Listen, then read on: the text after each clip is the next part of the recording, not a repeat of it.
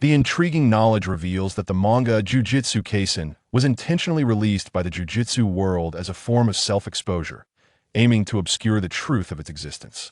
Recently, the higher-ups, driven to madness by the erratic narrative of the manga, have decisively resolved to undertake a grand endeavor, such as orchestrating a romantic otome game to salvage their image.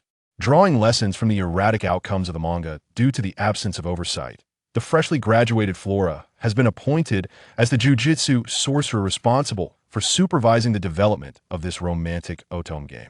Henceforth, she embarks on a dual existence, basking in the sunlight with her teachers and classmates during the day, critiquing the manga, combating cursed spirits, and perspiring profusely. In the evenings, she delves into a shadowy world within the game with her teachers and classmates, navigating through chaos, striving to maintain her composure, and, once again, sweating profusely. She feels that if this continues, she might succumb to a mental breakdown. Under immense pressure, she inadvertently becomes trapped within a special cursed object during a mission, manifesting her greatest source of inner turmoil. Astonishingly, certain scenarios from the otome games she has played begin to materialize. Faced with the inexplicable allure of a youthful, strikingly white-haired male character, she finds herself utterly unable to resist, her thoughts straying far from any moral compass. Flora declares, since time immemorial, who has not sought pleasure in life? One must indulge when the opportunity arises. After all, her true teachers are unlikely to discover her escapades, allowing her to liberate herself. However, upon reveling in her newfound freedom and finally escaping from the special cursed object, which required profound understanding to exit, she returns to the real world only to find that circumstances have deviated from her expectations. Her teacher seems oddly altered, harboring peculiar memories that should not exist regarding her. Moreover, why has this white-haired male character emerged alongside her? Who will come to her rescue? Flora resolves, the plan has changed. From this day forth, all strategy shall pivot towards navigating the ultimate battleground to ensure victory and absolutely avoiding being sandwiched between two Gojo. Chapter 1. The Color of Stars. The day she returned to Tokyo, after completing her mission, was fortuitously a Thursday. The flight departed from Seattle-Tacoma International Airport in the United States, landing at Narita Airport in Tokyo at 10 in the morning, now belonging to the following day. After nearly 10 hours of flight time, crossing a 17-hour time difference between the two countries, Flora kept her earplugs in throughout, her hands tucked within her sleeves, embracing herself as she intermittently caught up on sleep. Occasionally, she would awaken due to turbulence, groggily inquiring of her travel companion, Yuta Okatsu, about the current time. The boy, clad in white with dark hair, his delicate brow bearing signs of fatigue, glanced at his phone and replied, approximately 4 more hours until we land. You should continue resting. Then I won't sleep. You should take a turn. I'll wake you when we arrive, she said, withdrawing her hand from her sleeve to casually tidy her tousled pastel pink hair, illuminating the tablet set on the small table before her. Even with the cursed tools that perpetually regulated her own techniques and the specially designed gloves serving as dual insurance, Flora handled the tablet with remarkable caution and swiftness. Using her knuckles to deftly glide across the interface, she selected a pre-downloaded film, donned her headphones, adjusted her posture, and began to watch. Yuta Okatsu, evidently fatigued, quickly succumbed to slumber after expressing his customary thanks. After the conclusion of 2 films, the aircraft finally commenced its descent. Unlike Seattle's perpetually rainy climate, Tokyo, though currently in the spring rain season, boasted a sky devoid of oppressive, thick gray clouds. As the rain subsided, sunlight streamed down in a pleasant embrace, saturating the surroundings with freshness and vibrancy. With her wrist secured to the rope attached to her suitcase's handle, she dragged it forward, a habitual method for Flora to avoid direct contact with the luggage. The vehicle sent to escort them was already parked in a lot. Flora settled into the car, adjusted her phone stand, and with her knuckles, swiped down the message bar to open a notification she had missed due to watching the movie and traveling. After a moment, she suddenly exclaimed, "Ah, has the narrative collapse finally struck you, Yuta?" The bewildered Yuta Okatsu, who had just entered, looked at her in confusion. What? Flora raised her phone and waved it in front of him before placing it back down, saying, "In that comic, The latest chapter reveals that you were ambushed and gravely injured by two-faced Shikuna, leaving your fate uncertain.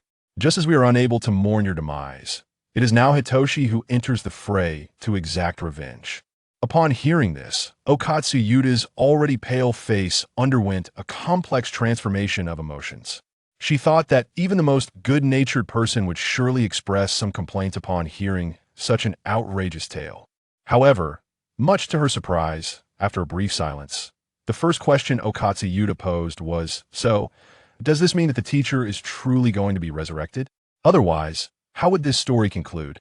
You're actually considering the author's need for a resolution?" Flora chuckled lightly as she exited the interface. After all, even though it is merely a comic, I still wouldn't wish to witness the teacher and everyone else meet such an unfortunate end, Okatsu Yuta replied with a gentle smile, adding, "But fortunately, Flora, you are not a character in that comic." This was indeed a peculiar matter. The comic Jujutsu Kaisen serves as a protective guise for the Jujutsu world, deliberately released to confuse public perception, making most of the characters within it genuinely existent. Yet, while some plotlines are based on reality, others are fabricated to obscure overly core settings. The only exception is Flora, who does not appear within its pages. Initially, she had been curious about this anomaly, yet eventually she concluded, perhaps it is because I transferred here only after the first semester concluded. Unlike the published comics premise, the true academic duration at the Jujutsu High School is merely 2 years. The third year is formally referred to as the internship year. All students advancing to this grade have already undergone graduation assessments, with only the final ceremony remaining. Thus, in terms of identity, they're no longer considered full-fledged students. For instance, Flora, Okatsu Yuta, and Inumaki Toad belong to the third-year internship cohort of Jujutsu sorcerers. The reason for this discrepancy is due to the higher-ups' explicit request that any overly detailed depictions of the Jujutsu world must not be accurately portrayed in the comic. Consequently, the anime intentionally states that the Jujutsu High consists of 4 grades, but in reality, it primarily features students from only 3 grades actively participating in the narrative. As a transfer student, she arrived when the first-year classes had already commenced, just before the end of May.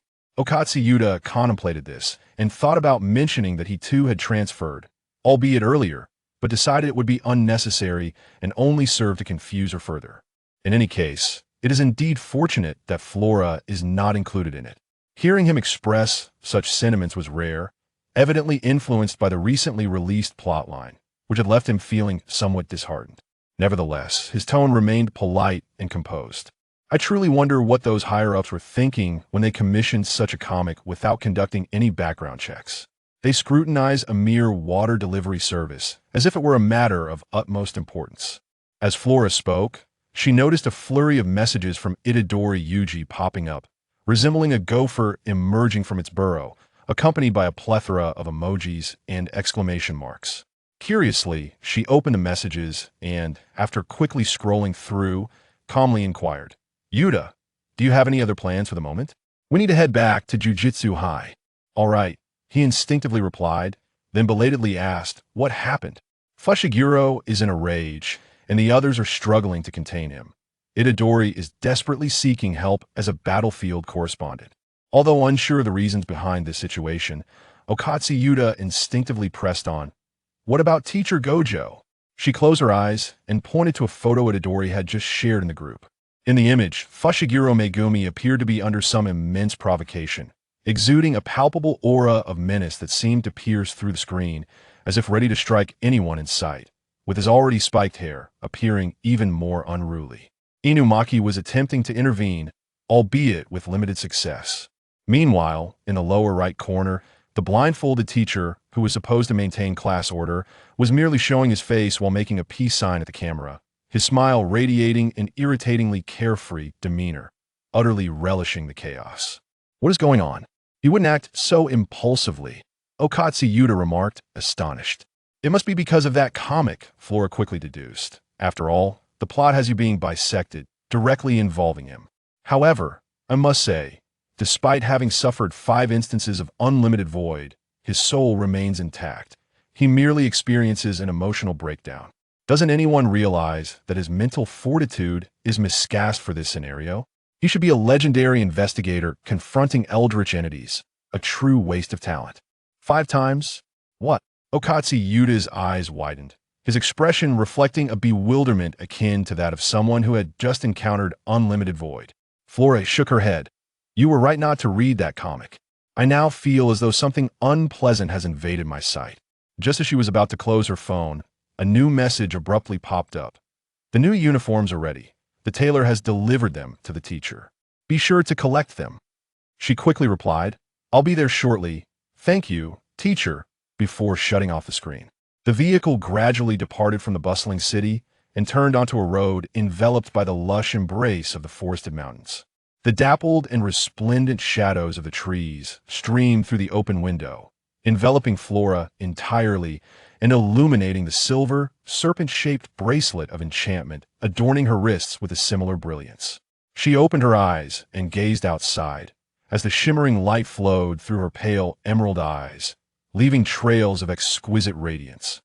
Upon arriving at the entrance of the vocational school, she instinctively used her elbow to close the car door, her wrist secured with the strap of her suitcase as she made her way inside. Yuta Itatari trailed closely behind, carrying his belongings. The two had barely set down their luggage when they rushed to the classroom, only to find the scene still in utter disarray. This, however, was quite understandable. After all, Yuta Itatari was a highly respected senior of Megami Fushiguro, regarded by everyone as the long-awaited slayer of the dreadful manga. Yet, the latest chapter had thrown them into turmoil. Reflecting on the earlier disgraceful plotlines, Flora felt that Fushijuro's ability to endure until now without exploding was a testament to his iron will. The absolute air of a legendary investigator, the beacon of humanity, capable of revitalizing the grand ship of Jujutsu High. Meanwhile, Yuji Itatari was still desperately attempting to calm Fushiguro, even resorting to self-deprecating remarks. Think about my storyline. After all this time, I still haven't been able to do anything to protect anyone. Then there was Nobara Kujisaki, and I'm dead. Look at me, I'm dead. I can't take it anymore. This is infuriating. Clearly, someone else is to blame. Let us go exorcise that mangaka together. Just entering, Yuta Itatari wore an expression of disbelief. Everyone, is it really this tragic in the manga? While he busied himself trying to console Fushiguro, Flora presented the souvenirs she had brought back from Seattle. These are gifts for everyone. The brooch and perfume are for Nobara, to help ease your distress. This is for you, Yuji. I remember you've been wanting this. The remaining items I'll deliver to Maki and Inamaki later. Additionally, there are 2 bags meant for our teachers. She set those aside. After completing her tasks, Flora pushed one of the boxes towards the visibly irate Fushiguro. Attempting to comfort him with a smile, why not open it to lighten your mood? It's the latest edition of the supernatural documentary you were eager to find. You probably haven't had the chance to buy it yet. What about Sensei Satoru? Yuta Itatari asked, lifting his head. He was in the photo just now. He returned to the office. Someone from the tailor's came to deliver something. Fushiguro replied coldly, his fair and handsome face marred by evident hostility, which he struggled to suppress. Then, gazing at the gift before him, he closed his eyes and inhaled deeply, striving to restore his demeanor to a semblance of normalcy. Though his brow remained furrowed, thank you for the... No need for thanks, just enjoy it, Flora replied, extending her hand to lightly pat the air above his shoulder. Her smile bright and sweet. The items from the tailor are mine. I'll go find Sensei Satoru later. Tomorrow evening, I'm treating everyone to dinner. Yuta, you're invited as well. As for the menu, Fushiguro, feel free to decide. Wow, why him? Nobara Kujisaki was the first to voice her discontent. Clearly, I have a better relationship with the senpai, but Fushiguro is in a terrible mood today. You can choose next time. With that, she turned and hung one of the gift bags on her wrist, preparing to leave, while glancing at Yuta Itatari. Want to come along? Sure, he replied. As they walked towards the office, Yuta sighed and smiled wearily, remarking on how rare it was to see Fushiguro so unhinged. Consider this a mild reaction. Flora shook her head, explaining, you didn't witness the time when Sensei Satoru was nearly bisected. I remember he was already busy executing tasks and had just torn apart several special grade curses, missing the operating hours of the Jakufuka shop, which left him both annoyed and exhausted. When he suddenly encountered that plot twist, he insisted on exorcising that author, convinced that the guy must have consumed Sukuna's finger and was possessed to dare depict him in such a manner. In the end, it took both teacher Suguru and Principal Yaga to pursue him across 8 mountains overnight to subdue him. Upon hearing this, Yuta's eyes widened in astonishment. Then what happened next? Later, for some reason, the 2 teachers nearly came to blows, and it was Principal Yaga who managed to bring them both back. Flora recalled with a hint of regret in her tone. It was a miracle in the Jujutsu world, the iron fist of love breaking through all limits. It's such a pity you weren't there to witness it. Yuta was left speechless, utterly shocked, as they reached the office door. Just as he raised his hand to knock, a light, melodious male voice from within called out. The door isn't locked. Yuta and Flora can come in. How could he possibly know who was standing outside without seeing them? Flora and Yuta exchanged glances, having grown accustomed to Satoru's extraordinary abilities. Upon entering and greeting their teacher, Flora lifted her gaze to see him leisurely enjoying a slice of cake. His long legs draped over the table in a manner that seemed almost impossibly relaxed. Due to his towering height, the ordinary teacher's chair was ill-suited for him, prompting a switch to a more expansive, luxurious leather seat. She recalled having attempted to sit in it before. The spaciousness felt as if two of her could fit inside. Yet for him, it was merely adequate. Seeing his two most promising students enter, Satoru waved the fork in his hand as a greeting, then pointed to the box beside him, his tone cheerful.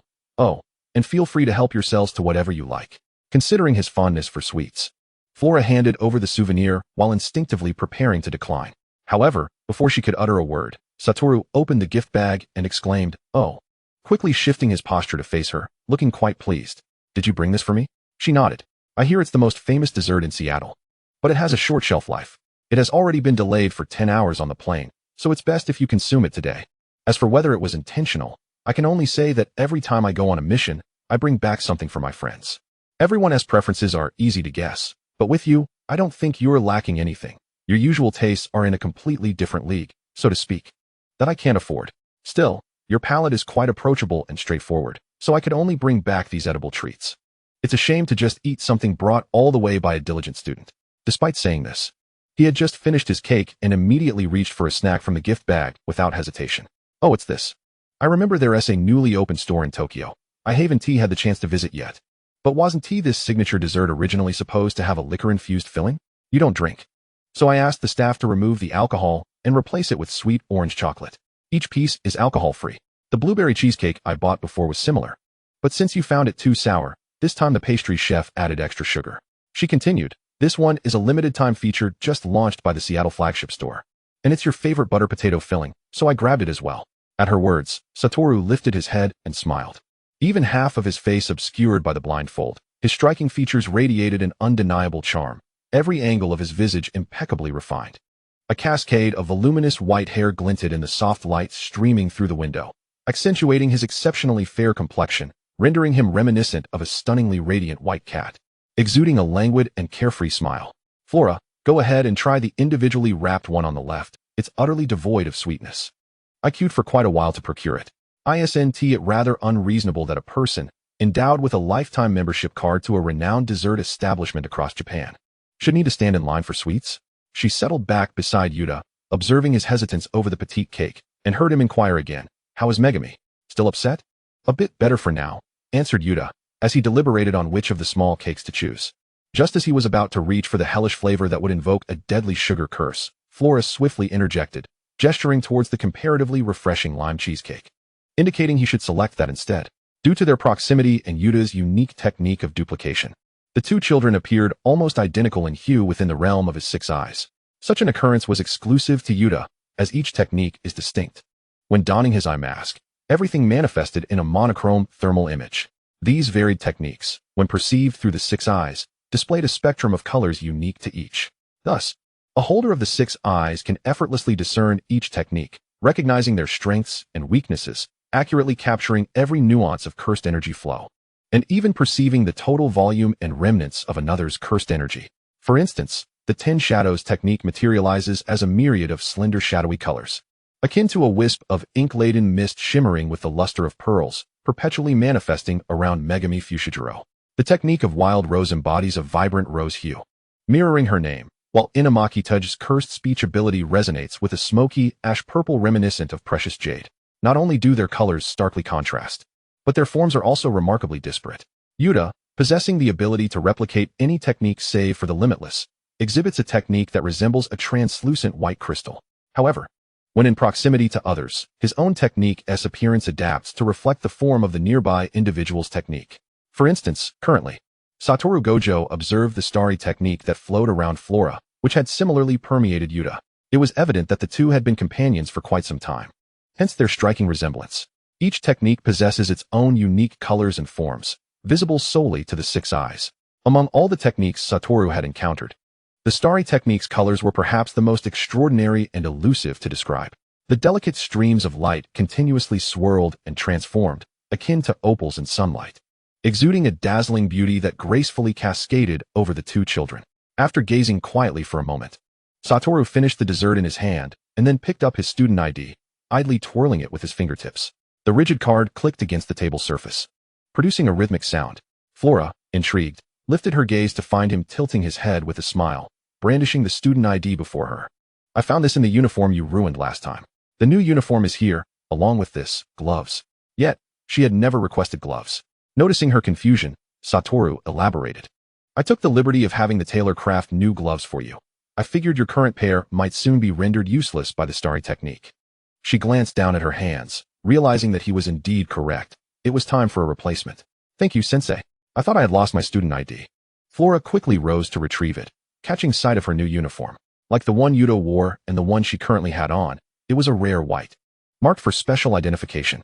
The top featured an exceptionally unique cape design, paired with a high-waisted black skirt. The student ID read, Tokyo Metropolitan Jujutsu Technical School. Student ID number 100005. Flora. Special grade, technique, starry. Chapter 2, The Teaching Assistant. Upon returning to the student dormitory with her luggage, everything remained as she had left it prior to her overseas mission, save for the wilting jasmine on the windowsill. The once pristine white petals had yellowed and crinkled, languishing around the vase. Flora promptly tidied the dead flowers. Since they were already withered, she felt no need to be delicate, fearing that her touch might extinguish their fragile existence. Back in the bathroom, she splashed her face with water. The reflection in the mirror revealed a remarkably beautiful girl with a strikingly sweet countenance, her skin so pale that it accentuated the radiant brilliance of her light green eyes, glimmering like green tourmaline, clear and ethereal. When she slightly pursed her lips, 2 faint dimples appeared on her cheeks. However, having endured several days of insufficient rest, a subtle hint of fatigue was evident in her gaze. Such occurrences are commonplace among sorcerers, given the sheer number of curses plaguing Japan and the world.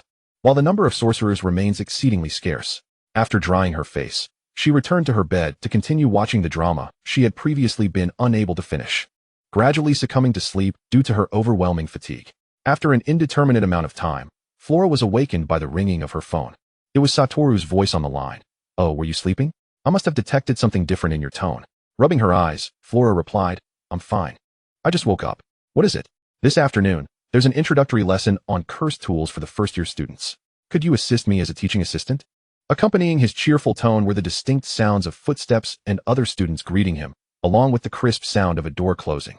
She surmised that he had likely left the office and was on his way to the classroom, prompting her to quickly rise. I'll be there shortly, she concluded, ending the call. This had been her established routine for over 2 years. If she was abroad on a mission, it was invariably alongside Yuta. Upon returning to Japan, she found no respite, either attending classes or being summoned to assist as a teaching assistant. More specifically, she served as Satoru's assistant, as Suguru Geto. The teacher responsible for the second-year students had never requested her to fulfill such a role. She had often pondered this, curiously inquiring with others, receiving responses such as, You are one of the rare individuals who can tolerate his difficult personality. Once you agreed to assist him the first time, you should have anticipated more requests. Who wouldn't relish having a diligent, capable student who can draft reports, prepare lesson plans, and assist with missions? You should start charging him for your services, truly. This was from Kinji Hakari. He simply enjoys creating unnecessary trouble for others, said Megami Fushijiro. If you truly don't wish to go, you can express that directly. Satoru will certainly complain, but he would never coerce a student. It's likely due to your technique. It's safer to be with Satoru. Of course, I know Flora has already mastered control over it. However, the true trouble does not lie in the efficacy of your techniques, but rather in other matters, those concerning the higher-ups. In any case, it is best for you to align yourself with Satoru while you are still in the country. This is Suguru Geto speaking. Additionally, let me offer a word of caution. Should he request your assistance in writing reports or preparing lesson plans, it is evident that he is merely seeking to evade his own responsibilities, which constitutes an abuse of authority. You ought to report him directly to Principal Yaga without hesitation. If you require witnesses, I will gladly come forth to provide testimony, so there is no need for concern. Is this what they call an unbreakable decade-long friendship between the strongest? Indeed, it is a revelation. Those who have passed the teacher qualification examination are undeniably distinct. Nonetheless, Flora contemplated that the underlying reason for this may be that Gojo himself has been assigned tasks, requiring him to draft reports and lesson plans. Truly a cumbersome ordeal. Yet, he is not the type to offload the tedious paperwork he despises onto his students under the pretense of providing them with more opportunities for growth. Thus, it seems they are destined to share the burden equally. In any case, Satoru cannot be allowed to enjoy his laziness alone. True friends must endure a lifetime of report writing and lesson planning together. The one who shirks their responsibilities first is the lesser. Such profound camaraderie would surely elicit praise from all who witness it, a testament to an indomitable brotherhood, a heartwarming old friendship. With these thoughts in mind, Flora swiftly donned the white uniform hanging by her bedside, absent-mindedly tooling her unruly hair, which resembled a mass of fluffy, chaotic tufts. By her calculations, this was already the third uniform she had changed into since the onset of spring. Normally, the distribution of uniforms is strictly seasonal, alternating only between winter and summer, with designs remaining consistent. The garments are crafted from a specialized fabric that exhibits high resistance to cursed energy, tailored by expert seamstresses within the sorcerer community. Generally, uniforms sustain damage only during intense interactions between sorcerers and curses, wherein energies intertwine indiscriminately. However, this resilience proves insufficient against the relentless nature of the starry color, necessitating Flora's regular replacements. Fortunately, the uniforms hold up well enough. After all, with the aid of the serpent bracelet cursed tool on her wrist, the corrosive influence of the starry color has been largely confined to her hands. Yet, the necessity of routinely replacing the specially made gloves remains an irksome task. She suspected that the number of gloves she had requisitioned within a single year surpassed the total number of uniforms other students had worn out throughout their 3 years at the academy. Carefully slipping on her short gloves, she adjusted the serpent bracelet that had slid down her arm during her brief slumber, before swiftly grabbing her bag and heading out. The classroom was the same one she had entered upon transferring in her first year, located in the basement of the special education building. The spacious room housed a multitude of cursed tools of various ranks, all historically significant to the academy, primarily sourced from the 3 prestigious families. According to school regulations and those of the 3 families, first-year students were not supposed to attend classes on cursed tools in this location, as it posed unnecessary risks.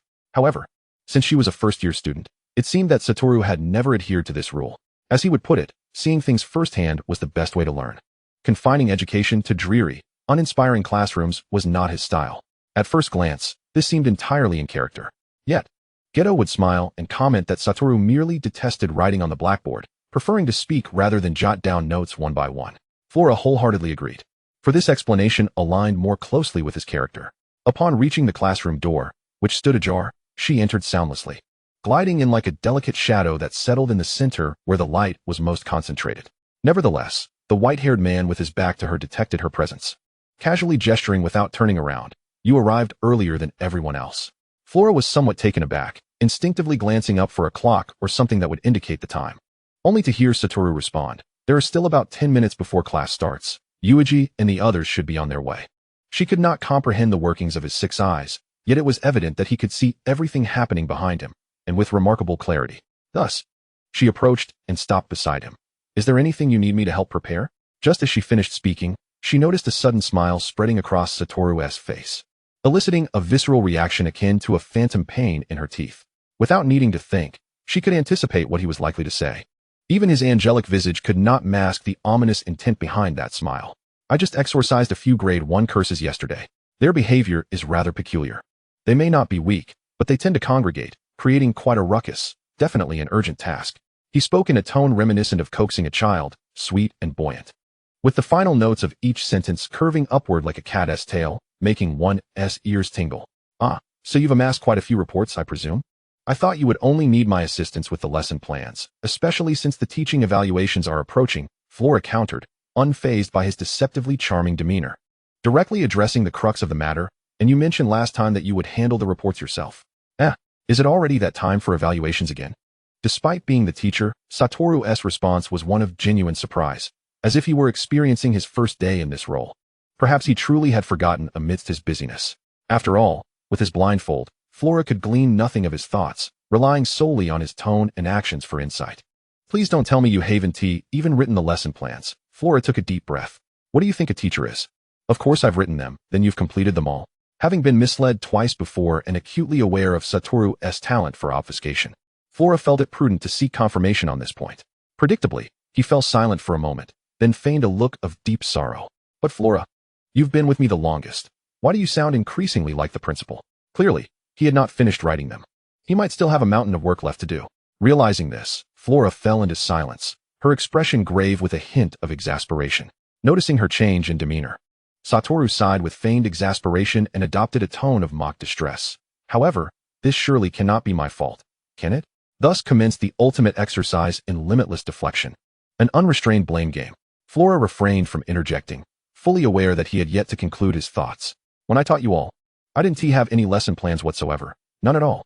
Yet you, Flora, along with Yuata and others, still grew into remarkably excellent sorcerers under my guidance. Was it truly appropriate to boast so proudly of such a matter? She closed her eyes and pointedly remarked, indeed. So you have entirely forgotten that evaluations came afterward.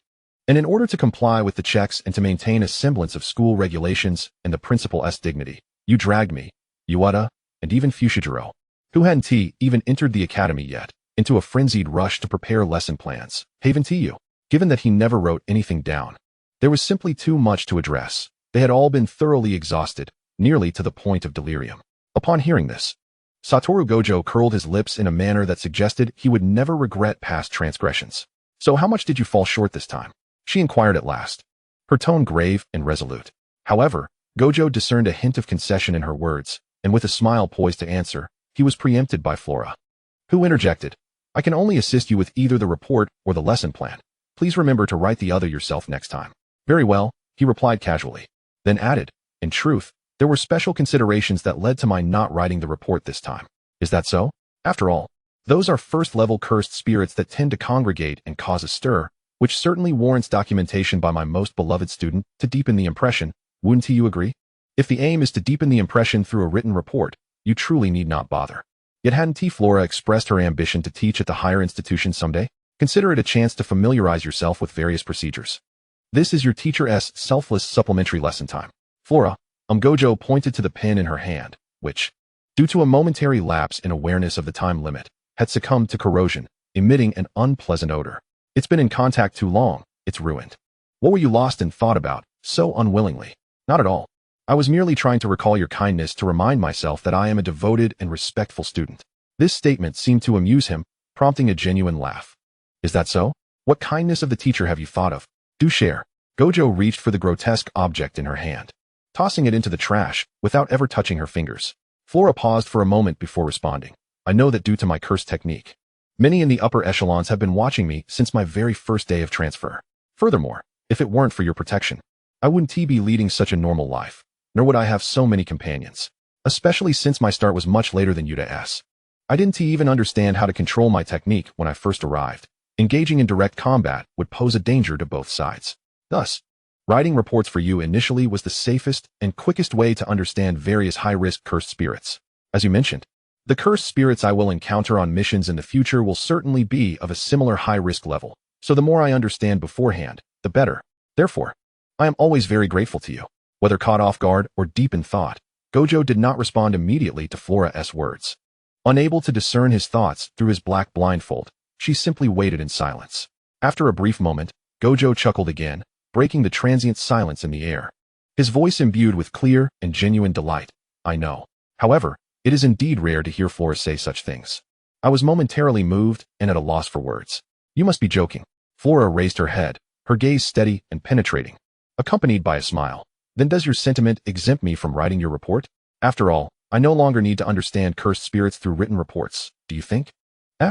The prolonged sound indicated his surprise, as if the eyes behind his blindfold had widened. And no, that can't be, he continued to draw out the words. You clearly promised your teacher, and just moments ago you said I was your favorite. Now you wish to retract that and not help me bear the burden? I said I was most grateful, not that I was your favorite. Although that too was not entirely incorrect. Flora sighed, not intending to correct him. At that moment, the door behind them swung open, revealing first-year students Yuji Itatari and others entering the room. All right, everyone here, let us begin. The practical lesson on cursed tools maintained Gojo's original style, joyful and unrestricted, speaking wherever his thoughts led him, thanks to the instructor's exceptional logical reasoning. Even without a pre-planned lesson outline, the class, although seemingly scattered, effectively conveyed the material from simple to complex. Halfway through, as Yuji Itatari, eager to learn, sought to understand the relationship between overall cursed energy and technique advantages. Gojo paused to provide additional clarification. Generally speaking, the foundation that determines a sorcerer's strength is their total cursed energy. After all, as mentioned in the previous lesson, cursed energy serves as the power source, while techniques are merely various methods of application.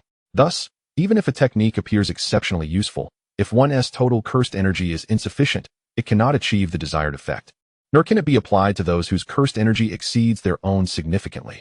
Though there are rare exceptions, such as with Kinji Hakuri, they often come with severe backlash. Therefore, with cursed energy present, a lower total results in diminished technique efficacy, much like a charger incapable of powering a high-end laptop. However, a complete absence of cursed energy constitutes an entirely different scenario. I see, Yuji nodded. Hence, many sorcerers opt to utilize cursed tools to assist themselves when their total cursed energy is insufficient. The pair of bracelets Flora wears is also a type of cursed tool, called the Azure Star Tier Bind. Of course, Gojo swiftly added, this does not imply that Senior Flora's total cursed energy is lacking. After all, a special grade sorcerer's total cursed energy is beyond the reach of others. She wears this for entirely different reasons, much like how I wear my blindfold. Oh, Yuji turned to Flora, raising his hand eagerly. Teacher, I have a question. Please, Yuji. You mentioned earlier that cursed tools are weapons imbued with techniques and cursed energy. Do bracelets count as weapons? Or do all cursed tools, like Digimon, have varying forms? He asked, hand raised high, while Gojo glanced back at the special grade girl, smiling. Flora, would you kindly demonstrate? She snapped back to the moment, nodded, removed her gloves, and promptly raised her hands, forming a special seal before her chest.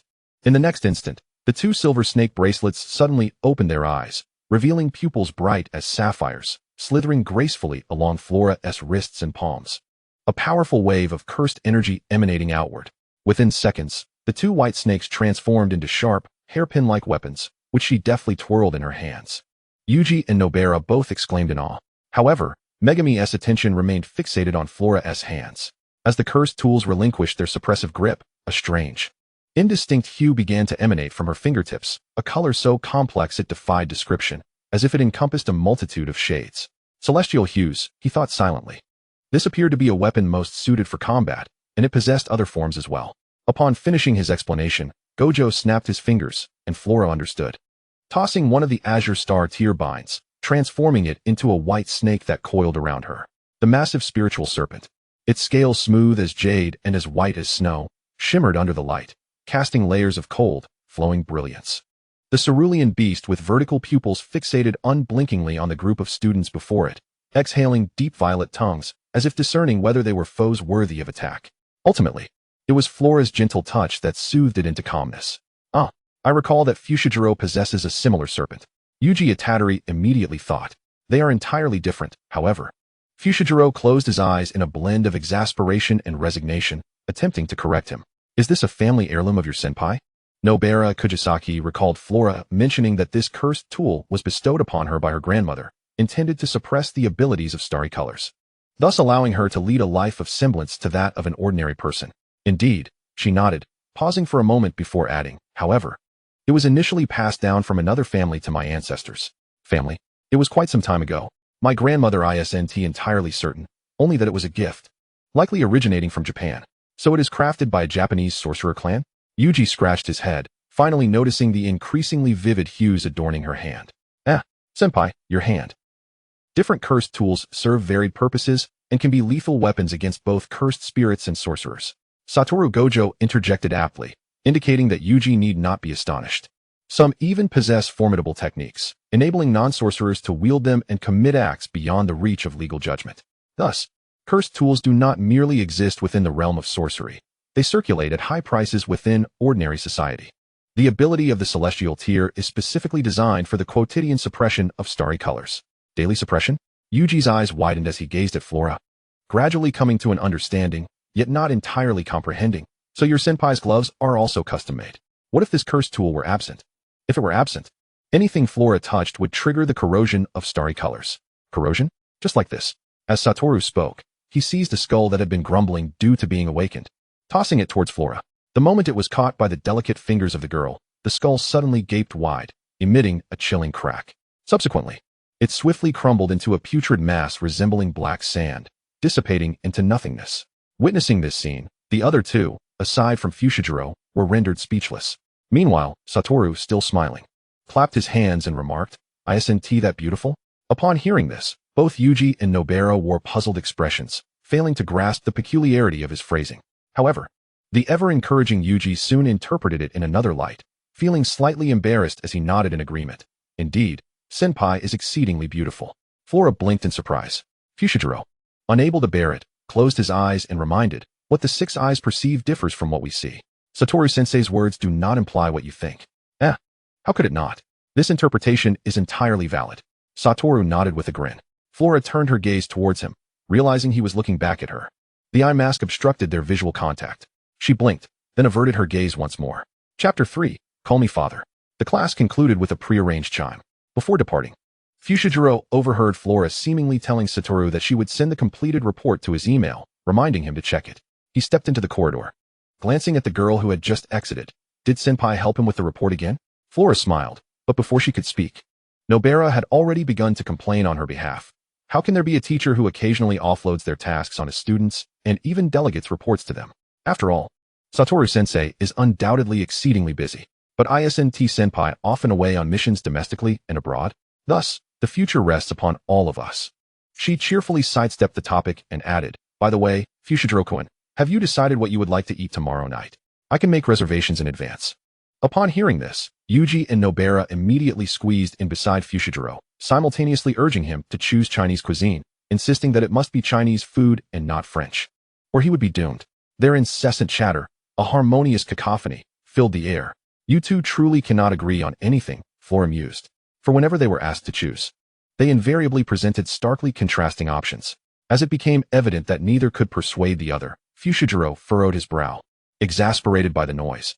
"I've already said we are dining together, so we should at least consider the opinions of Yuta-senpai and Flora-senpai, right?" Facing the bright, expectant gazes of the other two, Flora smiled. "I have already consulted Yuta. He has no preferences, so you can decide." "I feel the same." As they conversed, they exited the teaching building and stepped into the sunlit outdoors.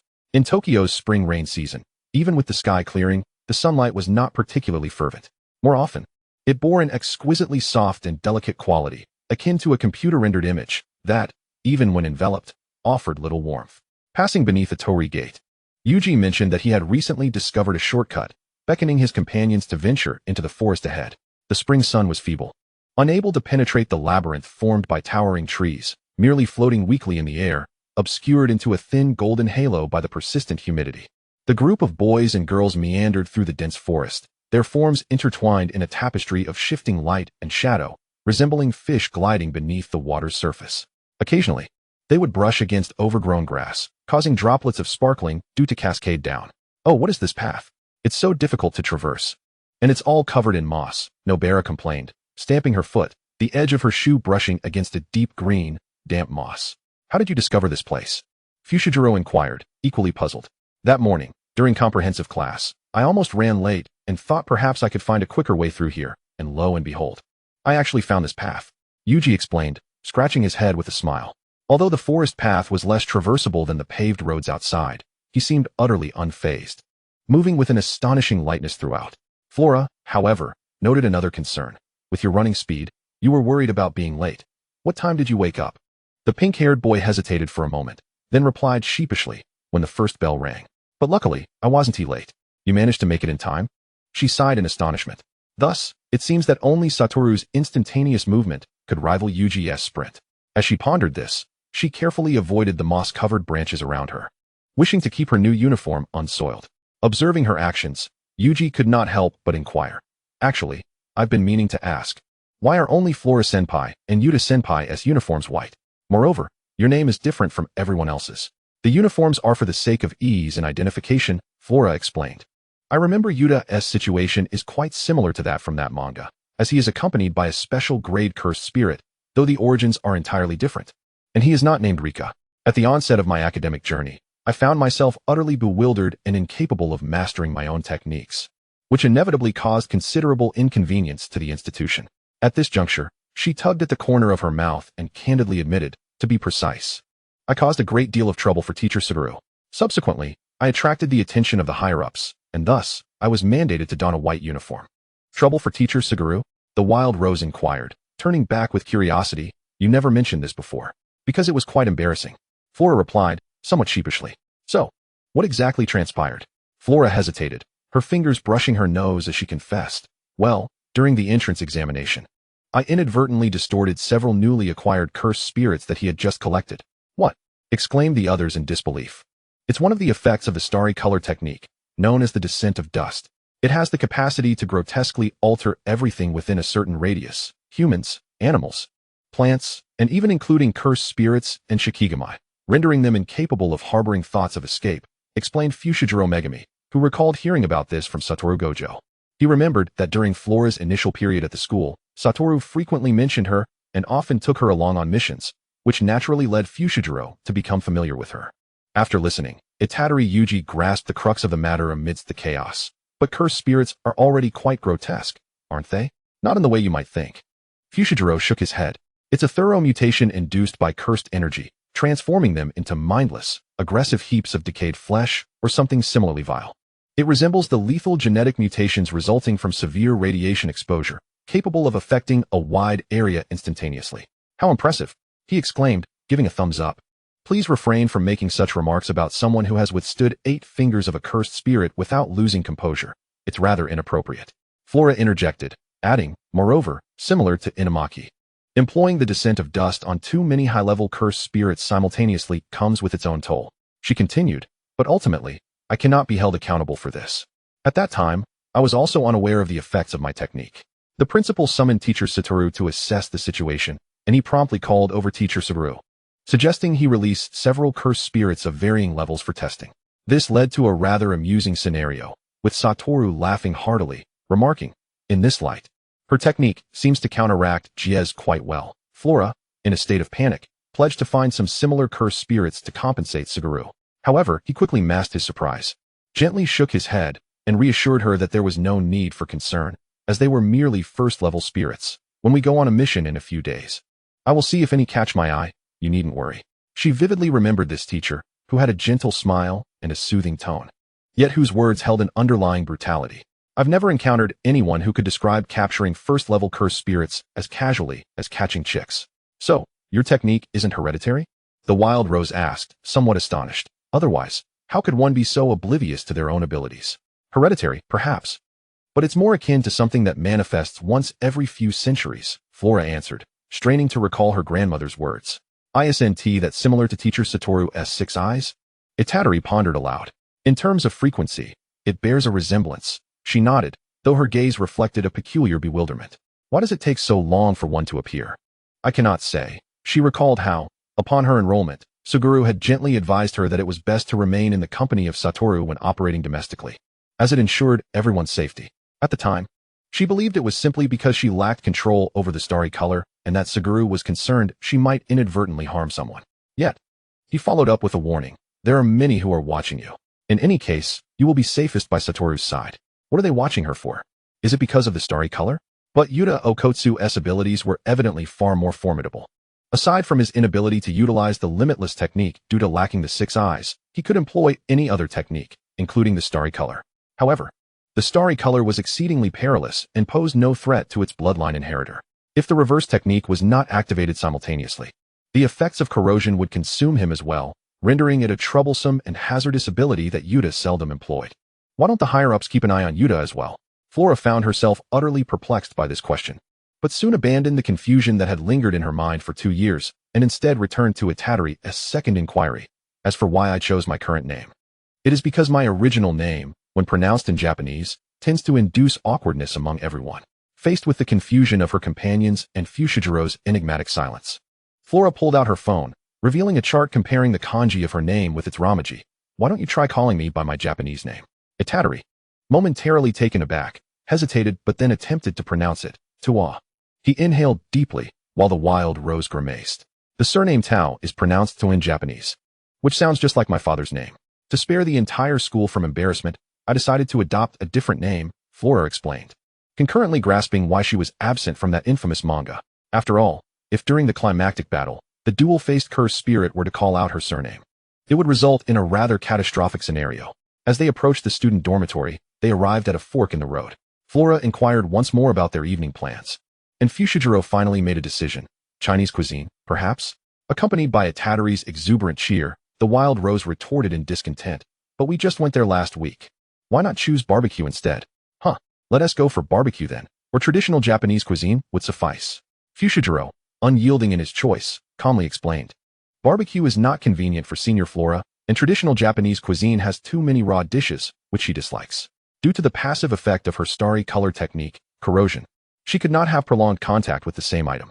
Wearing gloves made it impractical to eat food that required hands. For even an additional layer of fragile plastic gloves would quickly succumb to the erosion of her cursed energy. Naturally, the stronger the cursed energy of an entity, the more they could withstand the corrosion she exhibited. Thus, only those of equal rank, like Satoru Gojo, Suguru Geto, and Yuta Okotsu, could interact with her without concern. This was also the reason she always partnered with Yuta on missions abroad. That's true, the Wild Rose grimaced in pain. Observing this, Flora suggested, how about we avoid the last place you went and try a restaurant with a fresher menu? After all, Chinese cuisine offers a plethora of options. There's bound to be something we haven't tried. Great. The Wild Rose's eyes sparkled with enthusiasm as she immediately seized the opportunity, declaring, this time, let me choose the restaurant. No problem. They decided on a highly acclaimed traditional Chinese restaurant located in the heart of Tokyo, and Flora and Yuta arrived together. Due to the traffic congestion on the road, by the time they arrived, the others had already settled into the private room. It was evident that everyone had witnessed the absurdity of the comic's plot from a few days prior, casting sympathetic glances at the abruptly sidelined Yuta. This topic was poised to encroach upon a sensitive area for Fushiguro Megami, prompting Flora to swiftly redirect the conversation, suggesting, it seems that only the resurrection of Teacher Gojo could resolve this predicament. If that were to occur, the fans of Teacher Gojo would surely be elated. Perhaps. Maki Zenin quipped, her chin resting on her hand, tapping her fingertip against the rim of her drink-filled cup, her voice laced with disdain. Who knows what revolting ideas this author might conjure next? I've said it before. Only someone with a twisted mind would concoct a plot where the comic's self-revelation serves as a means of self-preservation. Those higher-ups are clearly deranged. Tuj Inamaki, his eyes half closed, nodded in agreement. Salmon. This has caused me to lose a bet. Maki continued, her irritation palpable. Bet? Flora inquired, puzzled. It was a wager regarding whether the comic could only conclude with Teacher Gojo's resurrection or if it would be Senior Itatari who would bring closure. Yuji Itatari interjected just in time. I cast my vote for him, Maki declared, pointing at the exasperated Yuta, her tone distinctly displeased. Apologies, Yuta chuckled lightly. Why are you apologizing? Maki retracted her hand, lifting her cup to take a sip. I truly wonder what the ensuing plot could entail. Is there no one who can intervene with that guy? Complained Nobara Kujisaki, biting into a sweet and sour lion's head meatball. I believe it's only fitting that he remains in this predicament, Flora remarked, quickly grabbing a piece of soy-braised eggplant and popping it into her mouth before setting down her chopsticks. At the very beginning, as suggested by netizens, it would have been splendid to reverse the sorcery between Teacher Gojo and Yuta. This way, we could replicate Inamaki's cursed speech ability while simultaneously reversing the narrative and humiliating Sukuna by making him call someone daddy. Then, taking advantage of his anger and distraction, we could bombard him repeatedly with cursed techniques and limitless. Midway, we could use a cursed command to bring Fushiguro back, rescue him, and then add a playful taunt. Become foolish, strip dance, until the world crumbles. Wouldn't tea that bring an end to it all? Upon utterance of this suggestion, the expressions of the group shifted dramatically, and an unusual silence enveloped the room, so profound that even the sound of the waiter knocking to deliver dishes outside seemed deafening. Tuj stared wide-eyed at her for a long moment before slowly raising his hand to give a thumbs up. However, Yuji was still processing the information, pondering the reversal and the cursed speech. Couldn't Senior Itatari manage that? Or wouldn't it suffice to teach Inamaki the reversal technique directly? Why must it involve swapping Teacher Gojo's abilities? Flora paused, her tone grave. Because the personalities and sense of shame of both Inamaki and Yuta prohibit them from uttering such words to their opponents on the battlefield. Yet, Teacher Gojo clearly could. It is thus evident that cursed speech lies within Inamaki, while the replication ability resides with Yuta. It is a divine arrangement, Flora concluded. Breaking the silence was a deep, wrathful voice emanating from Yuji's left cheek, unmistakably Sukuna, who could no longer tolerate her earlier outburst, and roared, Do you wish to die? Why is this thing emerging? Maki Zenin, without a moment's hesitation, slapped Yuji's cheek where the mouth had suddenly appeared. The struck boy covered his face, panicking, I'm sorry. Just as he finished speaking, another mouth protruded from the opposite side, its sharp fangs and cold, menacing tone sending chills down one's spine. Once I seize this brat's body, you will be the first to die. Another slap followed, this time delivered by Nobara. Quickly, get this guy back. Though this wasn't her first encounter with such a situation, it was the first time the King of Curses had issued a personal threat. Flora paused momentarily, sensing the gravity of the situation, albeit just a little. She then placed down the spoon she had just picked up and calmly turned to her companion. There's no time like the present. Since he has emerged, Yuta, seize this opportunity to test the efficacy of your cursed speech right away. Yuta inhaled deeply, eyes wide. His expression caught between brewing emotion and shock. Then, Sukuna's mouth vanished, restoring silence to the world. Chapter 4, Father-Son Confrontation. The air grew quiet once more. Flora quickly regained her composure, urging everyone to continue their festivities without dwelling on the earlier chaos, for the father-son confrontation was indeed a grave matter. It stood to reason that even the King of Curses would hesitate to gamble away his entire honor in a fit of rage. Especially with Flora poised to capture the moment on her phone with lightning speed, expertly aiming the camera at them. Once again, the father-son confrontation was a serious affair. The King of Curses would surely not want anyone witnessing him being compelled to call a 17-year-old pure-hearted boy daddy. With a smirk, Flora lowered her phone to sip her soup, noticing that the group seemed somewhat disinterested, likely because the dreadful comic plot had dampened their appetites. After a brief contemplation, she astonishingly reassured them. However, upon reflection, perhaps it isn't so bad that everyone meets their demise in the comic. After all, the trajectory of this narrative is exceedingly bizarre. The last time I encountered such inexplicable plot lines was in the historical dramas back home, where characters would engage in martial arts competitions for matchmaking purposes. Although we are unaware of the author's intentions, if we were to assume this was all for Sukuna's matchmaking, it becomes clearer why everyone exited so hastily. Flora continued, especially Teacher Gojo, whose chances of victory are overwhelmingly high. Should he win, the consequences would be unfathomable. Thus, upon recognizing the essence of this comic as a matchmaking endeavor, the strongest of the present era, in an attempt to maintain his purity, was compelled to make a hasty exit mid-battle, which seems entirely reasonable. Similarly, Yuta, upon discerning this essence, was likewise forced to withdraw swiftly to safeguard his title as the god of pure love. Before they could collectively gasp in reaction to Flora's words, Yuji set down his chopsticks and slapped his own cheeks to prevent Sukuna from re-emerging and causing a ruckus. That idiot with the blindfold, Maki muttered, seemingly lost in thought, causing the food she held with her chopsticks to fall back onto the plate, her expression twitching in frustration. Damn it, is there a vivid image forming in your mind? Flora empathetically completed her unspoken thoughts.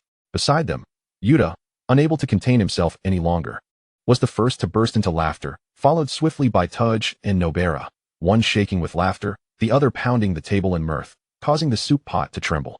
Across the table, Megami appeared to have heard whispers from ancient deities, his demeanor now utterly vacant, as if his mind had been tainted by the absurdity of the situation. In any case, Flora was the most fortunate one for not being in the midst of it all. Yuta concluded, Salmon roe? In a moment of contemplation, Inamaki Tudge lifted his gaze to her, evidently perplexed by the same question. Zenin Maki, nonchalantly, offered an explanation.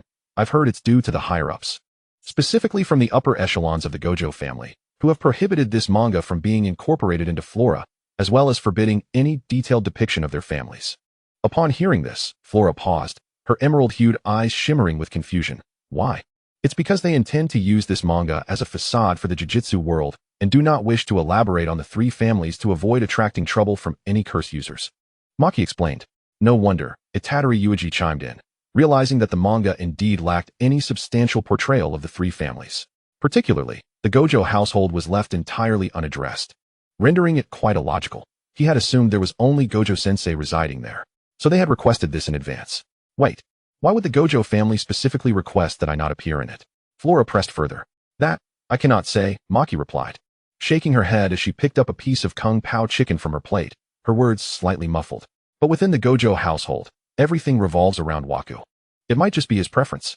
Why? Flora's curiosity deepened.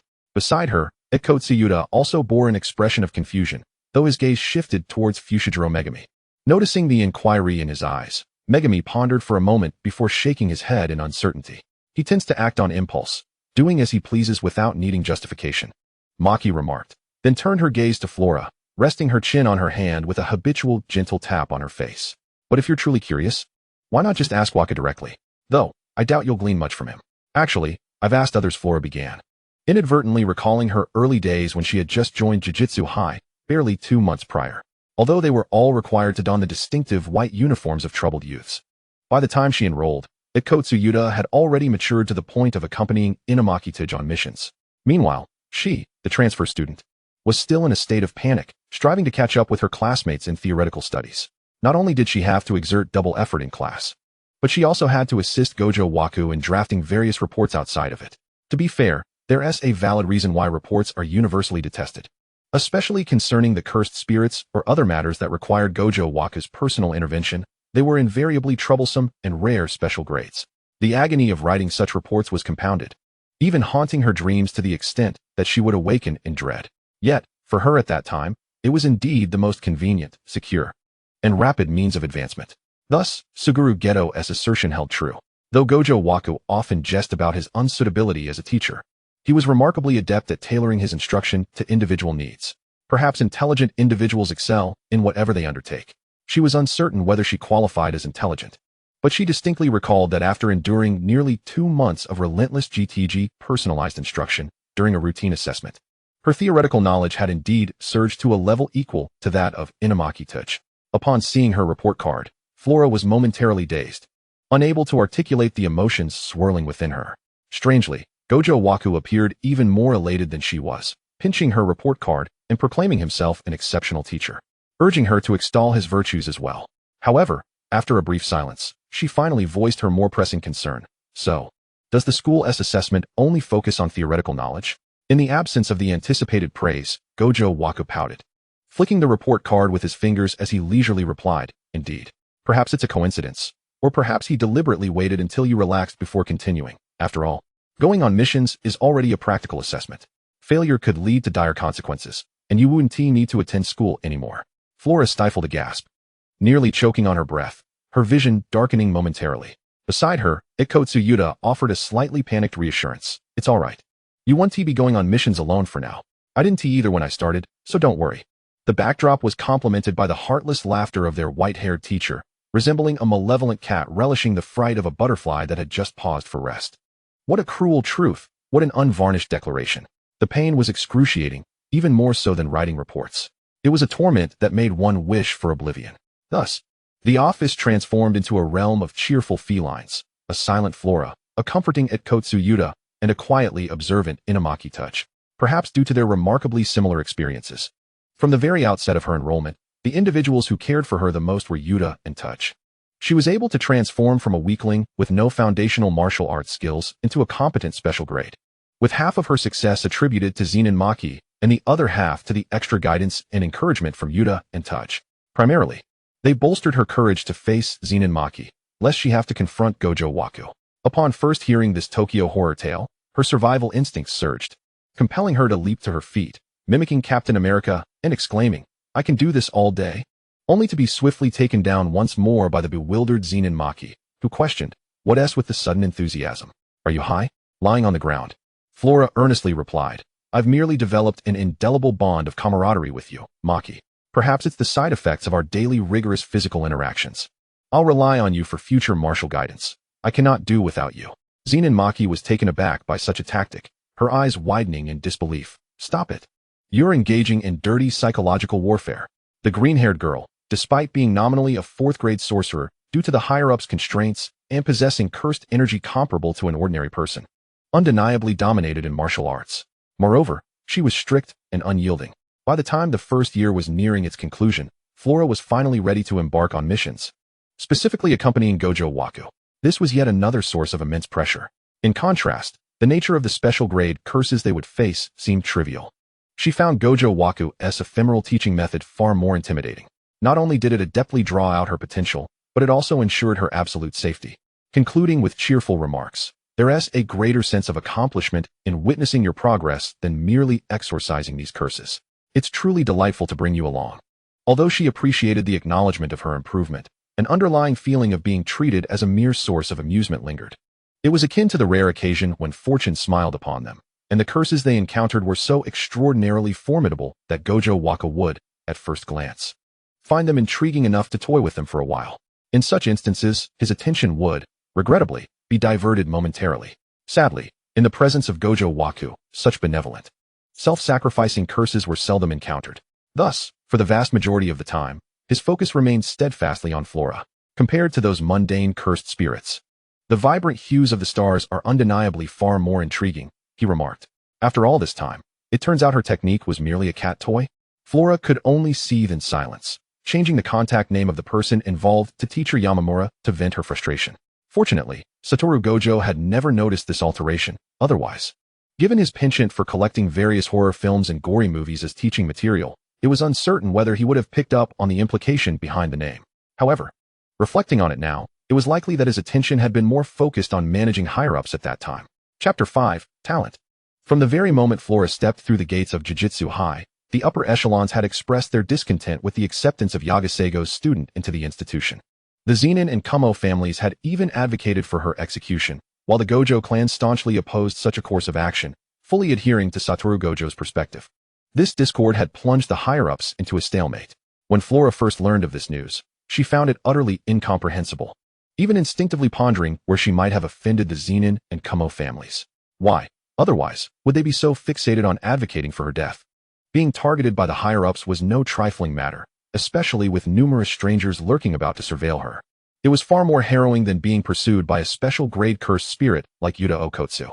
Under the weight of mounting pressure, during a mission in Sendai, she inadvertently lost control of her already restless cursed energy due to anxiety, draining the life from several special-grade cursed spirits that Satoru had instructed her to leave alive, transforming them into a putrid, rotting mass upon the ground.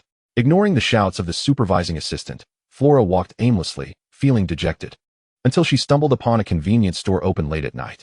She had intended to purchase some low-alcohol fruit wine, hoping to return home and drift into a slumber under its gentle intoxication, a habit her grandmother had cherished before her passing.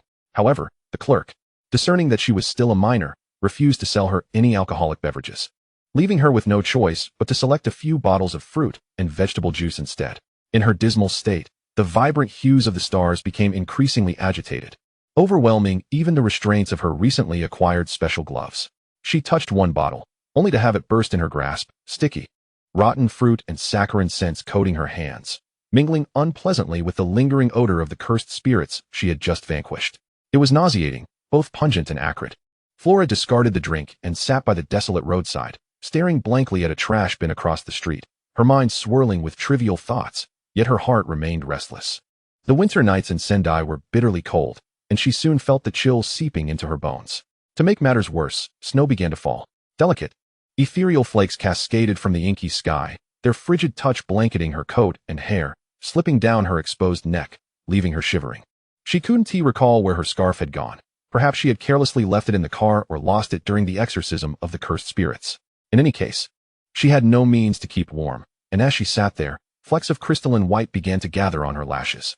Nothing could retain its original form in her hands. Flora gazed at the enchanting snowflakes, cautiously extending her hand to catch them. Yet, the vibrant hues would devour them, transforming their purity into murky water.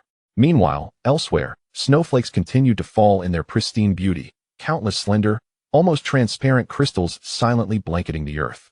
The distant mountains were cloaked in this hue, and the verdant forests would don their white garments come morning. She raised her gaze, ceasing her attempts to capture the ice flowers with her hands, instead wishing to ensnare them with her eyes. However, the snowflakes floated just out of reach, suspended a mere hair's breadth from her lashes. One by one, they fell, endlessly, never drawing near. Gradually, they coalesced into a delicate crown of ice atop her head. Flora remained mesmerized for a moment before turning to see Satoru Gojo, who had appeared unbeknownst to her. He stood at the alley's entrance, cloaked in a deep navy uniform, his hair and complexion strikingly pale. He approached her, hands buried in his pockets, her scarf draped over his wrist. Alongside an unknown bag. "Didn't we agree to go eat beef tongue? I made the reservation and waited for you," he continued. "I thought it was just a few special-grade cursed spirits. Surely, you didn't abandon your teacher to work overtime?" He quickly added, "If that was the case, I have plenty here for you. All for you." I know, it's not like that, right?" But then he had heard from Ijishi that she had left on her own. As he spoke, Satoru extended the scarf towards her. Flora instinctively reached for it, but hesitated, fearing the corrosive energy in her hands might ruin it as well. "Thank you, teacher, but perhaps we should wait a little longer," she replied. Just as she finished speaking, the man suddenly crouched down, brushing the snow off her collar and hair. Noticing her flinch, Satoru raised his face, his brow slightly furrowing before quickly returning to calmness as he inquired, "What's wrong?" during emotional turmoil. Even the curse technique of the starry sky could prove difficult to control. It's best if you don't come too close, teacher, she explained. It's all right, he reassured her. His tone casual and almost carefree. After all, I'm the strongest. Stay still, there's still more here. When he reached out, Flora caught a faint, cool fragrance reminiscent of the snowflakes emanating from his clothing. Then he noticed the wound on her neck. Are you hurt?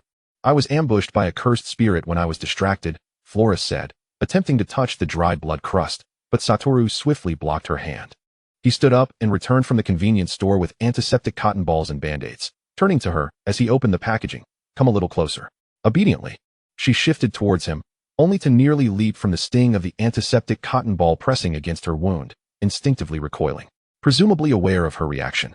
Satoru's reflexes were faster than hers, and he firmly secured her neck with his large hand, his thumb resting against her ear to guide her head up, instructing her not to press the wound. Flora's slender, pale neck felt like a delicate flower in his grasp, her cascading hair tangling around his fingers. Due to the vibrant hues, she had not been able to touch anyone since she was 6. The sudden contact with Satoru sent her into a tense, uncontrollable state, desperately attempting to evade such proximity.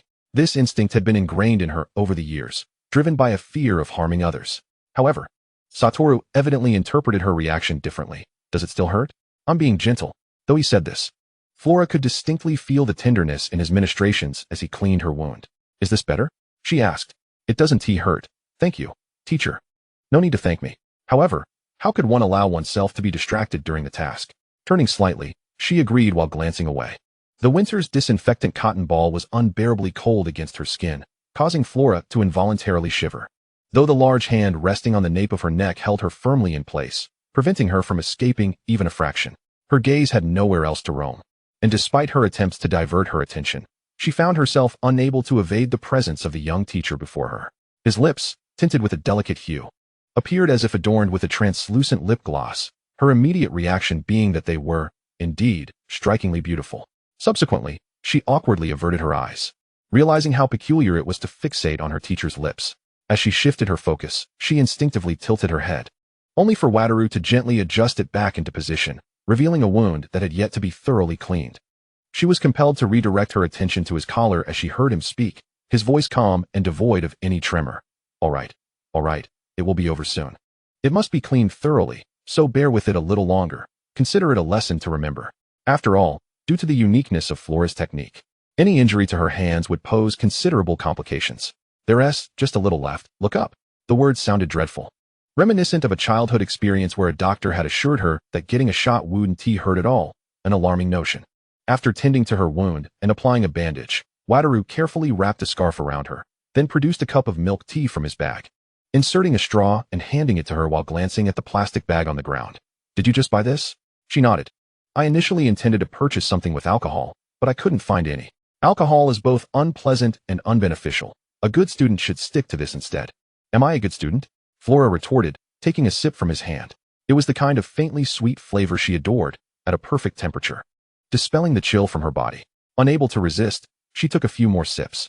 She learned quickly, grasped concepts with ease, even assisted her teacher in writing reports. And her innate potential was impressive, making her a remarkably manageable and obedient student. Yet, there were moments when she could be provoked, and her reactions under stress could be quite surprising. Wataru continued, then reminded her, there's pudding at the bottom. Why not try it? She followed his suggestion, taking a couple of sips, and indeed tasted the peach-flavored pudding, only to suddenly realize, how did you know I was here? After all, my eyesight is quite remarkable. He replied, can you see me from this far away? At that moment, Flora had yet to fully comprehend the extent of his six-eyes ability. Indeed, Wataru said, shaking the milk tea cup in his hand to mix the contents, making it easier for her to drink. Primarily, your color is exceptionally unique. Even if you were amidst 1,000 sorcerers, it would be nearly impossible not to notice you. The color of my technique? She recalled him mentioning that different techniques appeared in various colors and forms to his eyes. Precisely. Without further engaging in his words, Flora lowered her gaze to her hands. Moments later, she heard Wataru speak again. It is a remarkably beautiful color. Flora looked up in bewilderment, observing the snowflakes swirling around them, illuminated under the light like fragments of gold, and dumbly echoed, indeed. Then he corrected her. I was referring to you. She was left even more astonished, turning to stare at him for an extended moment before managing a soft, your technique appears extraordinarily beautiful, he reiterated, being more forthright this time. At a loss for words, Flora took a while to respond, but I cannot see it. The colors and forms of techniques were beyond her perception. She was not blessed with the 6 eyes. All she could perceive was her inability to touch anything, witnessing everything she came into contact with decay, collapse, rot, and become unrecognizable. This was a reality visible to everyone else. But all you need to remember is this, Wataru turned to her and said. Whether it was due to the 6 eyes or his inherent nature, whenever Wataru focused intently on someone, like now, gazing at her, Flora could distinctly feel the weight of his scrutiny, even through the layers of white bandages. The intensity of his gaze, devoid of a visible source, instinctively evoked tension within her, akin to a creature sensing a formidable predator lurking in the shadows, even if he was merely observing her without any emotion. Yet, she indeed remembered his words. She remembered that this was her innate gift, and it was a profoundly beautiful gift. Chapter 6. It is care. The snow continued to fall in Sendai. Layer upon layer hovered above them like a cloud of cotton that had accidentally drifted down from the sky in slumber, silently enveloping them. The light was filtered through the snowfall, transforming into a particularly gentle and hazy golden veil. After finishing the last sip of milk tea, Wataru shook his empty cup and promptly tossed it into the trash bin across the street. A short, melodic whistle escaped his lips, coinciding with the soft sound of the cup landing precisely in the bin. Flora clasped her noticeably warming hands, feeling her spirits lift as her hunger was somewhat alleviated. Thank you, Sensei. No need to mention it. Flora, you'll be writing this report. He waved his hand, his smile radiant and beautiful, yet his words halted her heart. After a brief silence, she was the first to rise, shaking off the snow that had clung to her boots. Then I'll go order takeout. Didn't I already mention that the private room has been booked? Idaiki is still waiting there. Why must you insist on takeout? Because in my current state.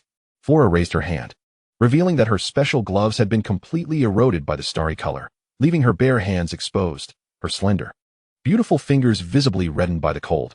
I simply cannot eat by myself. Oh, that is indeed a problem. Wataru stroked his chin, also rising, tilting his head slightly to look at her, a playful smile lingering at the corners of his lips, seemingly having anticipated this. Did you forget to bring a spare?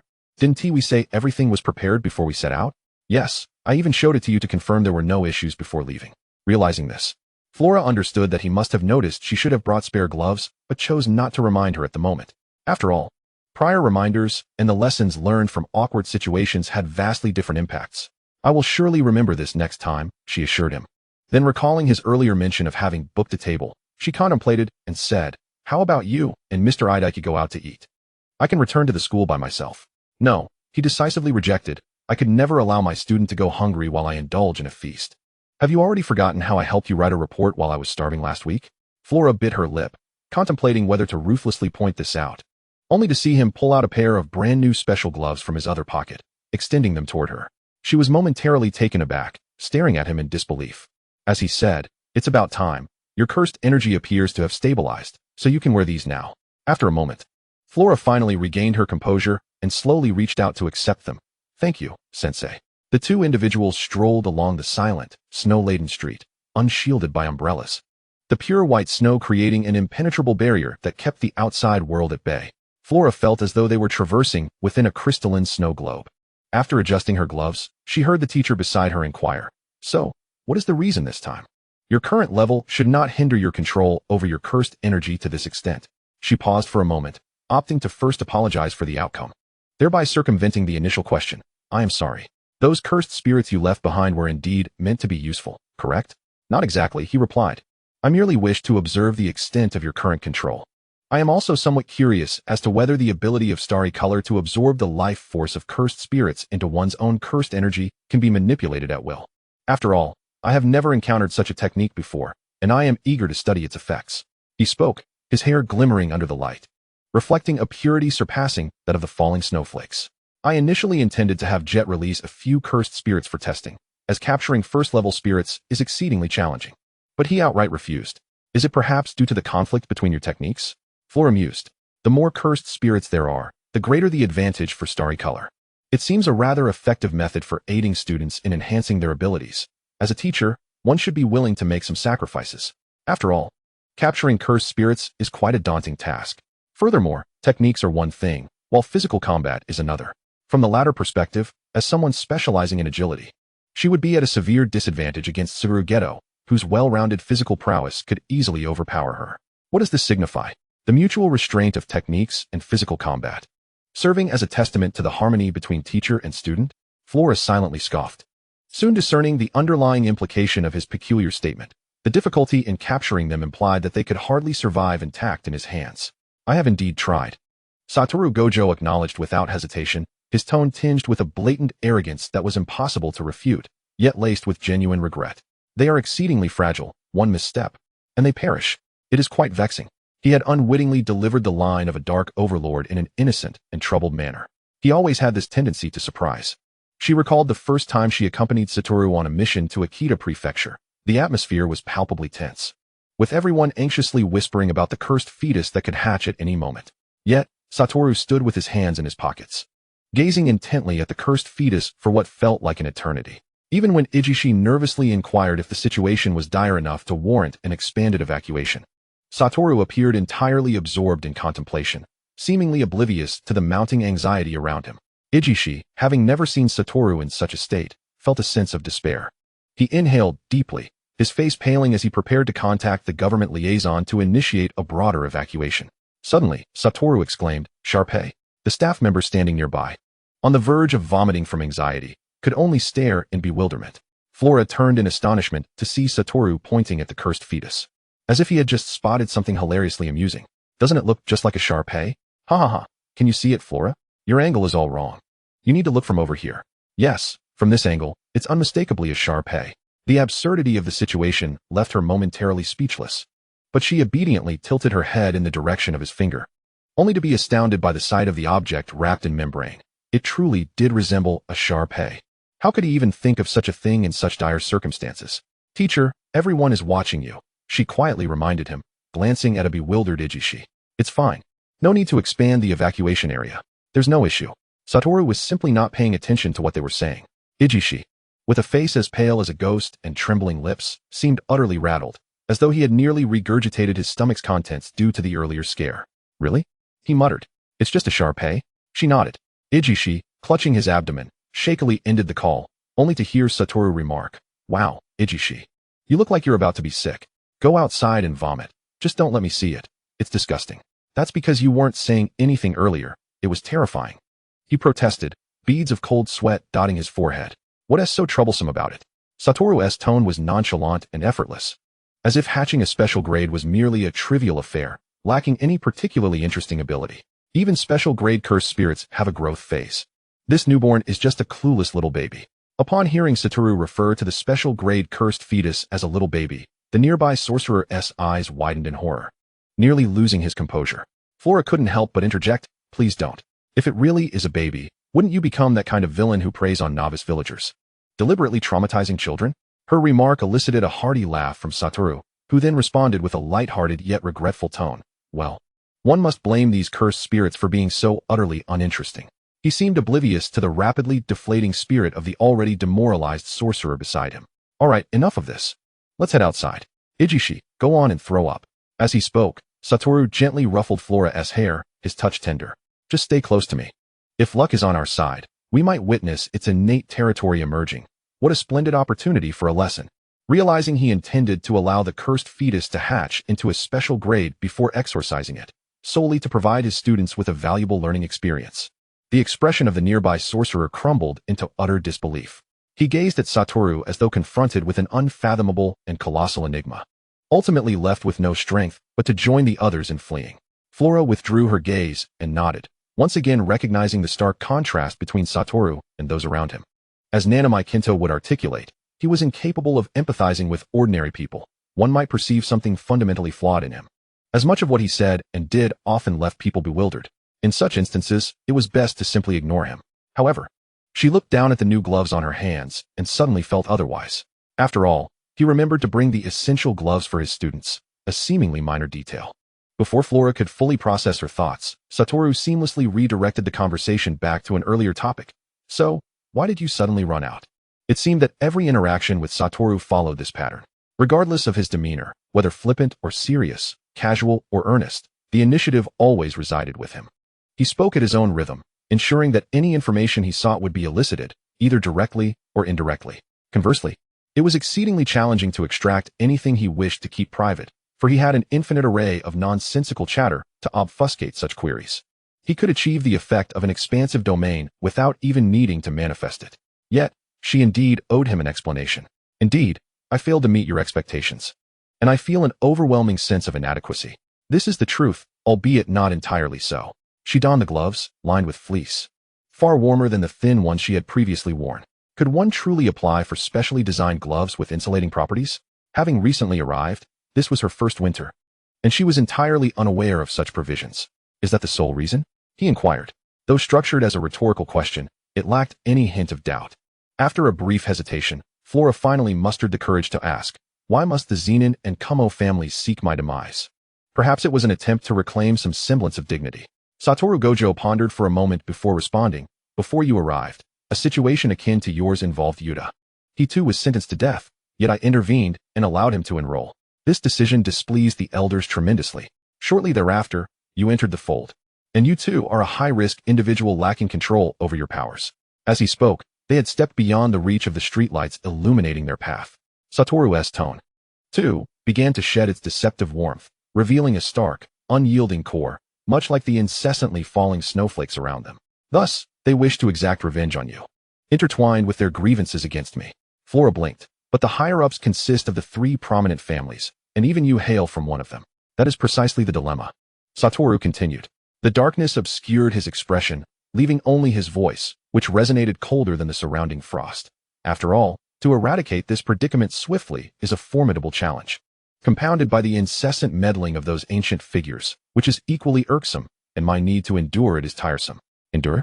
She echoed, not perceiving that his notion of endurance referred to tolerating the provocations of those in power. That was not his style. Endure without directly eliminating them all. Such a method seems rather convenient, and it would undoubtedly tempt one to consider it. Stepping out of the shadows, Satoru revealed a smile devoid of any kindness. She faltered, momentarily unable to match his pace, as snowflakes caught in her hair, and cold air seeped through her scarf. However, this isn't a new predicament, is it?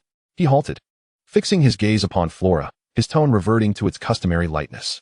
Didn't I mention that matters like these are better left to the teacher? Your task is simply to learn to control your cursed energy and strive to keep pace with Yuta and the others. Or do you truly possess such a lack of confidence in yourself, fearing a day when the teacher might personally execute your death sentence? Chapter 7, A Promise. He referred to a matter discussed during last month's special training session. At that time, she found herself in a peculiar bottleneck, struggling to wield her cursed energy as anticipated, which left her feeling restless and ultimately worsened her situation. Sitting on the steps, she stared blankly at the forest before her, inexplicably asking, what would happen if I truly could not control it? The air fell into an oddly heavy silence. Then came a response, delivered in a flat tone devoid of inflection.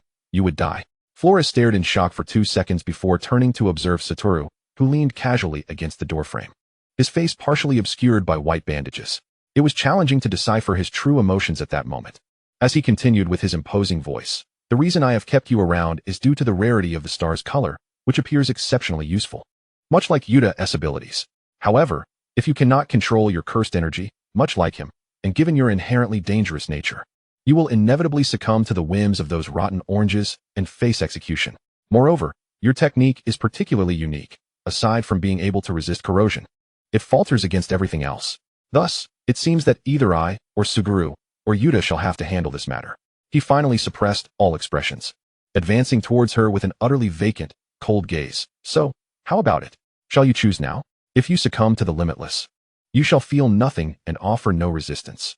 Pain would be approximately non-existent, and it would be rather swift.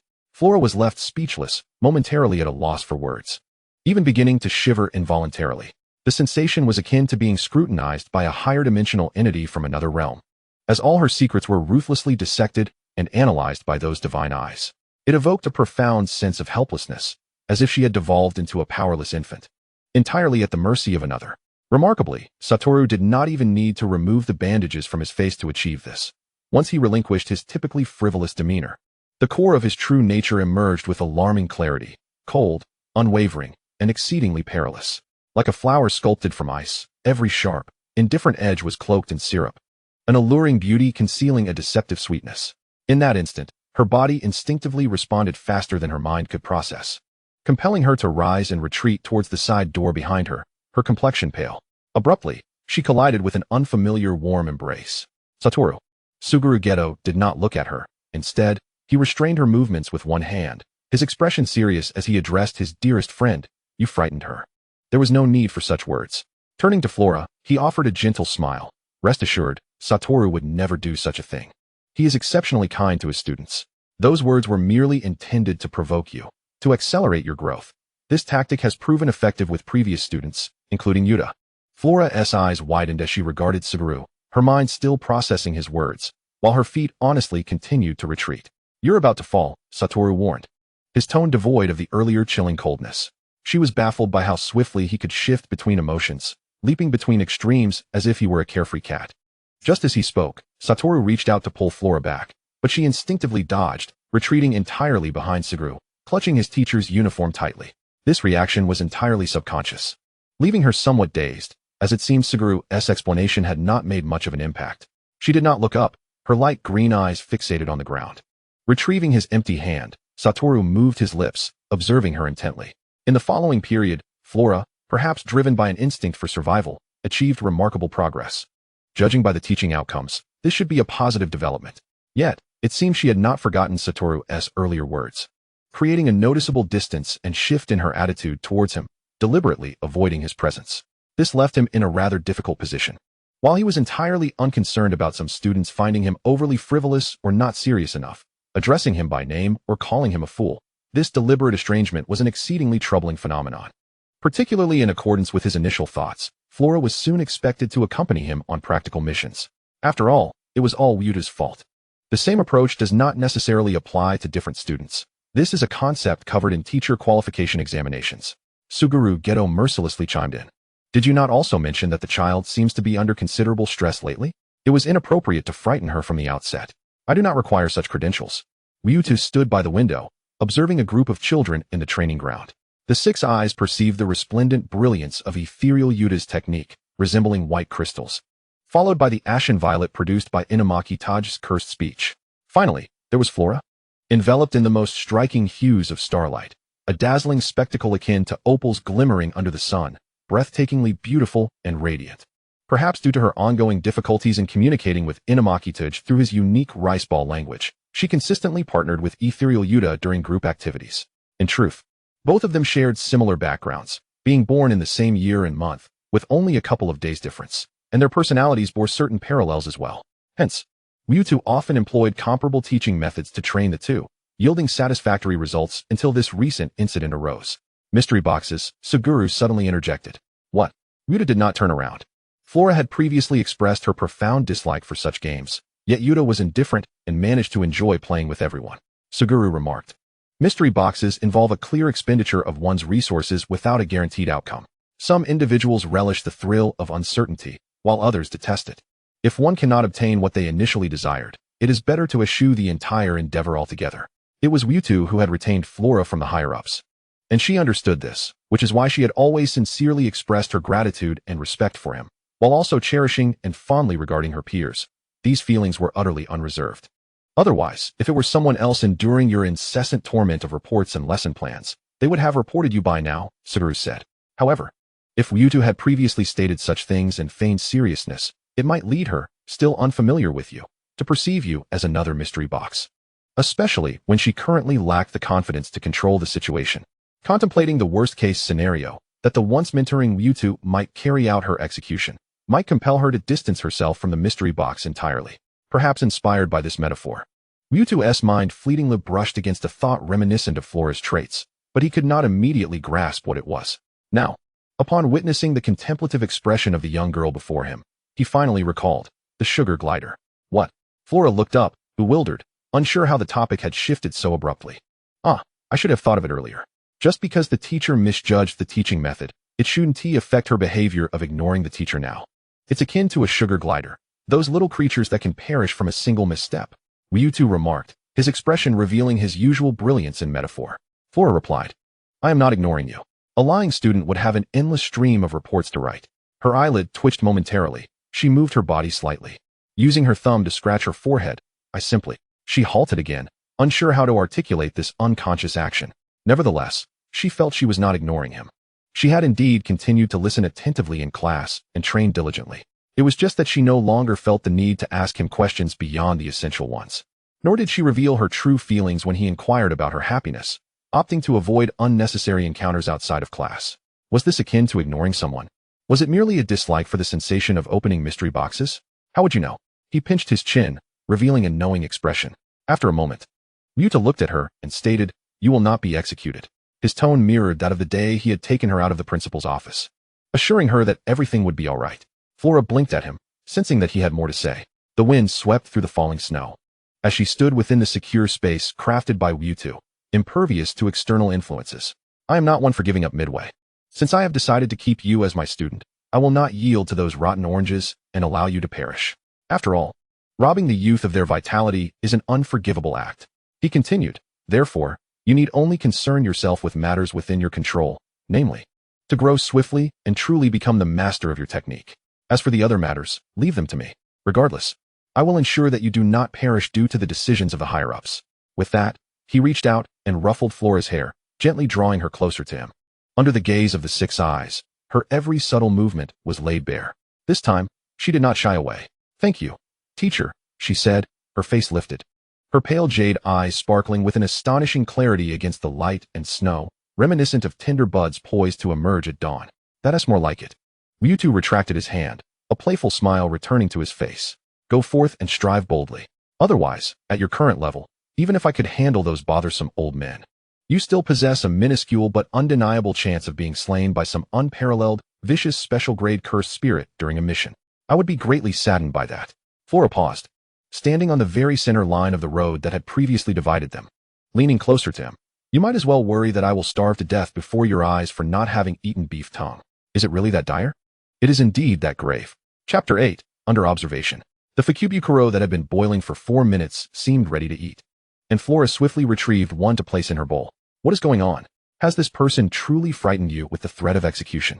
Inuyasaki Rose exclaimed, slamming her chopsticks in outrage. "It was just that once," Flora clarified, perhaps realizing that her personality did not suit such pressure-based teaching methods, or for other reasons. Muta had never again employed similar tactics with her. Instead, he transitioned to a more comforting educational approach, encouraging her to simply do her best, assuring her that no matter how poor the outcome, he would resolve it for her. It must be said that this approach proved exceedingly effective.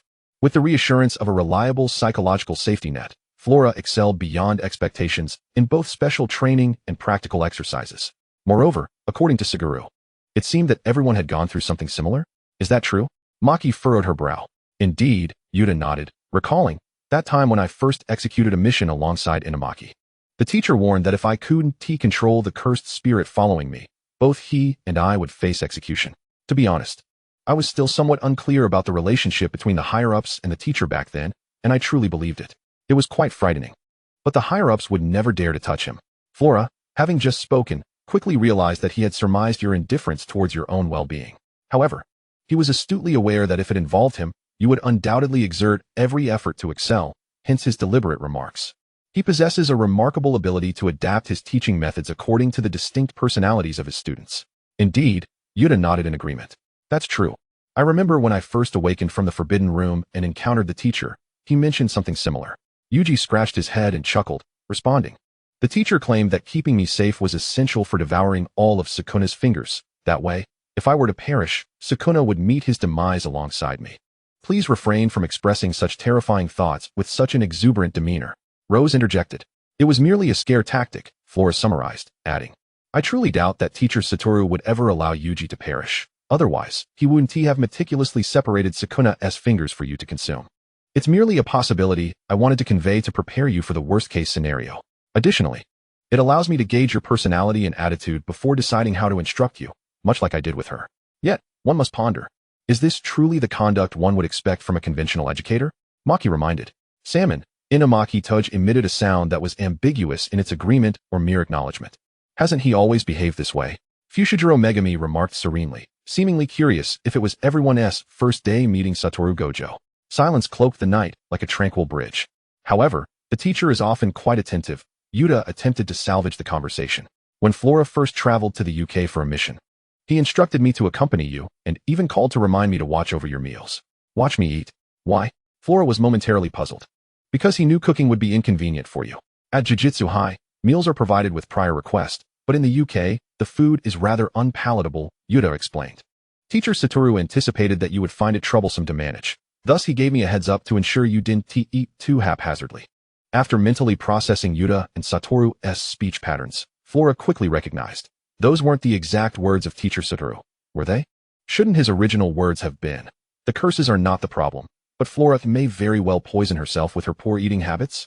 Yuta momentarily faltered, then smiled and nodded. Flora, you truly understand the teacher well. He had said that about me before. Due to her curse, she was utterly incapable of cooking. At Jujutsu High, she relied entirely on the cafeteria for sustenance and abstained from raw food due to her taste preferences, insisting even on cooked salmon. It was perhaps the most absurd request she had ever encountered in her life.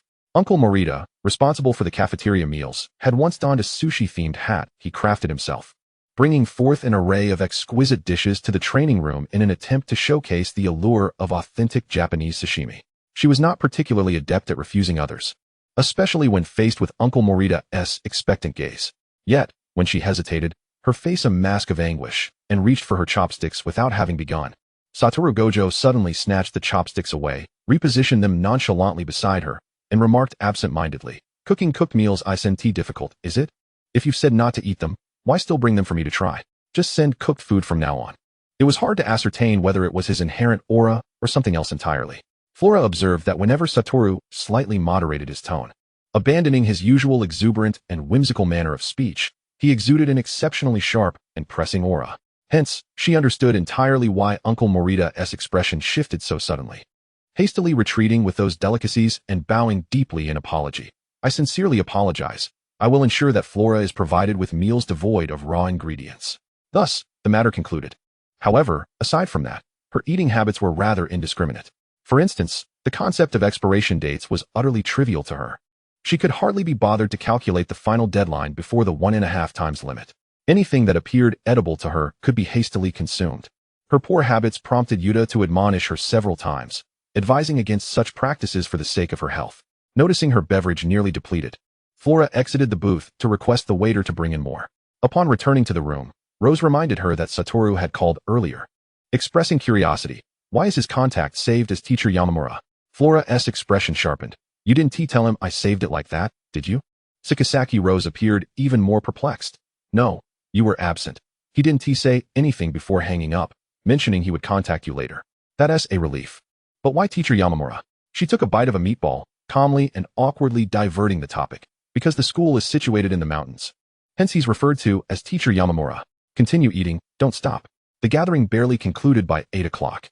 They stepped out of the restaurant and into the bustling streets, which seemed to be hosting some sort of event.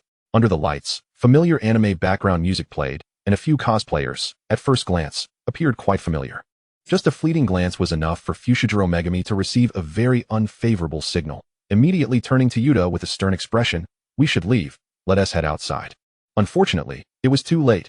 People around had already taken notice of them and erupted into a chorus of shrill excitement typical of encountering highly accurate cosplayers. Following that were the usual demands, declarations of love, requests for photos, and offerings of small gifts. Yuta, who had spent years on business abroad, clearly lacked the experience to handle the enthusiastic crowd, managing only to smile gently while thanking them. "Please don't mind, I'll strive to endure, and it's all right. Just don't be sad." Meanwhile, Fushiguro, surrounded by girls fervently shouting for him to rally and reassuring him that it wasn't his fault due to recent manga events, felt utterly overwhelmed. His face shifted through a kaleidoscope of colors, as if he were on the verge of collapsing from within. Yuji, covering his face with his hands, feared that Sukuna might make an appearance to boast at that very moment, simultaneously retreating to Flora's side. "Senpai, it seems we have no choice but to resort to that tactic." She understood instantly, wrapping one arm around Yuji and the other around Rose, who was being fondly reminisced by fans and appeared rather pale, expertly switching to the demeanor of a wealthy patron. "I apologize, but they are all cosplayers I hired to accompany me on my shopping spree. We must hurry to our next destination. I sincerely appreciate your understanding." Bearing the weight of countless envious gazes, Flora waved to Yuta and Fushiguro, signaling them to quickly pull Tudge, who was ensnared in the crowd, over to them. However, another hand seized Tudge's sleeve first, eyes sparkling. "Teacher, could you please tell me your rates? Please. I would perish if I couldn't book a cosplayer as perfect as you." Once again, chaos erupted, morphing into a price consultation frenzy for cosplay bookings, the fervor reaching an uncontrollable pitch. Should this continue, it would not be long before a superlative curse materialized, declaring its utmost affection for everyone and showering them with kisses. This was perilous. Fear not the opponent of extraordinary caliber, but rather the rogue who plays foul. After all, as sorcerers, we have already risked our lives in our endeavors, and to be harassed by malevolent spirits is indeed a cruel fate. In a moment of desperation, Flora swiftly retrieved her phone and dialed a number. What should she say? Should she say anything at all? Yuta at Tatari, having never encountered such a scene, instinctively turned to Flora, the only one not ensnared. Before even the most ferocious of curses, this young sorcerer of exceptional rank was now visibly at a loss. Stay calm. Don't panic. It will all be over in no more than 5 seconds. She answered resolutely, her mind already counting down. 5, 4, 3. Teacher Satoru. She waved at the man who had just appeared, still seemingly bewildered by the unfolding chaos. The esteemed Satoru Gojo, the most sought-after figure in all of Tokyo, with a synchronized turn and a cacophony of screams. The tide of the situation shifted dramatically. Everyone surged towards the striking figure. Their savior was here. Truly, he is Satoru Gojo. Yuta, still reeling from the shock, was momentarily dazed. Flora, however, gently patted his shoulder, whispering urgently, "We must go quickly. This is our chance. Let us return to the school." What about Teacher Gojo? Yuta looked anxiously at the throng surrounding him, uncertain whether the Limitless would hold up under such pressure. No, in this scenario, the Limitless should not even be unleashed. Should it? It's fine. The teacher is highly skilled. The most popular heartthrob in Tokyo is not just a title. She was unperturbed, not even glancing back, primarily due to a sense of guilt. Yet, considering all the reports she had assisted him with, it was time to leverage his unparalleled charm to rescue his students. After a journey of nearly half an hour back to the school, Flora and her companions parted ways at the dormitory entrance. Suddenly, Wild Rose smacked her forehead, exclaiming that she had forgotten something in the classroom, prompting Flora to turn back and accompany her. Upon reaching the 3rd floor of the teaching building, she stood in the corridor waiting for Wild Rose and decided to insert a coin to purchase a beverage. It seemed that Ichiji had already informed the supplier. For this time, there were several flavors she particularly enjoyed among the selections. However, before she could press the button, a familiar melodious voice resonated from behind. Back already? She jolted, nearly blurting out a traditional phrase, but managed to swallow it down, her movement to turn around taking an eternity, akin to a series of calisthenics. Satoru, teacher. Chapter 9, A Favoritism. Prior to receiving Flora's return call, Satoru Gojo was seated in a car driven by Ichiji Kiyoshi, as the sun began its descent. Casting a vast expanse of crimson across the horizon, the dense foliage obscured the road ahead, reducing visibility. Ichiji switched on the headlights and caught a glimpse of Satoru's visage in the rearview mirror, with his eyes concealed. It was nearly impossible for anyone to ascertain whether he was awake or asleep unless he either glanced at his phone or spoke. Ichiji earnestly hoped for the latter. This alleviated some of the tension that invariably gripped him upon encountering Satoru. A glance at the car's navigation revealed that Satoru had attempted to make a call nearly an hour prior. Ichiji speculated it was likely to one of Satoru's favorite students. Having just returned from a mission, they had fortuitously crossed paths with Takuya Nato, the sorcery director. As the head of the government's supreme body of sorcerers, appointed by the prime minister and designated by the 3 prominent families, Nato's attitude towards Satoru was notoriously complex, marked by a blend of headache, dissatisfaction, and a hint of trepidation. Officially, Nato was ostensibly a government figure and one of the core individuals collaborating with the sorcery world. Thus, he could not evade the 3 families that currently dominated the sorcery realm. The Zenin and Kumo families were manageable for him, given his extensive experience navigating political intricacies. However, the Gojo family was an anomaly, as Satoru was the sole arbiter of power within it. Regrettably, Satoru was notoriously unpredictable, operating outside conventional norms and impervious to threats. Ichiji was oblivious to the nature of Nato and Satoru's conversation, which lasted a mere 10 minutes from a distance that felt uncomfortably close. Afterwards, Satoru had retreated into the car, speaking not a word throughout. This was typical, each time he interacted with individuals of high stature. Whether from the sorcery community or the government, he would lapse into silence. However, considering that Nato had just exorcised a particularly troublesome special-grade curse and had expressed an insatiable craving for donuts during the journey, Ichiji found himself questioning which factor weighed more heavily on Satoru's demeanor. He dared not inquire. The only time he had mustered the courage to ask about Satoru's worries, he received a cryptic response, "I regret a bit." Regret? Ichiji was perplexed. Regret not having eliminated them directly? The notion of Satoru contemplating violence against the high-ranking officials felt disturbingly casual, akin to lamenting the weather. It sent a shiver down Ichiji's spine, causing his hands to stiffen on the steering wheel. Please, do not jest. He felt dryness creeping from his throat to his lips. Really? Are you crying? Satoru's voice floated from the back seat, languid and cold. If that's the case, how about this? 10 minutes feels a bit long. Let us make it 3. Within 3 minutes, I could turn back and take out a few old geezers. What do you think? Ichiji nearly lost control of the car, darkness clouding his vision as he nearly crashed through the guardrail. The voice behind him was not merely encouraging. It radiated a chilling excitement, bordering on madness. To Ichiji, it sounded akin to the grinding of fangs from a ferocious beast. Come on, let us see what your luck can decide for those rotten oranges. If you drive fast enough, perhaps you could manage to gather all the heads. Mr. Gojo, he pleaded, feeling overwhelmed, nearly collapsing against the steering wheel. Cold sweat trickling down his back, his ears ringing with the sound of his own heartbeat. What on earth? Are you really going to do this again today? The more Ichiji pondered, the more restless he became, unable to refrain from stealing glances at the man in the back seat. Moments later, he noticed Satoru shifting. Retrieving his phone to make a call, the tension in his expression easing. It appeared that contacting the individual on the other end of that line lifted his spirits. A rarity indeed. Thus, Ichiji quickly surmised that this person must be one of Satoru's favorite students. The call was quickly connected, and he spoke. Hello, I forgot to mention earlier, tomorrow, Wild Rose. His tone was purely inquisitive, indicating that the intended recipient of the call was not Miss Dingzaki. I see. Then you all continue your fun, and when she returns, just let her know I called. The next call came after nightfall, past 8 o'clock. Uncertain of what was being said on the other end, Satoru Gojo suddenly exclaimed, "Stop the car." They were already quite close to Jujutsu High, and Ichiji nervously complied, unsure of the other party's intentions. Shortly thereafter, he saw Gojo waving him off, saying, "You can go ahead." With that, he activated his technique and vanished from sight. It took merely 3 seconds to arrive at the location Flora had mentioned, even amidst the throngs of people filling the square, with dazzling lights that overwhelmed the senses. It took less than a second for the 6 eyes to locate her. The colors brought forth by his starry sky technique were uniquely vibrant, impervious to any external distractions. He always managed to spot her first. Thus, in the fleeting second it took to confirm that all the students were indeed safe, Satoru Gojo found himself momentarily at a loss, overwhelmed by a wave of excited shouts from countless men and women who rushed to envelop him. Being the tallest person present, combined with the clarity of his 6 eyes, he effortlessly discerned several students standing at the edge of the crowd, their faces marked by expressions of having narrowly escaped a calamity as they hurriedly made their exit. Perhaps aware of her misstep, Flora dared not look back.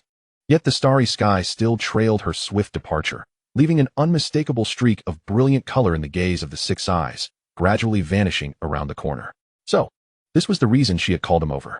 Gojo mused, not rejecting the enthusiastic throng of fans surrounding him, skillfully donning a standard commercial smile. Bending down to oblige a cute girl's request for a photograph. "Oh, do you really like the teacher? That's wonderful. I appreciate your sentiment. A photo? Of course. Want to wear this for the picture? No problem. I don't mind at all. Who are you cosplaying as? Is it excessive to have Shikigami crying for a teacher's embrace? What about your character's dignity as the king of curses? The price? What? For a commission. Yes. The lovely lady with the light pink hair and green eyes mentioned that the others are her commissioned cosplayers. It's simply remarkable. And you too, teacher. You look like you can see even while wearing an eye mask. How do you manage that? It's custom made, so it's more authentic. No wonder you're the most expensive teacher in Tokyo. The girl exclaimed, clutching her heart, her obscured face still radiant with beauty, leaving her breathless. Caught between overwhelming joy and despair, on the brink of fainting, yet declaring, "But I truly want to go shopping with you. Please, teacher. Just tell me the price, so I can resign myself." "Well," Gojo mused nonchalantly, continuing to smile, "not at the moment. The lovely green-eyed lady has already booked me for a while. The price is indeed quite steep, considering I am the most expensive teacher in Tokyo." "What? A companionship theme? It must be a surprise, indeed quite surprising." After all, this was a rare occasion where Flora had proactively called for assistance. Upon realizing that a pressure-based teaching method would yield adverse results, Gojo had observed Flora for an extended period and ultimately altered his strategy, opting for an approach that seemed overly protective but was fundamentally encouraging. "Just go ahead and do it, no matter how bad the outcome. I will help you sort it out." Suguru Geto had once remarked, "That's not your usual style." Gojo had always been opposed to excessively coddling students. Yet, in reality, he was indeed doing just that, silently cleaning up many messes that the students could not yet manage. However, he had never openly expressed this. "Aren't you worried she won't grow up and will only rely on you?" Gojo inquired, his tone devoid of concern. "Because she doesn't genuinely need me to do this." Gojo casually explained, "You can see that, right? Whether it's tasks or other matters, Flora consistently handles them well. She merely requires that reassurance." Unlike the more common tendency to become lax and subconsciously dependent after receiving a promise, Flora was the type who, upon receiving assurance, became more emotionally stable and independent, only seeking help in dire circumstances. This had always surprised Satoru Gojo. Thus, upon receiving her call regarding the location, he promptly chose to head to the scene. This call, symbolizing a plea for help, was unexpected. What was even more surprising was that she had called for this reason. The third surprise was Flora not anticipating being caught before even reaching the entrance of the building. Even though it was not the first time she had seen him floating midair, she was still startled. Yet, this was no fault of hers. Anyone would be frightened to see a towering figure of nearly 6.5 feet hovering like a ghost in the dimly lit corridor after dark. Remarkably, she noticed an unnecessary detail. Was he applying lip mask before appearing in downtown Tokyo? How could he maintain such moist, radiant lips in such a dark environment? But, enough of that. Just imagining him applying a lip mask seemed utterly bizarre. While her mind wandered, Gojo had already crouched down, leaping over the railing with the grace of a cat, landing without a sound, as if his incredible height and physique were merely shadows devoid of weight. Not allowing her to speak first, Flora resolved to take the initiative, attempting to mask her earlier transgression of exposing the teacher in exchange for the group's safe escape. "Did you call me during dinner? Wild Rose mentioned something about it. What happened?" "Ah, there is indeed something concerning tomorrow's arrangements," he replied, his tone devoid of any other emotion, as if nothing had transpired. "Let us go to downtown Tokyo and select a suitable task location for Yuji and the others." "All right." Flora quickly agreed, but felt this task did not warrant such a journey from him. "Isn't there more to it? You wouldn't have invited me along otherwise." He paused for a rare moment of silence before continuing calmly. "The higher-ups have a task they wish to assign you." This statement was particularly brief, yet the implications were substantial. For instance, he was still monitoring her task list as if he were concerned for a lower-grade student. This matter is by no means a unique rarity. In fact, for every first-year student, Satoru Gojo would endeavor to spare a few moments before he became overwhelmed with work, to glance at their task lists, ensuring they would not unwittingly become embroiled in any perilous missions. Especially in light of this year's situation involving Yuji Itadori and the high-level trap device for Sukuna. Of course, there were times when he simply could not find the time to check. However, now that Flora had entered her internship year and was essentially a graduate capable of handling complex international assignments, there seemed to be no need for him to scrutinize her task list. With this thought in mind, despite his surprise, Flora nodded in response. "Do you wish for me to take it?" Satoru Gojo regarded her. Though his eyes were obscured, the weight of his gaze was palpable. She continued, "You are already aware of my task's details, which implies you have assessed it long ago. If you do not wish for me to accept it, I shall refrain. Yet, to outright decline a high-level assignment would be tantamount to offending the power brokers of the sorcery world, which is certainly not a trivial matter. Refusing may draw unwanted attention," Gojo reminded her. Yet, she was unfazed. Over 2 years had passed, and she was no longer the freshman who felt immense psychological pressure at the mere thought of high-level decisions regarding her fate. Having said that, Flora added without hesitation, "I will heed your counsel." Hearing this, Satoru Gojo chuckled before explaining. "In actuality, it is not a particularly complex task. It is merely a game." "A game?" Flora inquired, perplexed. At that moment, an excited scream pierced the air from Nobara Kujisaki, senpai. She turned to see Nobara thrusting her phone towards her. "I heard you're sponsoring Teacher Gojo. You've gone viral." "What?" Flora was even more bewildered. On the vividly colored screen was a video of them from earlier in the square, alongside a photo of Satoru Gojo, surrounded by adoring fans. The comments below were filled with lamentations. "The most expensive Teacher Gojo has been sponsored. How outrageous. Does anyone know this super-rich lady? Where did she even find such an authentic cosplayer? I'm not here to break up this family. I'm here to join it. I can let go of everything else. But please, dear Lord, give me a slice of Tudge Inamaki. Where's Master Suguru? I'm Suguru's monkey. I can't survive without him. Even if Rika chokes me, I must declare, my love for Yuta is pure." And so forth, an unending stream of similar sentiments. The screen was awash with individuals, utterly consumed by the narrative, desperately aspiring to cosplay and save the world, their hunger palpable, tears streaming down their faces like a deluge. Embodying the fervor of a new era of Japanese enthusiasm sweeping away the cold currents of the Kuril Islands. Stunned, she immediately protested, "That's a rumor. Who said I'm sponsoring the teacher? That is completely unfounded. The innocent figure of the teacher raised his hand. My apologies, it may have been my remark. Flora whirled around, her light green eyes wide with disbelief. Well, if Flora is sponsoring her classmates, it would seem reasonable to sponsor a teacher as well, wouldn't it? This way, tomorrow's mission in the city would also be more convenient, he said, with no mental burden whatsoever. However, I never explicitly stated sponsoring. I merely mentioned that I have been tied up with Flora for quite some time and cannot take on other assignments. Your wording is rather poor. It sounds no different from actually sponsoring, does it? Then I shall see you tomorrow. Don't leave. You haven't finished discussing the game, have you? Chapter 10, New Task. By the time she had finished her grooming and sat on the bed, no more than 40 minutes had elapsed. The unread messages online had already surpassed 99, resembling a human Gatling gun gathering. A significant portion of these were contributed by Yuji Itadori and Nobara. The rest of their peers were overwhelmed, popping up to exclaim, "It's too noisy. Please stop." Of course, with the exception of Yuta Okotsu and Tuj Inamaki. They might not even be aware that their notification bars were being bombarded. One could be engrossed in molding clay in his room, while the other was watching food videos on YouTube. Flora quickly scrolled through the messages, which were predominantly discussing the recent tweets about the emergence of an ultra-authentic cosplay troupe in Tokyo, with the mysterious wealthy lady sponsoring everyone. The group was rallying together to identify the affluent benefactor, share details, and benefit countless households. As she continued scrolling, a new message appeared. Yuji Itadori had posted a highly upvoted comment.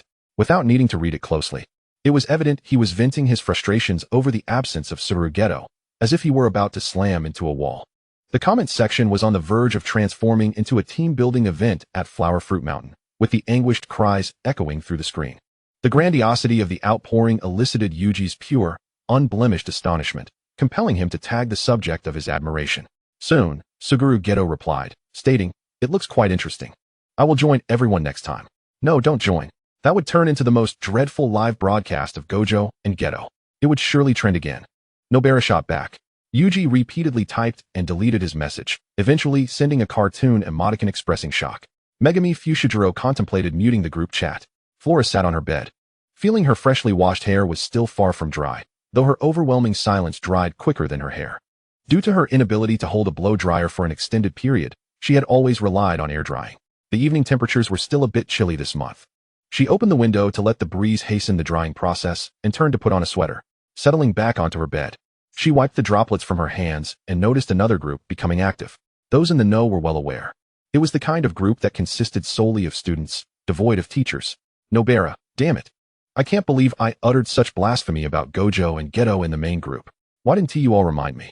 The first class next week is with Teacher Geto. How am I supposed to face him? Megami, your previous message was from Teacher Geto. Isn't that reminder enough?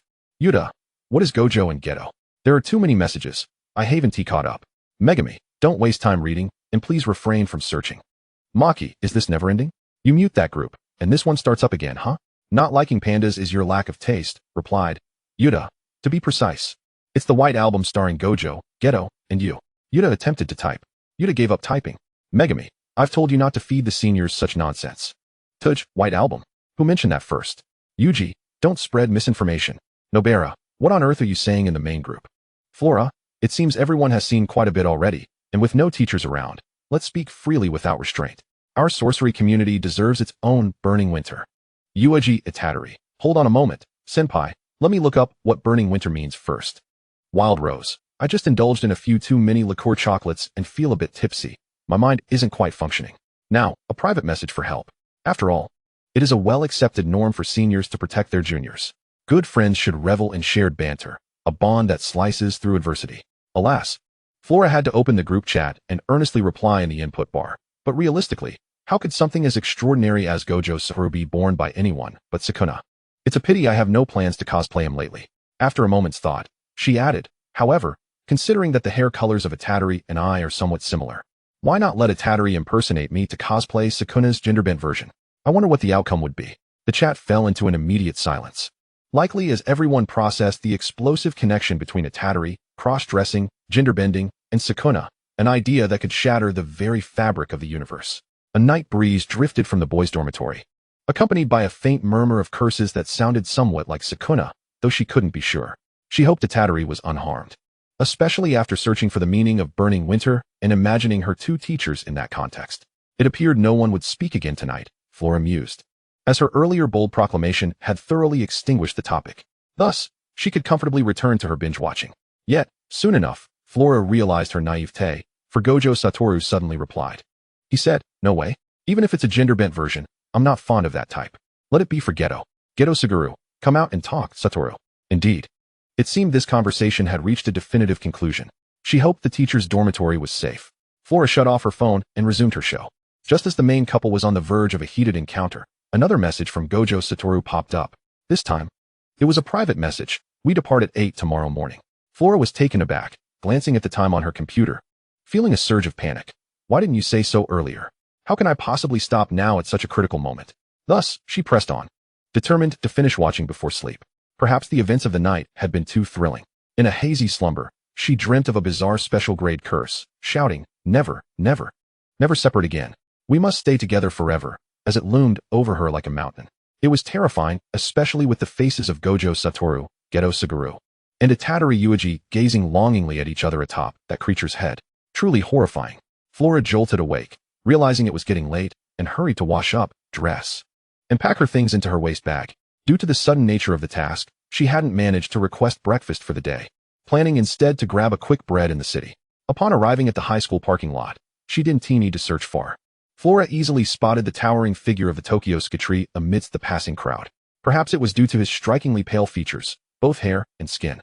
As soon as sunlight broke through the clouds, it illuminated him, making him appear almost ethereal, utterly impossible to overlook. As she approached, she hadn't even spoken before Gojo waved his hand without turning around, clearly having seen her from behind. Turning to look at the extravagantly styled luxury sports car beside him, Flora paused. "You drove yourself? Where's Mr. Ijishi? Is he unwell?" "I sent him to assist Itadori on his mission," Gojo replied, putting away his phone and gesturing her to enter. No sooner had Flora settled into the car than she felt uncomfortable. The seat was ill-fitted for her frame. After fastening her seatbelt, she glanced down, attempting to find a way to adjust her position, but hesitated to reach around, fearing she might inadvertently damage something valuable. After all, Gojo never used anything cheap. It was wiser to be cautious. Thus, she decided against making adjustments and simply shifted her waist bag backward to serve as a makeshift cushion. "Where are we headed first?" Flora inquired. "To Akihabara," Gojo answered. "Ijishi has sent over several evaluation reports from there. They were heading to the holy land of otaku culture, it seemed." She nodded, then recalled, "By the way, what was that game you mentioned last night? What is it about?" "Ah, that," Gojo replied, expertly maneuvering the car. Sunlight streaming across his profile was blocked by his pronounced nose, casting a delicate shadow across half his face. "Have you ever played an otome game?" What an unexpected turn. Was he asking this because they were going to Akihabara? Flora was perplexed but affirmed, "I've certainly played some." "Well, it's somewhat similar. It's an otome game featuring all of us as protagonists." It was a brief statement, yet Gojo's concise manner of speaking often contained profound implications, the gravity of which intensified with brevity. Flora pondered for a moment. "Could you elaborate a bit more?" In truth, the matter was not overly complex. The IP of Jujutsu Kaisen had become immensely popular, prompting a major company to engage with their department to obtain licensing for an otome game. However, since most characters in the manga were real individuals, developing the game required the school's approval. Has it already been unilaterally approved by the higher-ups? Well, that isn't surprising. Flora remarked, suddenly realizing, but why pursue such an endeavor? The manga is already quite absurd. Isn't that sufficient? Precisely because the manga is so chaotic that they wish to create something new. I would welcome that. Then why not simply have the author redraw it? They've deemed it unnecessary. Redoing it would hold no significance. Instead, they are considering allowing MAPPA to handle the anime independently. So, this game, suddenly assigned as a task? Flora inquired, her confusion evident. They learned from the chaos of the manga's lack of oversight. They intend to send a sorcerer to help supervise, ensuring it doesn't spiral into a similar situation. That made sense, but why me? Flora finally asked. I inquired, Gojo explained. The rationale provided was that the game is designed for every character to be romanceable, so it's best to have a thoughtful girl involved. Since I am not in the manga or anime, there won't be any odd situations where I end up romancing myself. Plus, as an intern who has effectively graduated, I am well acquainted with the various rules and systems of the sorcery world, and my close relationships with everyone facilitate an accurate assessment of character portrayals. Thus, I am the most objective and suitable choice. It was an impeccable justification.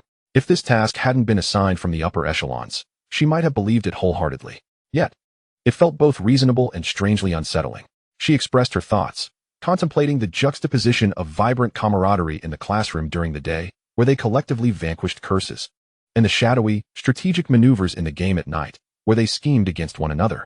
The contrast seemed rather overwhelming. For a moment, she found herself at a loss, unable to discern a suitable term from the trifecta of Chinese, Japanese, and English. Does this game feature branching narratives?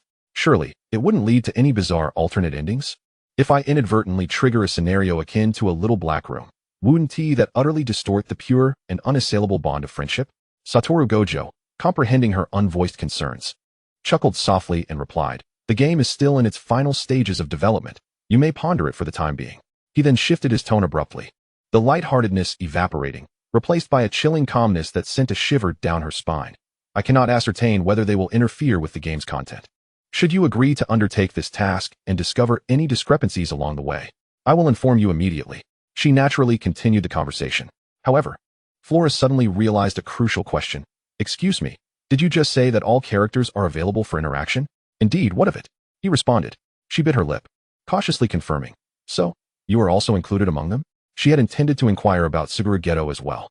Yet, since they were both teachers, it was apparent that one would inevitably be dragged into the depths alongside the other.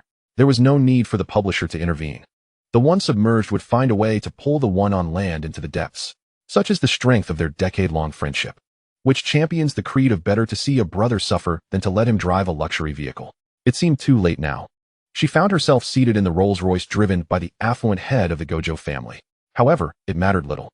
It was likely that none would escape the depths they were destined to enter. Satoru Gojo. He could not help but laugh. The ominous feeling struck Flora immediately, prompting her to sit up straight. Chapter 11. Ensnared. Every survivor who successfully endured a year at the Tokyo Metropolitan Jujutsu Technical School should possess this awareness. When Satoru-sensei suddenly smiles at you amidst an environment devoid of humor, it signifies you are destined for misfortune. Flora stifled the sensation that seemed to seep from her very bones, her light green eyes shifting to the man beside her. "What is so amusing?" "Oh, I hadn't anticipated that." His voice, rising like a cat's tail, was sweetly playful, a tone reserved for exasperating others while entertaining himself. Upon learning about the game's interactive nature, Flora's first thought was to inquire whether it was possible to pursue the teacher. "Wait, what kind of narrative is this?" She hadn't mentioned wanting to pursue him. She merely asked if he was a character available for interaction. Why was she displaying such a bashful demeanor? "Ah, so you have a fondness for your teacher. How endearing." If this could be labeled as shyness, then surely the cursed spirit devouring children could be described as merely tenderly holding them in the mouth for fear of melting away. She mused, maintaining her composure, gazing straight ahead. After all, asking about you is tantamount to inquiring about Teacher Geto. In such matters, I trust both teachers would willingly plunge into the depths together, frolicking as a pair in the water. Moreover, considering the nature of capitalists who thrive on popularity, I imagine both teachers would possess a significant presence within each other's storylines, envisioning a grand spectacle of plunder. Satoru Gojo. After a few seconds of silence, he inquired, "Are you serious?" Flora fell silent as well, for his tone had been remarkably pure, exuding an innocence untouched by the influences of AO3. It reminded her of an online term she had encountered, something like the secluded young master. As a native, how could he be oblivious to the prevailing trends in certain genres of otaku culture and the phenomenon of narrative plundering? It was as if he were a character from a theatrical film, immediately conquering the entire movie with his cold expression, a character who remains perpetually undefeated in AO3. Of course, according to the law of conservation of happiness, the joy of the ultimate conqueror requires the suffering of another. For instance, Suguru Geto has experienced considerable discomfort whenever that film is mentioned, even going so far as to accept several overseas missions during its initial release month in an attempt to escape reality. Unfortunately, he was ultimately met with spoilers from the enthusiastic student Yuata Itatari via the internet. "I have yet to play that game," Flora remarked. "I'll let you know once I reach your storyline." "That's not what I was asking," Satoru Gojo continued, smoothly maneuvering the car into a side entrance. Flora tilted her head in confusion, her gaze following the sunlight that streamed in through the window, ultimately resting upon the strikingly handsome, pale profile of the man beside her. As he exaggeratedly lamented, "So, Flora still holds expectations for her teacher's closest friend within her personal narrative? How utterly heartbreaking. Surely, that cannot be the case. You speak as if I am already engaged in this game. Moreover, the plot's direction is not something I control," Flora thought, feeling a sense of dread. Her gaze drifted outside. They were nearing Akihabara. While it was generally considered part of Tokyo, its character was entirely distinct from other areas of the city. Enormous billboards adorned the streets, with so many anime elements that it seemed as though the dimensional barriers had vanished. As they strolled along the street, one could easily spot numerous cosplayers. Surrounding them were countless enthusiastic smiles of characters from various anime. Speaking of those characters, there was a living embodiment right beside her. Flora thought numbly as Satoru Gojo parked the car and quickly unfastened his seatbelt, turning to seek out any food establishments. Food. Did you not eat before leaving? He pondered for a moment, then raised his hand, wiggling his index finger. There's a crepe shop over there that serves delightful flavors. Let us go there. Wait, is that the kind of flavor you particularly enjoy? They offer low-sugar options, he added before leading the way. As they entered, both were empty-handed. Upon exiting, Flora held a crepe with low-sugar custard and some fruits, alongside a bottle of low-sweet oat milk. She glanced at Satoru Gojo, who held a colossal crepe overflowing with cream, tiramisu, macarons, and even a sprinkle of colorful chocolate candies, and couldn't he help but ask, "Did you not have breakfast either?" "I did eat," he replied, taking a large bite of the vibrant crepe, eliciting envy from a nearby child. Flora's eyes widened at his astonishing speed of consumption, realizing, "Have you been particularly busy these past few days?" Although he typically enjoyed sweets, such an extraordinary rate of intake usually occurred only after prolonged periods of relentless work. With such intense consumption of sugars and carbohydrates, his pancreas had not shown any signs of resistance. It was evident that his extraordinary physique as a sorcerer and the brutal suppression of the reversal technique were at play. Indeed, it has been quite arduous. Especially when encountering those lacking in perception, it is truly exasperating to see someone approach just after the teacher has dispelled those cursed spirits, yearning for a sweet treat like a donut, only to bring up the matter of a task at that moment. It was the very game that I had temporarily set aside a few days prior, unable to move forward with it while you were abroad with Yuta. Then, in a fit of impatience and frustration, you rushed to the task location to inquire about it, showing a complete lack of awareness. Who would have thought that upon emerging from the task, I would be met with the visage of a man whose vitality seemed to have been drained by the cursed spirits? Am I mistaken in saying that? The notion of vitality being sapped was something Flora had mentioned previously, and soon everyone began to echo it. Witnessing such a countenance is more disheartening than encountering a cursed spirit itself. How I wished he had accidentally been confined within the tent, allowing me to dispose of him effortlessly. Words were too numerous, thoughts were scattered, and if one were to listen intently to every utterance, a headache would surely ensue. Moreover, did he not just utter something terrifying? Using a childlike tone to voice a desire to kill. How alarming. And how is it possible for this person to simultaneously speak while continuously stuffing his face with crepes? Flora gazed at his incessantly moving mouth for a moment before deciding to abandon her contemplation and directly express her gratitude. "Thank you. The world's best and most considerate teacher, Satoru Gojo." This left me momentarily taken aback, as my complaints were abruptly interrupted, my voice rising in surprise. Circling high before forming an incomprehensible knot, hastily finishing the last bite of her food, Flora aimed to conclude her breakfast before the packaging was consumed by the iridescent light of the stars, tidying up her trash to dispose of it properly. "Why suddenly bring this up?" he questioned, halting his crepe consumption. "Because I heard you took the time out of your busy schedule to check on my task sheet and express concern for me. I became overwhelmed with emotion and felt the need to convey my gratitude to you immediately. The light is green now. Teacher, we may proceed." Flora pointed towards the opposite side of the street, leading the way into the throng. The man behind her fell silent for a brief moment, but then followed suit, effortlessly closing the distance between them. How enviable his long legs are, Flora thought to herself, suddenly hearing Satoru Gojo mumble through a mouthful of crepe. "You've learned something, haven't you?" It seemed he had seen through her sudden flattery, which was merely an imitation of his usual unpredictable conversational style, to steer the topic. As the saying goes, to use the enemy's techniques against them. The wisdom of our ancestors always holds truth. After finishing the last bite of his crepe, Satoru casually brushed off the crumbs clinging to his fingers, his tone monotonous as he remarked, "A bit disheartening, isn't it? How can one so casually use such words as an excuse?" I had thought my most beloved student genuinely felt this way, and my heart was momentarily pleased.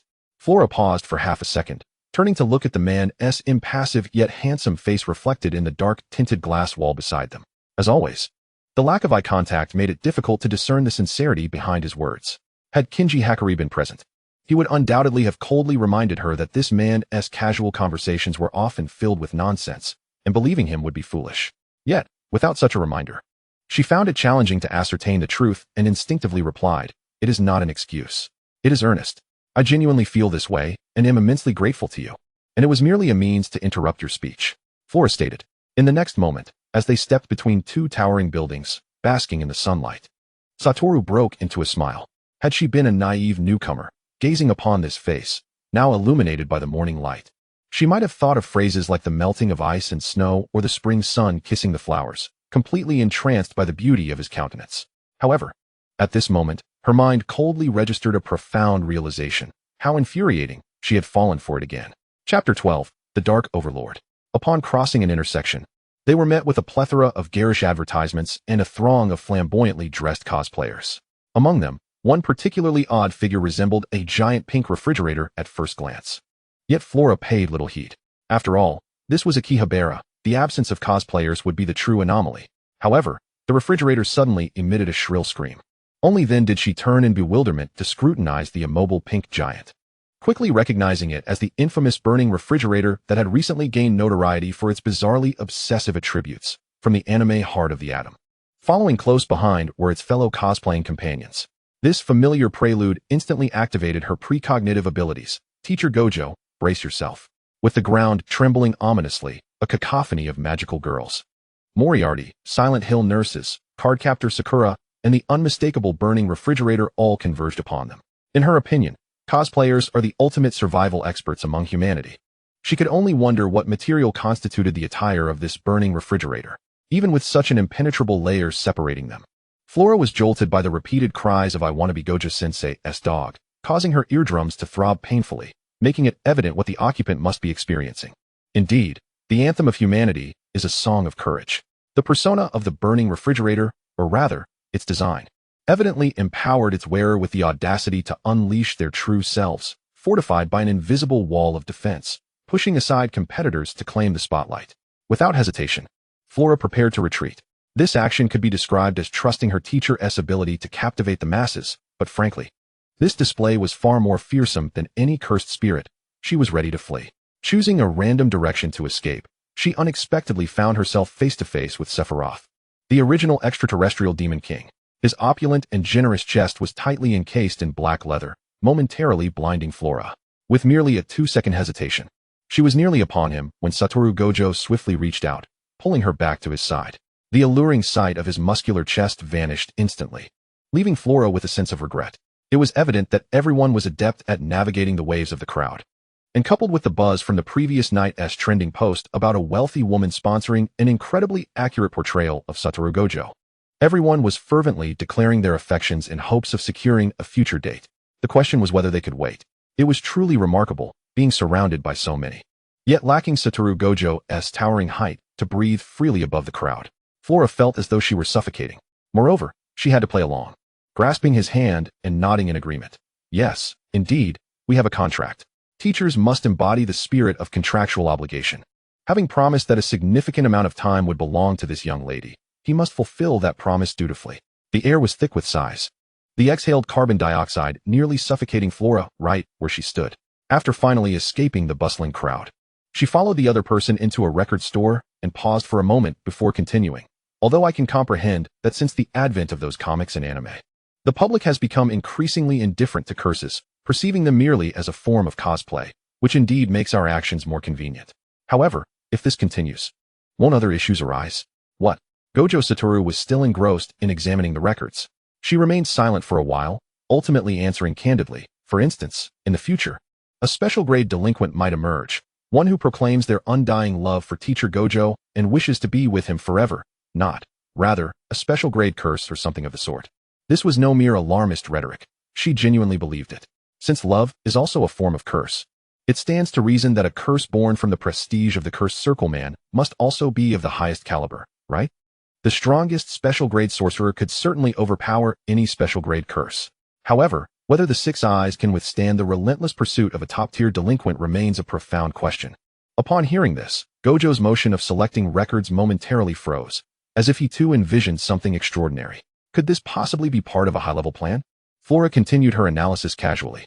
After all, since they can eliminate you, they might as well harness the power of the masses to give rise to a few special grade delinquents. No.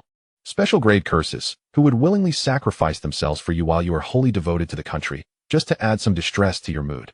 Although this tactic was risky, the odds of success were considerable. If it comes to that, the report would be a nightmare to write. How could I possibly document that our side stands ready while the enemy is fueled by a fiery desire for destruction? That would hardly be an analysis report. It might as well be retitled What to Do When Curses Are Madly in Love with Me. Wait, that might not be entirely unfeasible. After all, Gojo's reports were always written by her, and he never scrutinized her writing before submitting them, placing his trust in his proud disciple. Next time, she would seize the opportunity to show the strongest what it means that there are no free report writing services.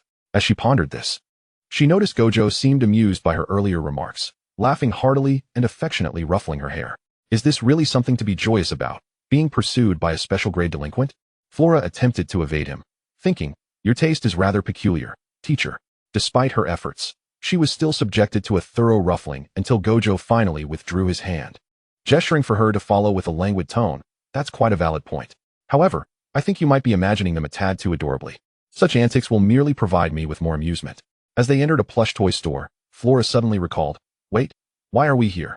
To gather tools. Tools? Have you seen the report from Itaki? I'll forward that to you. She opened her mouth, recalling her late-night binge of an exhilarating drama about the growth of the male and female leads, and could only respond vaguely, essentially. There are several locations nearby where curses tend to congregate. They would be perfect for Yuji and the others to practice on. However, before that, we need to utilize specific guiding objects based on intelligence to stimulate the curses, ensuring they become fully active. This is colloquially known as the let's stir up trouble by tossing firecrackers into a latrine behavior, perfectly in line with your character. She blinked, realizing a crucial point. Have you previously mobilized the curses at my task locations in advance?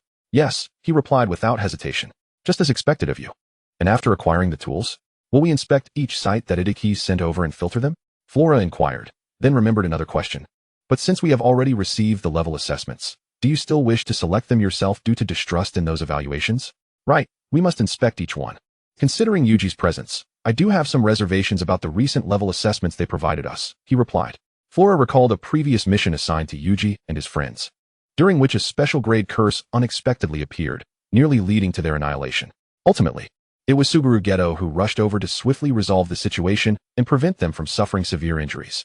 This clearly indicated the higher-ups' intent to eliminate Yuji, much like their previous desire to see Flora sent to hell. Teacher, the reason you brought me along this time is that you hope I can oversee and vet the tasks assigned to Yuji and his classmates when you and Teacher Geto are preoccupied in the future. Am I correct? She asked. You are quite astute, Flora. After all, this matter pertains to the safety of the entire first-year class. It is imperative to find a student who inspires absolute trust, he replied with a slight smile, then picked up a nearby squeaky chicken toy and squeezed it, pondering. Wouldn't it be delightful to amuse both curses and first-year students simultaneously? I understand. I will carry out your instructions, she nodded in agreement. After procuring the necessary tools, they would proceed to various locations for on-site inspections. Flora diligently observed Gojo's every action, committing them to memory. As they exited the last abandoned building, her phone suddenly rang. It was a call from an assistant supervisor named Daisuke Matsuda, whose voice resonated clearly in speakerphone mode. Miss Flora? There is an urgent task I need to entrust to you. At the border of Shinjuku and Shibuya, a quasi-second-grade sorcerer has gone missing, and the assessment level has just been adjusted to special grade. There may be other unclassified curses lurking in the area. A special grade task typically indicates one of two situations. Either the target curse has been confirmed as special grade, or there is a confirmed first-grade curse alongside other unidentified curses in the area. Daisuke Matsuda. The teacher beside her suddenly called out the name of the staff member on the phone, his tone even and sharp. Is this the proper application process? The phone fell silent, as it seemed the person on the other end was taken aback to hear Gojo's voice. All task assignments for Flora are issued through me, correct? I don't recall receiving any urgent task requests, Gojo continued. In fact, this has already been arranged for the first-year students. At that time, to protect her, you, who were already overwhelmed, disregarded protocol and changed the contact person for Flora's task assignments to yourself, he explained. Once Flora advanced to the second year and was capable of handling matters independently, the actual workload was ruthlessly transferred to Itaki. However, in unusual situations, such as this urgent task assigned by the higher-ups, Itaki would relay the requirements to Gojo. Thus, it was inappropriate for Daisuke Matsuda to contact them regarding an urgent special grade task that required Flora's intervention. After a brief silence, the voice on the other end resumed. Sounding noticeably tense and flustered, I apologize, Mr. Gojo, but I'm not sure why this task order was sent to me. Oh, what about the procedure? Wait. Since it's a special grade task, shouldn't we first inquire about the casualty situation on that end? Flora hesitated, unfamiliar with the role of the assistant supervisor. I held my breath until the very end, finally breaking down and confessing, nearly brought to tears. I was too afraid to contact you, so I directly called Miss Flora. It seems I have become the great demon in the hearts of the assistant supervisors, you shall Santon. In a moment, I will come to pick up Miss Flora. The sound of my voice resembled that of a dying goose. No need, just send the detailed address. After Wu Xiao Wataru finished speaking, he reached out and hung up the phone in Flora's hand. Chapter 13, Generosity Beyond Measure. Continuing along the outskirts of Shibuya, it wasn't long before we reached the site of this special grade mission. Flora meticulously read through the task briefing on her phone, gaining a rough understanding of what awaited her shortly. As they passed a nearby shop, she put her phone away and suggested, "There's a cafe over there. The KT board advertises that they serve your favorite French sweet pancakes. Why don't you wait for me there?" Wu Xiao Wataru fell silent for a brief moment, his expression a mixture of amusement and exasperation.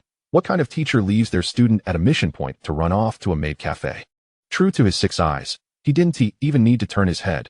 She didn't even have time to recognize that it was a maid cafe. Whether it was a maid cafe or not was irrelevant, but those were French sweet pancakes, Flora reminded him, while also contemplating whether to mention that during her first special grade mission, he had run off to a nearby fruit shavai shop and devoured 2 large servings. The reason being, the other serving was originally meant as a reward for her. However, she had taken too long to come out, causing the shave ice to melt. Thus, the teacher could only regretfully consume it. He then playfully rubbed her face with his hands, still warm from the shave ice and fragrant with fruit, claiming it was to convey his sentiments to Flora. Infuriated, she bought a bucket of fried chicken right then and there. Upon reaching into her pocket, she discovered that she had accidentally dropped her money during the recent exorcism task, which only fueled her anger further. Ultimately, it was Wu Xiao Wataru, who was laughing incessantly beside her, that ended up treating her. Arriving at their destination, he steadied the car and said, "Hand me the gloves." Flora complied, biting down on her index finger to pull off the glove, then handing the soft fabric, now crumpled, to him, which he tucked away into his jacket pocket while unbuckling her seatbelt. After exiting the vehicle, she waved goodbye to Wu Xiao Wataru and walked alone towards the caution tape, reciting as she went, "From darkness born, into darkness deep, all filth and corruption, I shall purge," accompanied by her voice. A swirl of pitch-black ink suddenly unfurled in the sky, as if dissolving and spreading in water. The viscous blackness descended, enveloping her until it formed a barrier that completely isolated her from the outside world. Time seemed to plummet from noon to the chaotic moments preceding a heavy downpour. The light murky, cold, and oppressive. Everything within the tent was shrouded in a foreboding dark gray hue, resembling something tossed into water and overrun with moss.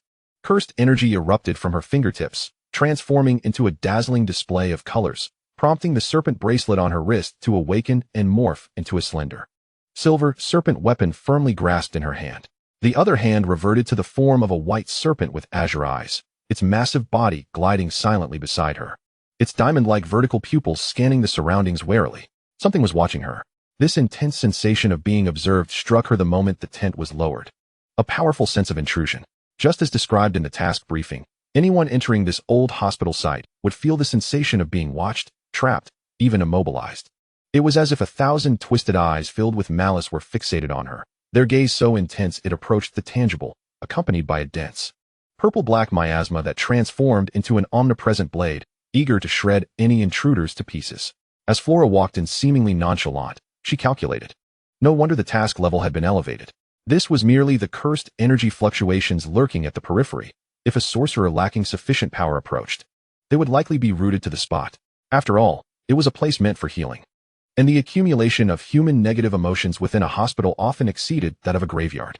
According to the briefing, this hospital had relocated 2 years prior due to frequent strange occurrences, yet the cursed spirits, nurtured by endless pain and resentment, would not depart. From the crevices of the walls, the windows, and within the building itself, countless hideous cursed spirits watched her, yet none were the source of the most unsettling gaze. Most of these numerous, congregated cursed spirits were merely grade 3, hardly worth the time to deal with. Flora rotated her wrist, releasing cursed energy, and a multitude of starry butterflies erupted from her palm, gathering around her as the epicenter. The white serpent synchronized with her thoughts, steadily supporting her as she lightly leaped forward, surrounded by a cloud of butterflies. As the brilliance erupted, the butterflies infused with the star color technique bore the effect of erosion, resembling lethal tools devoid of mercy. They appeared slender and fragile, radiant in their beauty, yet would cause any cursed spirit they encountered to disintegrate into putrid flesh and blood, ultimately vanishing entirely. In the blink of an eye, all cursed spirits exposed to the building's exterior were crushed into oblivion by the swarm of butterflies. Flora advanced unobstructed into the building. The tightly locked door was flung open by a powerful sweep of the white serpent's tail. She leapt down from its head, instructing it to shrink in size and enter alongside her. The instant she stepped inside, she knew she had arrived at the right place. The repulsive sensation of being watched intensified to the point of making her frown. In that moment, it felt as if the very floor beneath her was observing her. It seemed that if she were to look down and tear away that layer of deceptive surface, she would unveil a myriad of grotesque and murky eyes of bizarre hues. The swarm of butterflies, carrying the star color technique, swirled in, filling the dilapidated, dim corridor with light. Upon encountering the lurking cursed spirits, they immediately launched an assault, tearing them apart and eroding them into a mass of decaying flesh. The multicolored starlight enveloped Flora as she traversed through the building, leaving behind a trail of slowly dissipating cursed spirit remnants, which she stepped over with unwavering composure. The soles of her shoes adhered to a layer of still wriggling monstrous flesh, leaving a series of shocking deep purple footprints. Even through the cover of the tent, Ryushao Wataru could still clearly see the dazzling starlight within. It was as if an entire galaxy had been poured down, radiating with extraordinary brilliance, ever-changing. The colors from the stars permeated every inch of the tent, imposing a one-sided slaughter upon the cursed spirits inside. This was not the first time he had witnessed such a scene. Leaning against the car, Ryushao Wataru's gaze captured the scattered, resplendent starlight through the eye mask, and he suddenly smiled. It truly never gets old, how beautiful it is. At this moment, less than 3 minutes had passed since Flora entered. He opened his phone, curious to see if she could resolve this special-grade mission within 10 minutes. Only 6 minutes and 57 seconds remained. Flora arrived at the most severely damaged room, where she discovered the mangled corpse of a quasi-grade 2 sorcerer. Its limbs were shattered, and its head was severed halfway, with splattered brain matter creating a bizarre tableau on the dust-laden glass. There was no saving them. She glanced at the remains of her companions, blinked once, and without any hesitation, proceeded to the next floor. Without a doubt, this is the very core of the curse. The instant Flora stepped inside, an overwhelming sense of impending danger washed over her. The white serpent swiftly coiled around her, blocking a vicious attack aimed directly at her neck. The deep crimson glow of cursed energy splattered against the serpent's scales, and the blinding light allowed her to catch a glimpse of the cursed spirit's grotesque form. Its body was smeared with a viscous, blood-like substance, resembling a zombie with its skin melting away, contorting bizarrely from the waist down, moving like a beast. Without the slightest hesitation, Flora wielded the celestial tear, slicing horizontally at her foe. The silvery spikes pierced its flesh, unleashing a spray of pus and blood, followed by a deafening scream. A swarm of luminous butterflies fluttered in from the doorway, illuminating the entire basement. It was then that Flora noticed the thick, soft matter resembling biological tissue covering everything from the ceiling to the floor. The eerie colors and textures reminded her of a grotesque nest, akin to high-energy scenes from a biohazard nightmare. This unsettling sensation was compounded by the sight of a massive tumor pulsating at the convergence of those throbbing veins. Beneath its translucent, purplish-red exterior, she could clearly discern a monstrous being in the process of gestation. Undoubtedly, upon its successful hatching, it would become a special-grade cursed spirit. Flora felt a twinge of annoyance at the unexpected surge of work. Why was it that I could never seem to win a buy-one-get-one-free lottery, yet here I was, facing a cursed spirit as if it were a 2-for-1 deal? Furthermore, hadn't the report indicated that strange occurrences began only after the death of a pair of twin brothers? As she pondered this, deftly avoiding the frenzied attacks of the cursed spirit before her, she cast a fleeting glance at the cursed fetus, suddenly plagued by a very unsettling thought. No harm, my brother, the cursed spirit roared, its body rapidly regenerating as it lunged toward her. Alongside it came countless tendrils formed of flesh, each tipped with poisonous barbs, encircling her to constrict and suffocate. The celestial tear in Flora's hands was wielded with precision, severing its attacks in a matter of moments. Seizing the opportunity while her adversary was distracted, the white serpent transformed into a weapon of spikes, accurately hurled towards the yet-to-hatch cursed fetus. Without activating the star's color technique, relying solely on the inherent power of the cursed tool, Flora was taken aback to find that it did not penetrate the outer shell. Is it an iron egg? She couldn't help but scoff, swiftly retreating. The cursed spirit seized this chance, morphing its entire form into a massive net of flesh, bearing down upon her. Digest, you, feed me, brother, it screamed. Why? Why must you treat us this way? Why not save us? We mean no harm. We only wish to play with you. Why do you call us abominable monsters? Why do you hurt us? The encroaching flesh net was torn apart by Flora's counterattack.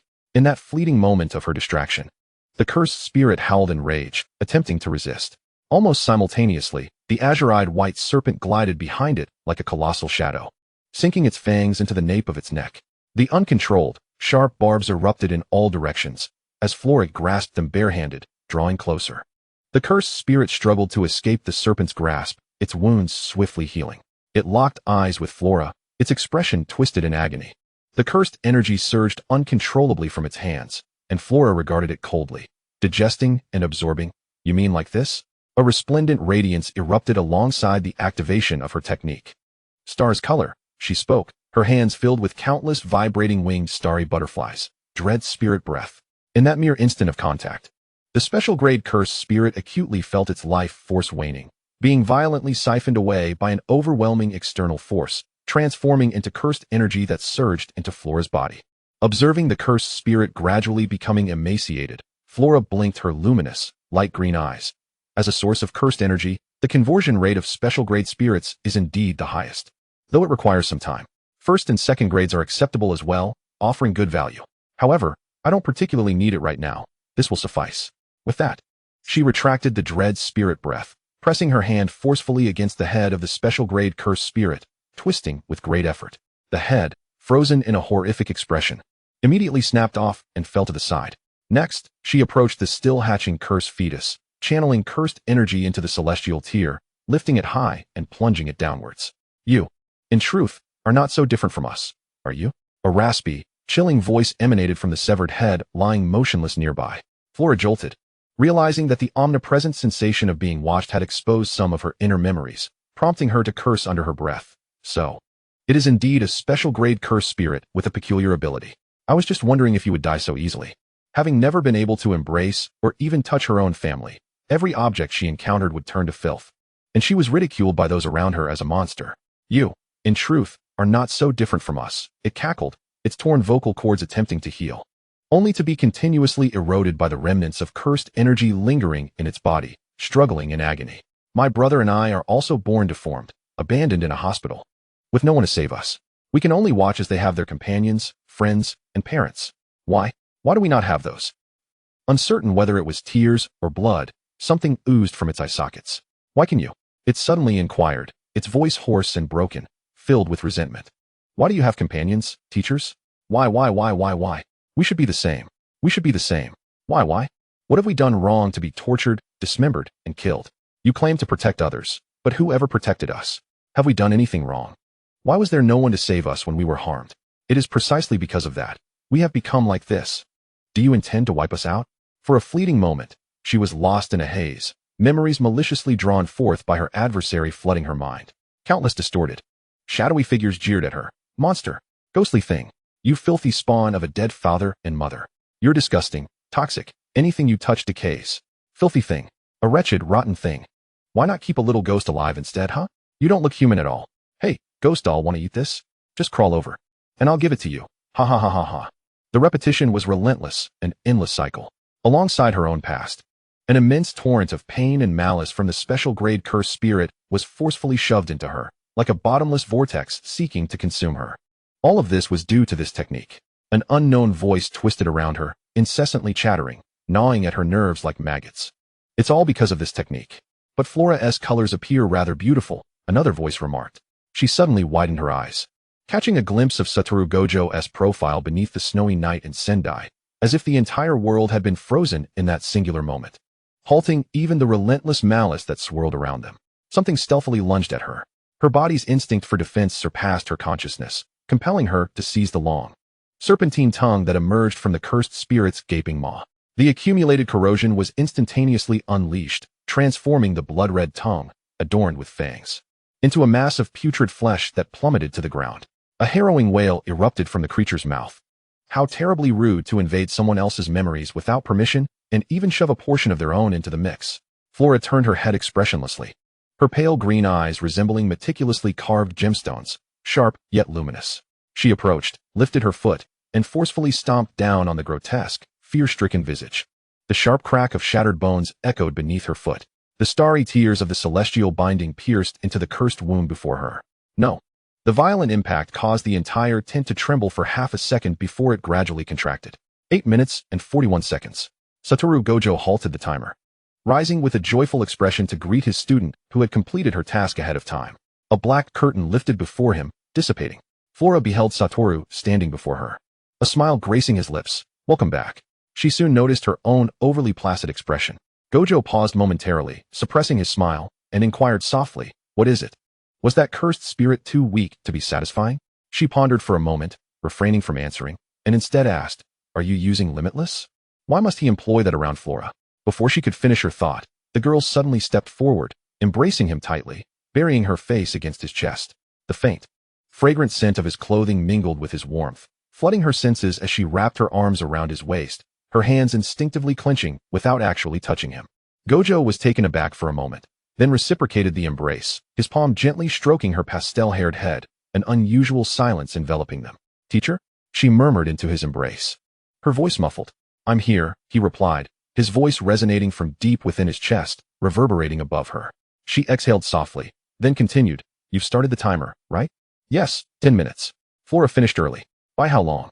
He glanced at the time, 1 minute and 19 seconds. "Then please continue the timer, and call me when it's time," she said, tightening her hold on him. She must have smiled, as she felt the tall figure in her embrace tremble slightly. Then the countdown resounded once more before being paused. She looked up in confusion, sensing the hand resting on her head take the opportunity to ruffle her hair playfully. "It means there's no time limit, allowing Flora the freedom to embrace as she pleases. Isn't that touching?" The exceptionally generous Satoru-sensei of early spring. She paused for a few seconds, then buried her face back into Gojo's chest, finally speaking again after a while. "Teacher, what is it? You remind me of my grandmother. She smelled just as lovely, and holding her was especially warm, and I'm about to start the timer." "How could you say that?" Chapter 14, It Matters. Ultimately, they exceeded the time limit, the main reason being that the countdown hadn't even started. Thus, it couldn't be blamed on her. As she settled back into the car, Flora still rubbed the spot on her forehead where he had playfully flicked her. This incident arose from her chastising the illustrious head of the Gojo family for speaking lightly to his students, retracting the countdown as he pleased. What was wrong with being likened to a grandmother? Suguru Geto was also affectionately called Mama by a throng of cursed spirits, smilingly complying. Wasn't that a superlative leap in generations? The father-son dynamic had morphed into a mother-daughter one, and the thrill lay in the unexpected twist. If the teacher truly grew impatient, there were certainly methods to address it, such as suddenly activating Limitless, right? Before she could finish her thought, he unexpectedly flicked her forehead again. A sharp pain coursed through her, leaving her scalp tingling. Surely, a few strands of hair must have stood on end. She grimaced, covering the sore spot as she looked up, only to find him smirking slightly. "I did suddenly activate it. I can imagine someone being driven to madness right before the teacher's eyes, can't I? Let me think, what did I say to you to that time? It's so annoying to encounter that limitless sensation, isn't it? Because it truly felt utterly bizarre. Once one encountered it, an indescribable sense of strangeness washed over them. Entirely unexplainable. To say it felt like hitting a wall wouldn't suffice. At least if one hit a wall, they would feel pain and instinctively withdraw. But encountering Limitless did not invoke pain. Rather, it was a terrifying sense of stagnation, akin to touching a frozen, interminable quagmire. An unamiable and unviewable horror that emerged from the world of artistry. It was profoundly eerie. "Isn't it still off?" Gojo remarked, returning the paused countdown timer to his pocket. "What happened?" Knowing he was inquiring about her abrupt change in behavior, Flora hesitated for a moment before she could speak. "Let us get in the car first." Along with this, he handed her the gloves he had neatly gathered for her, perhaps due to taking a different route than before. Flora found herself lost in thought, gradually realizing that the road was not crowded. Even with the windows down, they needn't worry about others overhearing their conversation. The springtime scenery of Tokyo flickered past her eyes like dancing lights. Then came the cherry blossoms, an overwhelming cascade of soft pink that, when stirred by the wind, sent a flurry of petals raining down, gently blanketing them in a delicate floral shower. She reached out towards the window to catch them, but abruptly withdrew her hand just before contact, instead opting to capture them with her gaze. After parking the car, Gojo pressed the lock button. "This area is a no-go zone. We'll have to walk." "Where to?" she inquired, rising to exit the vehicle. After working through to noon and completing an urgent task, it's time for a proper meal. The two strolled side by side along the street awash in a shower of cherry blossoms. In no time, Flora's clothes and long hair were adorned with those beautiful, lightweight petals, only to be whisked away by the wind as she walked. "Should I speak now?" Gojo asked. She hesitated for a moment before finally responding. That cursed spirit? No. There should be two. The other is an unhatched cursed womb. They are derived from the deceased twin brothers, and it seems one takes care of the other. Such a stark difference in form, Gojo casually speculated. That likely means they didn't die simultaneously. Perhaps the one that appeared lively and engaged in combat with you perished first, and its corpse was cursed by the other. As for the one still in the womb, it was likely surrounded by countless cursed parasites even when alive, thus resulting in its current state. Does it possess any interesting abilities? Infiltration. It can delve into the hearts of others, specifically targeting unpleasant memories, Flora replied, brushing away the cherry blossoms that clung to her cheek. As the flower rain enveloped her in a beautiful, oil painting-like scene under the gentle spring sun. Traumatic memories. Satoru Gojo effortlessly found more appropriate words, simultaneously inquiring. Did you see it too? She nodded, initially believing that simply severing its head would suffice. However, I must have been ensnared by its probing gaze the moment I entered, which is why I witnessed those visions. But you managed to resolve this matter. So what is it that troubles you? It's not particularly grave, and besides, you would only mock me for it, she replied, contrary to the expected playful banter, such as how could you think that? It would sadden the teacher. He merely let out a clear sigh. She looked up in mild surprise. I mentioned that regardless of what transpires, a teacher will always assist you, didn't I? Satoru reminded her, continuing, and Flora is no longer the newcomer who would be flustered by cursed spirits during missions or lose sleep over minor threats from superiors. In times like these, when she feels down, isn't at the teacher's role to help her find solace? Moreover, Flora possesses a unique ability to absorb the suffering of others and bring them joy, yet she struggles to reveal her own negative emotions. Thus, the teacher worries even more. She gazed at him for a few seconds, then diverted her gaze, finally speaking. Those cursed spirits are a pair of inherently deformed twin brothers. Abandoned by their parents in a hospital, they were tortured, dismembered, and ultimately killed, thus forming the curse. And then I was questioned about why. Despite being similarly rejected and loathed by others, I have teachers and classmates. As she spoke, Flora paused momentarily and softly added, to be honest, I never dared to dream of such a day, if it weren't for your words. She halted for a few seconds, staring straight ahead. There was no need for her to turn her head. The 6 eyes granted Satoru a clear view of her eyes, reflecting countless falling cherry blossoms. A void of emotions concealed her inner worries, her pale green irises frozen like a glassy lake, beautiful yet devoid of life. I might have ended up like the cursed spirit, just as my grandmother spoke of that air from generations past, because of the starry color technique, which re-emerged after centuries, and in a setting where no one understood this power. That generation's heir chose to end their life in an abyss of despair after inadvertently causing the death of their family due to uncontrollable corrosion. Upon hearing her words, Satoru suddenly recalled a question he had pondered when she first enrolled. If the starry color appears at fixed intervals of centuries, why does her family seem so utterly unfamiliar with it? Even rare phenomena like the 6 eyes have detailed records within the Gojo family, yet the starry color, a technique that should be so perilous as to leave a lasting impression, had no records whatsoever. In his quest for answers, Satoru had even dispatched someone to Flora's hometown to investigate, but found not a shred of useful information. He then contemplated the celestial star tear binding adorning her hand, attempting to discern who had crafted this cursed object for the heir of the starry color. Unfortunately, this too yielded no results.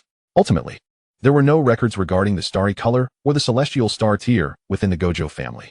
She was born with a technique capable of endangering others, yet grew up completely unaware and unguided. After losing all her family, she could only heed the advice of other sorcerers and venture into this equally unfamiliar land.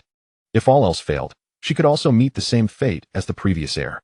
Before entering school, that is how I thought, she continued. But you casually told me it would be all right. You even introduced me to the other students, assuring me that we would have plenty of common topics to discuss. Just as her words trailed off, Satoru reached out and gently ruffled the hair of the girl before him. His voice uncharacteristically soft. Flora has already done remarkably well, both in the past and during the recent mission. She lifted her gaze. I told you before, didn't I? Just focus on doing what you excel at and what lies within your capacity. Flora had always adhered to this principle, and he reiterated it. Her eyes momentarily sparkled before she lowered them again in thought.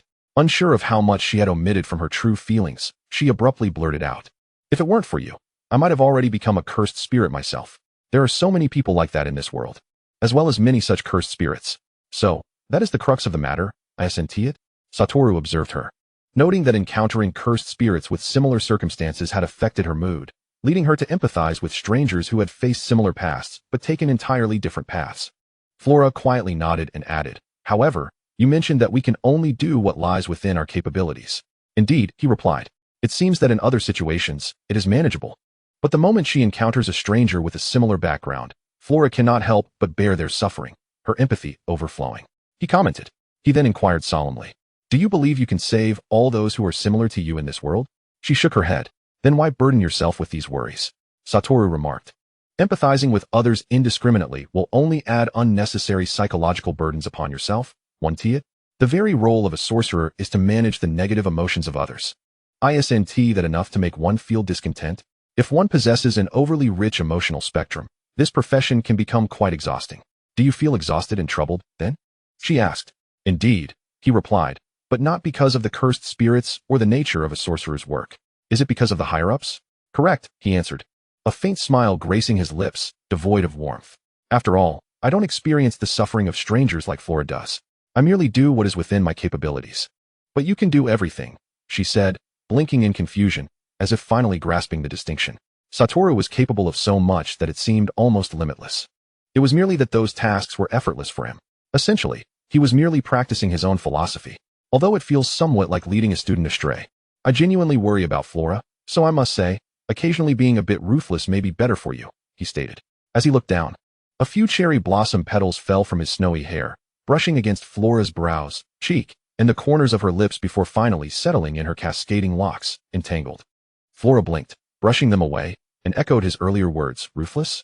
Just think of it from another perspective. Amidst similar experiences, while others may face tragic outcomes, you have thrived. This is your fortune. You only need to remember or take pride in that luck. The suffering of others is unrelated to you. After all, they are not you, and you should not feel compelled to empathize with them to save them. How could one take pride in the suffering of others? She remarked, somewhat helplessly. Due to Flora's propensity for compassion, she requires an opposing extreme emotion to achieve equilibrium. Yu Xiaowu continued, reaching out to pluck the numerous cherry blossoms adorning her head. You have fulfilled your mission, preventing the curse here from continuing to afflict others. Is that not a commendable deed? Why dwell on the origins of curses and the suffering they cause? That seems excessively burdensome. If you continue to ponder, will you not start to muse? Ah, how wonderful it would have been if someone had rescued them from the outset. They would not have transformed into curses? Oh, that expression. Have you already considered this? I must insist you forget it at once. Such thoughts are perilous. Upon finishing his admonition, his hand, which had rested upon his head, moved to pinch her cheek. Flora mumbled, I hadn't thought of that initially. It was only after the cursed spirit mentioned it that I became aware. You can actually take in the words of a cursed spirit. Yu Xiaowu scoffed, his tone sharp. Then why can you not heed my words? What awareness do you possess? Are you still unclear about the source of curses?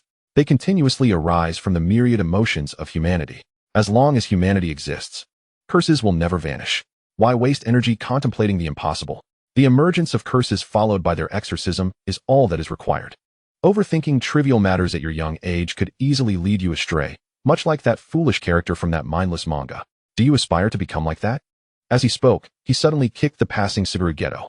The strongest bond of friendship over a decade certainly proved formidable. Never entertain thoughts of what if regarding past events. Yu Xiaowu warned her, tugging at her face. It is utterly futile, except for the risk of burning out your mind. In the future, you will encounter many unfortunate souls transformed into cursed spirits, sharing experiences similar to yours. Do you possess the energy to pray for each one? Protecting the weak is already a daunting task. Do not complicate matters further.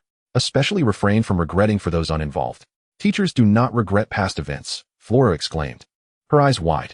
At this juncture, the negative emotions stirred by the cursed spirits had nearly dissipated within her. After all, living in this world entails bearing wounds. And such traumas give rise to monsters.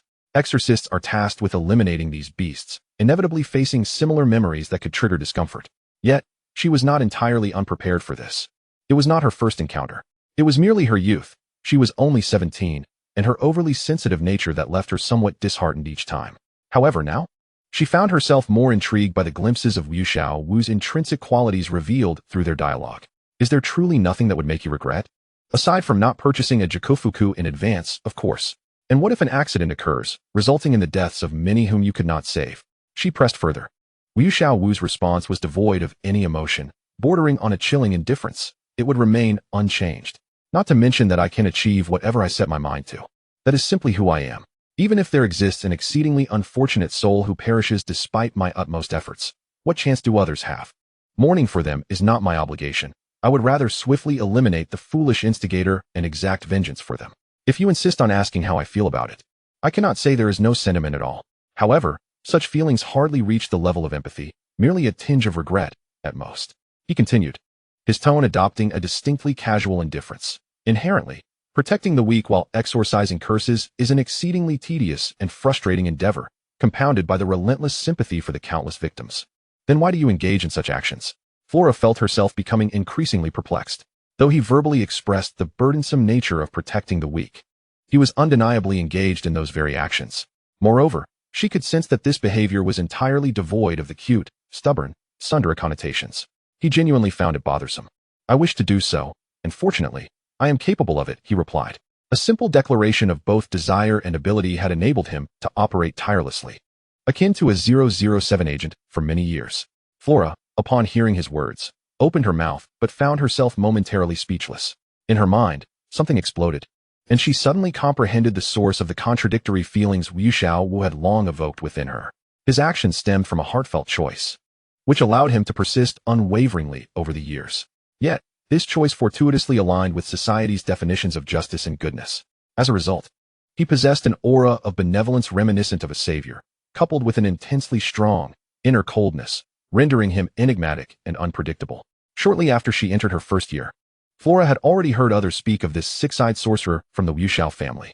He was revered and followed with a blind, almost fanatical devotion by the entire Wu Xiao clan. A unique prodigy beyond compare. He was severed from the rest of humanity by an insurmountable chasm. No one shared experiences similar to his, making it inevitable that few could truly understand him. After all, ordinary individuals often struggle to accept or envision concepts beyond their comprehension, such as Wu Xiaowu. As a person of pure goodness, he detested being constrained by external forces, adhering solely to his own will and convictions. External evaluations and societal rules held no bearing on Wu Xiaowu, nor did they capture his attention. His inner resolve remained unshakable by any external force, embodying a state unimaginable to ordinary humans. It was as if Flora raised her gaze, peering through the myriad drifting cherry blossoms at him, observing his exceptionally pale skin and hair, feeling as though she beheld the sun of winter. At that moment, Wu Xiaowu imparted such an impression upon her. The vast distance between them rendered him so powerful that he seemed entirely removed from this dimension, making it impossible to approach him. Thus, even as he shone with benevolence, protecting each individual, others could scarcely perceive the warmth he emitted. He existed as a cold yet sacred, ineffable presence of a higher dimension. All he did was out of his own volition, without any ulterior motives or external influences. The gratitude and admiration of others were not a necessity for him. While he would certainly appreciate them if offered, their absence would not waver his convictions in the slightest.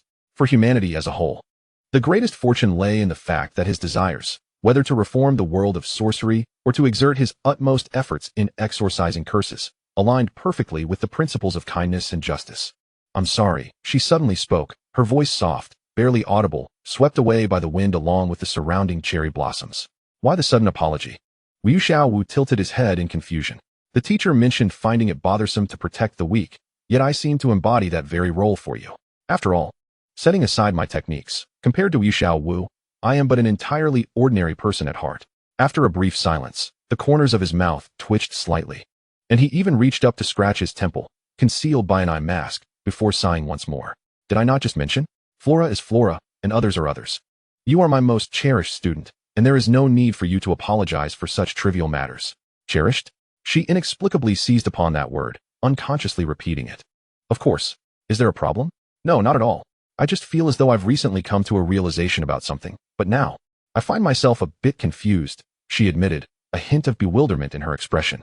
What's there to be confused about? Even though you have graduated, is it difficult to comprehend that you have always been the student I care for the most? My indifference to others does not imply that I disregard the student I have nurtured for over 2 years, one to whom I have dedicated my utmost efforts. Ah, indeed. It must be that cursed influence at play. I knew it. Flora remains unsettled by it. As long as the curse originates from humanity, my students will inevitably be affected by the malevolence of these wretched beings. I see. While he cared little for the opinions of outsiders, or even the general moral compass, his behavior often seemed frivolous and lacking in decorum, yet his inner sense of boundaries was almost ruthlessly firm, a quintessential example of being warm on the outside, yet cold within. His extraordinary nature provided him with ample confidence to be particularly arrogant. However, He was still human, possessing a heartbeat, a pulse, and body heat. Thus, for that exceedingly small circle of individuals he genuinely cared for, Satoru Gojo had always been infinitely indulgent and protective. Thus, despite being the revered child of the Gojo family, accustomed to having his every whim catered to, he remained unfazed by the blatant disrespect from his students, calling them by their names and even addressing them as wretched masked fools with no concern.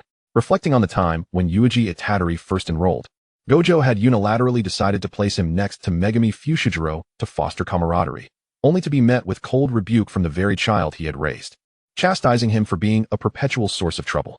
Had anyone else dared to speak to him in such a manner, they would have surely been sent flying to their grandmother's house, unable to witness the scene of the great cat's indignation.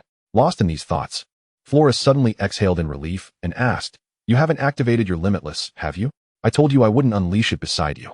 Then she charged forward, delivering a playful headbutt to his chest, only to be restrained by his grip on her neck, rendering her immobile. "Is this satisfactory now?" Gojo inquired, his voice laced with amusement. His fingers brushed against Flora's neck, scattering cherry blossom petals upon her skin, causing a slight tickle.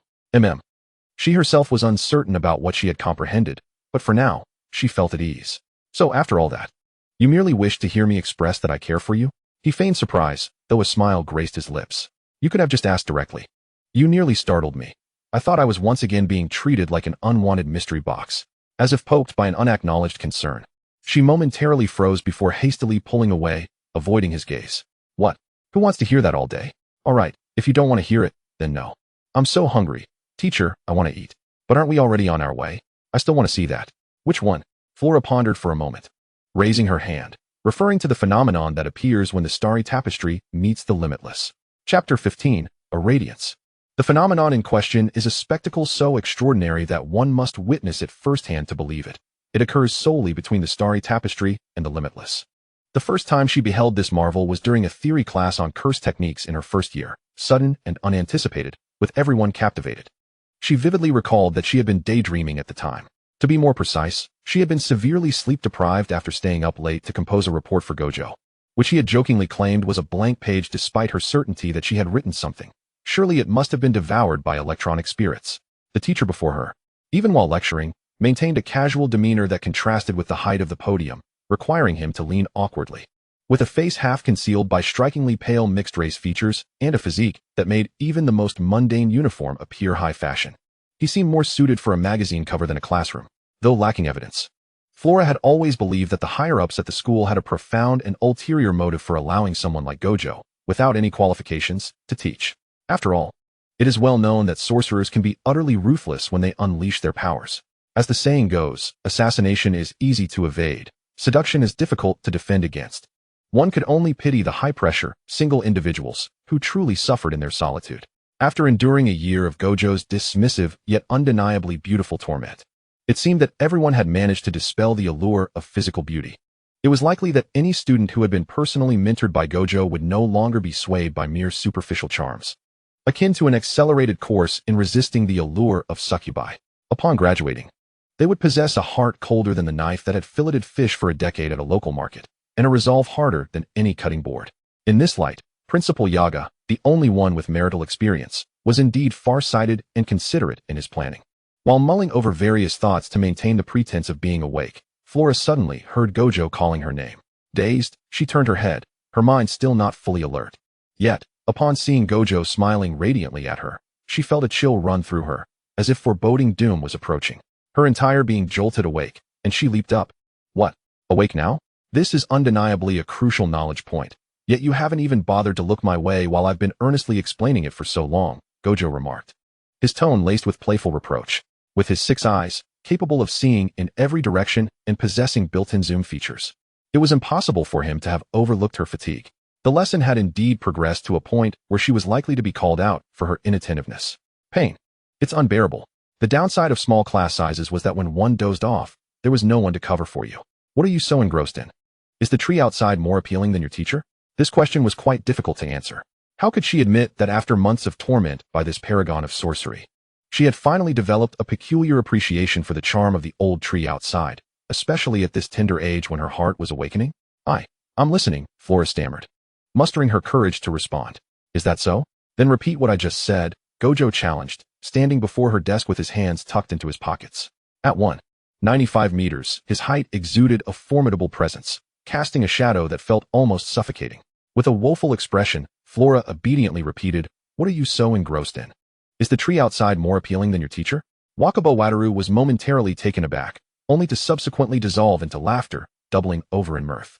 Around him, the likes of Panda, Inamaki Tudge, and Okotsuyuta were equally caught in the throes of laughter, gasping for breath. Maki Zenin, unable to contain herself, scolded amidst her giggles. "You fool." It dawned on her that Wataru's original inquiry was likely about the teaching points he had just mentioned, leaving her momentarily speechless. Her face suffused with a light flush of embarrassment. Fortunately, the thoroughly amused teacher seemed disinclined to hold her lapse of attention against her, reaching out to tousle her soft pink hair before gesturing for her to join in. "Now, pair up. Panda with Tudge, Maki with Yuta. And as for Flora's technique being rather unique, she would accompany me. What are we doing together?" She dared not ask, resigning herself to follow suit. She could hardly recall the specifics of the previous exercise, yet Flora remembered that it had required her to channel cursed energy to interact with the limitless. She removed her gloves, her fingertips shimmering with a nebulous glow reminiscent of stardust, as if dusted with luminescent powder. Wataru extended his hand towards her, simultaneously continuing to instruct the other students. She regarded his hand, bony and significantly larger than hers, its fingers and palm vastly more robust, wondering if he were to slap her suddenly, he could likely imprint her features into a permanent indentation. "Place your hand here," he instructed. Without hesitation, Flora complied, for with the limitless, the starlight would pose no hindrance. It illuminated. As their techniques intertwined, a dazzling brilliance erupted, akin to a cascade of starry sparks and shifting auroras, flooding the entire classroom, enveloping everything in an unparalleled tapestry of beauty. It was Flora's first encounter with such a spectacle, rendering her momentarily speechless, even forgetting to withdraw her hand. The others too were astounded, their expressions frozen in disbelief. "It's like a kaleidoscope," Yuta murmured, wide-eyed. He attempted to reach out to touch the flowing colors, yet his fingers met nothingness. "It does resemble one," Panda concurred. "Salmon," Tudge chimed in, gazing up at the vividly illuminated ceiling. Only Maki, bewildered, inquired, "What is happening? Did you two actually touch?" "Impossible," Panda scratched his chin. Flora merely brushed against the limitless. She didn't truly make contact with Wataru. Teacher Flora stammered, gazing at the equally astonished Wataru, unable to restrain herself from exclaiming, "Your limitless has a disco mode."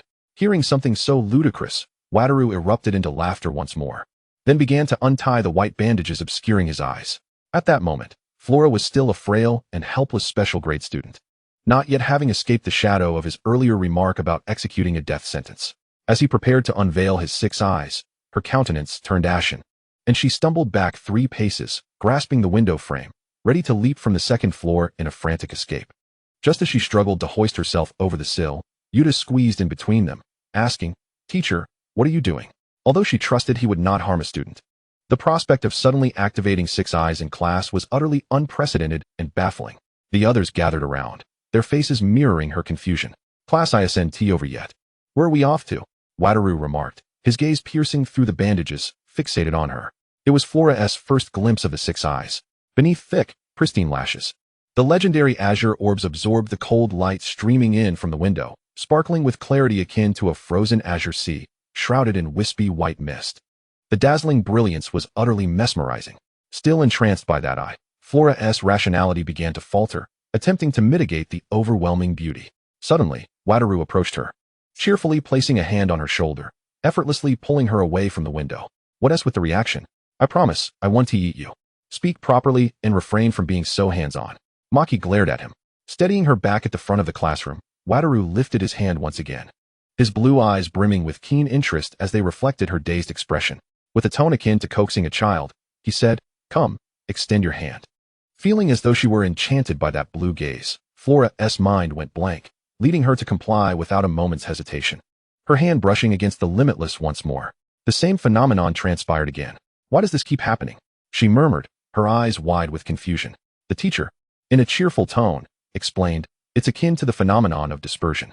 "Dispersion?" she queried, perplexed. The limitless can automatically discern nearby objects, deciding whether to repel or halt them. The starlight, being quite unique, exhibits dispersion effects when repelled, hence this occurrence. It's a state only visible to my 6 eyes under normal circumstances. As I mentioned, Flora's color is quite beautiful. So, In his eyes, she appeared thus. With this realization, she reflected on her earlier propensity to doze off in class. It was indeed rather conspicuous. Now, gazing at the resplendent colors that suffused the air around her, Flora paused in quiet contemplation, retracting her hand and watching the slowly dissipating starlight, remaining silent for some time. The spring cherry blossom rain continued to fall in Tokyo. The following weekend, she ventured to the library with her laptop to write reports, not only her own but also Wataru's, a thought that brought her a twinge of anguish. Thankfully, Suguru-sensei never imposed such burdens on her, allowing her to escape unscathed. Accompanying her was Yuta. The two had just returned from a business trip abroad. Naturally burdened with several overdue reports to complete, they had arranged to meet at the dormitory entrance. Upon spotting her, Yuta habitually approached to help carry her laptop bag. Listening as Flora mentioned the new task Wataru had alluded to. Huh, a producer for an otome game? Yuta expressed surprise. When did that happen? She shook her head. I'm not sure. The teacher merely mentioned it, saying it would commence soon. Should you agree to it? He inquired. She nodded. We can't let the game devolve into chaos like that manga, ruining everyone's image, right? The higher-ups seem to feel the same. I see. However, I'm more concerned about another issue. What issue? You Haven T played an otome game, have you? Sigh. No need to ask. Of course, I Haven T. Well, not entirely devoid of exposure. Flora exclaimed, astonished at his unexpected interest. It was an accident, he replied with a sheepish smile. I was bored waiting at the airport, so I casually picked up a game, not really paying attention to the description or category. It was only after nearly half an hour that I realized I had unwittingly chosen an otome game. Although, did you not find anything amiss along the way? She was even more astonished. He pondered for a moment before replying, perhaps. Yet, I assumed it was merely an introduction to a protagonist with a unique identity, which incited the surrounding men to seek her demise. I was quite alert, already devising plans for how to retaliate against each of them. Flora, her silence was deafening.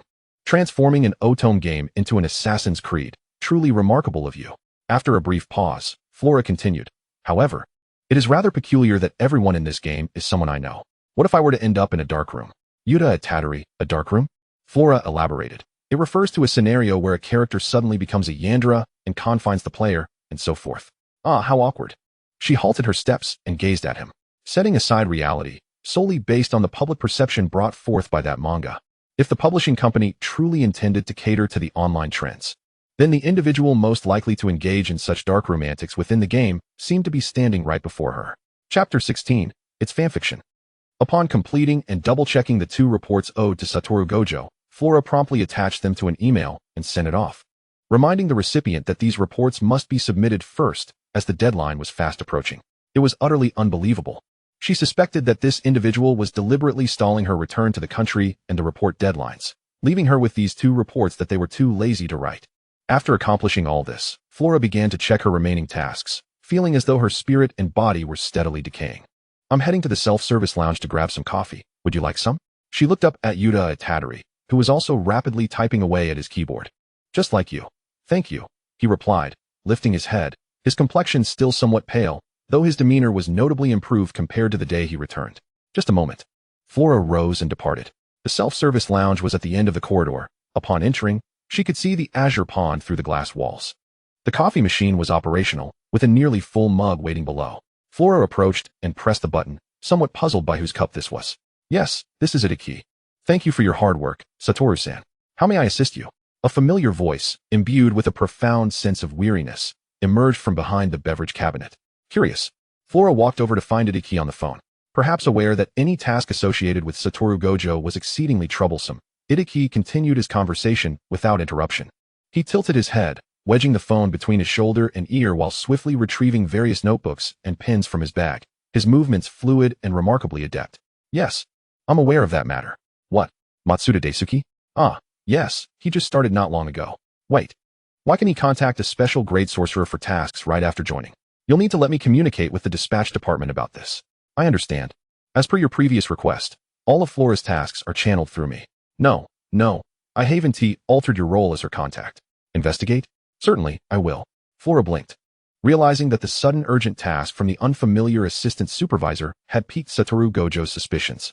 Although the task itself bore no anomalies, he was not inclined to let it slide. Observing Itiki jotting something down in his notebook, she contemplated for a moment before turning back to fetch the cup of coffee and placing it on the table beside him. Meeting his astonished gaze, she smiled and silently mouthed a grateful expression. Itaki smiled back appreciatively, continuing to respond to Satoru Gojo. The contact information for that window? I'll need to look it up. Can I get back to you shortly? Alright, and no, I don't recall any convenience store being there. Even if there is.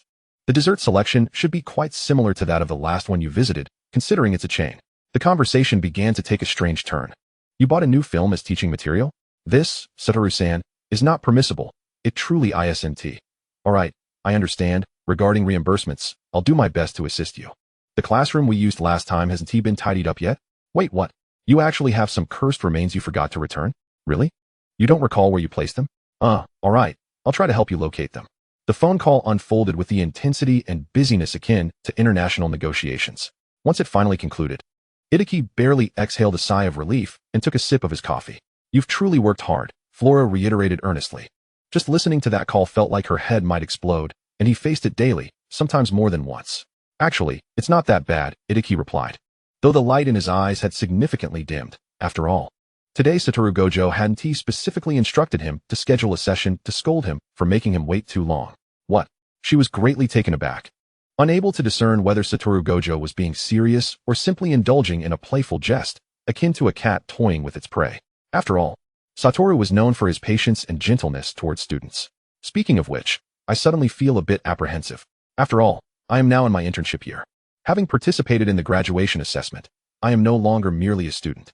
If I were to be scolded, could I come to you to vent? She smiled, hoping to bring him some comfort. However, unexpectedly, Itaki looked up at her and, adjusting his glasses, cautiously replied, No. I believe that even if Flora is no longer a student, such an occurrence would not befall you. She paused, quickly realizing that he was implying both she and Satoru Gojo were special grades, and their frequency of undertaking tasks would only increase, leaving no time for reprimands. Indeed, as Itaki had stated, Satoru Gojo was exceptionally gentle with students and had never scolded anyone, naturally.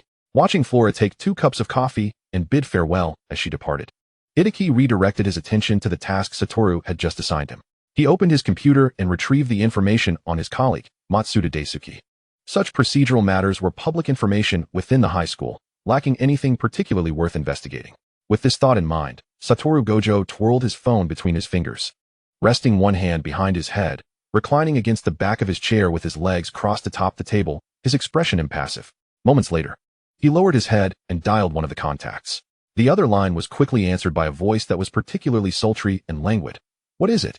Help me look up a person, Satoru Gojo stated, his tone notably straightforward, the assistant supervisor Matsuda Daisuke. Oh, what has he done to offend you? The woman asked with keen interest. Isn't it unlike Miss May to inquire so much? It's better to get straight to the point, he replied, tossing several sugar cubes into his coffee cup. I see. It appears to be related to that child again. It's been over 2 years. You seem to have spent quite a bit on her through me alone. There is no need for Miss May to worry about this matter. Just provide me with the price and the information. A light and enchanting laughter echoed from the other end, followed by an agreeable response. Understood. With that, the call was abruptly ended. Shortly thereafter, the person who entered after knocking was Geto. He appeared to have just returned from a mission, still holding his removed high school teacher's coat, clad in only a crisp white shirt. His shoulder-length black hair fell slightly disheveled over his shoulders, the tips brushing against the snug collar and his subtly moving throat. Wakaba had surmised correctly. Suguru placed the souvenirs he had brought on his friend's desk and strolled toward the window, a place marked with traces of other sorcerers' activities, including those within. However, since you did not witness it firsthand, it must have occurred after your departure, possibly during the night. It seems someone specifically went to check after you left. Which one? Wataru Fushijiro leaned down, momentarily distracted by another thought, which hindered his immediate reaction to Suguru's words. He recalled the mission site where Flora had been summoned unexpectedly the day before. Suguru raised his gaze to meet his. Wasn't it you who asked me to check in on her while I was passing by? All right. He nodded, devoid of emotion, articulating another thought that had just surfaced in his mind. It resembled the peculiar circumstances surrounding Yuji and his friends being unexpectedly assigned a special grade mission. Traces of other sorcerers had also emerged later. So do you believe these 2 incidents are connected? Suguru pondered, giving the impression that they had not abandoned their surveillance of Flora due to the appearance of the vessel for Sukuna. But for what purpose? Even in the case of someone as rare and high-risk as Yuta Okotsu, the higher-ups had long ceased their scrutiny of him, treating him merely as a regular sorcerer. Geto. What? If your intention is to target Flora, why orchestrate a special grade mission for her right after her return? Of course, it's for. He hesitated mid-sentence, rubbing his brow, and regarded him with a half-smile. Don't tell me you think I share the same line of thinking as those old fogies? That's not the case. I merely wanted to gauge how your thoughts differ from mine. It's a test, Suguru replied. In the past, whenever Wataru was too busy to pay attention, they would deliberately send her overseas for training alongside Yuta. Perhaps the higher-ups are still uncertain about her current capabilities. Once they ascertain that, they can proceed to the next step. He continued, easily perceiving the sudden chill in Wataru's tone. Suguru paused for a moment. It seems Wataru is no longer as concerned about the reasons as he once was. What do you mean? I mean the higher-ups' reasons for monitoring Flora. Wasn't Wataru particularly fixated on this matter 2 years ago? I'm still quite curious about it. Wataru responded with a nonchalant "oh." Scratching the brow beneath his eye mask, I'm too busy. Besides, sometimes I think it's more convenient to directly deal with the source of the problems, isn't it? Suguru silently regarded him for a while before shifting the topic back to casual conversation. Eventually, he stood and patted Wataru's shoulder. I have some matters to attend to, so I shall take my leave. With that, he exited Wataru's office. As he passed by the grass in front of the library, he noticed the first-year students, along with Flora and Yuta Okotsu, gathered together, seemingly engaged in discussion. Due to their positioning, the children had not noticed him. Just as Suguru intended to call out to them, he suddenly overheard Flora saying, "So you understand now? That's a classic scene involving teacher Wataru. It's impossible for it not to appear in the game. Otherwise, Mappa wouldn't have deliberately employed a close-up technique akin to pulling down pants to slow-mo the moment when the teacher removes his eye mask. What classic scene? What game? Pulling down what pants?" Suguru halted, puzzled, realizing he had likely stumbled upon something rather unsavory.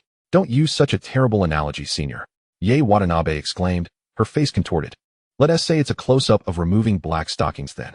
Flora, unfazed, continued in a calm, objective tone. "Anyway, teacher Wataru has quite a few dream boys.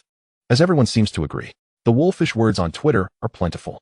The production team is well-versed in public XP, so every action is meticulously designed." Having grown accustomed to his partner's myriad of quirky ideas, Yuta Okotsu accepted this information well, even chuckling at the absurdity. Megami Fushiguro inhaled deeply. Yuji Itadori, on the other hand, appeared to have grasped something exceeding age-appropriate content, asking, "What exactly is a teacher's dream boy?" She hesitated, her delayed sense of responsibility as a senior making her feel that some things were better left shrouded in ambiguity. That's not important. However, she underestimated the diligent curiosity of the little angel, who had already begun to take out his phone to learn more. "Senior, your range of interests is too broad. I had no idea that guy had such a fan base. This is a matter of priorities and specialization. After all, I absolutely keep my distance from such things as Wataru's dream boys. I'm afraid that if I look into it, I might end up in hell." "That was purely an accident," Yae Watanabe exclaimed, recalling it with a headache. "Who told that short story to be titled Fierce Battle? It is indeed a fierce battle. I thought it was just some ordinary JK reincarnating into a world of defeating the strongest combinations in a Mary Sue narrative. I was so curious, and then..." Before she could tend to Megami, who looked as though his entire brain had been contaminated, Flora casually asked, "Did you see the fierce battle?" Yae Watanabe was at her wit's end. Megami looked equally overwhelmed. At this point, Flora was genuinely shocked. There really is one. They went too far. How many of Sukuna's fingers did they consume to end up like this? No sooner had she finished speaking than Yuji reflexively slapped his own face twice, his pupils shaking. "It's nothing. It's just that I searched for teacher Wataru's dream boys and then heard about this fierce battle. I am not so sure if I can control myself now." "You must control yourself," the others shouted in unison. Suguru Geto completely dropped his hands, taking a step back, his expression twitching. At that moment, Flora finally noticed him. "Teacher Suguru?" Chapter 17. It's a reminder. As a character in a manga who suffered from insufficient screen time and an untimely exit, ironically preserving his basic persona as the suffering summer representative, the warm-hearted ex-husband, Suguru Geto had always made an effort to feign ignorance of this manga. While it is true that adults live with their traumas, the portrayal of his character in this manga, alongside the initial movie plot, seemed intent on directly leading to his demise.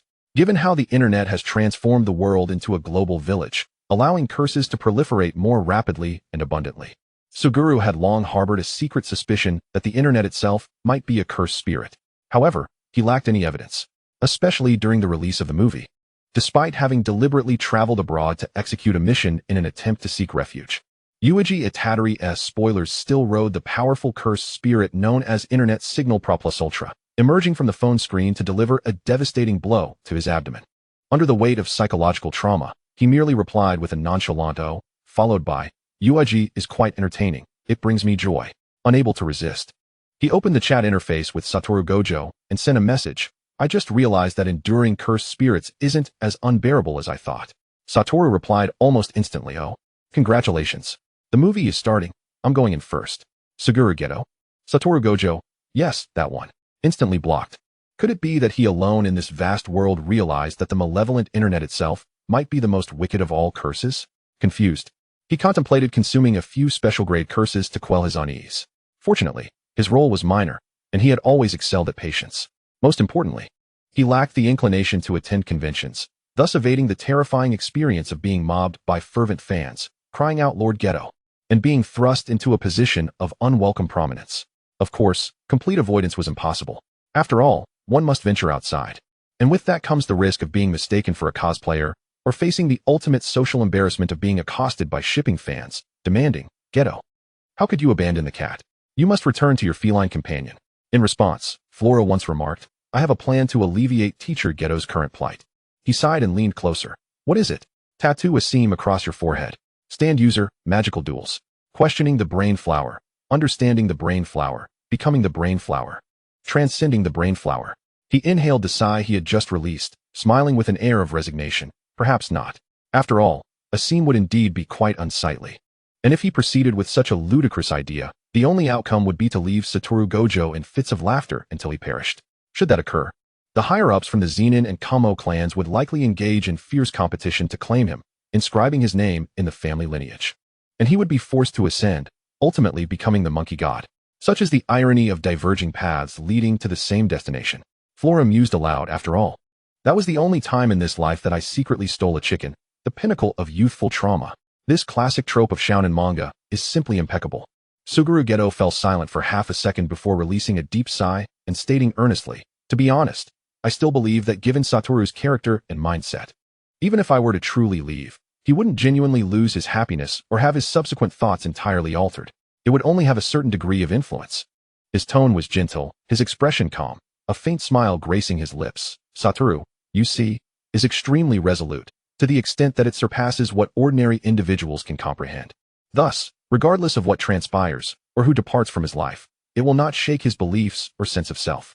He drives this sorcery world towards the direction he desires, akin to how time propels all things towards their destined paths. Nothing can impede that. However, what he cherishes is indeed a precious and uniquely soft aspect, granting others the illusion of being able to influence him. Yet, that is merely influence. Just as a sudden downpour may damage a forest on a mountain, but cannot touch the immovable mountain itself, his transformation still adheres to his true self, a portion he willingly embraces. Flora continued, you mean to convey this, correct? She understood Satoru well. After all, he was her most cherished student. Suguru Geto chuckled softly, giving her shoulder a gentle pat before quickly retracting his hand into his pocket, his movements restrained. Then, shifting the subject, he inquired gravely, so, what is this Otome game about? Flora took less than 3 minutes to explain it to him. During this time, she carefully observed Suguru's expression, refraining from mentioning the previous conversation with Satoru regarding their mutual friends joyfully stealing from each other. She was uncertain of his reaction.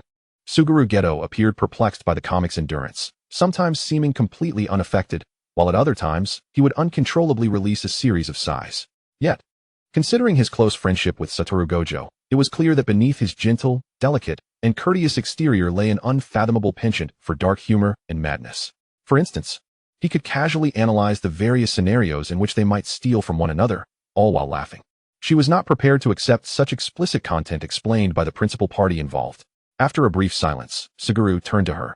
Is this truly acceptable? What? She asked. Even if it is just a game, they are still people we know. Wouldn't it create a lot of pressure?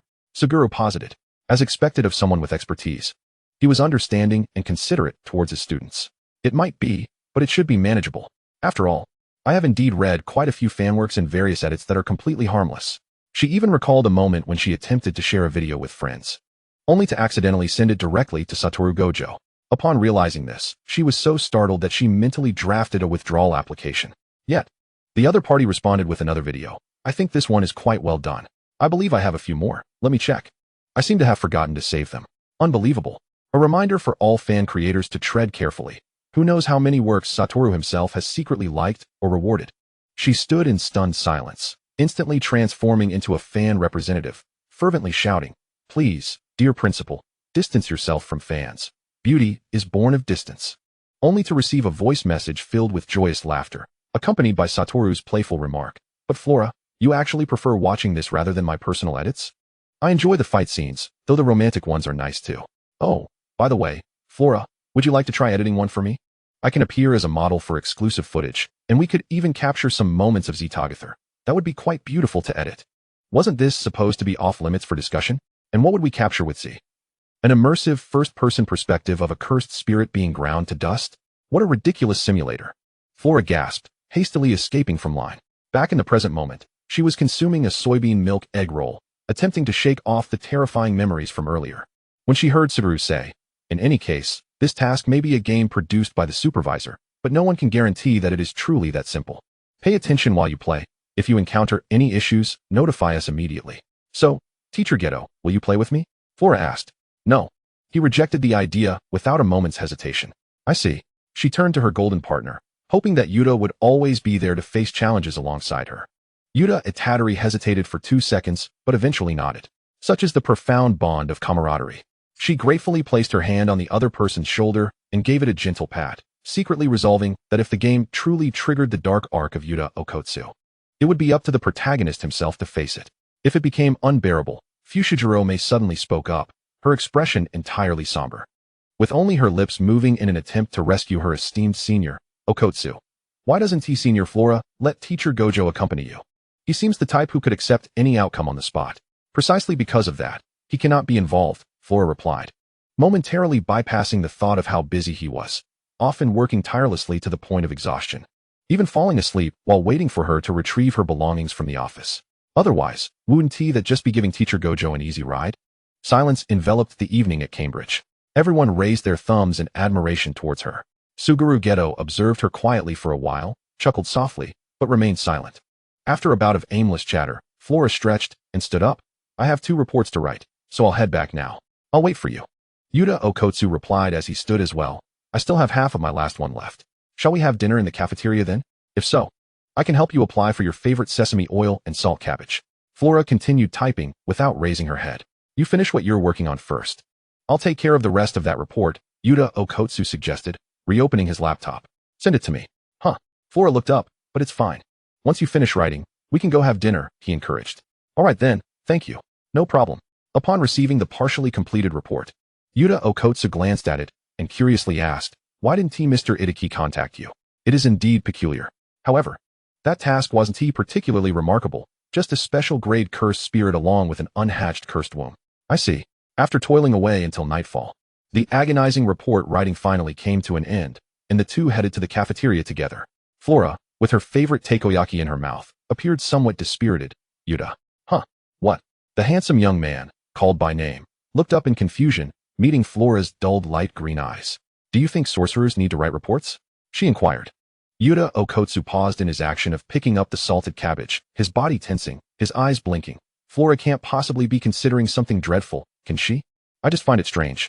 You see, nobody enjoys writing reports. It's bothersome to even mention it. Yet, there hasn't been a cursed spirit that screams about wanting to kill the inventor of reports. If it's because sorcerers can control their emotions, then why haven't any cursed spirits emerged that specifically target reports? If such a spirit existed, I would willingly offer my special grade title to have it teach the higher-ups a lesson." Yuta Okotsu couldn't help but laugh at her words, casually remarking, "Listening to Flora is truly delightful." She sighed as she sipped her soup. "I'm serious. There are no useful cursed spirits.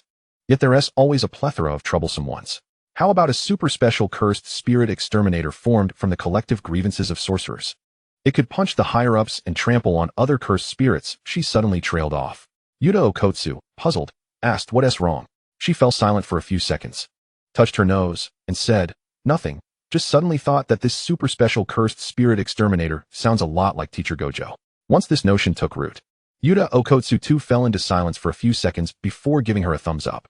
Chapter 18, A Good Name.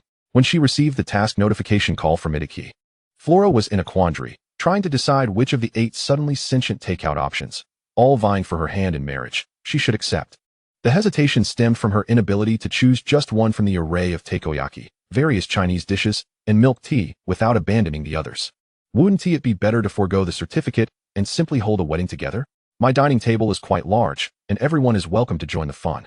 Besides, there are exactly 9 of us, symbolizing everlasting companionship.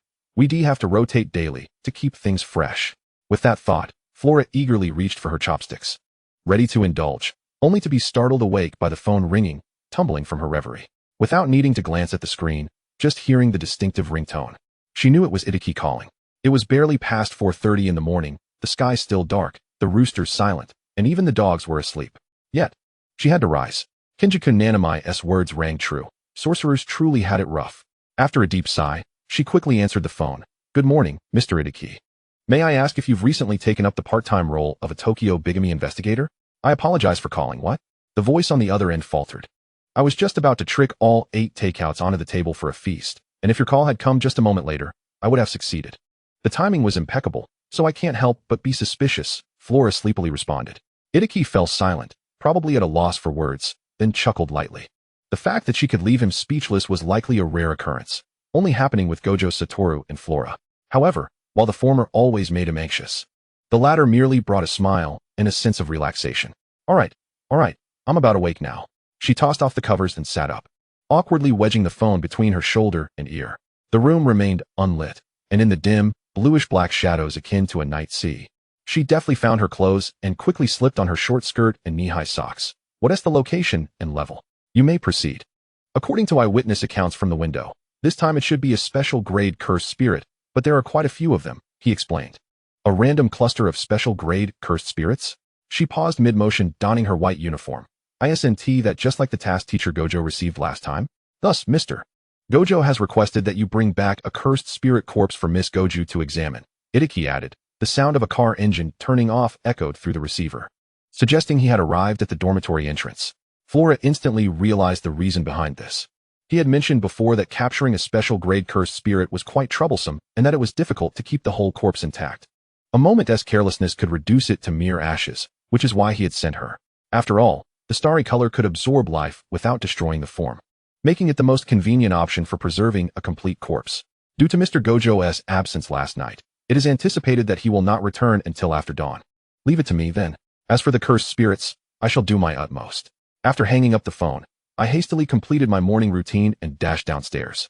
Sliding into the car driven by Itaki, I paid no heed to their destination. Instead, I reclined against the passenger seat, eyes closed, attempting to seize every moment of rest. Owing to the peculiar nature of starry radiance, while expending cursed energy to exorcise the spirits, I could simultaneously replenish my own energy by absorbing the life force of cursed spirits or any other living entities, achieving a state reminiscent of the perpetual energy configuration possessed by Yuta Okotsu and Satoru Gojo.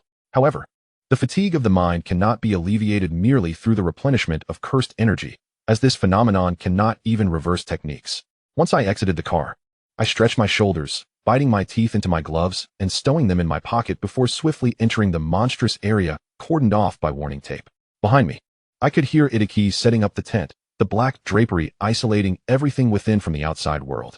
My bracelet talisman transformed into a vibrant azure and white serpent, awakening and swiftly gliding along my arm, shoulder, waist, and down my long legs until it reached the ground, driven by cursed energy, morphing into a python of considerable size. Its sharp, triangular white head gently rested on my shoulder, its azure eyes gleaming, while its deep purple tongue flicked across my cheek. Grasping the spiked weapon formed from the tears of the azure star, I turned my head to nuzzle against the white serpent, saying, "Let us keep the one you find pleasing in its entirety." The azure serpent's gaze swept across the emerging first-level cursed spirits, its mouth revealing its sharp, pearly fangs. Cursed energy transformed into a cascade of shimmering butterflies that suddenly took flight. The girl clad in white and black leaped forward, evading the initial attack from a nearby cursed spirit. Utilizing her agile and supple physique, she spun in midair, landing deftly on the head of the cursed spirit to gain leverage for another leap, turning back to shatter the bones of the creature. 2 cursed spirits, believing they had found an opening, were met with an overwhelming wave of debilitating weakness as soon as they touched her.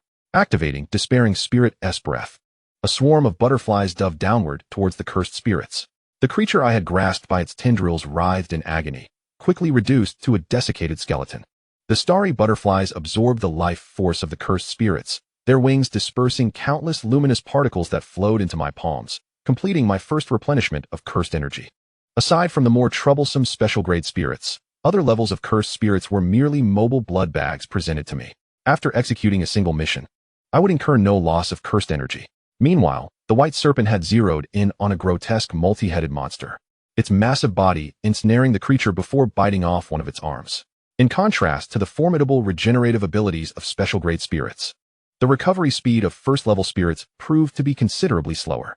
A glance at the battle affirmed that my intervention was unnecessary, allowing me to focus entirely on the other spirits. Abruptly unleashing cursed energy into the tears of the Azure Star, combined with the effects of starry radiance, I reaped the lives of these first-level spirits with abandon. Pools of icy, purplish-black blood splattered around me, deftly intercepted by the surrounding swarm of butterflies. The final spirit caught my attention as I turned my light green eyes toward the one still struggling for survival, not far away. The consumption and replenishment of cursed energy reached a dynamic equilibrium. I no longer required the life of this spirit, thus I opted to end it with dissolution. Upon contact, starry radiance swiftly devoured the body of the cursed spirit. I watched quietly as it twisted and convulsed before me, ultimately collapsing into a heap of decayed flesh and blood, allowing me to breathe a sigh of relief as I retrieved my gloves and donned them once more. The white serpent swam forward, discarding the wounded spirit at my feet, which I stepped on to immobilize. I gently patted the approaching white serpent, extending my hand to revert it to a bracelet form and wear it again. With all the cursed spirits exorcised, the tent was subsequently taken down, revealing the tranquil deep blue of the sky above. Upon returning to the Jujutsu High, I did not head straight back, but accompanied Itiki to deliver the spirit's corpse to Mahito's dissection room.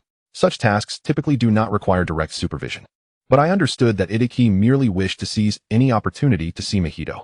Observing Itiki's face, weary yet unable to conceal his joy, I couldn't help but feel a pang of sympathy.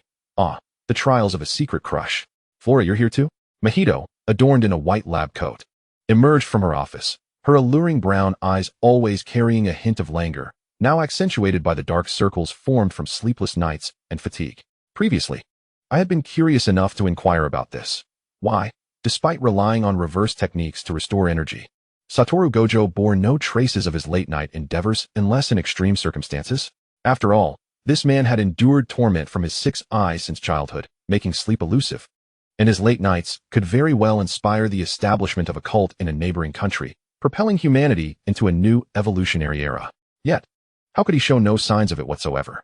It was baffling that, not only did he lack dark circles, but his skin remained smooth and refined. His lips naturally tinted with a rosy hue. His visage retained such youthful vibrancy that, even at 28, on the cusp of becoming a grand sorcerer, he could seamlessly blend in with a crowd of students without arousing suspicion. How could he achieve such a feat?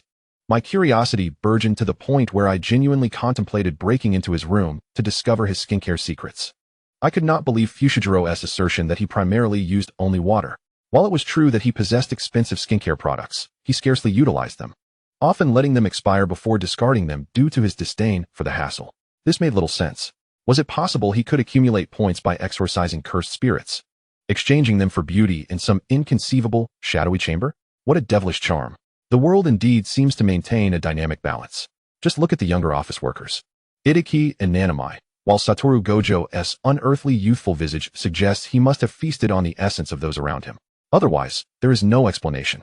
After all, even someone as adept with reverse techniques as Yuta Okotsu occasionally bears the pallor of sleepless nights.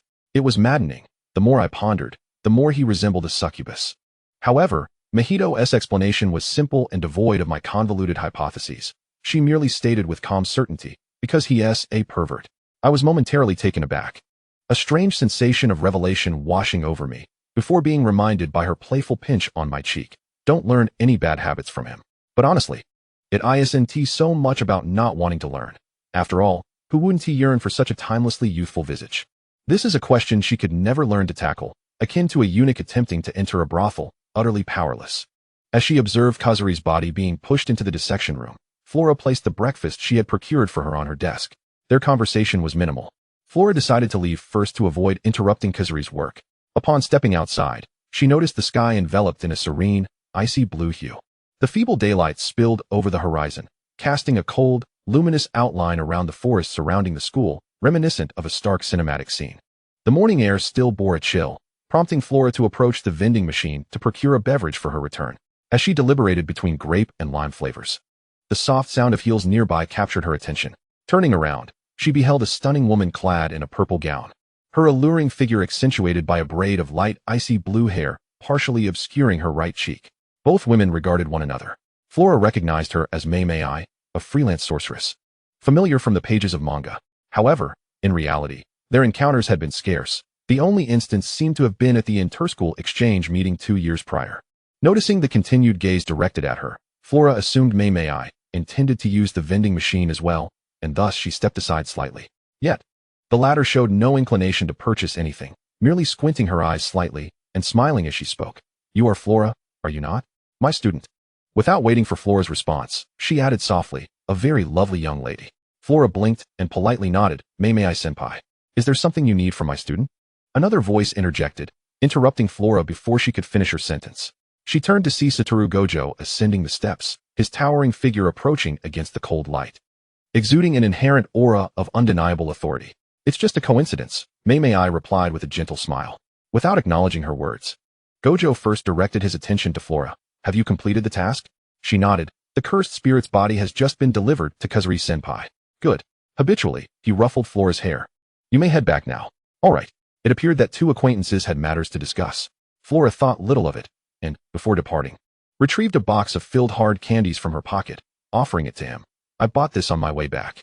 I saw you eating it last time. Goodbye, teacher." With that, she took her leave.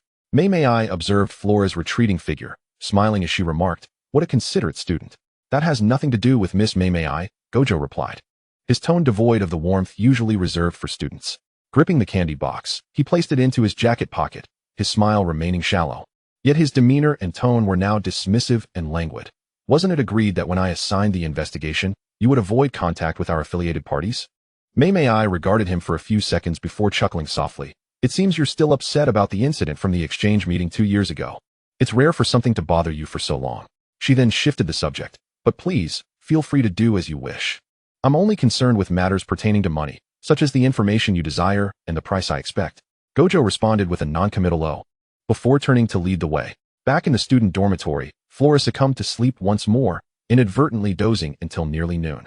After lunch, she was engrossed in catching up on a series on her computer when her phone suddenly chimed with a new message notification.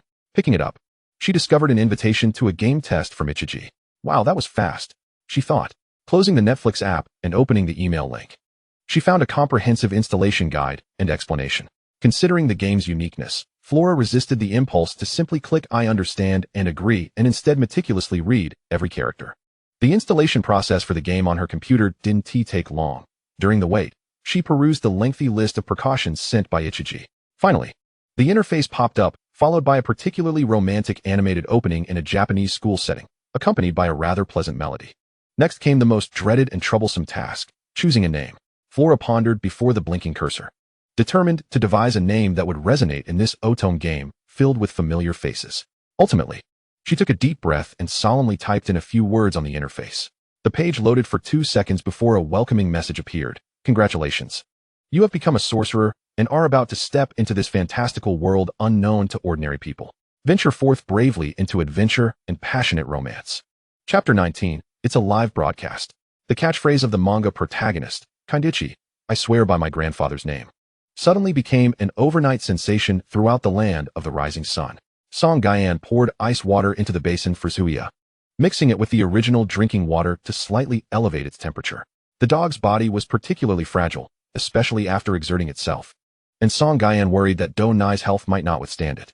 "No, the master said we must wait until both of us break through to the celestial stage before we can do that," Ruimen said, blushing in a fluster.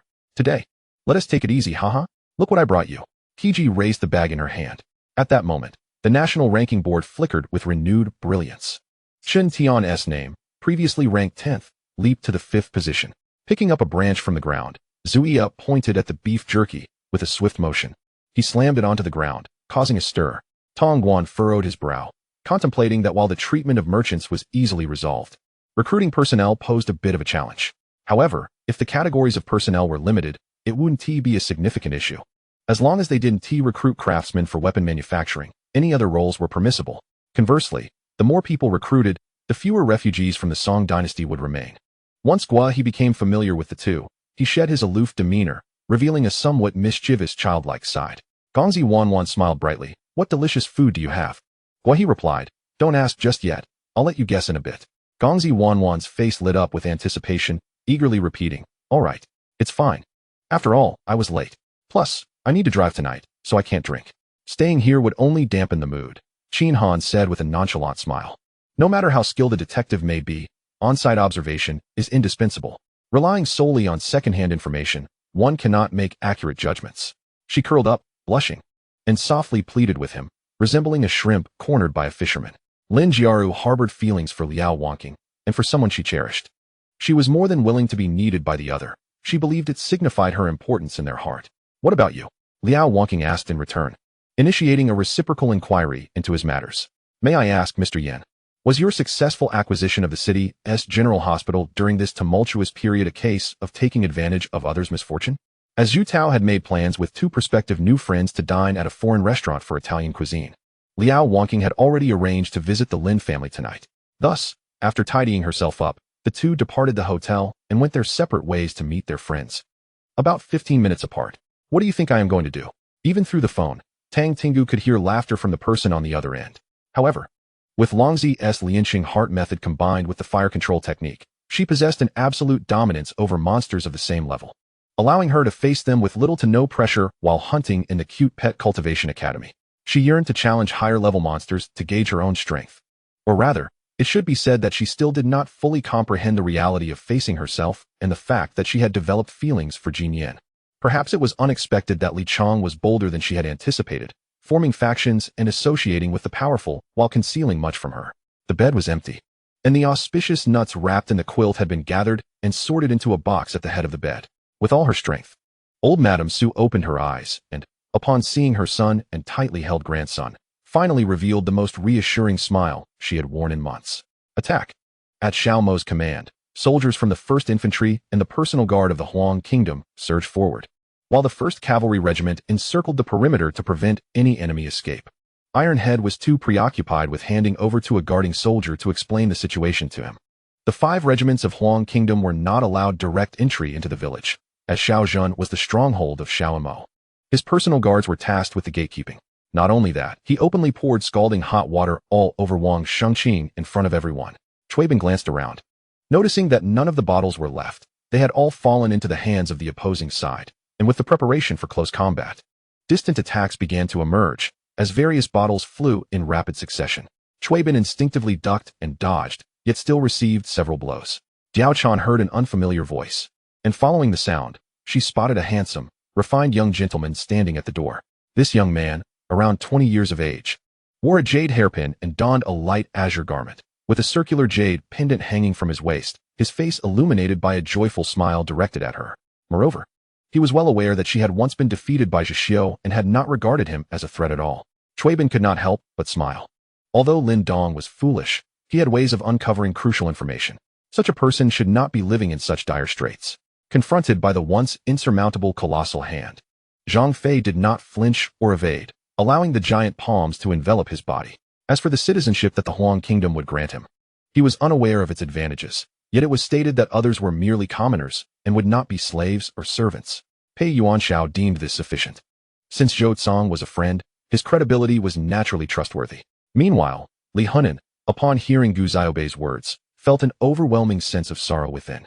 This was the advantage of youth, fearlessness, armed only with courage, always seeing hope regardless of the obstacles, for being young meant an infinite array of possibilities for the future, propelling her forward. Had it not been for Sima Hui abruptly shattering their leisurely lives, Wei Ying would not have resolved to take action. Chapter 20. The Crushing Situation. Yet, observing Fu Moiwan's expression, she dared not admit she had not understood, merely nodding silently, pretending she comprehended. Firstly, Yuan Shi's assault was too swift for him to avoid. And secondly, he was pinned down by the heavenly primordial Linglong Tower, rendering him utterly immobile. Indeed, Zhao Liang understood that what Dr. Tang said was not necessarily incorrect, nor were the words of other doctors always sincere.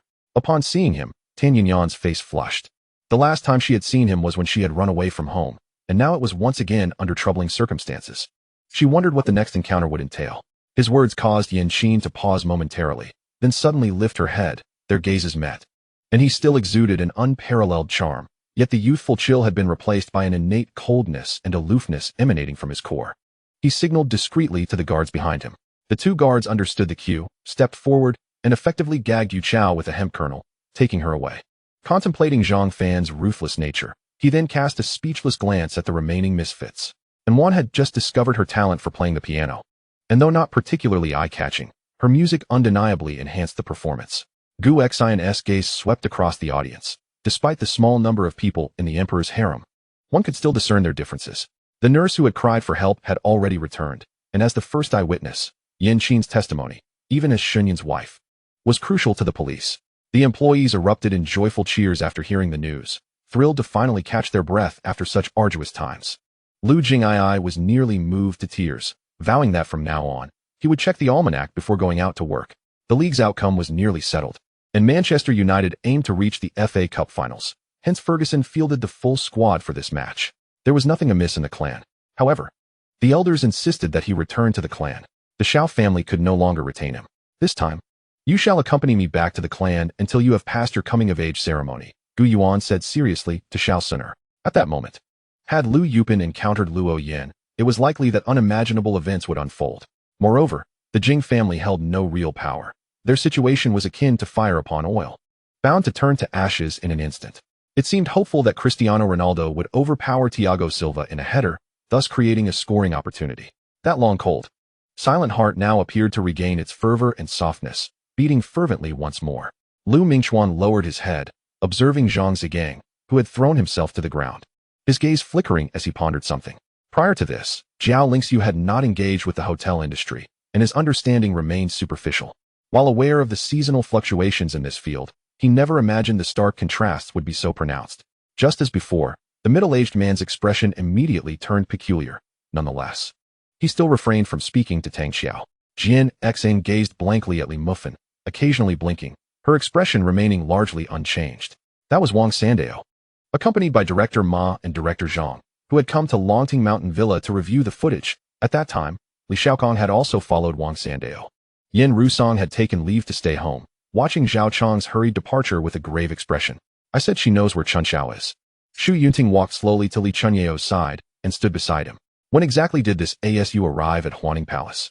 It seemed she had even relied on him for several years. The consort had dismissed everyone and sat alone in a chair, striving to recall anything related to ASU in her memory, attempting to uncover the connection between him and the third prince.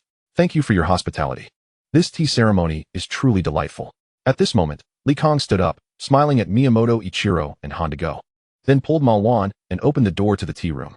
Initially, they believed they could resolve the issues entirely, but after encountering so many circumstances, they truly realized that many problems were beyond their control, regardless of whether they wished to believe it. Although the officials of the Great Liang did not worship the heavenly longevity, they still felt a chill down their spines upon witnessing this bizarre scene. Bang! The Eastern shinobi struck a powerful blow to Li Xiaoxian's chest, causing his body to crash heavily to the ground. By afternoon, Qin Yun commanded the generals to take turns resting while he, accompanied by Yuan King Ai, Li Mu Bai, Yuan Baiao, and several dozen attendants, rode out to patrol the capital city. One cannot help but wonder what benefits the crown prince promised them as they marched toward Shuntian at this very moment. Were it not for such promises, why would the crown prince alone cause me such distress? Many contenders chose to rest here, refusing to hastily traverse the arid desert before them. Just as the head of the Qi family finished speaking, the chaotic cries of Chu Yuan outside compelled him to fly back into the dark cave, where he once again attempted to crush Yu Ning and Kuang Yin. The language used was shockingly crude, especially when Lin Jinglong boasted that the blood flowing through him was that of the Lin family. Huh, Qin Yu scoffed repeatedly. He was never one to embody the virtues of a saint, so why would he care about such trivialities?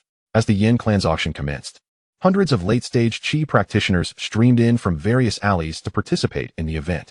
Such a scene was not uncommon in Tianyan City. Yet it was a first for Hong Yun Fong, prompting many lone cultivators to gather nearby, captivated by the spectacle. Chapter 21, The Star Butterfly Sea. He appeared less as a cunning mastermind capable of appending the world, and more like a wandering poet, adrift like a rootless water plant, lost in thought and melancholy. Drifting languidly with fate, indifferent to worldly affairs, content to observe from afar. Despite knowing he was not truly so, longing could not shake this peculiar impression of him.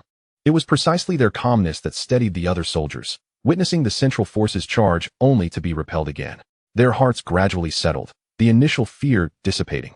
As they began to follow their commander's orders, firing their weapons and tossing grenades from the trenches. You've gotten lucky this time, Zhang Kong thought bitterly. Having just vowed in his heart that he would ensure Gru Gadang, that scoundrel, spent some time in the hospital recovering. Senior, as a newcomer, could you kindly enlighten me on what lies beneath Swordscar Cliff? Xia Yang inquired, his face bold with curiosity.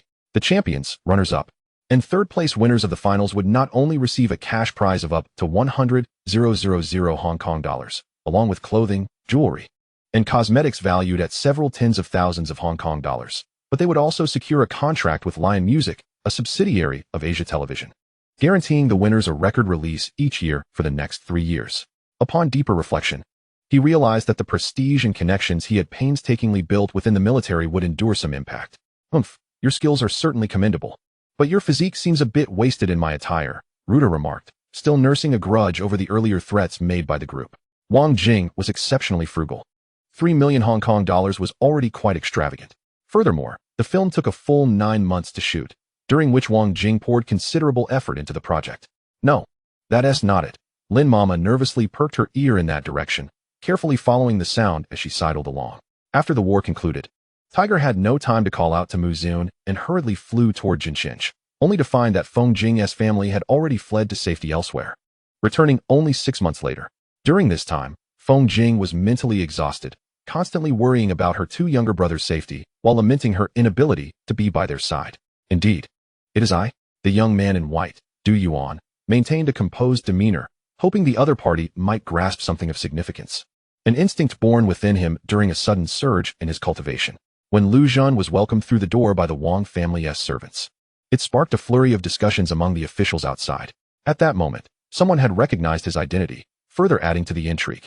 No one could decipher what Lu Zhan was truly up to. Lu Zhan, residing in the capital, was unaware of the unexpected events involving Chu Yunrong. After the busy days leading up to the new year, he finally found himself with some free time. At the main peak of the Nine Peaks sect, within Lingxing Palace, all members of the Nine Peaks sect had gathered. Since the inception of the sect, every leader's first task as a child was to accompany their father here to take an oath, vowing to take over the Nine Peaks sect and govern the entire Juzhu Island. Gu Qingxing's voice resonated with significance. At that moment, both Du Yuan and Gu Qingxing were transmitting their true energy in a focused manner. Jiang Bo, listening from behind, felt a stirring in his heart. How coincidental. It appears to be the disciples of Weiyun's sect. Sun Yuan paid no heed to whether Dona was willing. Without hesitation, he dove into Dona's body, fully merging with him. I warn you, it is in your best interest to hand over the antidote. Otherwise, I shall not hesitate to claim another life. The young man scanned the approaching guards from the Chu family. Though he felt some pressure, it did not affect the steadiness of his tone. Yin Shun discreetly wiped the sweat from his brow, pondering how Yang Lili would react upon discovering he was the swindler he spoke of. However, the skies had already brightened, and we had no choice but to return. Yet, upon arriving home, we found 2 figures seated inside. After running for nearly 10 minutes, we finally reached the base of the cliff. The area was not particularly large, roughly the size of 2 basketball courts, beside which lay a deep lake shrouded in mist. As one drew near, an involuntary shiver coursed through them. It was unbearably cold. Tai Ro lay in ambush with her team in a roadside hollow. And after a long wait, they finally spotted a convoy escorting a procession. That evening, an early shift had been called, and even the plans for that night were postponed to the following day. How many sisters does Xie Yu have? She instinctively asked, only realizing afterward how she had followed Ishi's lead. They too began to mature, proactively inquiring about their parents' situations and expressing concern for them. Even knowing Tai Ro's combat prowess, when Ruxiu was still somewhat astonished. She was merely a 12-year-old girl, yet possessed such speed, strength, and precision. At this time, it was still far from her quitting hour, and moreover, Mengshi had not yet left. As an assistant, she could not depart either.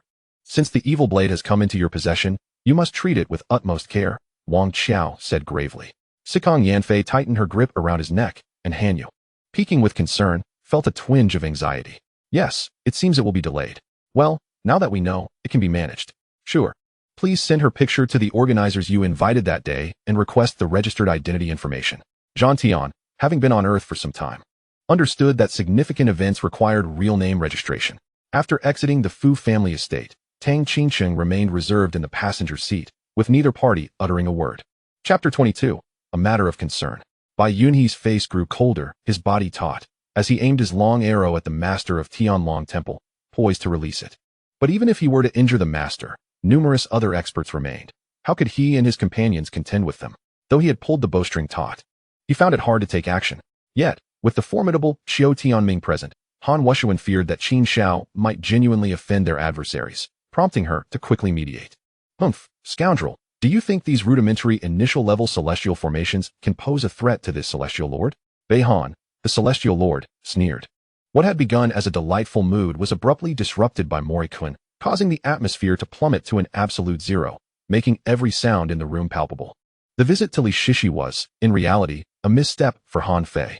After the passage of many years, she remained uncertain about Ruan Suekin's character. Had she initially chosen to pursue a relationship with Ruan Suekin, Li Shishi would now be of no consequence.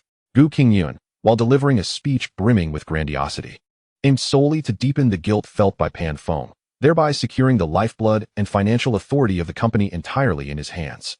Furthermore, numerous doubts lingered. The Kubei detective, through meticulous analysis of these uncertainties, deduced that Professor Buck would likely take action in the near future, prompting him to caution Su Xian to be prepared the previous night. Baby, I am so sorry, forgive me, Li Shishi murmured, her eyes tightly shut, her lips whispering in regret, her hands instinctively clutching her trousers. From the moment she entered, Gu Chuking had been observing her, undoubtedly noticing the flicker of jealousy that danced in her eyes. Perhaps the warmth of the towel was too comforting, causing him to lean closer to Wang Yike, pressing against her side. Impossible. How could this happen? Zhang Wei voiced his disbelief in the stillness of the night, where everyone else was sleeping soundly. Boss Liu had exerted himself to the utmost, wishing to assist and resolve matters with financial means, yet the Axe Gang showed him no respect. Ultimately, all your energy would be devoted to maintaining the data that resided within you, even if it were a solitary piece of information. You would exhaust every ounce of strength to sustain it. Thus, even if you were to become a heap of scrap metal, your bodily data would remain fiercely protected, as long as someone was within 10 feet of them. The two children, gripped by fear, suddenly embraced each other tightly. The lawsuit continued, and for Hayton Group, it signified the bankruptcy of Lin Yi, regardless of the relentless appeals from Detang Group. Hayton Group remained undeterred. Subsequently, he extended his left hand, pressing Su Yuxi's hands against the wall, while his right hand grasped her chin, gently turning her face to align with his. Because their mother had once told Li Xiaoyu, no matter the storms ahead, one must face each day with a smile. Although her interactions with Bai Ru were infrequent, Bai Ru evoked an undeniable sense of trust and comfort within Lin Yi. The best friend, during her own pregnancy, had snatched away the man she cherished most. Yi Qingguo refrained from charging onto the stage, an admirable restraint. Amidst the cacophony of screams, Lu Yishuang cast a nonchalant glance before returning his focus, uttering not a single word. This has led many to lose the opportunity to obtain attribute breakthrough rewards when they attempted to ascend their ranks, as they failed to meet the requisite threshold of 30 points. Luo Qi displayed an affectionate demeanor towards Gustav, as though encountering a long-lost father, grilling meat, arranging chairs, and seemingly wishing to leap into his embrace. Furthermore, as the saying goes, a kind word is hard to offer to a doomed soul. If the other party is intent on self-destruction, there is little that can be done, even when responding to the king's call to arms. Constructing sacrificial towers and fortifications was done without compensation, requiring one to bring their own provisions, often going hungry. Previously, after vanquishing numerous green slimes without a single drop of powder gelatin, it became apparent that perhaps green slimes did not yield such rewards, but rather members of the slime family were the true sources. Then I shall go first. Commander, here is to you. Without further ado, one elder opened the lid of the wine barrel, lifting it and drinking heartily. Hence, the archer wasted no time. With a powerful thrust, he leapt from his mount in an instant. Frankly, Lu Kai harbored doubts about why the source of the fire would be lost in the universe, leading to the emergence of leadership modules. This was the Autobots' method of acquiring the legitimacy of the Cybertron race. Seeing the multitude arriving to assist the Sun family at midday, Tian Futang felt a profound discomfort. Due to Jiang Changshan's popularity and influence, the Ghost Blowing Light series has enjoyed immense success overseas, with a total of 8 volumes, surpassing 500 million copies sold globally. Bai Xingqian observed the fallen elders of the Bai family, realizing he had underestimated the strength and resolve of the Gu family. They were willing to sacrifice their own elders to secure Ling Feng, a notion Bai Xingqian had never anticipated. Yin Feng called her name twice, but her continued silence only heightened his anxiety, prompting him to grit his teeth and flee.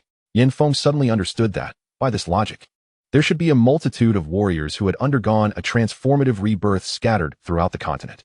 Even Chun Yazu found herself momentarily stunned, as if taken aback by her own actions. His teammates embraced him fervently, and the Inter Milan fans in the stands transformed the Olympic Stadium into their home ground. Chapter 23. Choosing Jasmine. A harmonious blend of voices, interspersed with scattered individual sounds, emanated from within the primordial essence of the Panga deity, indicating that even after the 12 ancestral witches merged to form the witch deity's body, they had not lost their original consciousness. The man lowered his gaze, inserting a straw into her drink and pushing the soy milk towards her, his tone mild. What assistance do you require? Bai Xifen remained unaffected by Hua Ruolai's outburst, his legs gradually bending as if he were about to kneel. Bai Xifen's earlier words made Hua Ruolai feel as though he found her distasteful and was reluctant for her to become such a person. Her greatest fear was that he would reject her. She loved this young man deeply, whether he was once a waste or now an unparalleled genius. Her devotion to him was unwavering, and she longed to offer everything to him. At this moment, Lu Feng sat before Zhang Jinan, who wore a smile that crinkled the wrinkles of his aged face. Ultimately, it was a failure of her upbringing that left her devoid of cunning, leading to her untimely demise at such a young age. Bai Si approached, finally comprehending the content of the student's recitation, her cheeks slightly twitching, recalling that she too had studied this poem. Lu Li bowed respectfully, turned, and took a few steps towards the door, only to collide with a servant bearing a notice. It was hardly a match for its opponent, utterly incapable of contending with the verdant viper. In an instant, it was slain, its massive body flung into the nearby lake, gradually sinking, leaving only a pool of crimson blood to stain the waters. The stones along the edge of the arena began to crumble, and the entire platform trembled as if shaken by an earthquake. He had distinctly seen that the zombie was alive. Its eerie green gaze pierced Meng Qi like a needle. Meanwhile, in a densely wooded area not far from the ice lake, several heads peeked out, quietly observing the extraordinary battle unfolding on the ice. However, behind the pride lay immense economic pressure. It was no easy feat for rural families to cultivate a single university student. The combined expenses of living and tuition could amount to tens of thousands annually, a burden that was almost unbearable for a rural household.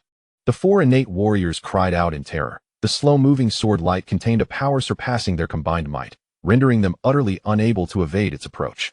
Yet, as the seconds ticked by, Lei Chun and Shun Lan showed no intention of emerging, causing Catherine's resolve to waver. Gritting his teeth, Lei Chun articulated each word with difficulty, his grim expression startling the young traffic officer. Then, soldiers clad in dark armor, mounted upon fearsome beasts, entered the teleportation array without hesitation. Zhu Laoli wandered restlessly in the grand hall, hands clasped behind his back, unable to remain still for even a moment. He turned to inquire of Hailing, who sat composed in her seat. At that moment, Meng Qi forcefully smashed into the wall, fortuitously landing beside the spot where Nash had previously been propelled by Meng Qi's kick. Surrounding the table were several steps, creating a circular formation. To the side, seated upon the steps, was a youth clad in vibrant orange garments, his hair similarly hued. He toyed with a bright orange laser sword, raising both hands to deliver a sharp slap against the molten lava. The molten mass erupted with a resounding boom, splattering molten rock towards the gathered assembly. He retrieved a bottle of healing ointment from his pillowcase, rolling up his damp sleeves to reveal arms marred by numerous bloodied welts from being whipped by a vine. Fresh wounds lay atop old scars, some festering with pus. The leader of the dark-clad figures, witnessing this, called out loudly, "That treacherous emperor has brought his celestial guards. Let us flee." With that, he took the lead in a hurried escape.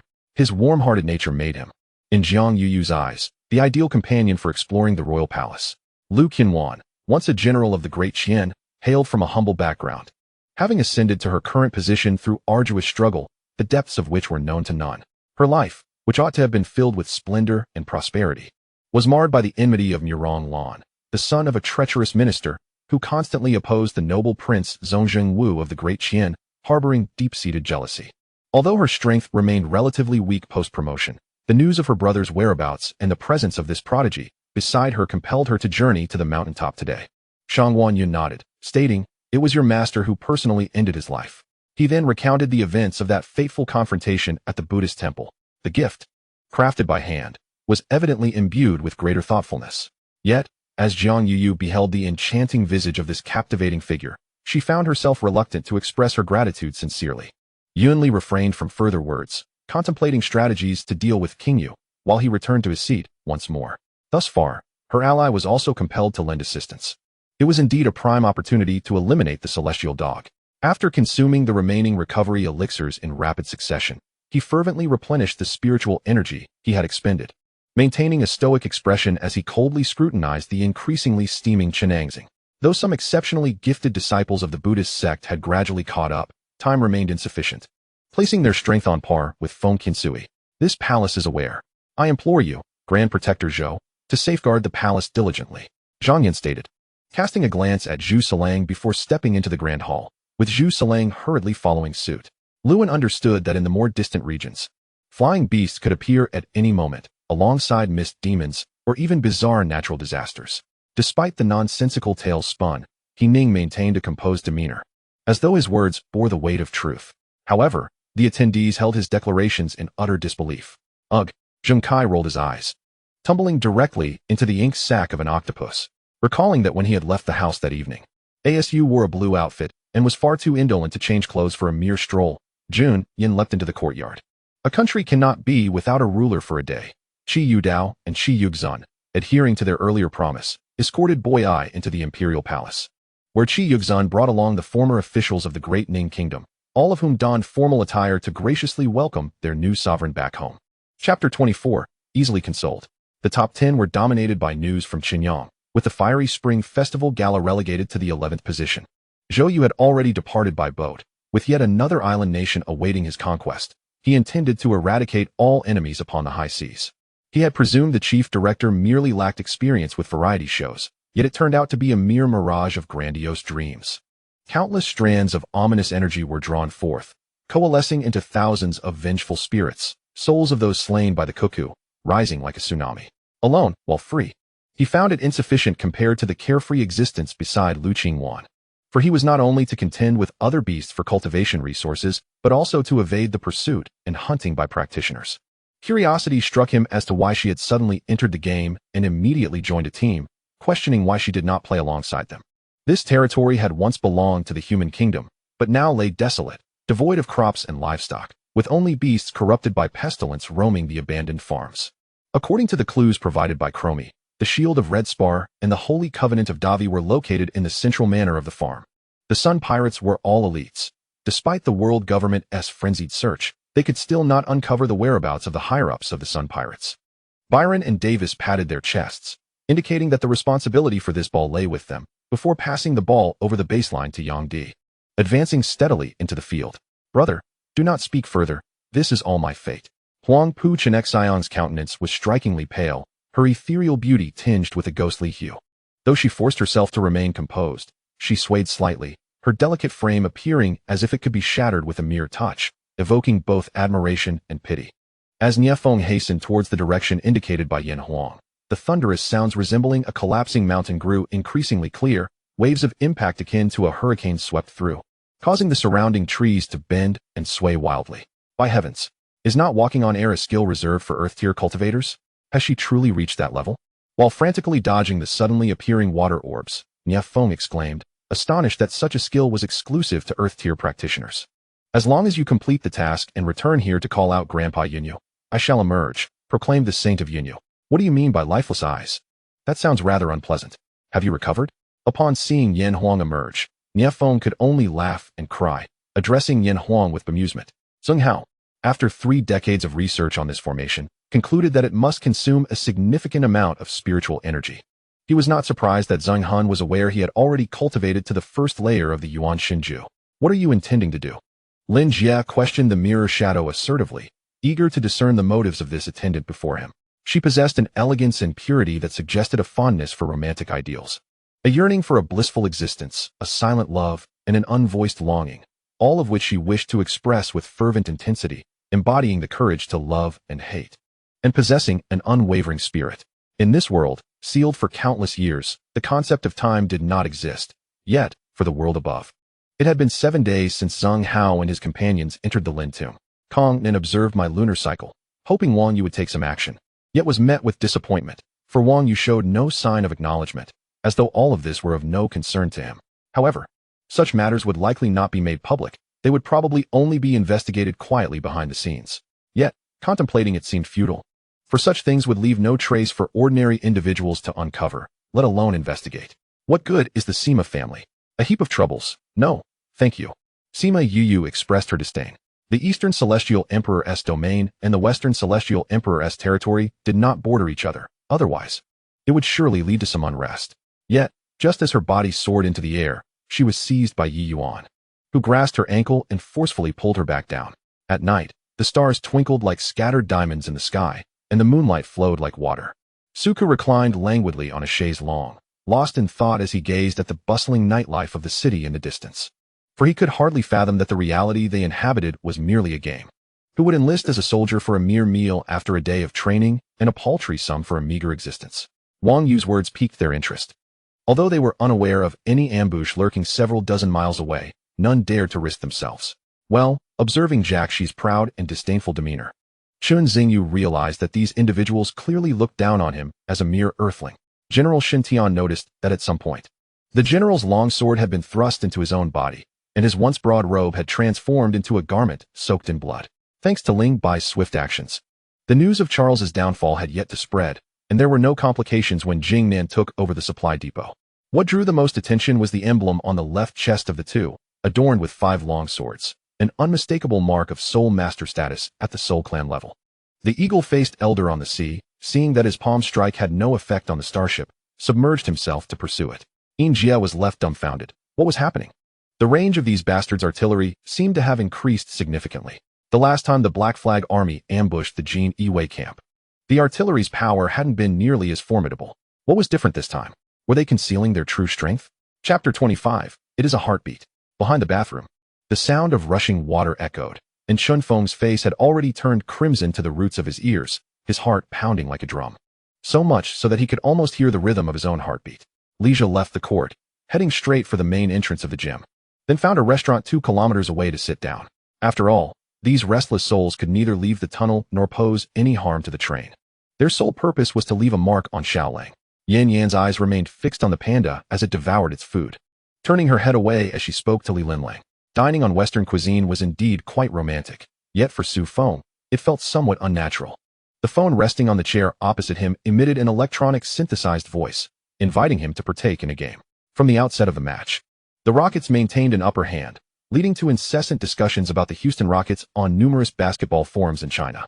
Before Zhu Anshen became an international police officer, he had spent a considerable time in the Guangzhou Public Security Criminal Investigation Department, where he was well acquainted with the veterans of the bureau. With a cruel smile, Iai Luo, his pupils shifting, manipulated the sand as he fixed his gaze on Hinata. Meanwhile, Qing Ting continued to procrastinate taking her medication, citing safety concerns about the Viscount's estate, and this delay extended all the way to the commencement of the school year. The two picked up Ning Ning, and on their way home, Lu Qing's phone began to ring incessantly. However, to accomplish this, the vital energy within him had already been nearly exhausted, and his mental state was heavily depleted. After a single strike, dizziness enveloped him, and a profound weakness coursed through his body. He could very well fall ill. Just as Will had surmised, Doflamingo and the Donquixote pirates had retreated to the North Sea, growing increasingly formidable to a degree the world government could no longer tolerate, thus orchestrating a comprehensive encirclement. Ning Yinyu observed the surveillance footage, glancing at Lu Qing's without uttering a word. At such a moment, anything she might say would be inappropriate. Man smiled broadly, for it was the first time she attended a reception for foreign envoys alongside the emperor since entering the palace. This felt truly imperial. Her master, the once humble Zhu Yuan, had been bullied even while attempting to learn basic martial arts, enduring a decade of arduous training, striving to enter the Demo Academy, only to face unexpected setbacks. An appended photograph depicted a man with striking red hair and handsome features, yet marred by 3 scars across his left eye and an unkempt beard. Adorned with a tattered straw hat, he bore an expression of carefree laughter, embodying the spirit of a jovial youth. One might wonder why Ning Wang was so eager to curry favor with the Shao family. Had he forgotten that the Marquis of Shao was the father-in-law of King Jing? Very well, once Ji Qiu returns, I shall uncover the identity of those who plotted against you. If all else fails, Ji Qiu and I will take action to eliminate this menace. Shang Yi glanced at Yun Gu. The fate of this child had been fraught with tribulations. It seemed that the harem of the Yun Mang kingdom was not as chaotic as she had imagined. These concubines were remarkably united, possessing the spirit of men, understanding the greater good. They might vie for affection, but not for status. Perhaps she had simply watched too many palace intrigue dramas. Henna's expression darkened instantly. Though the pain had yet to manifest, Simply hearing that name allowed him to envision the torment he was about to endure. He extended his hand once more, finally lifting the red veil from the bride's face. After much contemplation, Ji Ling Sheng approached the cliff's edge, seated himself in a meditative position, unperturbed by the sheer precipice, a potentially beneficial exercise for honing one's resolve. Zhuang Mendi entered Qin Yang's home, her face a portrait of astonishment, her expression mirroring that of Miao Sha upon her arrival. The clash of saber and claw emitted a resonant sound akin to iron striking iron, which was truly remarkable. Yet everyone knew that it could not genuinely be the sound of a saber-toothed tiger colliding with a demon soul blade, as both lacked physical forms in a certain sense. Should she truly succumb to his embrace, she would feel an acute sense of embarrassment. She could not dare to act thus. For fear of humiliation and disdain in his eyes, everything would be over. Lonely Beauty could only gaze at his face in silence, for her throat and stomach had constricted with fear, rendering her voiceless. Haisha's other hand grasped Huazhou's left arm, which she seized directly, and should she withdraw her hand, he would undoubtedly perish. Those demons who approached others willingly often harbored ulterior motives and could not withstand even the slightest test. Observing Chun Hao's serious yet nonsensical ramblings, Master Long realized that this fellow would not utter a word of truth. The man's knuckles, distinctly defined, gripped the steering wheel with a left turn. The vehicle altered its course. In truth, the resentment that had once simmered within Lily had long since dissipated. She even felt grateful that Nian and Jiang had rescued her from the awkward confrontation with Xiangming. Gu Wei shot me a fierce glare. His eyes filled with an intensity that seemed to convey a desire to tear me apart on the spot. Shen Wanyu pushed the door open and was taken aback to see Jing Yongxing conversing with Gu Ryu. Her surprise mingled with joy. However, as a nurse, she quickly summoned a doctor to examine Jing Yongxing. Chapter 26. It is handholding. Kaiying's Hu Island differs from the mountains where the Mayun sect resides. While it was already deep autumn in the mountains, here one could only wear short-sleeved t-shirts. The queen bee, having failed in her ambush, felt humiliated and, in a fit of rage, lifted her leg to kick Chun Ling. Is someone speaking? You ask, you mean you can hear the voices of those in the residential areas? I had no doubt she possessed such capabilities. And what happened next? Lu Tinyu pressed on. He could envision the grand and tragic scale of a war among wizards. Yet he understood that the narrative had already unfolded. Monsters invaded, followed by the emergence of giants. One of the heads of the nine-tailed, three-headed beast was struck by Lu Tinyu's attack, leaving its entire cranium nearly obliterated. Subsequently, an event unfolded that sent everyone into a frenzy. The prized possession that lay before them was, in truth, a testament to the veracity of the words spoken by old Mu. Nevertheless, no one dared to sell it, for this was not the first instance of such a phenomenon. Yet, excitement was palpable as the possibility lingered. Given the series of issues that had transpired, it was likely that the base of his alliance's division would delay their departure. Considering the magnitude of the incident and the culprit's escape, even though those involved seemed unconcerned, it was simply unacceptable, regardless of the circumstances.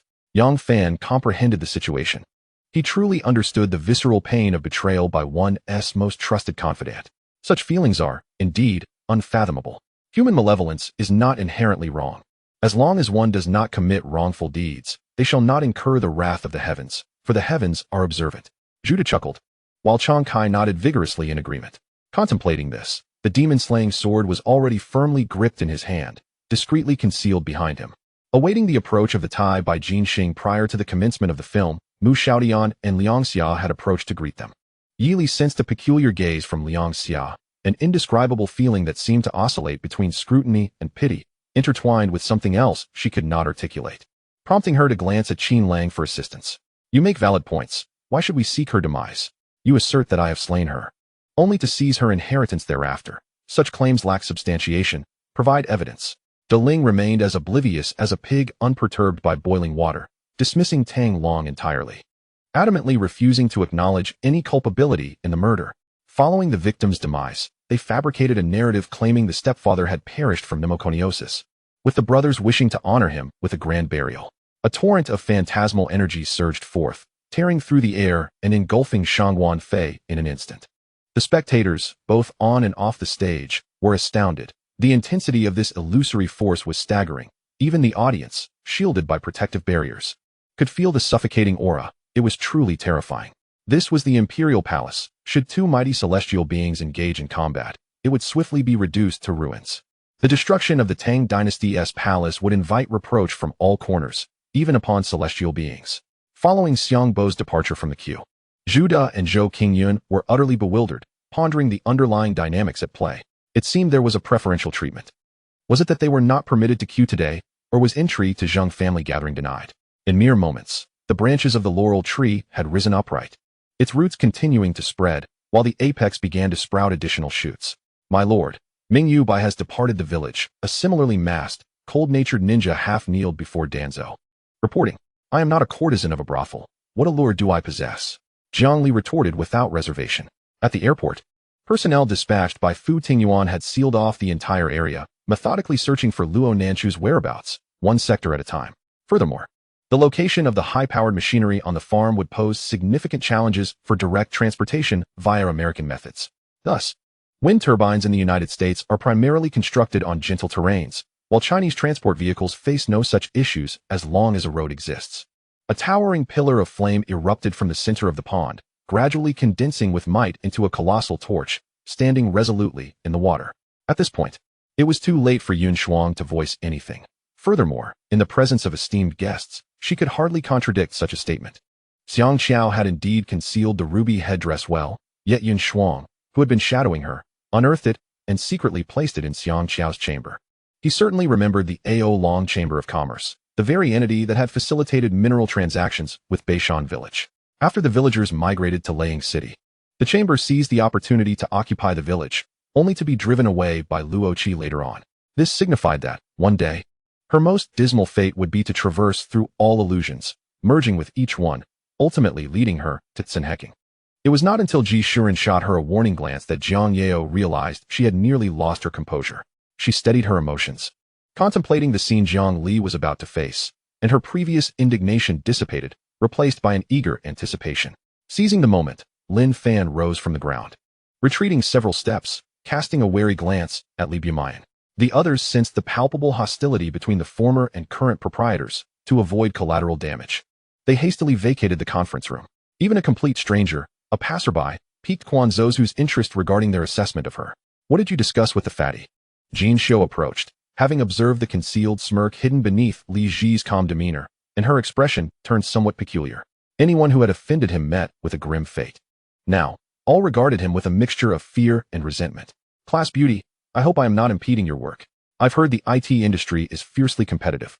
You mustn't face your boss's ire on my account. They chatted amiably while dining. The man ceased speaking, turning to exit the noodle shop, his figure swiftly darting to perch upon the opposing rooftop, sitting cross-legged. The sound of the staff striking the ground left Wang Ning momentarily dazed, unable to discern reality from illusion, as if a genuine execution were underway. I can hardly restrain myself. I pushed her rounded hips back and forth with fervor, synchronizing my rhythm, finally eliciting a long sigh from her, while I too released my pent-up heat. They could not fathom how such deeply buried secrets, known only to themselves, had come to rest in Jia Jinjin's hands. Xia Zixuan was elated, astonished by this unexpected discovery. Delving deeper, it revealed itself to be a realm of thunderous magic. After exchanging a few casual remarks with the elder of Yin and Yang, Zhou Yang began to calm his mind, channeling Daoist energy to continue his healing. Chapter 27, The Small Dark Room. Yet before this, you must endure some hardship, a necessary guise to conceal the truth, Lu Rian remarked with a light laugh. Just as Xiao Mo and Gao Changong were basking in their joy, an unexpected turn of events transpired. A thunderous roar erupted from outside Wu village, followed by the sound of galloping hooves fading into the distance. The monster snake, already endowed with spatial capabilities, awakened the ability to shift through shadows after receiving a modicum of spatial comprehension. Witnessing this scene, Yi Yunkin and Yi Yungxiang's pupils constricted in shock. The long spear materialized into a tangible force, an attack only a celestial being could wield, yet Yi Shaobai had accomplished it. To prevent any unforeseen incidents, the grand hall of the castle was continuously monitored by William, as all personnel movements required passage through this area. However, within the castle's numerous chambers, William did not impose surveillance. Humph, that seems about right. Tian Ba Ling hesitated to pass judgment, well aware that his previous life had been that of a scoundrel. Saving someone was a commendable act.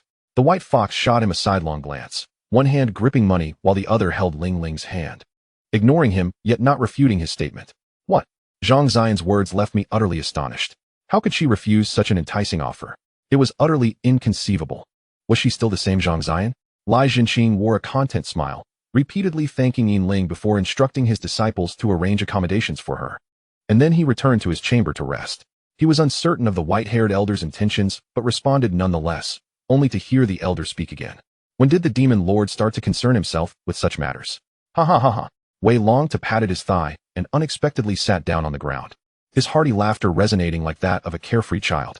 Lin Ying crouched before the volcano, a wide grin illuminating her face, her pearly white teeth gleaming eerily under the radiant moonlight.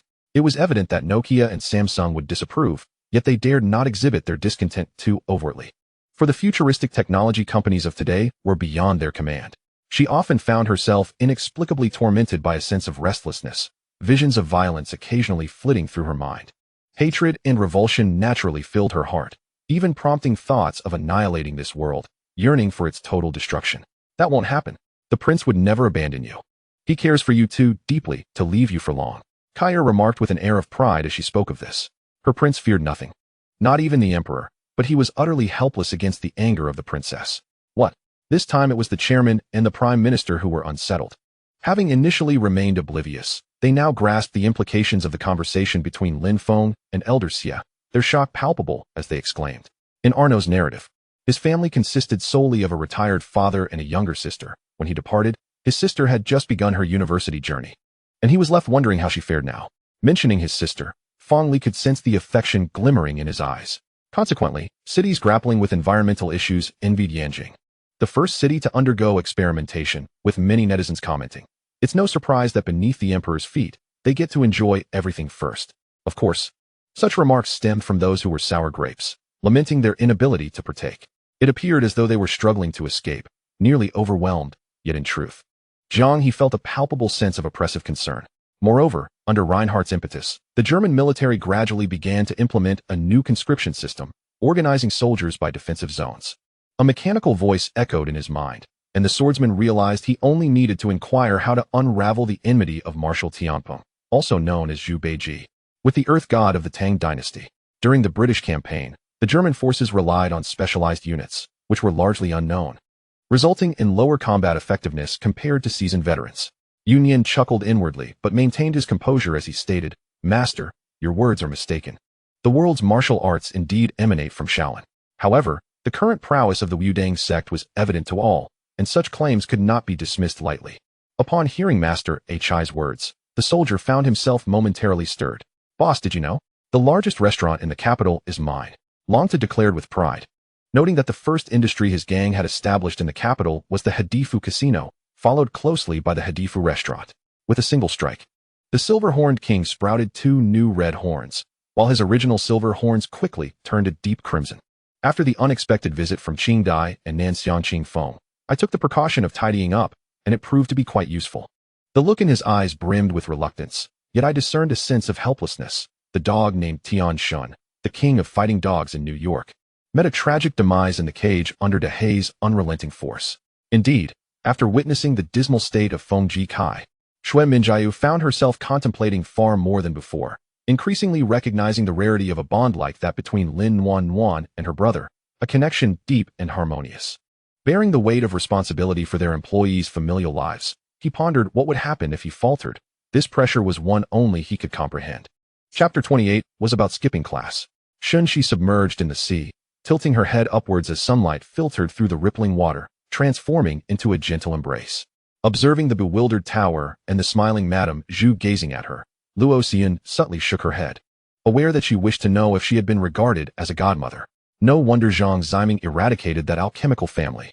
He clearly recognized their possession of such advanced alchemical techniques, and he had long aspired to be an alchemist. Upon learning of the existence of the heavenly alchemy, he could not contain his desire. Outside the city at night, unrest prevailed. Within the tents, Tong Jingyu, having received news from an informant that Pei Huayan had gone blind, immediately conferred with several uncles to devise a strategy, planning to launch a surprise attack at dawn. Luo Xian sat in her chair, observing his flurry of activity, her eyebrows raised in curiosity about his next move.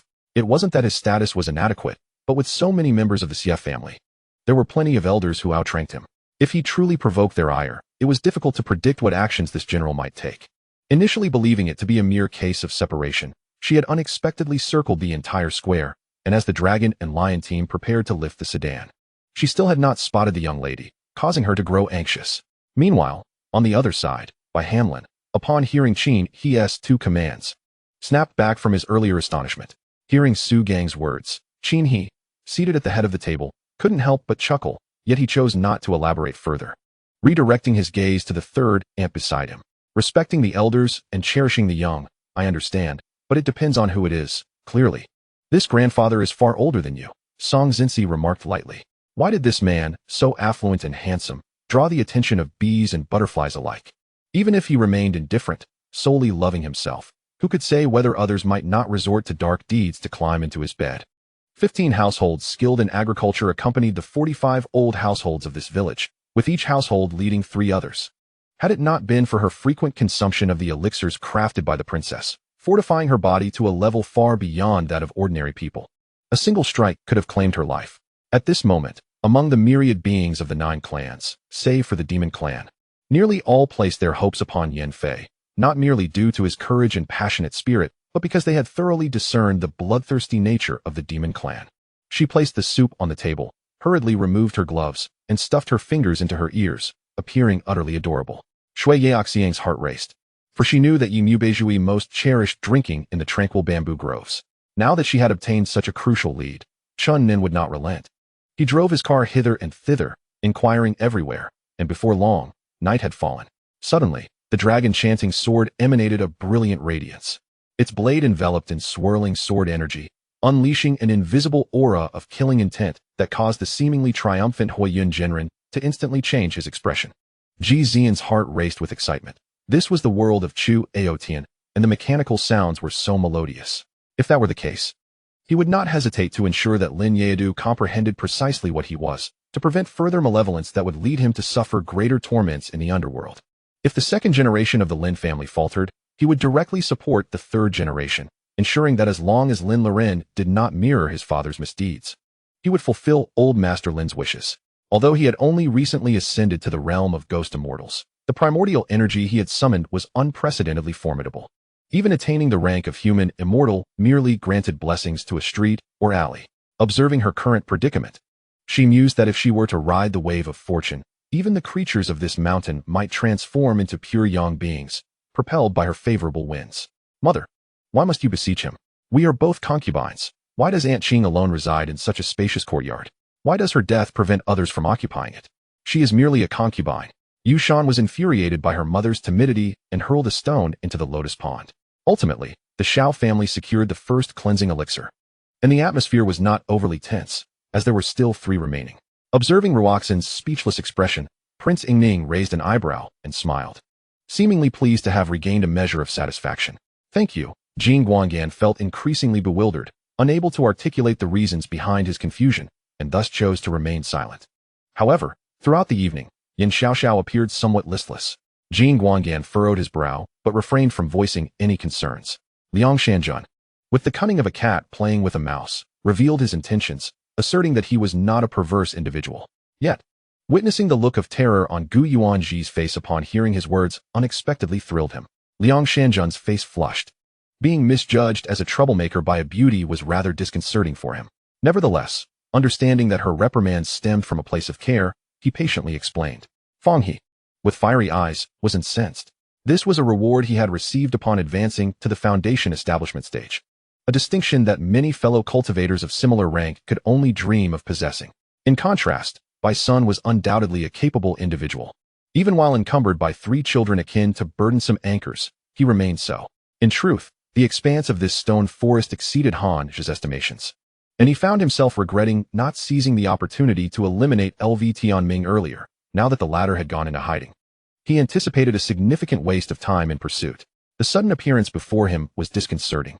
Just moments prior, he had merely turned his head to speak 6 words, and in an instant, the other party's figure had materialized before him. Such mastery of cultivation and speed was formidable, and unbeknownst to him, beads of sweat had begun to form on the man's brow.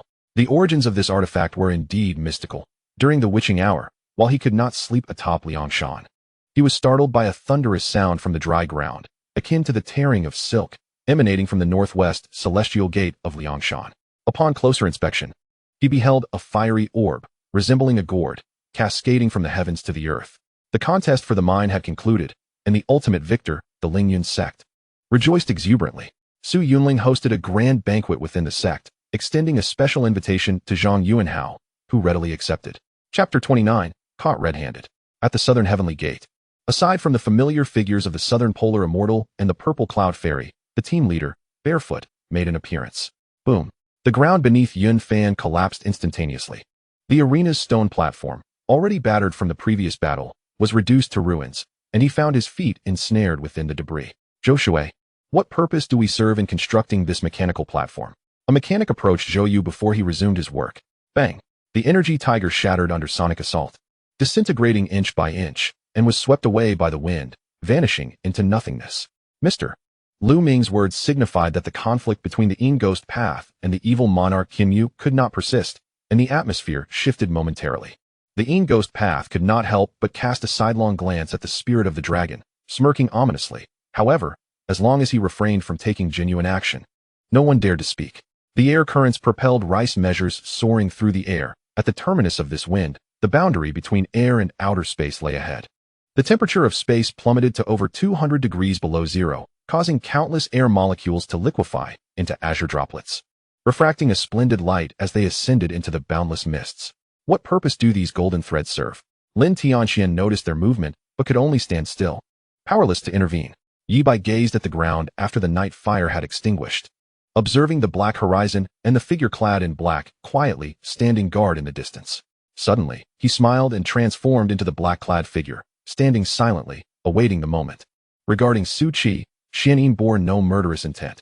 The utterance of such words stemmed merely from the frustration of being unable to devise a solution, a fleeting jest. However, the establishment of a base was no simple task. The initial setup required substantial funding to hire NPCs. Yet, once the gang's base approached completion, monstrous creatures would inevitably launch attacks. At that opportune moment, Yang Zaiwai's video call came through, curious to see how Old Qin's breakfast turned out that morning.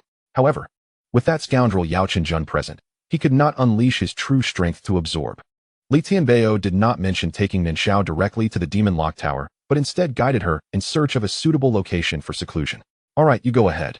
I will fetch the water, Dong Ru said, wiping his feet clean before picking up the water. After the system confirmed with certainty that Zhang and I could indeed handle that individual, the man's hand hesitated awkwardly over the call button, a flicker of embarrassment crossing his face. During this time, the agent adhered to their agreement and did not seek out Fu Miao, patiently waiting for her to reach out, which extended to 175 days. Zhang and I sat in the car, eyes closed, leaning against Wang Jiniang's shoulder, appearing to rest. Meanwhile, Mother Xue smiled at her. Only because the neighbors had verified her as a genuinely capable metaphysical practitioner, hoping to cultivate a connection. Unable to discern the truth, Goergio opted for his usual manner, casually cracking jokes. To be precise, this was not wine, but a spirit brew immensely beneficial to the body. Unparalleled in the world, Tang Feng chuckled. Facing the formidable magic cannon, a hint of seriousness crept onto Ling Yun's face as he embraced his arms. The power of the stars gathering frantically within his hands, the illusion of a planet manifesting between them. Tang Chun turned to glance at Dongfang Yukin's cheek. Her pallor and the sheen of sweat on her forehead rendered her a picture of fragility, evoking a sense of compassion. Hu Jing was momentarily taken aback. Not for any other reason than that the image of the white horse deity provided by Old Turtle bore an uncanny resemblance to Li Hao. Differing only in the slightest nuance of their gazes, their physiques and appearances were indistinguishable. The paladins present exchanged glances and shook their heads, having only arrived upon sensing the abnormal spatial fluctuations. Li Hao, upon hearing this, exhibited no displeasure. He had anticipated all possible scenarios for the day. The figure appearing beside him was Wu Hao, who had been conversing with Yi Lu as they awaited the conclusion of the wooden plaque competition at the heart of Xian Mountain. Everyone believed that Hong Yi was bound to face a setback, yet no one foresaw that a seemingly doomed project, spearheaded by a mysterious investor from Huaxia, could potentially yield a completely new outcome following their collision. This former nobleman, now merely 30 years of age, was projected by the Max Guild's intelligence to possess talent nearing that of a titled warrior, rendering the forthcoming battle exceedingly perilous. In Ruoxiu shyly gazed at Tang Feng, perplexed by his embrace. Once they entered the ancient path, she understood that it was a form of concealment. This morning, as the wake-up call rang out, everyone sprang from their slumber, hurriedly donning their garments and neatly folding their bedding. They then sat in an orderly fashion on their bunks, awaiting the call to breakfast. Meng Ling observed that the flight attendant's blanket was folded with precision, showcasing her remarkable skill. It was quite disheartening, feeling humiliated by another, unable to retaliate, yet compelled to bestow upon her a grand title. Shun Tiantian, who also played a supportive role, capable of healing and rejuvenation, was quite popular due to her relatively high level and resilience. Initially hesitant to inform her father about her expedition to Huadian, she realized that should anything go awry, given Li Xiang's status and treatment in Yuanpu, he would inevitably be implicated. Thus, she steeled herself and confided in her brother. Chapter 30. Coaxing the cat. Of course it's you.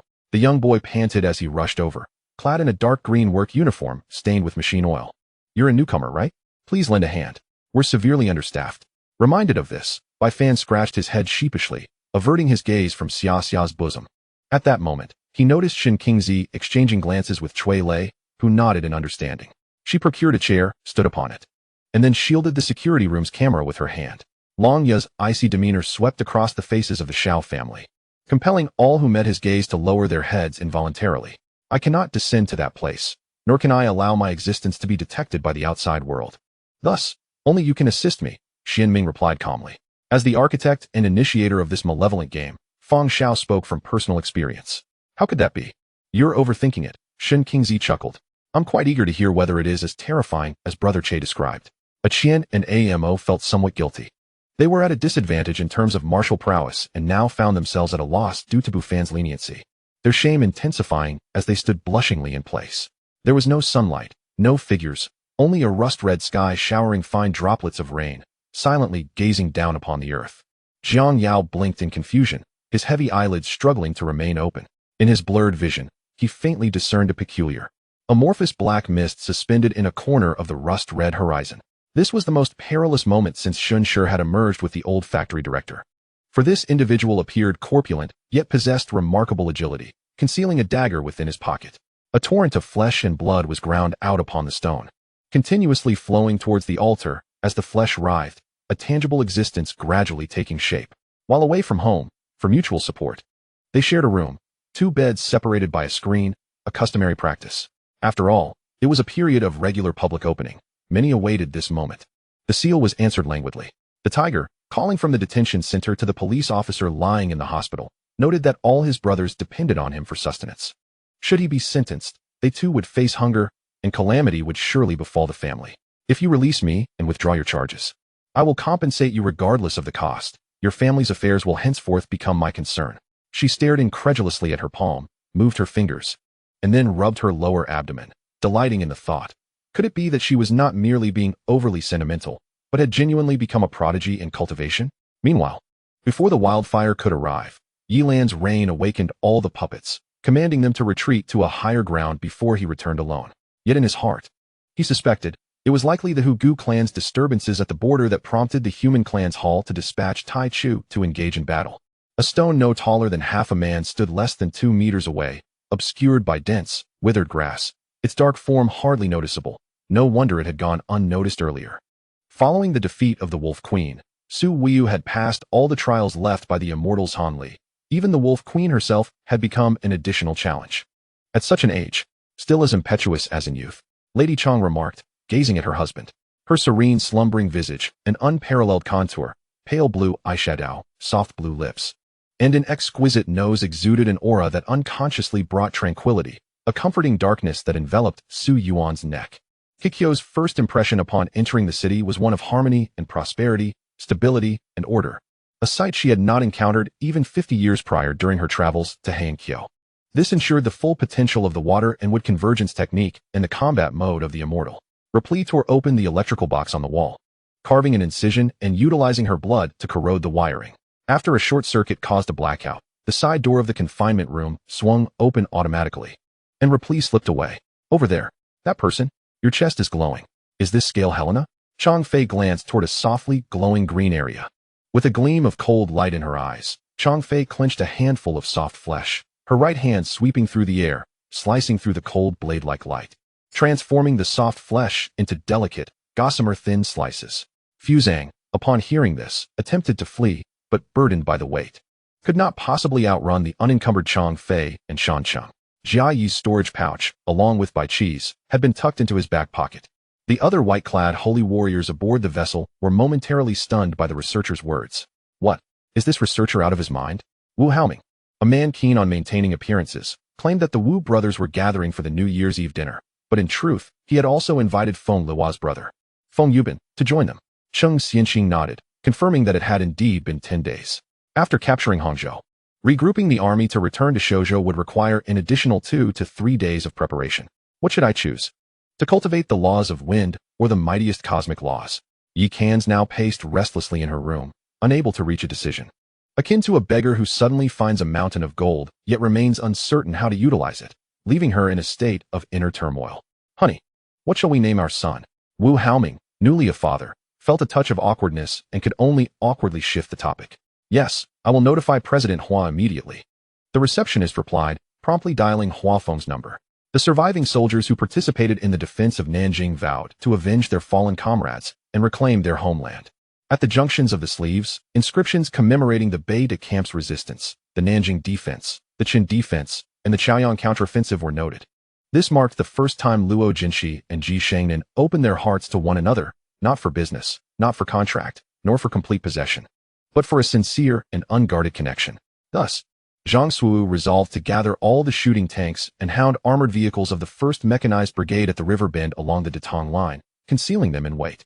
Should the 154th Division and the 1st Division's positions be breached, he could promptly organize a counterattack to annihilate the encroaching Japanese forces. Chapter 31. A gift, however, unexpectedly. When Wang Yajing summoned her true form, Su Jishin actually smiled with reassurance. Now, however, it was different. Every time Yanxi noticed him gazing at her, her cheeks would involuntarily flush. Of course, the primordial pig has slumbered for countless eons, and the reservoir of its magical prowess is indeed astonishing, quipped the Daoist Sikong. Before him stood a robust figure, a veritable colossus with a tiger's back and a bear's waist, his face adorned with a wild beard, resembling a savage creature. His body was cloaked in dark hair, and he wielded a bone staff with an air of dishevelment, leaving heavy footprints as he approached from afar. However, I cannot afford to falter, for my wife is indispensable, and my mission remains unfulfilled. I must continue my journey resolutely. Just as the nameless elder fought desperately against his circumstances, he beheld Ling Tian's avatar emerge, fixating upon him with a chilling smile. Previously, at the school entrance, the Kinkin bag and the Yang stone had been appropriated by Bai Yu, who later returned the Kinkin bag to me after some adjustments. It now functions with greater ease than before. I can also assure you that this doctor has never failed in his pursuits of romantic interests. Yi Xiu replied confidently with a smile. Green flames, could it be the lowest tier of wood fire? Su Wuji blinked, a smirk of derision flickering in his heart as such a notion crossed his mind. Amidst the tumult of battle, Cao Cao witnessed the bodies falling around him. Once he had held back, but now he plunged wholeheartedly into the fray. Indeed, I am Tanjun. Who might you be? Tanjun observed the young man before him, whose face bore a striking resemblance to Sun Yan, and deduced that he must be Sun Yan's brother, Sun Tian. Upon uttering this, silence enveloped the conference room. Yet the representatives exchanged glances toward Zhao Jins in unison. Lost in thought, Sun Yu suddenly caught a glimpse of his mentor's gentle smile, feeling as though she had penetrated the depths of his mind, startling him with the fear that she might expel him from her tutelage in a fit of anger. Zerong, your innate talent is merely first-rate, whereas mine is unparalleled. This is an immutable truth, the water god Gong Gong remarked with a faint smile, addressing the fire god Zerong with an audibly teasing tone. In the next moment, the right divine envoy unleashed his potent aura, manifesting formidable divine and demonic powers that bore down upon Chu Xian. Meanwhile, 30,000 demon soldiers seized the opportunity to invade the Yaokai, setting fire and slaying immortals. The once sacred grounds of Yaokai were now overrun with demonic sounds and energies, stripped of any trace of celestial essence, essentially marking its historical demise. The 18 layers of the Yellow Springs, reforged by Zhuang Wang, now wielded far greater power than before, with the 7 unique thunder, fire, and freezing energies swirling within, exhibiting extraordinary might. Bai Muj had never heard Chun Wang mention such matters, and was both astonished and bewildered, yet she harbored no doubts about his words, knowing him to be one who never engaged in exaggeration. The ice moon sword began to shimmer with a blue radiance. Long Gu Hong and Li Shiyu exchanged glances, bewildered by the unfolding events. This suit of armor is the treasured national artifact of the Caesar Empire, historically bestowed only upon the most loyal and valiant dragon knights. Upon the death of a dragon knight, it is reclaimed by the emperor until another worthy knight emerges. Then let there be no grievances, Ilona stated. Unwilling to prolong her conflict with Hayami, having discerned that while Hayami was formidable, she was not the type she sought. As the shadow vanished, the red blade's silhouette dissipated. Fong Tianmu lowered his body, merging with Ban Silang's phantom, and after gathering momentum, unleashed a devastating strike toward Jun Shirmei. This utterance was, of course, a product of Chi Hao's rambling thoughts, and upon noticing his gaze, Qin Yu finally came to her senses. One must understand that this secret technique originates from his family's ancestral master, the Heavenly Authority, relying on esoteric methods to condense and compress vital energy within his palm, materializing various weapons and armor as a means of defense against adversaries. Zate found himself confined within a room that offered an unobstructed view of its interior. To call it confinement seemed inaccurate, for the room appeared devoid of doors, and Zate sat in a corner, seemingly ignored. Qin Ming recognized that the situation was truly beyond salvage, and reluctantly extended his hand for a perfunctory handshake with Manager Li. Li Yanlu, still a victim, unable to consume food, was assigned a private room on the second floor by Chi Hao, allowing her to rest in bed. At around 8 or 9 in the morning, while Yun Shun sat idly at his stall, he suddenly felt the gaze of passers-by directed toward him. To his surprise, the focus was on the Kinshi, leading Alona to question her own sanity. It was not beyond the realm of possibility. A seemingly normal individual harboring madness within could be intrigued by peculiar studies. Upon hearing Chen Zixi's words, Wang Xiandong felt a mix of excitement and trepidation. The murderer of his father was finally set to reveal himself. Yet he feared that if he were to be defeated by that blood eel, he would meet a death of unfathomable dread. Within the blood crystal flower, the elder was ensnared as though an insect trapped in amber, his form crystallized save for the movement of his eyes. Chapter 32, The Battlefield of Azura. Her incredulity was palpable, as if she had stumbled upon an earth-shattering secret. In her agitation, she queried, "Where does it hurt? Is it the wound?" She hastily attempted to tear away his clothing to inspect his chest. The elder's abode was entwined with creeping vines, shrouding the house within. Under the dim light of the street lamp at night, the unlit house appeared somewhat ominous. Due to this incident, Shin Loran caused quite a ruckus. The Shin family was generally pleased with the marriage proposal, but both she and Feng Tingting were dissatisfied. Since entering the elevator, Suyil had aimed to attach herself to the man, only to be rebuffed, leading to her current state. Shangguan Ning, now somewhat deranged, screamed incessantly. Having been struck by heavenly lightning, she could no longer fly and had to rely on her legs to walk. Eventually, unable to withstand the scrutiny of those around her, she collapsed, her eyes rolling back in a faint. The couple collaborated to prepare a sumptuous feast, focusing primarily on easily digestible fare. They sat together, indulging in a delightful meal. Under the gaze of several boys, she felt as though she were unclothed, a sensation she found utterly distasteful. Ai Lian nodded vigorously, planning to call Shin Qianhang shortly, suggesting he come to fetch them in the future. Once in the Magic City, how many landowners and wealthy families spared no expense to enlist the aid of old Master Su. Upon hearing her words, Zhao Yunling couldn't help but chuckle, placing his hands on her hips and back, lifting her effortlessly before laying her upon the bed. Zhuge Liang's heart trembled, as a horrifying vision materialized before him. His expression frozen in shock. "You misjudge me. The true misjudgment lies with me." Yang Jian grasped the wrist of the celestial maiden Zixia, demanding, "Tell me, what is your relationship with the demon monkey son Wukong? Why do you consistently defend him?" Hua Qingtong was taken aback, but soon dismissed her hesitation. Retrieving the 2 god-slaying edicts and channeling divine power, as a segment of secret knowledge surged into her mind, Xiao Jingli was consumed by rage. Wishing fervently for the sands of time to reverse, she lamented that when she had escorted Zhao Yongkong to the capital, she should have sent him back to Luoquan Prefecture, sparing herself the heartache that lingered too long, only to be stabbed in the back by the very maid whom she held dear. Yin Xing had perused several denunciations that morning, fully aware that during the afternoon meeting, she would inevitably face a reprimand, yet she pretended to examine one of the letters, daintily curling her fingers in a manner designed to showcase her freshly painted nails to those around her. After all, in the Qin household, one might scarcely encounter 2 portions of meat in a month. How could Lu not relish the rare opportunity for such indulgences?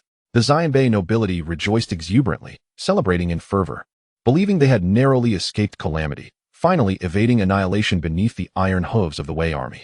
Pan Zier, still shaken, witnessed the shadowy dragon transform into human form above, its icy visage scrutinizing the Pan clan. As for whether this incident would elevate Qin Yu's fame, it was beyond his control, and such trivialities were the least of his concerns. His sole desire was to leverage this rumor for additional support against the Yaqi group. The outcome? One only needed to observe Liao Tiankai being besieged by reporters daily to grasp the situation. Call him Feng Ge, just call him a lunatic. Tianqing chuckled, producing a cigarette to share. This was the very place where Lankang Zhu resided, a location Mu Yi knew all too well. A place she could locate even with her eyes closed. Yet now, she felt utterly lost, wandering aimlessly through the palace like a befuddled fool. Kang Yu, well done, she thought, intending to remark on the folly that had yet to infuriate his father, only to notice her former brother-in-law approaching. Hey, sister, what are you doing? You don't even call out when your brother arrives, Qin Yu teased, feeling slighted by the indifference shown to him, especially as several gazes turned his way. However, Li Xiaoyan appeared oblivious to his words, engrossed in her own tasks. Humph, capturing them all alive would be even better, Yulisai thought fiercely, harboring a deep disdain for the Temple of Light. On her way, she had not informed Ma Yi in advance, and after waiting in the reception room for some time, she was finally permitted to enter Ma Yi's consulting room once the last patient had departed. She hastily retreated several steps, for this was an artifact ring. Even if a bolt of lightning were cast down, it would not seem strange. Yet at that moment, a wisp of a figure drifted forth from the ring. Hee. Of course not. Does Brother Zhou think there is only one entrance to the Palace of the Blazing Sun? Bai Qingfeng chuckled, sensing the low pressure in the air. Magistrate Li lowered his head, scarcely daring to breathe, his thoughts quite tumultuous. For Chu Yun suddenly perceived that the Agudo altar was not, in fact, the most terrifying place within the Iron Wire Ridge. You dare speak such nonsense. If you're still capable, you might as well remain here with me and forsake the capital. I have taken a liking to you. Should the mountain barbarians next invade, I shall grant you such armor and weapons to slay our enemies. Qin Fenji erupted in furious indignation. At that moment, the region of Guangxi was guarded by Governor Yu Xiu, a man of Han descent from the Jinbei banner, who, having risen swiftly through the ranks from county magistrate to governor in a mere few years, was a capable official trusted by Emperor Shunzi. Chapter 33, It is Fireworks. What are you doing? Du Manning's voice trembled. She regretted having seen Nangong Han asleep and had come out to bask in the sun. Isn't it so? With Miss Zhu accompanying the emperor, I am of no use and have been sent back. I deliberately let a hint of acidity seep into my words. Within the crystal district, a shelf displayed 3 mid-grade celestial crystals and 13 lower-grade celestial crystals, alongside 2 shelves containing 2,000 earth-grade crystals, while the remaining shelves held mysterious-grade crystals, totaling over 100,000 in number. Now, with Song Bailin contributing nothing to the nation and being of no benefit to the imperial heirs, it was no surprise that he was bestowed a title. One need not guess that upon hearing this news, the eyes of the palace women would surely glint with daggers. At this juncture, although he had achieved prominence, becoming an inner disciple, he was acutely aware of his humble origins. Song Lingzin could never have anticipated that her heartfelt pleas would yield such a result. Momentarily stunned, her face flushed with alternating colors, she was snapped back to reality by a glare from Lin Susu and immediately scrambled to rise and exit. I retreated into the tent to rest, but he did not follow me in. Before long, Hilu entered with Nemo, who took my pulse and whispered a few words to Hilu, whose face displayed disappointment before accompanying Nemu outside. In the past 2 days, Chi Hung had not uttered a word to me. In the end, he returned me to the capital, but took Zhu Bairou along to Yushuan County, while Gu Yu, fearing I might overthink, sought to console me. At this moment, Lu Qingyu had already reached the 8th level of the Nether Immortal Realm, her innate vitality capable of transforming at will. Now, it was essential to maximize the expansion of her own spirit and consciousness, cultivating a domain of mental prowess. The head coach, Conti, laid down the new season's regulations, his military philosophy predicated on stability, rigorous, and disciplined. Particularly, he warned players who frequented nightclubs, strictly forbidding any such activities the day prior to matches. Without the obstruction of buildings, he collided with the ground, leaving a deep and long gash upon the hard bluestone floor. However, this was not the only occurrence. Quan, feeling somewhat embarrassed, remarked that as a mentor, it was inappropriate to instruct on such matters so soon after bringing someone under his wing without having taught them anything healthy. He too was curious about whom the Iron Tiger gang had bribed within the police department, considering that it would be prudent to gather intelligence following the divine wrath. The figure of Heezy, engulfed in the flames of the Immortal and the Nine Nether, unleashed a terrifyingly youthful fist that struck with unbridled ferocity. The Kylan fist tearing through the air toward the Blood Dragon, creating explosive bursts in its wake. Chen Fan returned to Ma Xianyun's villa, where Ma Yi languidly basked in the sun in the yard, having been inadvertently harmed by him.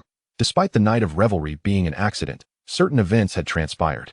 Thus, she felt a discomfort in her heart, as if something precious had been snatched away, which could be described as jealousy. Yet, it did not signify that she had fallen for Xiao Chan, but rather that she was increasingly reliant on him and wished for him not to depart from her side.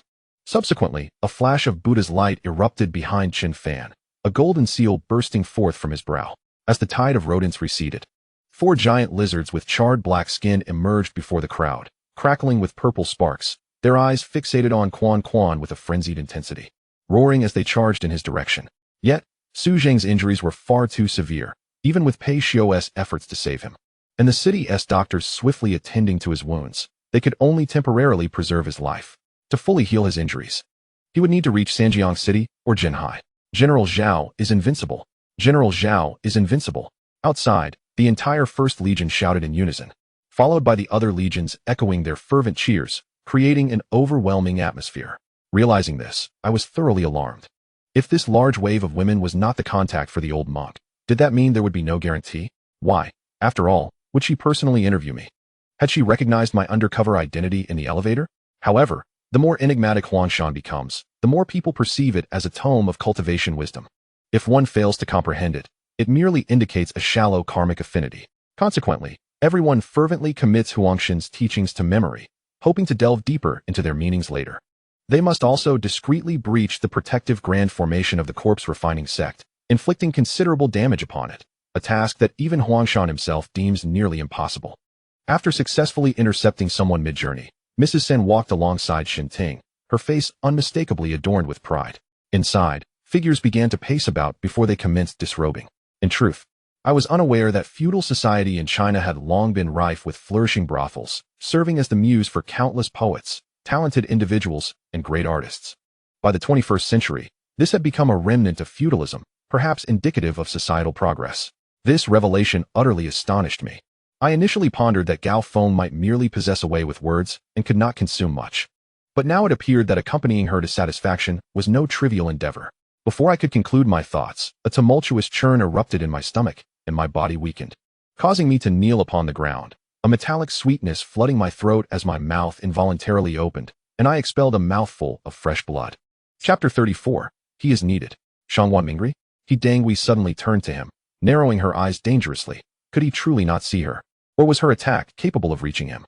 Liu, perhaps you should return to rest. Your complexion is quite pale, Xia Shiming suggested, offering a timely escape. After a brief moment, having gained a slight advantage, He Dangui could not help but become greedy. While a single seed can sprout, who would refuse a few more?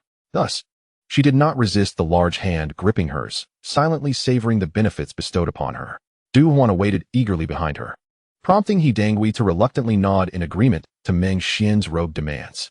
She genuinely could not fathom why Du Huan, possessing Uncle Sua's memories, clearly favored her over Meng Xian, yet still insisted on pairing them together against her wishes. The voice of her father echoed faintly in her ears, leaving Gui Bu uncertain if it was merely an illusion. The cries of the black meteor gradually ceased. Perhaps he too understood that he and Gui Bu were temporarily safe. Yet, greater challenges loomed ahead, for the camp of outsiders lay not far from the end of the second rift. Wang Yu resolved to follow them, merging into their ranks as they ascended the stone steps. After an indeterminate period, the majestic outline of a 3-tiered hexagonal black temple slowly emerged within his sight.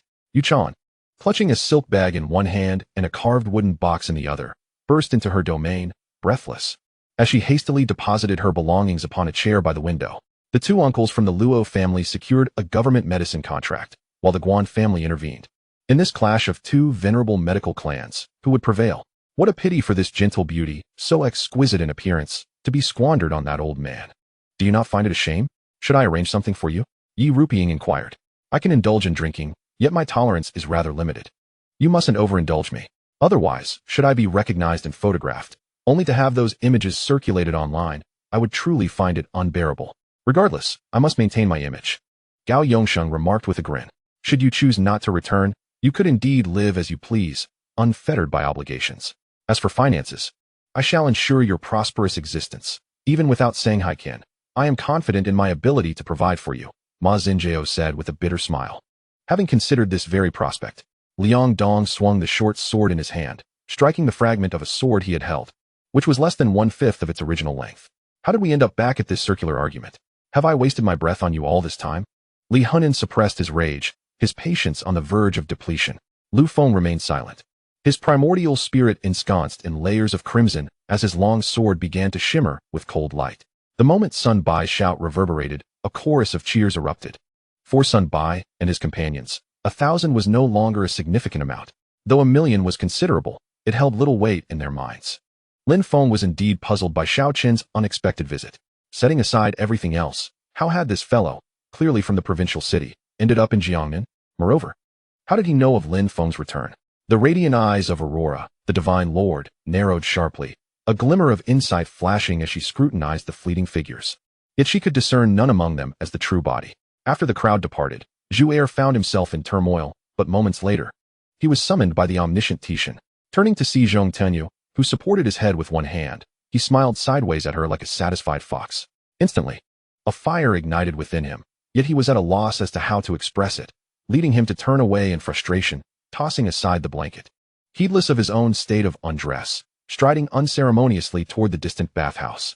Although they were not entirely versed in the martial arts of the ancient tomb sect, they possessed considerable knowledge that esteemed elder Lin Qiaoying would never have conceived such a technique. Yun Mu observed coolly from the sidelines, unfazed, as though he had long anticipated this outcome. In his previous life spanning a century, he had spent half his time in the Giwen sect. Thus he understood the dynamics of the righteous and demonic sects, preying on the weak, avoiding the strong, and ultimately, to preserve themselves. They would not hesitate to betray their own disciples. The safety of the heir was undeniably crucial, yet even if the authorities captured him, they would not easily take his life. Just as he could effortlessly break through heavy encirclement and meet the princess of Zheng without arousing suspicion, he believed he could similarly devise a plan to rescue the heir during transportation. As the Japanese soldiers launched their assault, they witnessed Daji and Jun being shot multiple times. Collapsing to the ground, they hurriedly rushed to support him, retreating with him in haste. With their highest commander gravely injured, the offensive had to come to an unfortunate halt, and the Japanese forces began to withdraw toward their own positions. Chapter 35, Caring Deeply. After that moment, no further land assaults emerged, perhaps due to Yin Jun's continuous movement. At that instant, he was unable to analyze the situation. Suddenly, he dashed into the room, dragging the already unconscious Meinaiko out, and aimed the blood god blade at her abdomen. However, as the white light intensified, Chun Yun's expression grew increasingly pallid, until not a trace of color remained. Even his hands gripping the Shuanglong mirror trembled as if it might slip from his grasp at any moment. She remains unaware that I have betrayed her. Perhaps I should lure her out for you to capture her later, Shang Wanfei suggested. This dwelling was still the first property she had purchased after saving enough money, residing with her mother, conveniently close to the cafe. As for commuting to her company, she had her own vehicle. If any matters arose, she could always stay elsewhere. Yuan Fan rolled his eyes. It seemed that acquiring the command would necessitate a stealthy approach. However, with Jiang Xiantian and Xie Zongfa, two habitual troublemakers, this hardly posed a significant challenge. Although I had previously encountered the male form, both on screens and in reality, and despite the fact that Li Qinjia consistently turned his back to her while changing clothes, preventing her from seeing much, the psychological impact and the unique visual perspective were entirely different. A sharp exclamation echoed through the shimmering water curtain, where a cascade of deep blue water surged towards the two figures, forming a translucent barrier infused with the essence of a mystical spring, effectively separating them. An attendant's interruption during his moment of respite left him quite displeased, as he had not fully grasped the situation.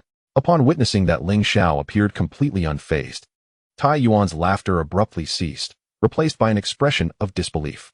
Her once silver hair had vanished, revealing a fresh golden crown atop her head. Although she had not fully evolved, the characteristics of level 6 were already manifesting within her. Brother Lin Feng, Lan Hong began, let me preface my words with caution. Though you brought us here, the treasures within must be claimed by our own merit. After expressing his gratitude to Lin Feng, he spoke earnestly. Zhang Zhun returned his bag to its rightful place, only to feel a sudden jolt from behind.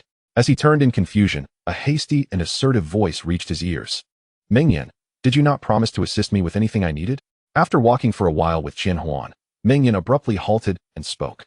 Only the Grand Priestess continued to manipulate the dark energy. Among the three, her strength was inherently the weakest, and she could no longer summon any formidable techniques. In that moment, I felt an overwhelming confidence in my ability to eliminate the individuals present, for I had yet to encounter anyone who posed a threat to me. It could be asserted that none of them would stand a chance against the flying dragon, especially considering I had 4 formidable bodyguards stationed outside. I had no intention of letting any of the 6 here escape. Though the dagger was exceedingly sharp, it posed no threat to Zhang Zhun, who remained indifferent to Cold Snow's actions. Upon hearing that they were to visit Luo Rulong's residence, Zhou Yaiyun hesitated momentarily, her cheeks flushing with a hint of crimson before she gently nodded. Elder Yi's culinary skills are truly remarkable. This pig's head is exquisitely prepared, Lin Chong praised without reservation. Despite the golden thunderstorm's overwhelming might, effortlessly obliterating the lava giant's armor, it could not so much as ruffle the heavenly wood spirit armor. While this was indeed the case, he felt it prudent not to publicize the current situation until he had a clearer understanding of Zhu Yuanzhang's stance. Having frequently engaged in various survival games, he was acutely aware that hidden treasure chests often lay behind the BOSS, at the heart of a crescent-shaped lawn nestled two lush, verdant trees, encircling a tranquil lake adorned with clusters of water lilies, blooming in hues of yellow, pink, and white, connected by two stone bridges leading to a hexagonal pavilion. Within the courtyard, the dojo appeared to be an incongruous amalgamation of two different realms, forcibly joined together. Upon exiting the doorway and encountering nearby neighbors, Grandma Wang took considerable time to exchange greetings. With only 2 barrels of spicy soup available for sale before noon, Yi Caping instructed Ba Jin to take them back after they sold out. Damn it, Xie Jianyong and Song Qinggai, those bastards with their titles of RD directors, incessantly pressuring for progress and occasionally spouting toxic motivational platitudes about the need to strive while young, lest we find it impossible to do so in our old age. Subsequently, after a leisurely dinner, she would take her grandmother out for a stroll. The leading Wind Wolf Knight immediately displayed a look of elation. Their loyalty was at its peak, so a mere compliment could brighten their spirits for an entire day. Feng Mu recalled the villainous demeanor he had exuded while coercing Ma Wei, suddenly realizing something was amiss. With the sword Jiang in hand, Su Nan's combat prowess surged to unprecedented heights. Upon unleashing this ultimate technique, the sword's aura instantly uprooted the grass across the entire football field. Su Nan could not help but let out a serious sigh, a look of embarrassment crossing his face as he spoke bashfully. Kan Makadama was also a ninja, regarded as one of the top ninjas in the island nation. Upon hearing his name, He Ming froze momentarily and glanced towards the source of the voice, recognizing it to be the inquiry room. He paused briefly before gradually making his way toward the door of that room. The foreman spoke with remarkable insight, causing those present to wilt. Yet they understood that without clarifying the situation on the construction site, their safety while working could not be guaranteed, leading to a collective furrowed brow. Chapter 36. Do not touch her. It was not that Zhao Shi was greedy for wealth, but rather that the outside world undoubtedly required expenditure. It was prudent to gather resources now, ensuring at least sustenance once outside. The Hidden Spirit Valley comprises 4 towering peaks, among which the Spirit Herb Peak is designated for the cultivation of spiritual herbs. Jiang Chun stared blankly at the 8 individuals before him. They were the most significant people in his life prior to the reversal of the time stream, and through their collective efforts, the temporal flow was reversed, allowing Jiang Chen's previously regretful and tumultuous existence to begin anew. Kanalaya observed as the mist completely dissipated, subsequently employing her divine art 3 or 4 more times, all of which coalesced into Zhao Shi's form, enveloping him in a radiant membrane. Upon contemplating this, the sword spirit, with no doubt in its mind, leisurely unfurled the black cloth, only to discover Ning Yu frantically retreating, having already distanced himself by over 10 paces in the blink of an eye. Let us go. Time is of the essence, Xiang'an exclaimed, pulling Nie Minjiayu along as they ventured towards Bachao village. He gradually recounted his experiences of practicing martial arts. His memories came in fragments, and when certain details eluded him, he would fall silent for an extended period before resuming. Li San was quiet, compelled to admit that Wu Li had a point, just as now, Long Yu dared to kill Wu Li and even Li San. But should the target shift to 6th Master, Long Yu would have to contemplate whether he was truly prepared for an all-out war with Ji Yuantang. Xi and Linlin gazed at Sima Yu, knowing that upon his command, he would spare no effort to retrieve Jiang Chun. Meng Si pondered momentarily, opting not to voice any direct remarks. Instead, after tidying up the area, he brought the individuals before Bai Gu, allowing her to take them away. Jeune Air was too pressed for time to think further. Fearing she might disturb Sun Air, she hurried to the window to close the several panes that were flapping open. Months later, as roses bloomed out of season amidst the winter's chill, someone stepping into the garden beheld the roses swaying with their pink blossoms, the wind weaving through them, producing a sound akin to a natural ode. The wound was approximately 10 centimeters long, likely inflicted from behind, suggesting an ambush by old Lu. I merely hold this thought for now. Perhaps by tomorrow morning, I will receive some delightful news, Gongwen prayed. Outside the window, the white clouds drifted leisurely, while directly ahead stood a large floor-to-ceiling window, framing the distant green mountains. Based on the assessment of Wang Ziming, Qin Lan had yet to arrive home to disguise herself. Gong Mingming was eager to see if her family would uncover her true identity and was also curious to discover if, apart from her face, she was truly easily imitated. Bai Junyu and his companions are all students of Kanglin Academy, which makes their togetherness quite ordinary. However, they are not students of Kanglin Academy, and thus, there is no necessity for them to be together. The two exchanged some endearing sweet nothings over the phone, yet Chu Yin refrained from disclosing his imminent return, intending to surprise her splendidly. In the depths of the glacier world, many formidable beings awakened from their slumber, sensing this surge of power and curiously investigating. But the human who had broken through had long departed from his abode, venturing further afield. Xiniang, I am aware that my actions can be rather reckless, but those bald-headed monks infuriate me. You should have seen his arrogant demeanor. I felt an overwhelming urge to give him a good thrashing, he Xianxian remarked, still seething with anger. I am grateful to Elder Zhao for sharing this with me. Prior to this, I felt it prudent to seek out Master King Mu. With that, Ling Feng bid farewell to Elder Zhao. Upon arriving at Eddie's estate, the disturbances from troublesome individuals and reporters had finally diminished, as they likely understood that this was merely the residence of Rachel's brother.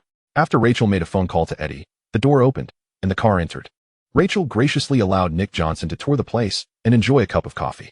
However, upon witnessing this scene, Rachel bit her lip hard, gnashing her teeth, and resolved that the next time she encountered the Lakers, she would humiliate Kobe severely. Although they played different positions, this was the only way she could vent her fury towards him. Sister, you must be exhausted, Lu Shur approached, observing Lin Xiu massaging her shoulders, and inquired with a smile, before turning to speak to Lu Shur, her words flowing forth like a torrent, completely oblivious to Lu Shur's weary facade. Furthermore, the chieftain's forthcoming actions are not merely aimed at dealing with Xieku. It is likely that his grand ambitions will also falter at the hands of this individual. He has devoted an immense amount of passion to this animation. To borrow a rather sentimental phrase, only he truly understands the warmth and coldness of it all. This gentleman must be Mr. Luo Yuhua of Daiwa Commercial Firm. What a delightful surprise to see him privately renting the entire street for a shopping spree. Chu Hong stepped forward with a smile, showing no sign of trepidation, as if the throng of nearly 100 people surrounding him held no sway over him. As for the words of the master, Jing Chun would undoubtedly believe them entirely, for the master's words are never false. Hence, there was no room for doubt. Sunan struggled to rise from her chair and stepped outside, contemplating for a moment before turning back to retrieve a towel and cover her. She then hastily exited the dining hall, while Liang Qing gazed at Xiao Xian's retreating figure, her cheerful smile undiminished, preferring to revel in her own world with Jiang Cheng. The one daring enough to rescue her from Hai Huayan would certainly not then murder her to please himself. Chapter 37, The Wrist Grip. It seems that both the envoy and Count Dante are 100% convinced of his lineage as a descendant of the Satyr family, and they regard this family with great respect and friendliness. Regarding the sword alone, there are 4 distinct grades, ranked from highest to lowest as supreme, renowned, precious, and ordinary. Do you wish for those who have betrayed you to pay the price? Zhang Li finally extended an olive branch.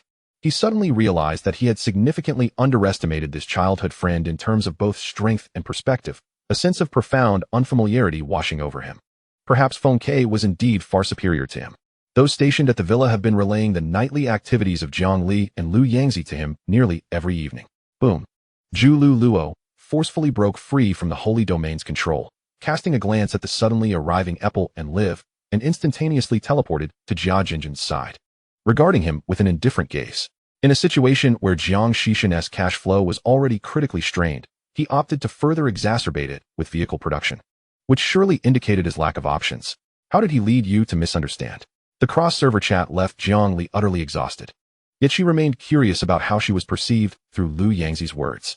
Rurik had yet to master flight techniques, and thus, helplessly resorted to magic in an attempt to attack Tina in the air, only for her to soar beyond his reach, causing him considerable vexation. Is that so? My apologies. The machine was rather enigmatic, and its cultivation surpassed mine. Should it harbor intentions of murder, I might not stand a chance against it. Chu Yuming shook his head, offering a resigned smile. Strictly speaking, one could blame those who migrated. Originally, Chu Renmei had quelled the grievances of years past. The county magistrate, with no choice, had to report to the prefect, who then dispatched troops to search the mountains, culminating in Gao Zhuoguang killing 15 soldiers before being captured due to sheer numbers. Sister, you are a step too late. We just chased off the Zillion sect members, Nalan Chun stepped forward to say, while she urged Jiang's son to apologize verbally. She was acutely aware that her son had irrevocably made an enemy, even if Jiang's son were to kneel and beg for forgiveness. The vulture would certainly see to it that he met his end. Shatter his stanchion. Tong Xianjiu intended to retract her sword. Yet Chu Yuming's voice echoed once more in her ears. Although Zhou Kuan is one of the 4 major hall masters of the Sanhe gang, the force behind Tianxiang Tower is not something he can provoke. Were it ordinary flames, Wang Yu's chi sword would easily slice through, but this was a different fire altogether. If I remember correctly, it should be nearby. Lu Jingzi had once possessed the treasure map of the Golden Wind Bandit, before being captured by Lu Qing'ai and others. He destroyed it to prevent it from falling into her hands. At this moment, this hilly region lay shrouded in snow and wind, the vast expanse beneath a silver-white world. Thick layers of snow blanketing everything, while the howling northern wind danced with a whistling sound. Occasionally, a few famished crows would caw as they flew past the dock, adding a touch of chilling menace to this desolate realm. However, all those within this dense forest were acutely aware of the 5 beams of light colliding, shattering numerous trees in the vicinity and causing the earth to tremble and rip apart in concentric circles. Initially, she thought this man had developed feelings, only to discover she was merely a pawn in his game. How many times in the dead of night had she wished to ask him directly, "Why treat me this way? Why?" Fortunately, Xiao Changhe did not mock Fong Fong for her earlier texts regarding handsome men and talented individuals, nor did he boast about having slept with him. Bei Sha made no objections and refrained from uttering a single word, considering it a blessing from heaven to merely be allowed to remain here. "You, Xiao Wushuan, dare to ambush me." The sculpted figure pointed an accusatory finger at Xiao Wushuan, retracting the wings behind him in a fit of rage. Su Rongrong nodded, leading the children into the tent to prepare their beds and instant noodles. Yi Qinggan felt immensely languid yet comfortable, nuzzling against Qi Xiaoai like a pet, almost resembling a tail wagging behind her. Fortunately, the barrier was transparent. Although they could not step inside for a closer look, Yunhao meticulously scrutinized several spiritual herbs in the medicinal garden from the other side of the barrier. After a full 4 hours, as the sun descended beyond the mountains, Shui Linger and Jin Lan were finally persuaded by Yunhao to return to the inn, lest they continue their exploration well into the night. Unbeknownst to them, Li Dalong exhibited not a trace of submission, inciting the ire of Wang and Zhang, who now harbored murderous intent towards him. Their journey proceeded smoothly without further incident, and on the 6th day of the 2nd lunar month, precisely during the hour of Shun, Jingyi and her companions arrived at the capital of the Min Kingdom, Qingyuan.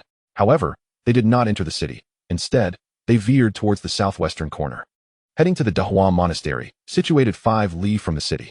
"Enough with the thanks. It's your turn to take the lead, dear sister-in-law. Are you telling jokes or riddles?" Wang jest. Siyu snorted disdainfully, remarking, "Under normal circumstances, we would be evenly matched, neither able to best the other. Yet, at this moment, we lacked the strength to contend with him and had no choice but to flee." Despite his lengthy explanation, he failed to mention who their adversary was. In the eyes of old Master Hong, Qi Haiying and Qian Dong were akin to insignificant ants, and thus, it was essential to perform a favor to alleviate Tang Wen's simmering anger. Consequently, Yang Bin's stakes continued to rise, eclipsing 50, placing him at the forefront among all male competitors participating today. "What do you mean by that? How could Mr. Jiang possibly be?" Jiang Yang stammered, her tongue tangling in confusion. Although the remnants of dreams had faded, the ground still flickered with electric sparks, emitting a crackling sound, while flames continued to smolder, filling the air with the acrid scent of charred remains. Once a peculiar sanctuary that allowed him to relax and play, the first mountain had vanished, leaving behind a haunting silence devoid of the vibrancy it once possessed. This transformation rendered Yi Feng profoundly disoriented. He found himself unable to explain such occurrences and had never fathomed the extent of his own consciousness. Unless Su Xian achieved a certain level of power, he could not harness it. Until then, he could only draw upon a sliver of the connection between himself and the creation tree. Seizing the moment of Yi Feng's indecision, Li Yulian swiftly grasped his hand, pulling him into the dragon vein, just as the sky unleashed a torrential downpour reminiscent of their previous encounter. Qin's Hija silently presented a gift, and a disciple from the beggar's sect accepted it, registering it meticulously. Yushin anxiously watched Qin's Hija, about to speak, but a mere glance from her silenced him, prompting him to bow respectfully as he escorted the two into the hall. Chapter 38, It is Dance. With a surge, the hill of Shanlong lunged towards Tang Hao, but as it barely lifted off the ground, it plummeted back down, leaving 2 imprints in the ice. No sooner had he spoken than distant figures flickered, and a tremendous wave of energy surged forth, generating a continuous roar. The Ruan family also dabbled in antiques, and Ruan Sixian possessed a keen eye, able to discern whether it was glass at a mere glance. Presently, Lu Ping's intention was astonishingly to suggest he forego being a minister and ascend directly to the throne. Chi Te and Zhao Wanbao, feeling helpless, hastily opened the door and stepped outside, having heard the sound of approaching footsteps. They quickly merged into the shadows, only to find many others had gathered. Presumably the guards who had rallied their spirits to investigate. Li Pinger evidently favored someone like Lu Ping, as they stood closely together during the wine sifting. The sweet fragrance wafting between them, an irresistible temptation. Neo Air chuckled, but suddenly, Lu Ping noticed a flash of cold light in the eyes of the green-faced man. Before he could intervene, that cold light struck, and Neo Air was cleaved in two, blood splattering like a bouquet of red flowers upon the ground. Such a formidable demon core was previously unimaginable to them, for the powerful demon spirits that possessed it were beyond their capacity to contend with. The notion of hunting such spirits for their cores was laughable. In their presence, mere survival was a daunting challenge. Fortunately, this terrifying sensation was fleeting. Nico Robin gasped heavily, her exquisitely beautiful visage marred by fear, a feeling she never wished to experience again. Liang arrived at the table opposite Su Fengxiao. The black jade slipped just in hand, yet to be examined. As he listened, his heart stirred, and he began to pay heed to the conversations within the tavern.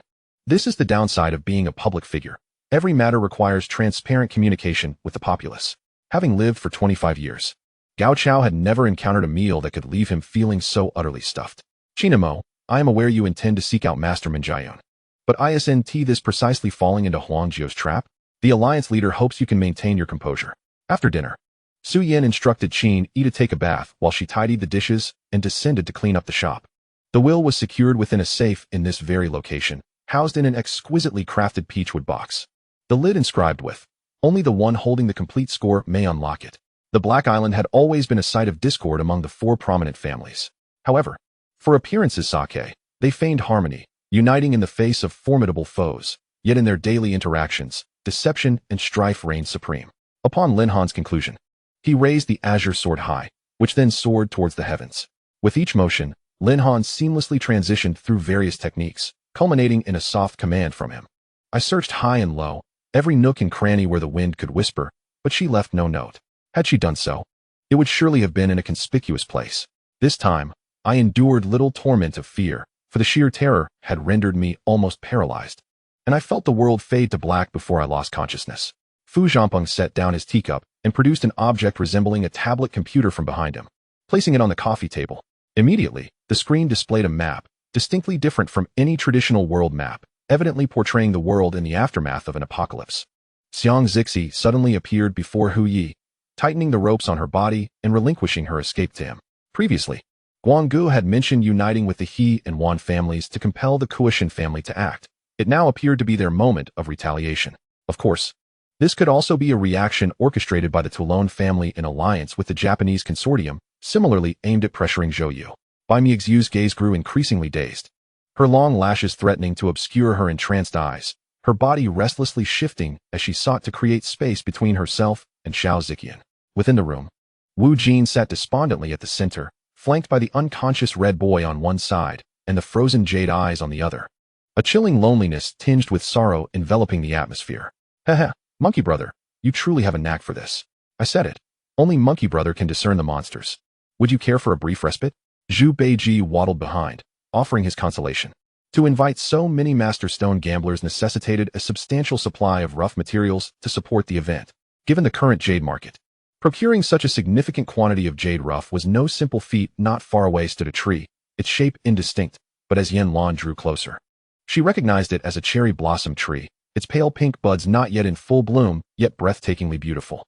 Upon inquiry, they revealed that after hearing the alarm in the night, their first instinct was not to ascertain the situation at the base or maintain order, but rather to lead a throng of close guards and police, gathering a wealth of valuable items and fleeing the city with their families under the cover of darkness. Others wishing to join would have to locate the river, circling around to approach, navigating through the water. After all, the vegetation had obscured the water's surface, resembling a low dog hole, leaving only a narrow passage for the water to flow through. They bared their jagged, menacing teeth and emitted low growls, their necks craning as they half opened their drooling mouths, ominously shifting their bodies to align their heads with the trio's position. What now?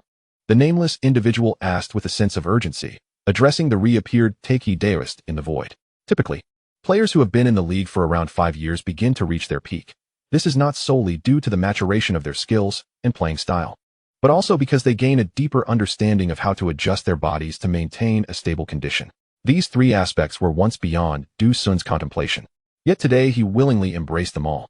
The leader felt a sense of relaxation. Immobilized, he could only gaze blankly at the flames before him, and in doing so, he finally perceived the hidden secrets within the fire.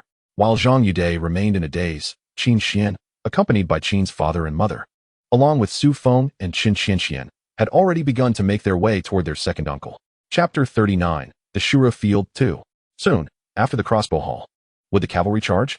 I too am capable. The opposing side has dwindled to just over 5,000, while we still boast 50,000 without any losses. Even if this battle requires sacrificing lives to advance, victory is assured. Or could it be that Iverson sensed Ray Allen's momentary lapse in defense? Is it possible to breach the defense in that fleeting instant? Liu Yukin, originally frail, felt utterly drained after a night of exhaustion, lacking the strength to struggle against him. She only managed a few feeble attempts, but Dongfang Liang, a man of considerable strength, was not to be dislodged, prompting her to cry out for help. Having previously believed that she would undoubtedly rank first in this round of examinations, she was unexpectedly countered in her area of expertise.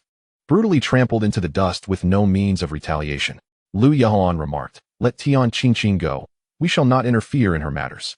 The city god's affairs should be resolved by him alone. The underworld has its own rules, and one must reap what they sow. Allow her to leave." Jin establishes a valid point. In this world, there are far too many injustices. If we were to manage every single one, we would surely perish from exhaustion. Wang Yan summoned the shopkeeper to clear away the remaining dishes. The shopkeeper still smiled, albeit with a somewhat forced expression, and cast a glance at the two's bowls. Peng Ao, regarding the defeat at Longshan, let it be. Next time, you must exercise caution and refrain from acting impulsively. I require tranquility for my cultivation. If there is nothing else, you may withdraw. The masked figure known as the Blue Ghost spoke. Ahead, Fang Beiwa climbed to the summit and turned back. Initially expecting Zhao Hao to be in a state of utter disarray, yet he found this fellow navigating through the reeds and shrubs with ease, even gathering a handful of wild fruits along the way, which left him quietly astonished. At that time, the master of Jin Yiguan recognized Bai Jianli's potential. Even he was unaware of how far Bai Jianli could rise. Only now does Zhu Ming realize how astute he was back then for not antagonizing Bai Jianli. In hindsight, it seems that indeed, the ancestors were watching over him. The young master of the Dark Star, Mo Feng, has now stepped into the realm of the immortal monarch. Below, some witnesses beheld flickering figures in the void, their hearts trembling. In truth, given Long Zacian's status, it was remarkable that he agreed to this request from Tian Tian. After all, in some respects, this could be considered an act of treason. Mo Qinwei's body slammed heavily against the seat, letting out a muffled groan, disregarding her aching back. She reached for the opposite door in a bid to escape. Han Lin felt a pang of sorrow, realizing that his only sincere friend upon entering university had met with such a tragic fate. Moreover, as their conversation deepened, she grew increasingly aware of this feeling, occasionally even experiencing the illusion of questioning who the true teacher was.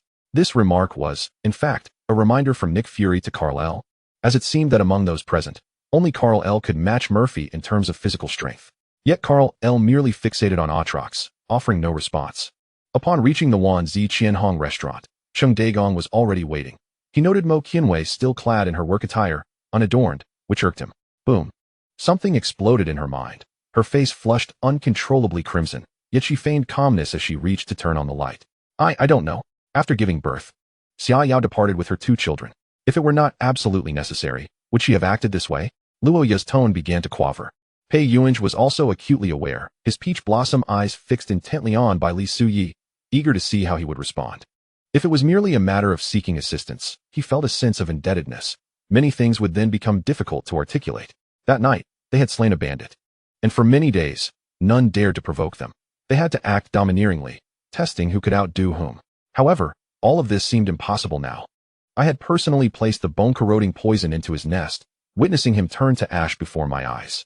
Yet now, all we could do was take it step by step. The enemy had yet to make a move, and even if we were to respond, how would we do so? At home, 500 duck eggs were stored.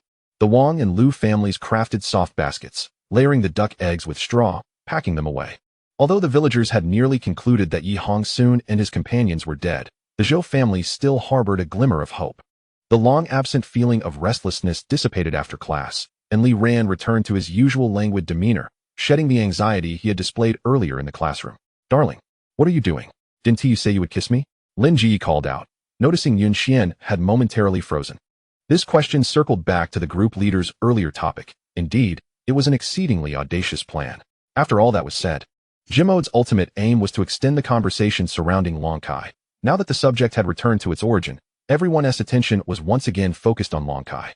I could not help but raise my powerful flashlight, shining it directly ahead.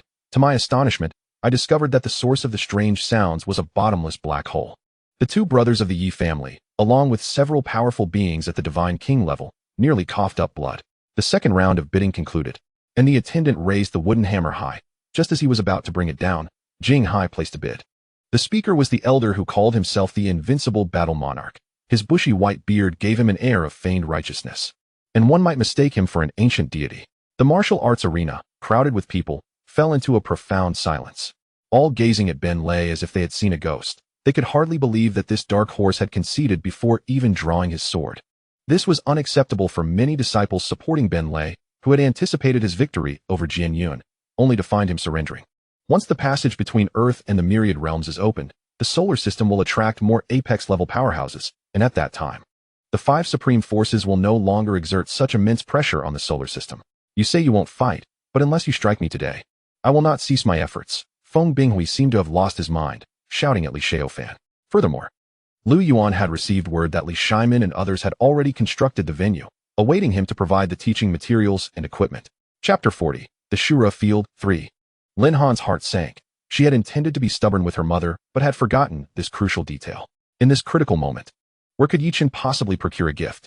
Consequently, Shi Minyu's inner turmoil was akin to a cluster of hand grenades that had been released, or a colossal volcano poised to erupt, his fury barely contained. You are courting death. Sikong Yu's expression darkened abruptly, even in his younger days. No one had dared to speak to him in such a manner. If Lin Jie had made such a statement back then, he would have already lunged forward to end the matter. The old man's cunning left Liang Chun in admiration. Both Nangong Jie and Nangong Ao were not ordinary people, willing to shed blood for the position of clan leader, their schemes surpassing those of mere mortals. Yet, despite their efforts, they ultimately fell victim to the old man's machinations. Illustrating his remarkable acumen, Zhao Zhaina shook her head, deeming the notion implausible. For the day before the engagement banquet, the young lady had been out drinking and causing a ruckus at a bar, requiring her own intervention to resolve the situation.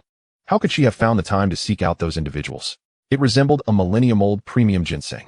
Lenny scrutinized it for a moment before exclaiming in surprise. Initially, she believed that after encountering Jiang Wuheng, she would be filled with rage for not taking action, yet at this moment, she felt an unusual calmness. Su Zixin reflected on this, noting that even in the capital, such scenes at a banquet were seldom witnessed. After being reprimanded by the old man, Shen Shen immediately inquired with the Lu family and Shin Shu, not forgetting to include Shin Wan. At that moment, Zhao Shi was already embroiled in a struggle with a robust middle-aged woman, although she was at a disadvantage in terms of strength. Her flailing hands and sharp nails proved to be quite lethal. In the spacious classroom, only Xia Fan and Nisa remained. Nisa, her cheeks flushed, approached Xia Fan's desk and sat down in Tang Kaiyer's seat. Meanwhile, the crown prince, under the protection of the Imperial Guard, ascended the city wall and approached the archers, calling for a halt just as they were about to release their arrows. The soldiers, bows drawn, lowered their weapons and stood still, uncertainly gazing at the eunuch. Shi Qiuquan omitted the part where Han Feng was beaten out of the Qin residence and instead depicted Exalted Qin as a difficult figure to deal with. Exalted Qin posed sharp questions, to which Han Feng responded with wit, eliciting laughter from the crowd. To assuage by Zixuan's concerns, Xia Fan confided in him, allowing him to feel at ease and facilitating his recovery. Yu Yin promptly extended his hand, rummaging through a wooden box on the jade platform inscribed with restrictive spiritual patterns, ultimately extracting a number. Subsequently, Apple and Tianjun dismounted from their carriage and hurried toward Xiu'er and the others, tossing a wooden stick at the basin and embracing Apple tightly. Xia Dashan was always one to be grateful when others treated him sincerely. He repaid them with even greater sincerity. In this regard, Xia Tian bore a striking resemblance to Xia Dashan. The intelligence from various families was compiled by Qin Junyi, and many matters that had remained unclear in the past could now be revisited with speculation, revealing certain truths. Forget it, let me handle it first, lest we scare off other clients. The security guard, covering his mouth and nose, reluctantly led the elder to the first window, whispering a few words to the staff before departing. Since Ling Kuan had made such a statement, there was no reason left for him to object, and he waved his hand in a gesture of invitation.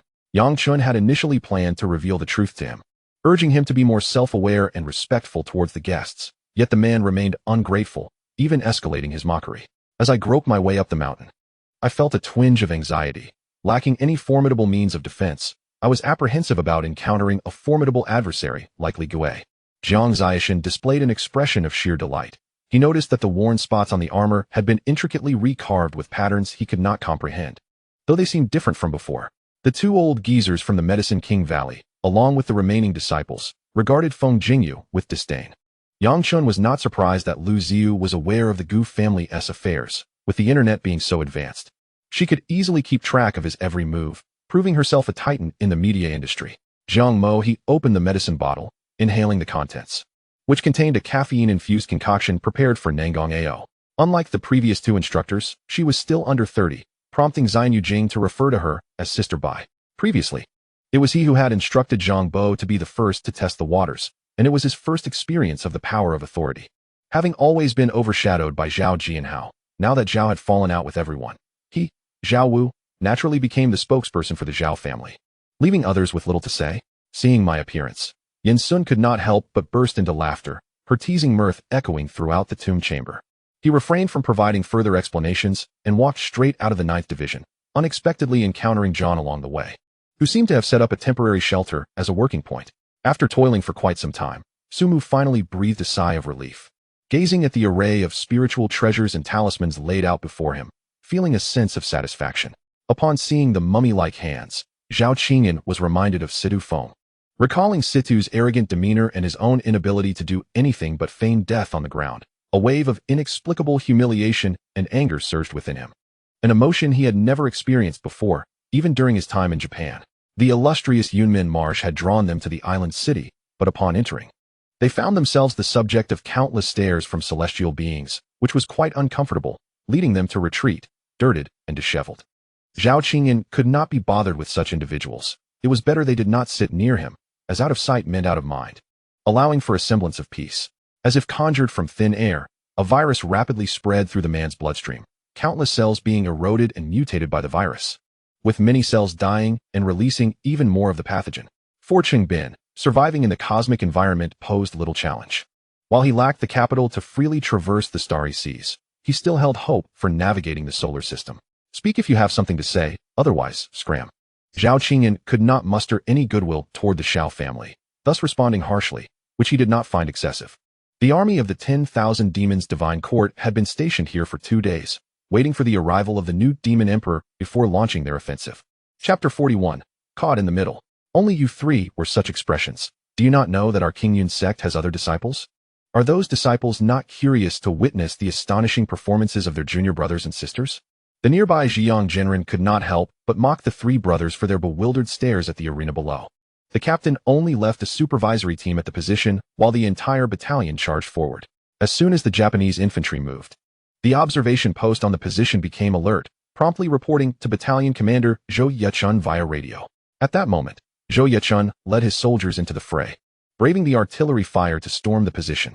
The defending company commander immediately ordered a ceasefire, fully aware that if this were a real battlefield, he and the soldiers holding the line would already be corpses.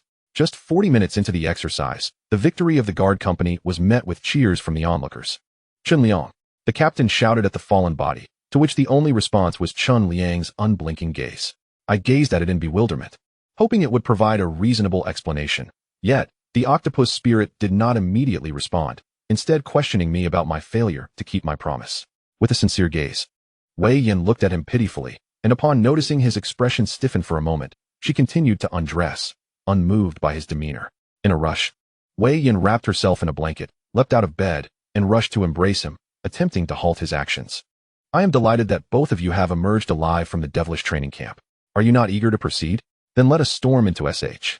The fox continued to stoke the already fervent enthusiasm of the two, igniting their primal instincts. This is Master Bradley, the chieftain of the Berserker clan. Allow you to make his acquaintance. Shang Wanfei showed no intention of personally examining the letter, wishing instead to express his trust in Qin Jian. Wei Yin sighed.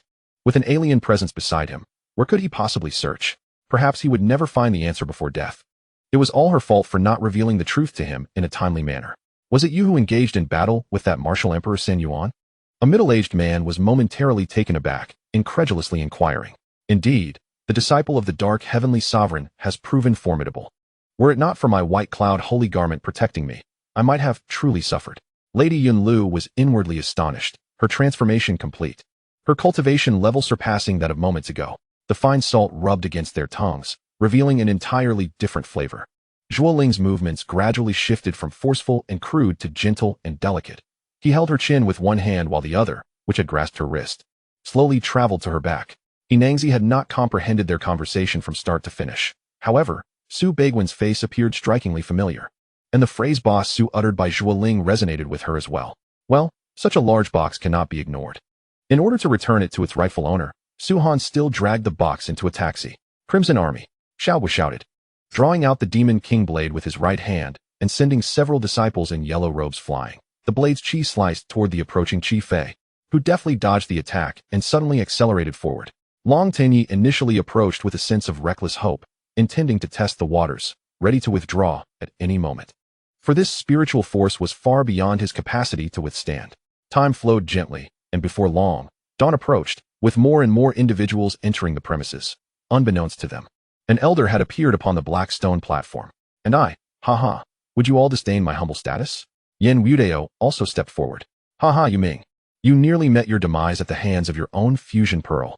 Truly, it is a laughable tale. The elder of the Star River laughed heartily.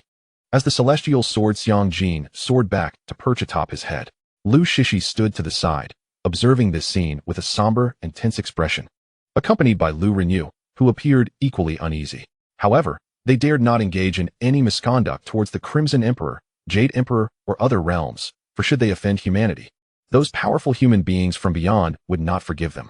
The vehicle was filled with veterans donning honorably discharged sashes and bright red flowers, while below, reluctant soldiers waved goodbye, tears streaming down their faces as they fervently called out, "Take care on your journey. Do well in the army. Shall we enter?" Wei Yining asked curiously, having noticed the peculiar nature of this place. After all their efforts to arrive, should they proceed or refrain? To investigate the inferno that befell the Feng family. The death of Feng Wuling, as well as Xianyuan Hongjiang and Nengong Yuming, Yishui had much to attend to. She had no time to entertain the unwelcome advances that came due to her beauty. No, Lazy replied, rest assured, after the last incident. I have prepared even more thoroughly this time. We have enough supplies to last us 10 days inside. Previously, Lu Zixi and Wu Tong had managed these matters. But now with one deceased and the other ill, the burden fell upon Lei Zi and Xiao Ning. Huang Yanqing had lost all desire for drink, handing the remaining large bottle of Remy Martin to the bar attendant, stating that the liquor would remain here for future enjoyment. Mu Baikin felt quite uncomfortable due to the heavy scent of perfume on Du Zero. However, in order to steer events in accordance with his vision, he silently endured, subtly distancing himself. Witnessing Mu Zi battling the magical beast alone, everyone felt frustrated by their own helplessness. Upon seeing Mu Zi being thrown back, Xiao Zhuang acted without hesitation, drawing forth his personal artifact and charging forward. Chapter 42, Peculiar Phenomena. Luo Xing chuckled with satisfaction. The reason he retained Dong Li today was twofold. Firstly, to apply pressure on Lu Shanmin, and more importantly, to allow Dong Li, who previously held reservations about Lu Shanmin's capabilities, to witness his true strength. Mu Qingyu shook her head, stating, I do not wish to perform acupuncture. I merely wish to try what you accomplished earlier. However, the moment he reached out, Jiang Han also raised a finger, pointing at his wrist. Jiang Xie began to search frantically, finding no corpses or anything of the sort. The atmosphere here was merely eerie. We are not mistaken. The situation is decidedly unfavorable for us. It is very possible that we three will meet our end here, Jasmine whispered. Their relationship was one where either one would perish. Fortunately, Jiang Xie had not succumbed, meaning it was time for his counterattack. News of the divine fall barrier was no longer a secret. The snowman clans were ablaze with fervor, and recently, even external forces had begun to stir. Flocking toward the northern domain, a storm was brewing, poised to engulf the snowman clans. In an unremarkable courtyard within the imperial city of Flame Island, two elderly men were engaged in a game of chess, while a young man in white served them tea, attending to their needs. He was now setting up a large formation, intending to conduct tests and fully comprehend their intricacies. On behalf of my predecessors, I and everyone else are immensely grateful for your support and assistance. Were it not for you, the Nine-Tailed clan might still be under the control of the White-Tooth clan. The speaker was a graceful young woman, dressed in a short skirt, with flowing black hair. Thus, he amalgamated numerous engines into one, constructing a multifunctional engine to be embedded in the heart of his people, thereby completing the final shaping of the fourth-generation divine body. If her brother were aware of her predicament, he would undoubtedly encourage her to survive. Only by living could she await her brother's rescue. Another worthy of comparison to the Dragon Maiden was Air Mao. This fellow's true form was also a void creature towering 5 to 6 meters, with an insatiable appetite. No need, the moon goddess directly dismissed. With her and Sun Tianyan present, Du Ziwan lacked for no divine arts. He understood that given Zhou Yi's character, he would not wish for Shang Gu to know of the current situation. However, how could he conceal this matter? Xing Ming employed ranged attacks to directly pierce through Hua Yi's warship, forcing them into the depths of the cosmos. The signal interference only affected the light brain. Leaving the aircraft unharmed, Song Shi pondered a possibility. Ever since his son Zhou Li entered junior high, he had made a concerted effort not to smoke at home, lest it affect his son's studies. The scintillating brilliance of the diamonds danced in her eyes, and Wang Tsongshan was utterly elated. The design and materials of this crown had cost no less than 20 million. When she initially presented it to Song Xian, she harbored fears that he might perceive her as extravagant, contemplating that she could simply cover the expense herself. Yet, to her surprise, Song Xian agreed without so much as a furrow of his brow. However, the Penglade barrier mentioned by Feng Jiu diverged markedly from the Penglade depicted on the map. They resided in entirely different maritime territories. Observing the Night King Arthur dispatching the encountered monsters with a single stroke, Lin Kai silently commended his own ingenuity. This prototype in his possession, whether in appearance or functionality, resembled the substandard models employed by swindlers to extort money. Utterly lacking in sophistication and likely to tarnish the brand's reputation. Just moments ago, Teacher and Yuan had mentioned in the morning meeting that the difficulty of this semester's final examination would be considerable, a point that the mathematics teacher reiterated during class. Fang Xiu unlocked the prison door and meticulously arranged Ji Bo's corpse to appear as though he had hanged himself, ensuring that all superficial details were accounted for. Noticing the man's roughness as he unwrapped the bandages, which caused him to grimace in pain 3 times over the course of 2 rounds, she unconsciously stepped closer, succumbing to the tendency of a healer to be somewhat verbose.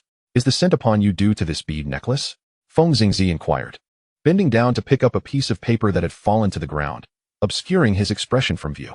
Qing King he had yet to acclimate to the erratic weather of Spring City, clad in a single garment and hugging her arms tightly. Lu Quan rode up to the Ming army, who showed no inclination to part. Thus he halted, waiting for Zhu Baiao and the others to catch up. The night would shroud reason in a haze, amplifying emotions and releasing the most difficult to express sentiments from the depths of one's heart during that restless night. Wang Yilan's lips twitched. He understood that the envoy was speaking fallacies, yet given the envoy's lofty status, it felt somewhat ungracious to be overly sensitive. Furthermore, Jiang Cheng had come to comprehend the matter concerning the Ming Long sword technique, which was procured by Nangong Ling at the auction. There existed but a single opportunity. The bullet must strike the skeletal cavalry in the abdomen with precision, igniting the flames, to truly fulfill the mission. Accompanying her on the flight was Ding Jiaoyuo, who was currently in Beijing, shuttling back and forth to Tokyo, as the Fox network was set to list on the Nasdaq in the United States in 6 months.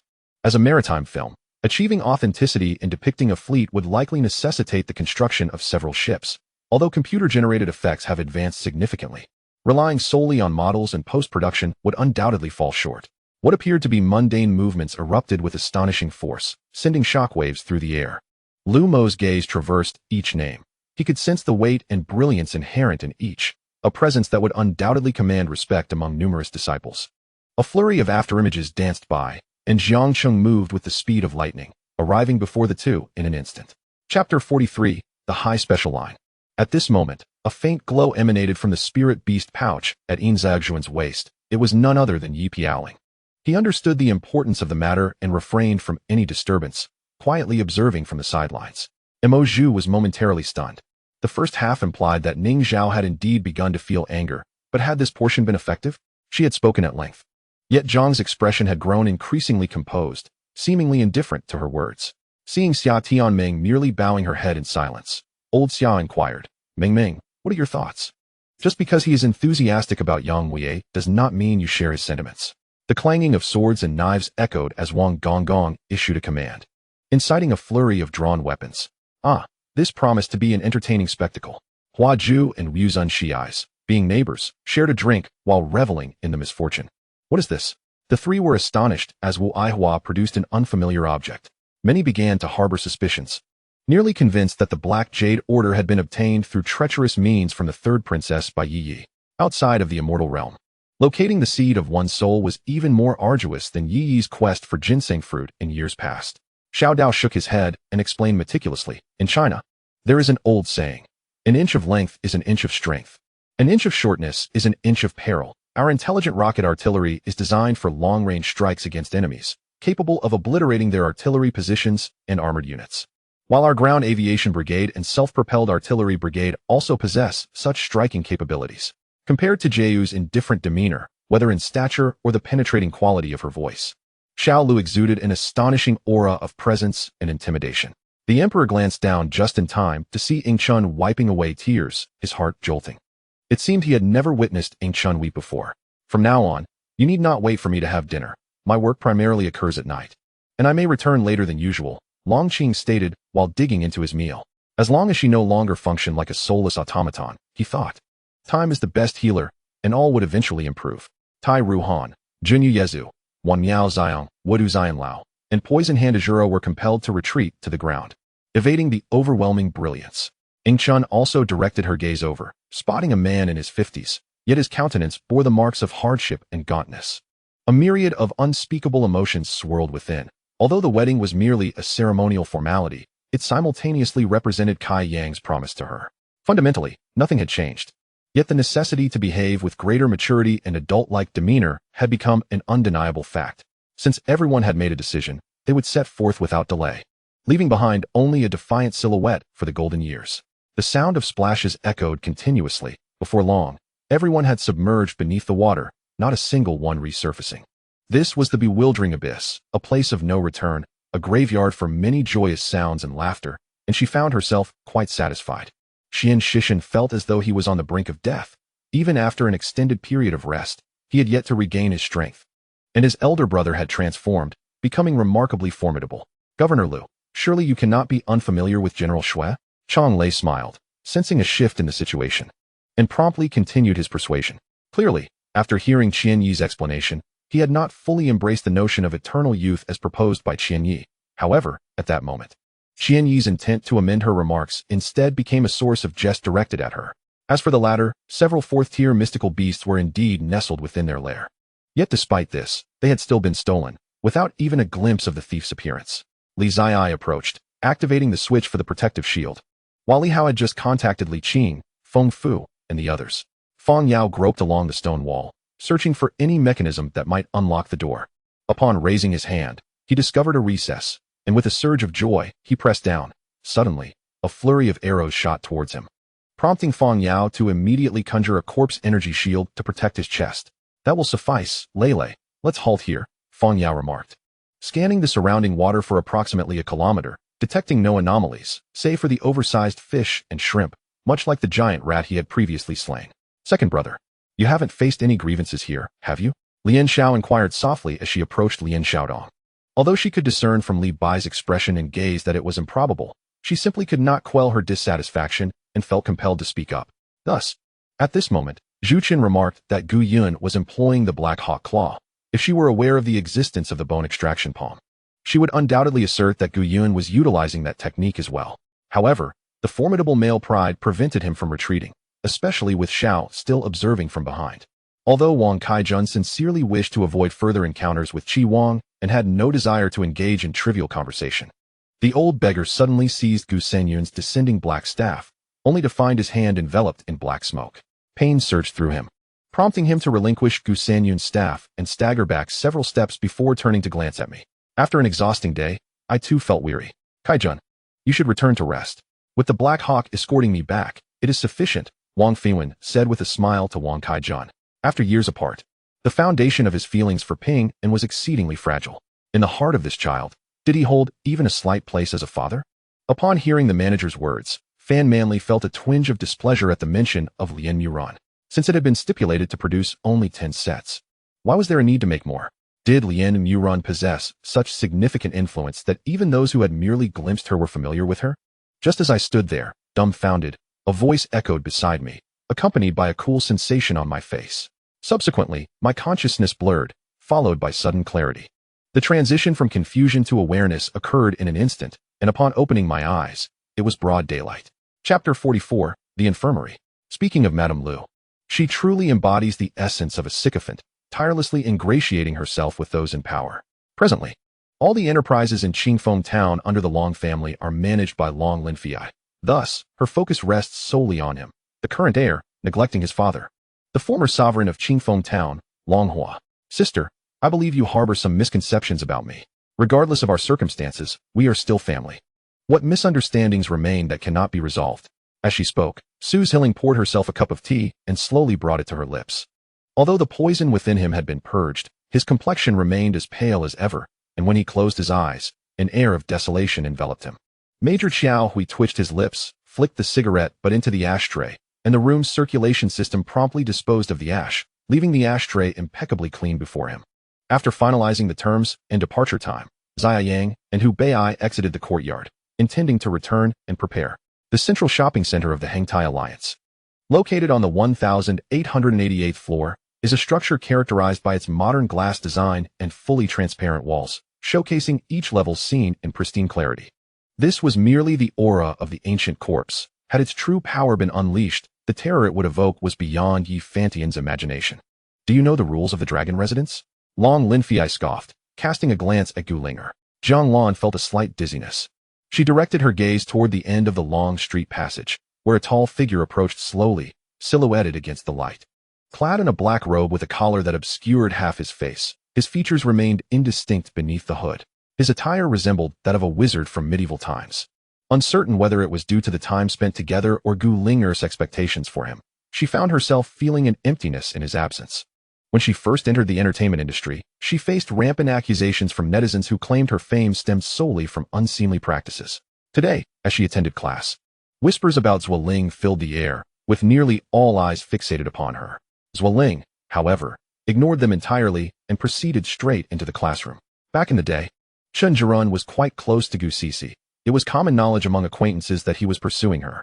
Thus, despite Zueling's neutral stance toward Cheng Yi, she could not help but harbor a degree of resentment, for Cheng Yi had indeed taken a life. Having failed to capture the perpetrator, Su Xiao limped back, reflecting that she should have checked the calendar before venturing out. Her misfortune was overwhelming. Old Master Han gazed sorrowfully at Lin Ruo Shuang, who felt a pang of compassion. Imagining the scene of an empty nester alone in a vast, desolate villa, the tears that had barely ceased flowed anew at the sound of Chen Jirun's voice. And Gu Sisi sobbed uncontrollably. In that life and death moment, Gu Nanqian suddenly lunged forward, embracing Su Xia and pushing her back a few steps. Just as the bullet struck her in the back, Wang Jin stood in shock, while Shang Gihua, Lu Feng, and others exchanged bewildered glances. Wasn't this the person Yuan Lang often mentioned? How could they encounter him here? The outcome was inevitable. The officials either perished or were injured, and the fortunate survivors, upon seeing Jun Xiao, dared not even breathe, hastily vanishing from her sight. The basic attribute points corresponding to the elimination of zombies numbered 14, and for every 5 kills, an attribute point was awarded. Previous rewards had already been dispensed, and this was not mentioned here. Indeed, the greatest rival in the heart of the humble master had always been Xie Xian, not Xian. Ho Liangsheng spoke slowly, his expression somber. Should such a scenario arise, departing the island in the same manner as before would be utterly unrealistic, for no one's consciousness could fixate upon him.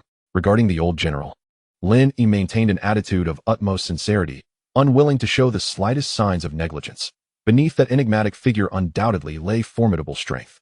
Wei Jie shook his head in confusion. The person before him was undoubtedly Zhu Yingtai, her visage revealing no signs of having been made up, and it seemed unlikely she were a mask to prank him. How could such an inconceivable phenomenon exist in the world? By the way, if possible, Governor Su could also lend Wei Jie a hand. Wei Jie continued.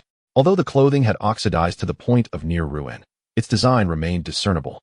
Yet I found it perplexing how such an abundance of monsters could maintain such order. Content. Lei did not believe my words. He planned to visit the Xiang ship in person tomorrow. I felt utterly defeated. The heir. No, there was no heir when they arrived here. They realized they had lost all connection with those around them, as if they had been devoured by something, leaving nothing behind. Wazong, come here. Hearing Wu Sunyang's icy voice, I involuntarily shivered. For some reason, I now felt a tinge of fear toward her, for when she grew angry, it seemed she cared little for the consequences. Her madness was truly terrifying. Chapter 45. A display of bravado. It tickles. Hylian Yi pecked playfully at her eyes, causing Yin Shun to shyly recoil. her lips slightly pursed, complemented by her flushed cheeks, making her appear undeniably alluring. Since the birds began to roost atop the treehouse's canopy, Han Swifei had invited the Ingshan bird family to reside there, but they declined, as they had their own home and were not inclined to move elsewhere. Crystal perched upon a branch of a crystal tree, her glass-like eyes gazing into the crystal ball that revealed a scene of Han Yi's family enjoying the moon from their pavilion. However, at present, Du and Yu Kigwang and his son still have the old man as personal servant in attendance, making it inconvenient for her to administer the detoxification pills to the elder or to detoxify him all at once.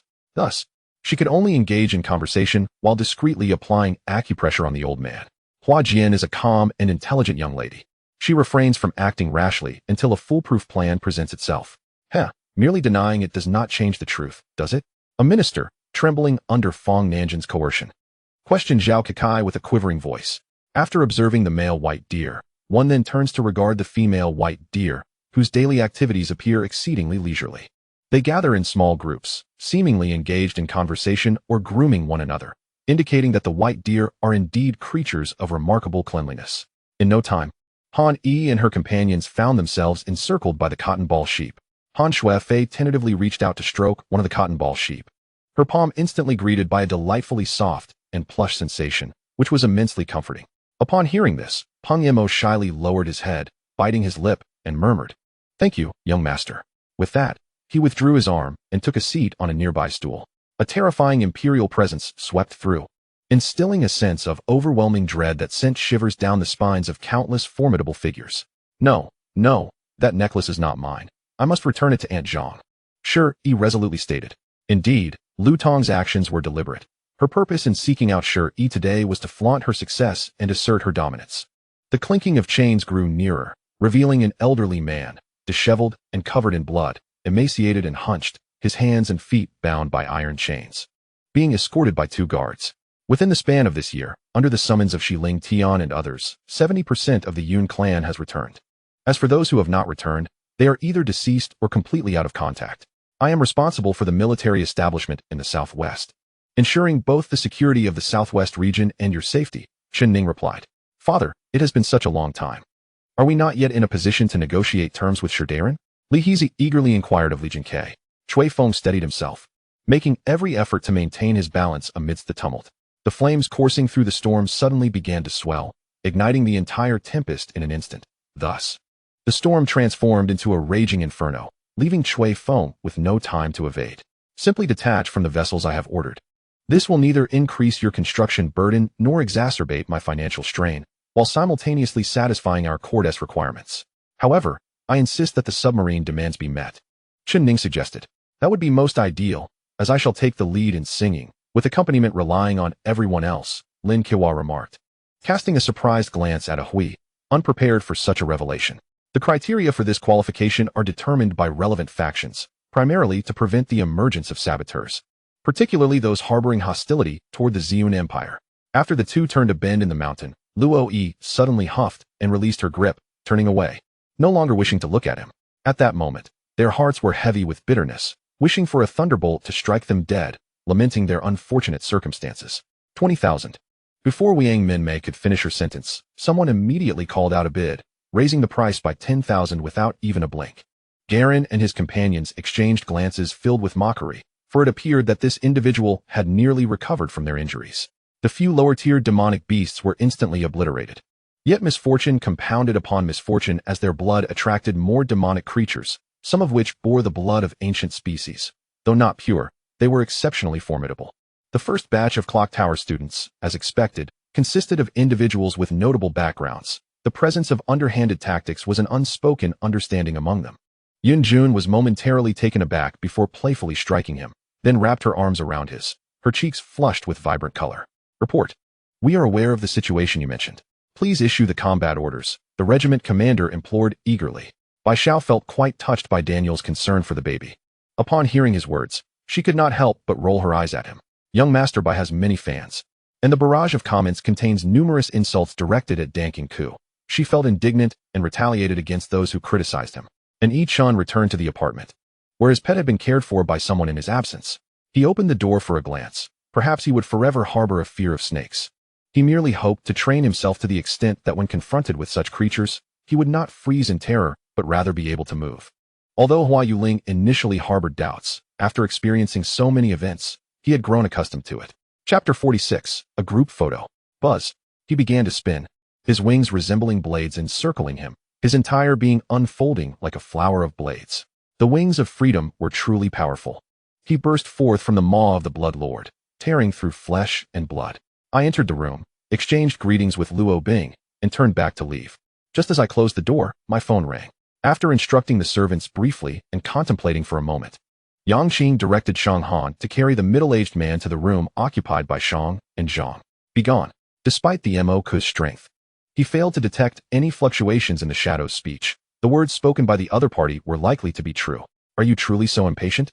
Jing Yongzhen lowered her long lashes, feeling as though the agony within her surged forth like an uncontrollable spring, streaming ceaselessly from her eyes.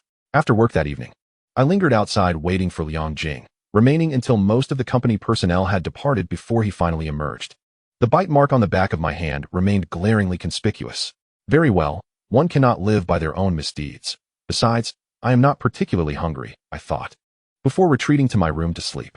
Once it concluded, Imo Qiudong sincerely bid farewell to the two, who smiled and then departed. I report to your majesty. It is right here. Guashi halted, turned around, and bowed respectfully to report. In that case, the Jianyu Guard must not make a grand display of leaving the capital. There may well be spies from the Dashur within Chang'an City, Guashi analyzed calmly and soberly. Since the emperor has made up his mind, my duty is to execute it flawlessly. This is the fundamental quality of an excellent military leader. This city serves as a stronghold for the demonic sect. Although they have defeated it, a period of time is required to fully assimilate it. Such matters cannot be accomplished in a day or two. The individual was clad in tattered black garments, with disheveled hair cascading around him, beneath which lay a pair of eyes as tranquil as water. His name is Luo Sha, the pinnacle of the 100-strong rankings and the top of the combat power rankings, a master of physical cultivation. Lord Zhang commanded the accompanying guards to protect the carriage. Both sides ascended, engaging in a life-and-death struggle, the sounds of laughter and jeering resonating against the cave walls, producing a resounding echo that amplified within the cavern, deafening to the ears. Furthermore, the spectral figures flitted about, resembling 1,000 troops locked in fierce battle. A righteous gentleman? Are you mistaken? Why bring up righteousness at this moment? Have I ever claimed to be a righteous gentleman? What does my character have to do with you? Li Jiang scoffed. Erguzi. Just keep watch. I'll take a short nap. No one will come at this late hour, one of the henchmen said, with a clap of his hands. The purple lightning soared forth, invoking the Lu Xianling technique. He leapt up, a streak of light disappearing into the nether cave. It's merely a transplant surgery. Why all the fuss? Bold yet cautious, onward and upward. Lin Huijin gently patted her face and took several deep breaths. During this time, news of the annihilation of the lair of the Dimension Devourer swiftly reached the ears of the giant spirit temple. Feng Tianyi, ranked 11th on the Morning Sun list, suffered defeat in the autumn of Shamo at the hands of the formidable Night Shale. What? Impossible. Among my true dragon clan, I am the strongest. No one else could possibly subdue you. Moreover, you speak of the Azure Dragon. Could it be? Ao Guang felt a flicker of anger, but immediately dismissed the thought, suddenly recalling the Azure Dragon, which was precisely what he had long desired. He felt a surge of emotions.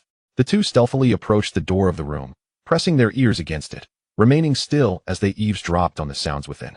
As true energy surged and he practiced his techniques, the dark complexion of Tian He turned ruddy, beads of sweat forming on his forehead. Rest assured, I would not be so foolish. If I were to utter such words, would I not expose my shame of having been controlled by the blood of a fox? How could I maintain my dignity thereafter?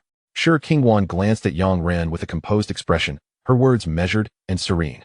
The outcome was predictable.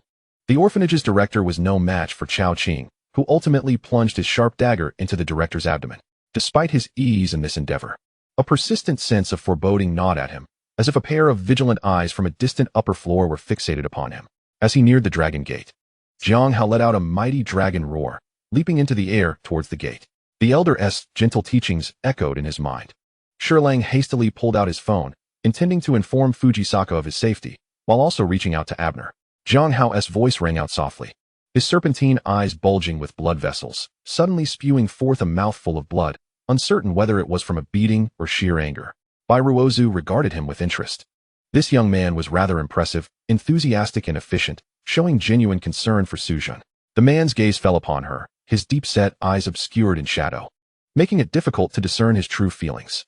Hey, Mukyu has worked exceedingly hard. Moreover, what right do you have to criticize him? Naruto was fuming. Why do people always wait until they have learned their lessons to understand their own worth? Lin Feng disdainfully exhaled a puff of smoke, casting a cold glance at the more than 10 burly men before him. Chapter 47. Indulgence. Damn it, don't you have hands? Do you need someone to feed you? Lan Ao cursed inwardly, yet could not help but feel envious, wishing that the red flood dragon could feed her instead. In truth, Gu Jinghong had long believed that it was her fault that the eunuch had met his demise. Thus, she felt a deep-seated frustration, unable to find relief. Nanan, I understood what you said that day, which is why I did not forcibly oppose your decision. However, the situation has changed. He is now married. During next year's recruitment, could we consider allowing him to bring along a junior, like other schools do? I will wait for your signal at school. Perhaps we can attract even more exceptional students. These notable figures looked down upon the Ministry of Personnel's summons, and the previous government's so-called registration and statistical efforts were dismissed even more readily. Xiao Lingxin gazed at the overflowing bowl of food, feeling nauseated by the meaty odors, and despite her best efforts to endure, she could hardly stomach it. With her mother's health declining, Aunt Wang had been working tirelessly at home for many years, and she had always done an excellent job. Li Shanchang sensed that he was being subtly influenced by Zhu Baiao, who, despite being only a 6-year-old child, displayed such wisdom that Li Shanchang felt compelled to tread carefully.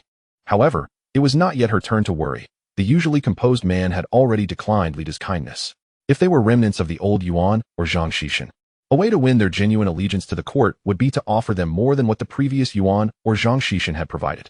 Simultaneously, Li Yu announced that among the robust individuals, an additional 150 men would be assigned to the core camp, totaling an augmentation of 350. Upon his arrival, Hai Tao had even been promoted to deputy commander of the core camp. She rolled her eyes, reminding him to be mindful. This was a nursing home, not the comfort of home. Later, when Xiamu Yun departed, I fell into a deep despondency, wandering along the forest river endlessly. As she recounted this, CC's eyes became distant. The only thought occupying my mind was to avenge Lingzi. And indeed, since she had been demoted due to someone's scheming, I felt a surge of anger. Thus, my sword possessed an even fiercer momentum as the hellish shadow roared. I squinted my eyes, though the thick fog obscured my vision. The silhouettes of trees were vaguely discernible. After a few seconds of observation, I indeed noticed some of the trees. A super-rich heir from the Huhang region, in a bid to forge a connection with Lin Feng, spared no expense, purchasing a luxurious mansion in the Wangfu century and gifting it to him. Li Yu's gaze turned misty as he thought of the obedient and charming Zhou Rong, the honest and straightforward father-in-law, and the group of diligent children following in his footsteps. Alas, I can no longer accompany you. Tai Mu Yun, this pill holds no value for me. Come now. Let me allow you to experience the sensation of controlling your body one last time. Consume the pill. As he spoke, his murky eyes suddenly transformed into crystalline clarity. Just as Pei Wu agreed to allow Pei Donglei to leave Xincheng ahead of schedule, in the 2-bedroom apartment where Qin Dongxiu resided, Qin Zheng, the successor of the Qin family and the top official of Liaoning, sat in the living room with Qin Dongxiu. Yet, the dark Grim Reaper appeared to be quite unwilling to concede, raising its scythe only to vanish from sight. At this moment, Yun Jinyeo had garnered quite a few fans, especially as the inherent master-disciple dynamic of the system's deity began to influence a good number of people. Li Ji stood frozen in place, showing no reaction upon hearing Li Ling's words of severed ties, appearing almost dazed. Have you not seen it? Or do you still not believe it? Shall we test it once more? His voice was icy, delivering the most shameless of statements with utmost seriousness. Qin Yin shot a furious glare at Yin. How could one not be fearful? Sudden wealth could harbor countless hidden troubles. Who could possibly know the truth? Mu Chun. Aunt Pei was taken aback, surprised that Mu Chun had returned so suddenly without a word. However, upon getting out of the car, she realized that her destination was the old residence of the Yi family. The grand Hui-style architecture appeared majestic against the chilly morning in B City, and she quietly observed it, feeling as if she had stepped into another era. The onlookers were on the verge of revolt, beginning to suspect whether the system deity was acting with intent. Had they conspired with Qin Ruxi? Yi Xiongnan ceased speaking to her, no longer attempting to sleep, merely crossing his arms and silently staring in the direction of Yi Sun. Chu Suning continued to focus on his work, yet he still rejected his mother's suggestion to return home. Yi Wulan turned her head to see a helicopter soaring above the sea, faintly hearing the sound of the rotor blades. So beautiful. Our Changzi is so stunning and charismatic. He can pull off any hairstyle, Yi Linghui praised. Xia trust me. I will find a way. If worst comes to worst, I will seek my master. he will surely have a solution. With that thought, his throat tightened as he lifted the glass he had just snatched from Su Yukin, downing the remaining red wine. Liang Lele never anticipated that Liang Jiangwo would utter such words. She felt as though her elder brother was urging her to depart. Summer's heart ached profoundly, her tears now flowing silently. Early in the morning, Minky had left for work. What was she to do? Qin Feng had succumbed to darkness. His character irrevocably altered upon witnessing her kiss Tangyi. The eunuch, seeing the situation, frantically sought out the physician, while In King Ai felt increasingly unwell, her abdomen throbbing with pain. Over the course of a year, Jiang Jin traveled extensively, tirelessly tending to the children in need. As for the child whose arm had been severed, hope lay only in prosthetics. Jiang Jin secretly delved into the dark web, procuring high-quality prosthetics to send to the child. Meanwhile, the slave trader was poised to accept the deal. After all, selling this slave was already a considerable fortune, with this customer not even haggling. The sun blazed like a golden flame, prompting me to harness this fiery essence, resolutely directing it towards my own chains in an attempt to melt them away. The characters inscribed bore an uncanny resemblance to those I had seen in Li Ku's Xianda Hall. Confusion flickered in my gaze as I turned to Li Ku. The surge of sword energy and flame erupted midair, unleashing a powerful shockwave that left those below staggering. The sky seemed to burst forth with fireworks, resplendent in its brilliance. I began to regain my senses, propping myself up. The pain from my wounds had lessened significantly. The medicine my master had given me was indeed potent. I wondered about its formulation and resolved to carry a vial with me in case of future need. Chapter 48. Will it hurt? The old man. This is splendid. The Xianyuan's sword has been drawn into the sword tomb. You must devise a way to retrieve it, or you shall have nowhere to dwell. Dugu Ming spread his hands towards Dugu Badian. The princess had come to form an alliance with the Qin king and could not return to the south. Ajun could not help but speak through tears about the purpose of Yushu being sent to the Qin kingdom. Such hospitality from the princess. How could I possibly refuse? A male voice resounded in the room, leisurely. At that moment, the snow had ceased, and the night's chill seeped deeply, the snowy landscape radiating a crystalline glow. Dugu Ming could hardly fathom the extent of Xingtian's past strength, and upon seeing Xingtian approach once more, he instinctively reached for the Xianyuan sword. What were you saying earlier? That I owe him an apology? Am I hallucinating due to my initial stage of divine transformation? Qinlan glared at him coldly. At times, dealing with such shameless individuals left one at a loss for words. Fortunately, Helen Yao had always been oblivious to decorum, never sparing anyone's feelings. With his cold and arrogant demeanor, individuals like In King Luo would never catch his eye. Her attempts to pursue him would undoubtedly end in failure. Perhaps recalling her impending wedding, Xiao Ling had been restless through the night, unable to sleep until late, only to be awakened barely an hour later by Yushu and the others. A cruel fate for one who cherished slumber. The Nine Nether Valley had abducted Nangong Ming, targeting not her, but Dugu Ming. Initially, Dugu Ming and Dai Wu had stolen the blood like jade of Nine Nether Valley, inciting the anger of its denizens. However, while the person managed to evade capture, her sleeve brushed against the long whip, which mercilessly tore a gaping wound. Nearby, Bai Luo's witnessed Kote's technique being blocked and displayed no surprise. Such crude skills being thwarted was to be expected. Yet, Bai Luo's was certain that Kote would never resort to such unrefined methods. After a brief respite, Mayor's caravan was set to depart for Wench. Now, at the village entrance, apart from the caravan members, only the village head, Hanton, Duo, and Dick remained, sighing in relief. Yun Qingjian then conveyed a sole message to the Azure Dragon, urging it not to meddle unnecessarily. Mine. Jin Yao was so tense that her entire body was rigid. Even the soothing words of Zishuang had little effect. Her eyes desperately scanned the surroundings, hoping to see something, yet disappointment was all she found. The two fought fiercely, the battle raging until dusk, with no victor emerging. Zhou Ziyi was well aware that Wang Chang'an had become entangled with Zhou Shuang, rendering any possibility of a relationship with him impossible. Rather than prolonging the inevitable, it was better to sever ties now. Li Ding, who believed in maintaining appearances, considered using a narcotic a poor strategy. However, if he didn't incapacitate the beauty, given Lin Shuring's current fury, success would be difficult to achieve, prompting Li Ding to ponder further. In addition to the CIA's forces, the Special Operations Bureau of Huoguo would dispatch a team led by Su Ming for assistance. Yang Yuluo and her companion, having consumed snake blood, still retained a rosy hue, enhancing their beauty. They felt the change within themselves, their hearts brimming with joy. Unfortunately, Li Gua overlooked Li An's composure and the Zhou family's trepidation toward him. Even at this juncture, no one had emerged. Why was it that, despite knowing he was under someone else's control, she remained unaware of her actions? yet her heart ached more than her body. Meng Yandai positioned her 7-string guqin, pressing and strumming, unleashing a sonic wave that shattered all the snow arrows. Lin Jin, feeling uncomfortable, carelessly placed a foot on the chair, oblivious to how her short skirt rose due to the lifted leg. Can we resolve the matter at hand? Lin Fifan addressed the bell at his chest. Yushura often reminisced about Han Yuzhou, recalling the night bathed in cold moonlight when he leaped into the pool despite the chill, his gaze, that pale visage, and the unfinished tale of their fleeting romance. Upon hearing that it was due to love that no retaliation was taken, the expressions of the two parents softened considerably. Summer? Lin Jin gazed at the figure who had traversed the 2 lines, approaching her, her mind in a daze. Exhausted, she sighed, resting her fingers on Yingzi's arm, wanting to remove the hands encircling her waist. Yet, her heart was so conflicted that she could not summon the strength to move her fingers from that delicate arm. At that moment, no one noticed the glimmer of hope in Chang Yanji's eyes across the table, his lips barely twitching. After about half an hour, a carriage arrived at the ferry, followed closely by Chao Zaiwai and the others. However, he was merely an ordinary individual, lacking knowledge of military strategy and being unfamiliar with troop maneuvers. Thus he had to seek alternatives. The map he had seen on the wall of the Jilang Zhong provided him with a promising idea. Mu Ziyun suddenly shivered, dazedly surveying his surroundings. Jun Shime, Song Yang Longluo, and Zhuan Wang Su remained, while the two-tailed fox surged forward again, dodging before delivering a devastating blow. The rain of arrows fell like a deluge, staining the ground with blood.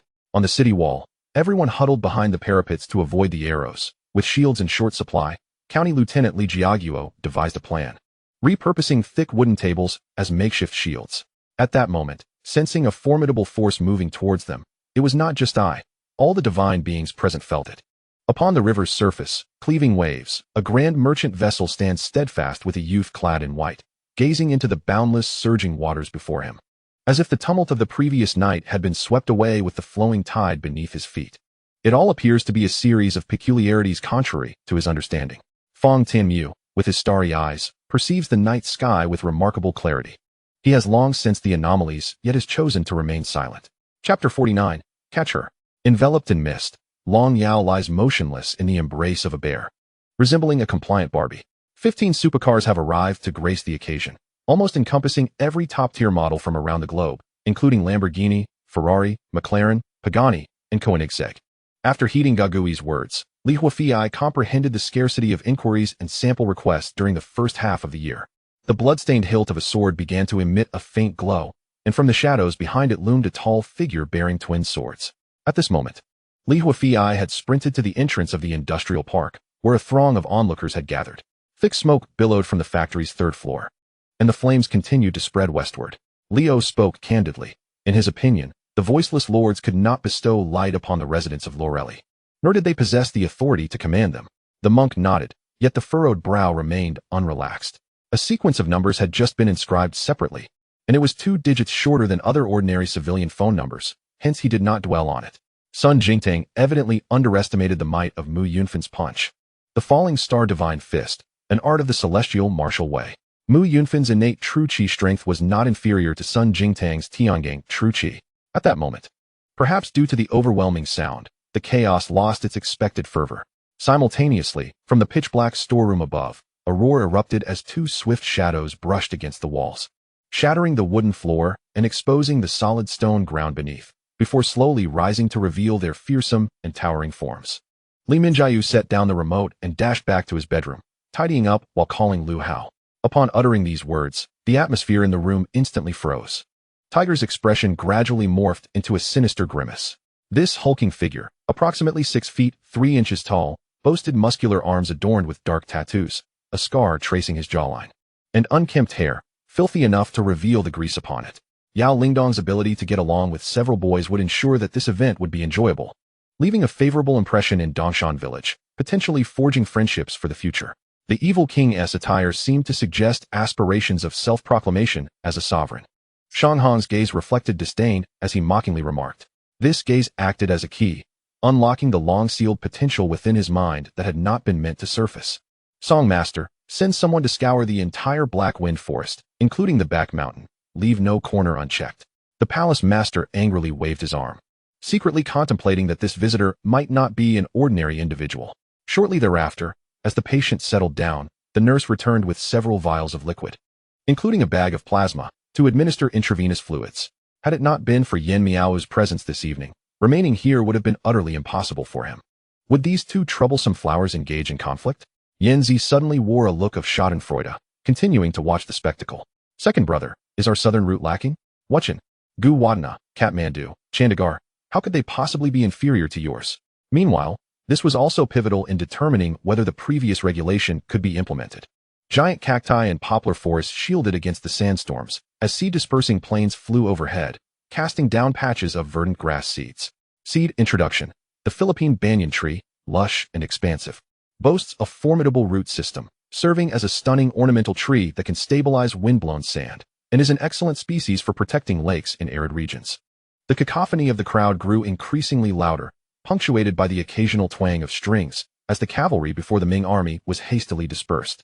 The enemy archers, still hundreds of paces away, continued to advance. After all, they were seasoned individuals who had experienced grand spectacles. The deer dance in the forest ceased its grim display. Forcing themselves to muster composure and articulate words in an attempt to salvage this bewildering situation, the two sat quietly by the pool, the clear water shimmering with the familiar blue-green luminescence. On windless days, the scenery beneath the surface was distinctly visible. Li Yuchen, feeling a touch of irritation, ran his fingers through his hair but still proceeded, begrudgingly, alongside Chu Xian towards the storeroom. Are you awake? Before him stood the steady smile of the warehouse master. Upon awakening, Donger sat up with a start. It was the classroom of the Yinyang Academy, a special room designated for her practical training. Lu Baichuan, do you have any idea how disheartening it is to see that gossip so early in the morning? It severely dampens my spirits. Ning Xiao retorted at Lu Baichuan. Li Xiaoyang was quite satisfied with the flattery from those around him, yet Gu Qingtian, nestled in his arms, felt an itch and instinctively knew she must extricate herself from Li Xiaoyang's grasp, sensing trouble loomed ahead. I can also attest that during the Haiyu talent show, I distinctly heard old 8 say he wanted to enter the 8 houses. I de-stake my life on it, even if it costs me dearly, a servant declared. Feng Rin departed to prepare supplies. Notifying Zhang Feng was merely a friendly reminder. After all, this time they were contributing without exerting effort, but as logistics. They must ensure nothing is lacking, a testament to their dedication as competent support teammates. Indeed, although Yao Yi had never witnessed Chu He concocting potions, based on various rumors and today's longevity elixir, she understood that Chu He's alchemical skills had reached a profoundly advanced level, enabling him to create such a plethora of new elixirs. She had initially thought this man possessed genuine skill, only to realize he was merely a grand deceiver, almost leading her astray. She mentioned that a remarkably handsome campus heartthrob is pursuing you, and you are contemplating it, Tan Zimming said with some irritation. The driver cast a glance, highly familiar with this route. Accelerating, the vehicle sped away. Humph. On the side, Du Yin expressed her displeasure with a snort, surprised that Tang Xin had also broken through to level 40 and possessed an eternal soul ring, truly infuriating. In the next moment, Wu Hui indeed encountered by Yunling, who also spotted him, and the two exchanged smiles. This incident marked a significant mishap in the historical exploration of relic spaceships, as never before had so many perished in such endeavors. However, Li Feng did not intentionally seek trouble, opting for a corner seat, treating it as mere background noise. Upon entering the palace, as the inhabitants there were unaccustomed to eating, he found no opportunity for indulgence. Chapter 50, Reckoning. This voice, though exceedingly faint, was heard distinctly by Lu Meng, due to his remarkable hearing. Tanya rose from the bed, gasping for breath. Even upon waking, she was drenched in cold sweat. Instinctively touching her throat, where the injury had healed, the smooth skin devoid of any trace of scar. Yet unbeknownst to her, what would transpire once this energy matured was uncertain. Was she merely overthinking, or was there genuine peril? The filthy god harbored no certainty. All he could do was probe cautiously, relying solely on himself rather than others. Me? How do I attempt this? The son asked in confusion. With a swift motion, I raised my hand, and the vial of experience was sent crashing down towards my son's feet. If it were not for the fact that he held the key to her vulnerabilities and the lives of everyone in the right chancellor's mansion rested in his hands, she would never have considered him her master. Alas, she had already chosen her side, lamenting her earlier naivete in being deceived by the princely facade, believing him to be a wise ruler. Now, devoid of any expression to convey her predicament, she could only manage a hollow laugh. Her appearances were rare, and each time she donned a mask, the same one previously worn by Lord Yi, rendering her true visage a mystery to all. Furthermore, it seemed she was accompanied by a child, purportedly Yi's son. Red Sister recounted all she knew. As a princess, she required no one's permission for her whims. Everyone else must accommodate her desires, for being a favored princess entitled her to everything, did it not? Upon hearing the displeased tone of Yi Viang, Xia Jingxiu became aware that she was ensconced in a meditative chamber, undoubtedly rescued back to the National Protection Temple. After a considerable time, the rogue quartet arrived at a port, where embarking on a vessel would grant them passage away from this nation. Zhu Yan, nearly spitting blood in his fury, had previously conspired with the officials to wrongfully accuse others. Experiencing the taste of oppression for the first time in this life, he attempted to speak out, but was rendered mute by bitterness. Simultaneously, the numerous skilled individuals present sensed an overwhelming and eerie force quietly emanating from the blood-red sky, its destination unknown. Upon observing his mother's resolute demeanor, Old Master Gu knew further persuasion was futile and could only sigh in resignation.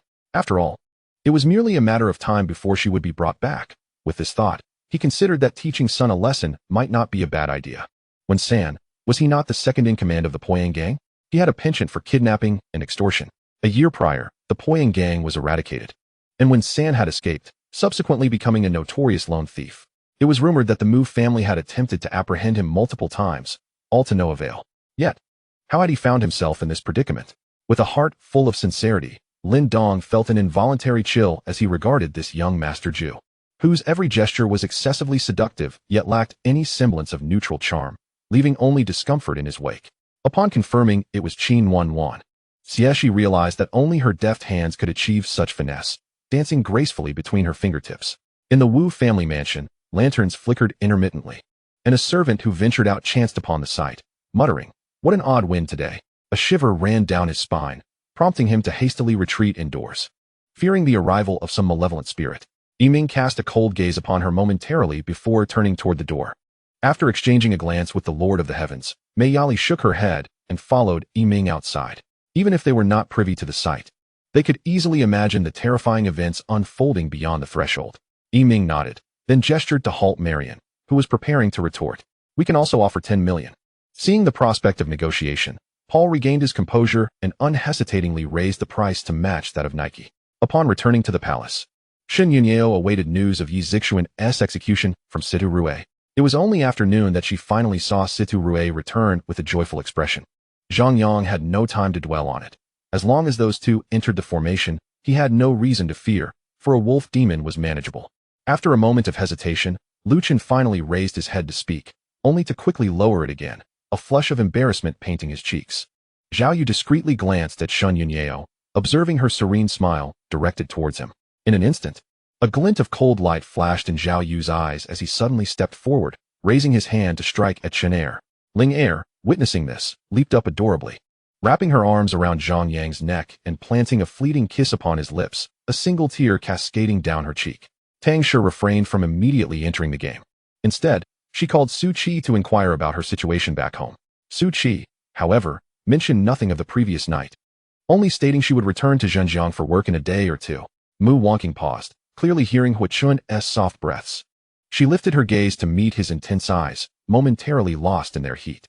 "The Golden Crow," the azure-robed deity exclaimed, astonished to discover that the target of his divine blade was indeed the legendary Golden Crow. "Our master is benevolent, granting him a chance to differentiate right from wrong. Yet this cannot alter the facts of his crimes," the mayor stated. Ling Yao could scarcely endure this. Gazing at the alluring figure of the blood swallow, he felt parched. Though his thoughts raced, he understood the formidable nature of the blood swallow and knew better than to fall into her trap. As twilight approached, the tireless king of Mount Zhou finally ceased his exertions, while Jin Teng leisurely sipped tea in the courtyard's pavilion, basking in the fading sunlight. Unbothered by the dust that clung to him, he exclaimed, "You troublemaker, fatty." Extending his right hand, he summoned a folding fan from the table, propelling himself toward the king of Mount Zhou with a blur of motion. Though Lan Tingyu was grievously injured, her keen senses remained intact, allowing her to detect the swift approach of numerous skilled practitioners nearby. Chapter 51, Protective Instincts. "Why do I always make you cry?"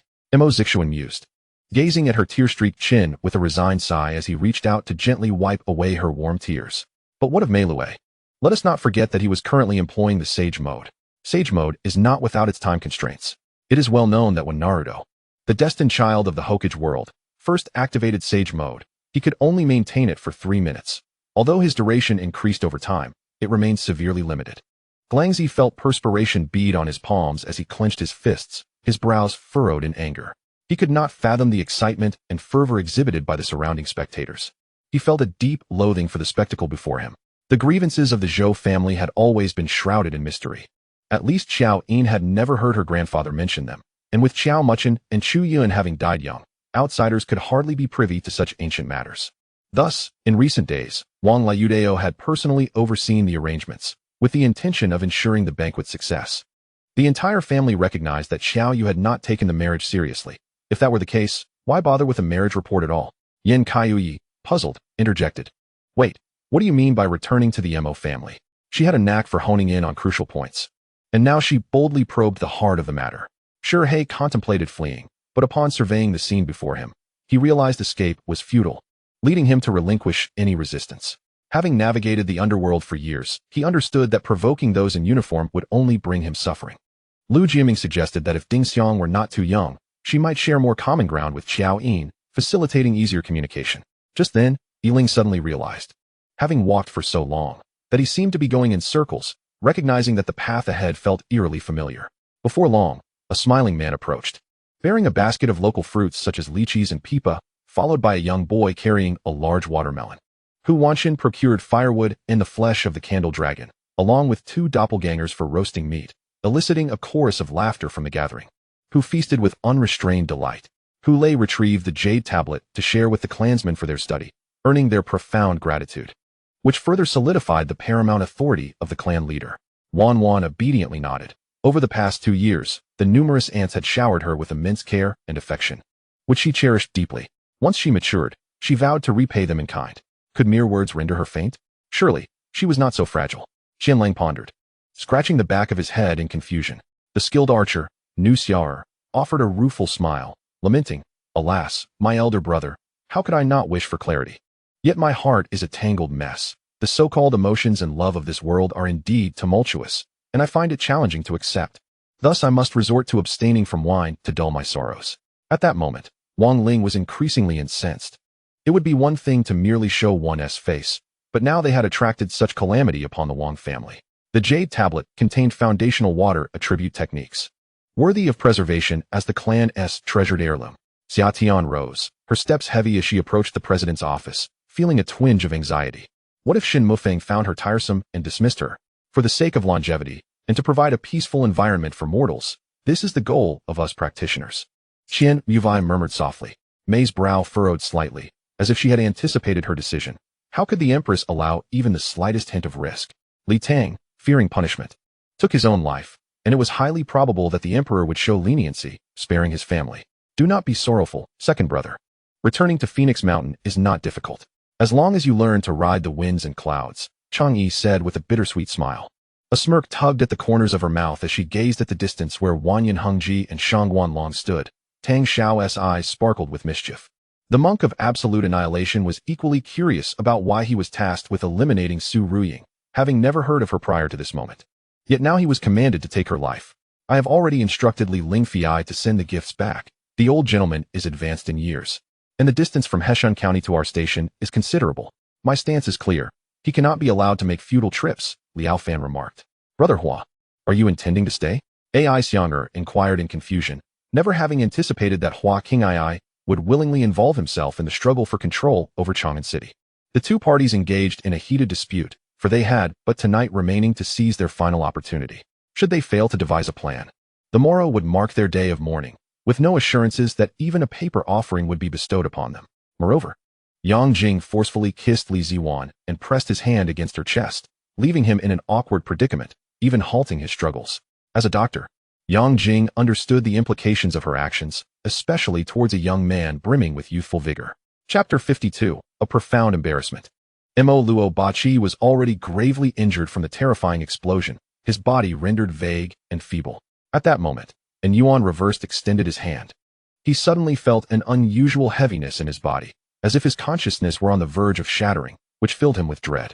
This was not the method of beings from this realm. It bore the hallmarks of an assault from the realm of illusions. If he did not relinquish his ambitions, he could only watch as the giant realm grew stronger, surpassing him by leaps and bounds. He could envision that the 100 Battles realm would, much like the primordial star, significantly impact cultivators of specific realms.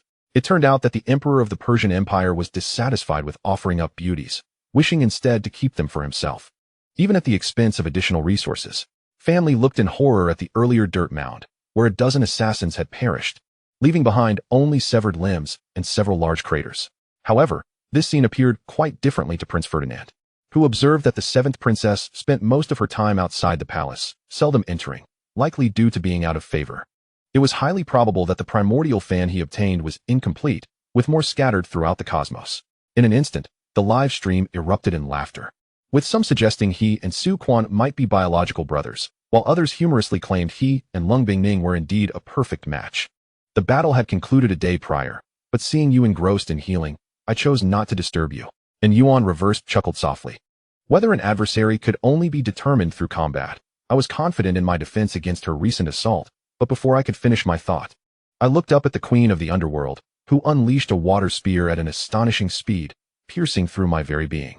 Harry heard a cheerful shout from above and instinctively glanced up, only to see a red figure dart past, eventually landing atop a nearby low building.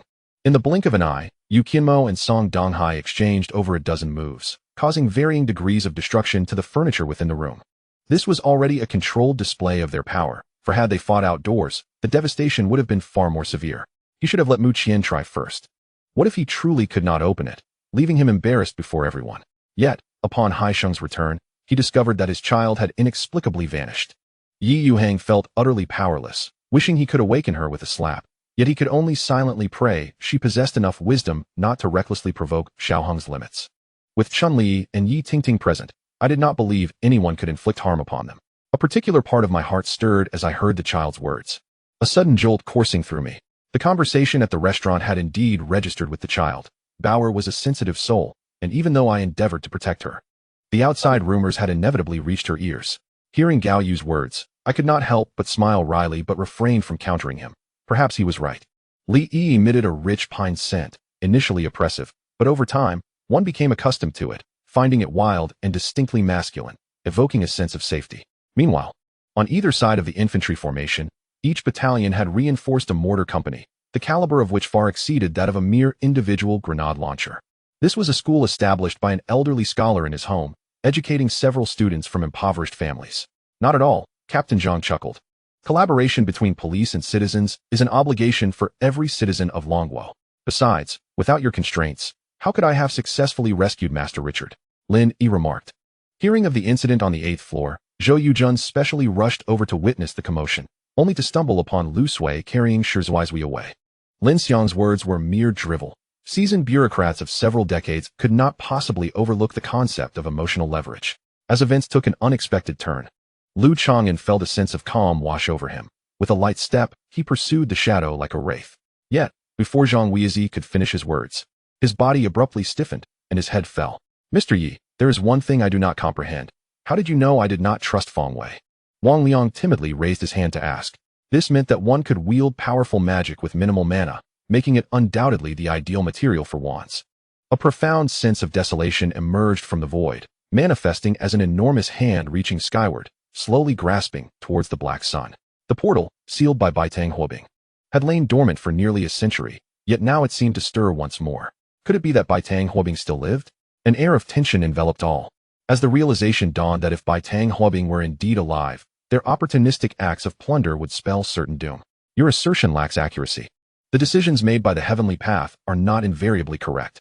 There exist countless routes leading to the future, and while it may select the most efficient and succinct one, this does not guarantee its righteousness, especially for those who have been cruelly toyed with by fate, rendering it a lamentable choice. Had she not overheard Su Xiaoyan's exchange with Qi Chengfeng, Su Wanwan might have been inclined to believe such notions. Yet now, she perceived Su Xiaoyan's audacity as exceeding that which one would expect from her age. Moreover, Jin Yao adorned herself in a crimson silk garment, intricately embroidered with vibrant peonies. Her head crowned with a heavy golden diadem, truly a sight of resplendence. At this moment, Li Jiajia's emotions could only be described as overwhelming astonishment. Instinctively glancing towards the composed Yan Jinyu, who sat calmly sipping water. Chapter 53, Do Not Lose Her. After hearing these words, Li Lianjia marveled at the prowess of Boss Du Qi, while simultaneously reflecting on the aspects he, as an actor, ought to heed. Furthermore, Due to the elevated intensity of the explosion, their malevolent energy source had suffered considerable damage, necessitating a thorough recuperation. By the time Jobs arrived, over 30 senior engineers from Apple had already been poached. What is happening? Lin Xiao inquired, rising to gaze towards the outskirts of Xingyu City. Beyond 1,000 miles, a radiant white light enveloped the area, rendering even his formidable prowess incapable of discerning its nature. All that met his eyes was a blinding luminescence. Within Yang Qi's eyes, the dichotomy of black and white erupted, transforming the world before him into a monochrome landscape, where towering crimson beams of light materialized in his vision. Zhang Bei scrutinized the incoming messages, noting their similarity to the previous conversation over the phone. However, with half a month remaining until the shoe store's lease expired, there was still time. You have left the house to your brother. What are your own plans?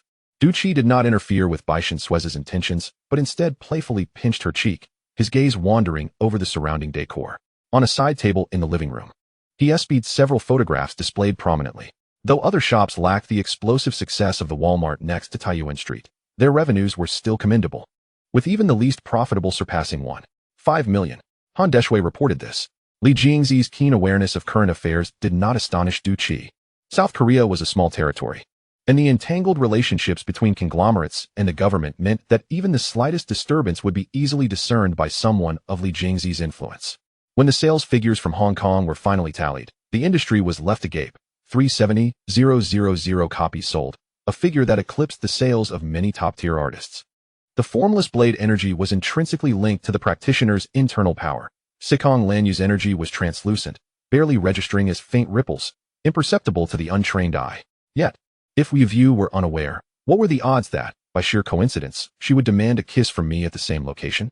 Gao Shiming cast me a knowing glance, asserting that she understood. Men were drawn to excitement and would undoubtedly entertain such thoughts.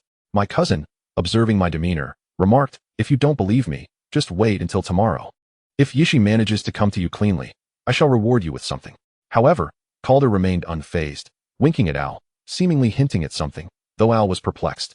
When I finally noticed the grotesque creature, its gray skin riddled with sores, it had already lunged at me. To emerge from the countless outstanding players worldwide and establish the second guild on the national server was no mere stroke of luck. It was a testament to sheer skill. Everyone nodded in agreement, recognizing that the arrival of Zhong Fei and his companions was merely an interlude, hardly warranting concern. Yet, Michelle's response left Al momentarily frozen, casting doubt upon his own ears, questioning whether he had misheard or was trapped in a dream. Yet, reality confirmed that Michelle had indeed spoken the truth. Humph. I have long predicted your ascension to strength. Your current prowess likely far surpasses my own. Should I fail to eliminate you, you will undoubtedly become a grave threat in the future. The old pope narrowed his eyes, filled with palpable animosity, towards Tsong-yi. Just as myriad thoughts swirled within their minds, that figure descended into the training ground. Fierce as she was, Zhou Jian could only shrug, responding in silence. What was there to explain? Did she not comprehend the nature of magical artifacts and jade talismans? Had it been anyone else, he might have hesitated. But faced with such righteous national power, he found no justification for concealment. The atmosphere within the cave was palpably tense. Of the remaining 100 or so individuals, only 3 or 5 light orbs remained, casting a dim pall over the cave. Song-yi and Old Seven exchanged glances, the fluctuations of spiritual and ghostly energies ebbing and flowing, as the air seemed to tear slightly apart. Yet, ideals are often lush while reality remains stark. Qin Shun had given him a glimpse of true erudition and mastery in one's craft. Lu Zhong, who had once braved the battlefield, discerned no blood from his throat upon inhalation. The wound was likely shallow, sparing vital organs. Ling Yu understood Cold Moon's concerns all too well, ever since Shui Wuyu's departure. Her heart had been heavy with worry. He recognized that her feelings for Shui Wuyu transcended mere friendship, stemming from a life-saving debt that imbued her with profound respect and reverence. Only after Qin Shun extracted the location of the Wushan Insect King's sect did he demand the life of Wu Zhuofeng.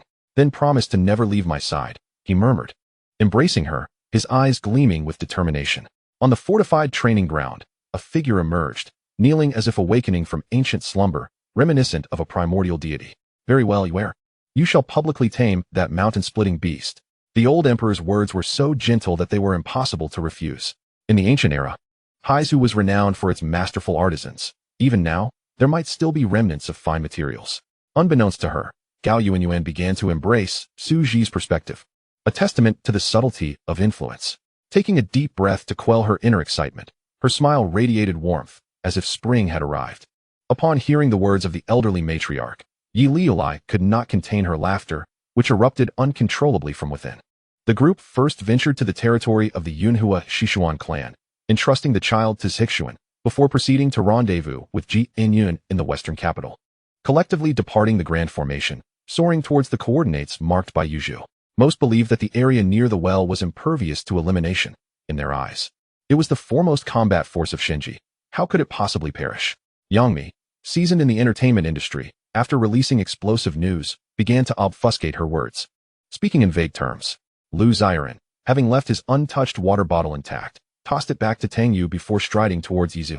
Simultaneously, on the lift platform, Su Qing, clad in casual street attire, a midriff-bearing t-shirt and loose-fitting pants, made her appearance before everyone. Su Yu tread upon the stars, executing the celestial steps, wielding her sword to parry the icy onslaught, as two long swords clashed incessantly, sending forth a shower of sparks. Chapter 54, Overestimating. Yin Jiao, what do you think of this? How Erbo exclaimed, brandishing an exceedingly thin garment, his imagination running wild at the thought of Yin Jiao donning it, causing him to salivate. He called out, but noticed that Yin Jiao did not respond. Perplexed, he turned around and found her lost in thought. In this battle, I am uncertain whether I shall survive. If I perish, what purpose does it serve to plead with Daisy now? Should I manage to live, I shall beseech her forgiveness then. Wesley finally articulated his thoughts. I do not know how long I have slept. However, upon opening my eyes, I found myself in a familiar place. Upon seeing me, Winter immediately resorted to violence, punishing me by making me kneel in the snow while clad in a dress. Observing me with a grin from the warmth of his abode, as if I were a mere reflection of his wronged mother. Dragon Hawk sat above, seemingly indifferent. Yet the piercing gazes surrounding him caused great discomfort. As my words fell, the figures of Suzuki and others standing not far ahead shifted their expressions, their legs trembling as if lost in contemplation.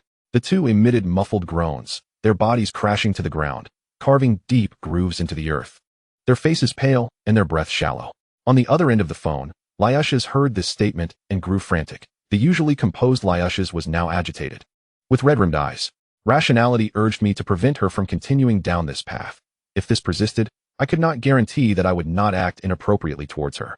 At the pinnacle, the guild stronghold represented the most basic territorial privilege. Even the initial guild tokens, despite the boundless territory, were merely relevant to the players of that guild. She must be worried sick waiting at home. How about you take care of it first? I shall return her and then accompany you for a proper drink. What do you think? Guizhainan explained. His body gradually grew cold, as if he had fallen into an eternal ice cavern. Jiang Xia felt that he might truly be on the brink of death, although Zhonglei's words were sincere, showing no signs of deceit.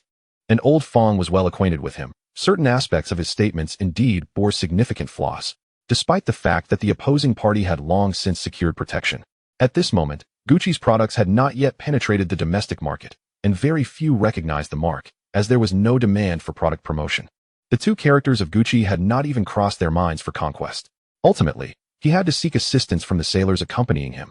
A somewhat awkward situation given that he had initially dismissed any proposals from them. Witnessing the four usual ruffians, once arrogant and brazen, being bested filled their hearts with a secret satisfaction, particularly since a few of the more timid individuals had previously been bullied by the lean toughs. Seeing them injured brought forth a sense of schadenfreude. You know how exhausting a day can be. Do you expect me to sleep there? How is it that this room contains such a bed? Was it specially prepared for me?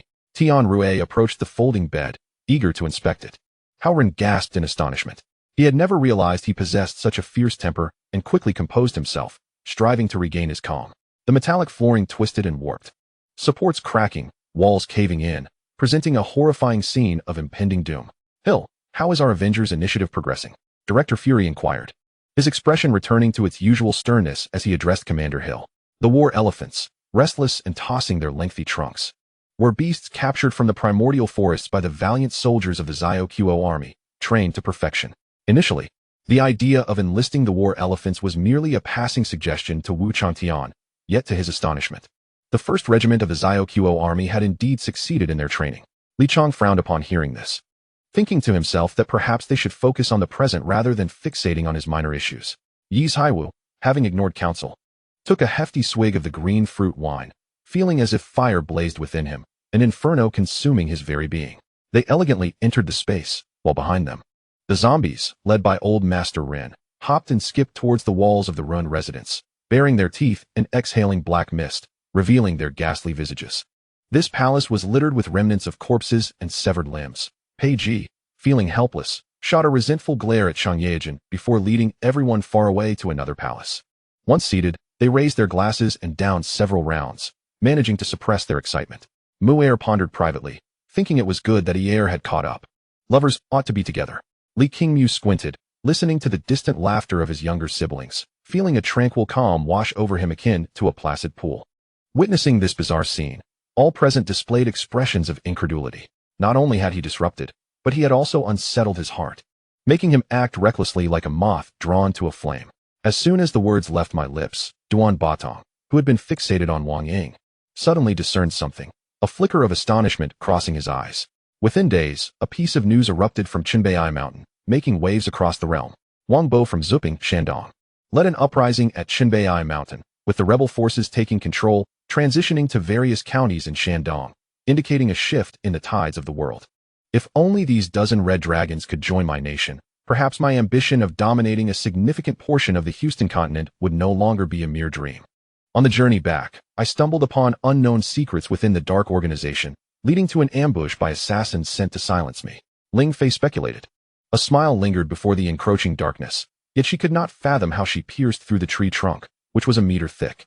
Would she allow me to remain? Luo Xiao reached to soothe his heart, attempting to compose himself before inquiring. Just then, Yu Yu's words reached Li Sun's ears, causing a slight tremor in his heart. Followed by the sight of Gu Yin, her eyes sparkling, turning her head to reveal the orb embedded in her forehead, its ethereal glow pulsating. Chapter 55. He is well.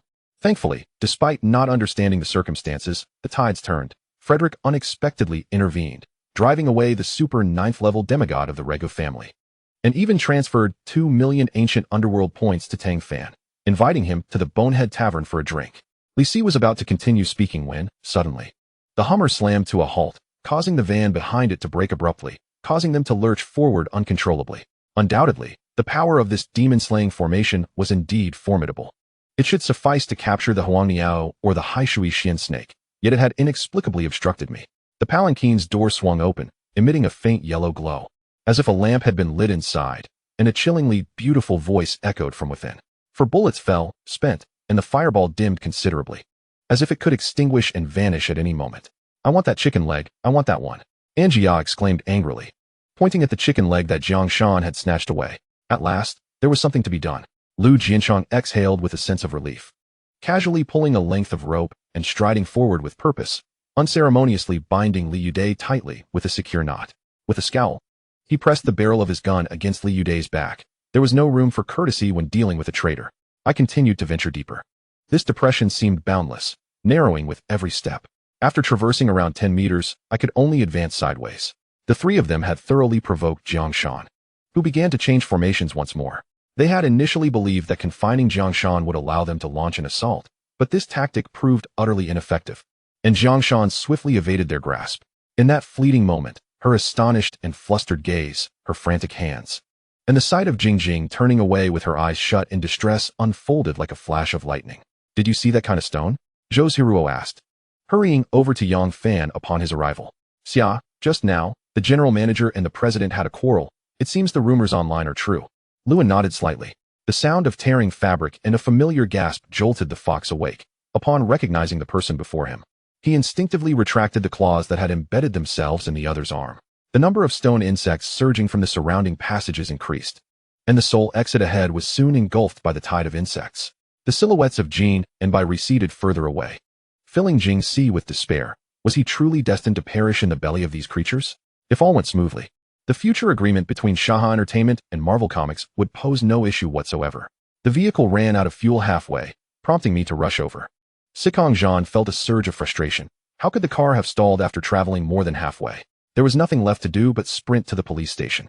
Under such circumstances, with a lack of additional witness testimonies, it would not be unreasonable to align with the prosecutor's approach and lean towards intentional injury in the investigation, especially given the substantial suspicion of intent surrounding this incident.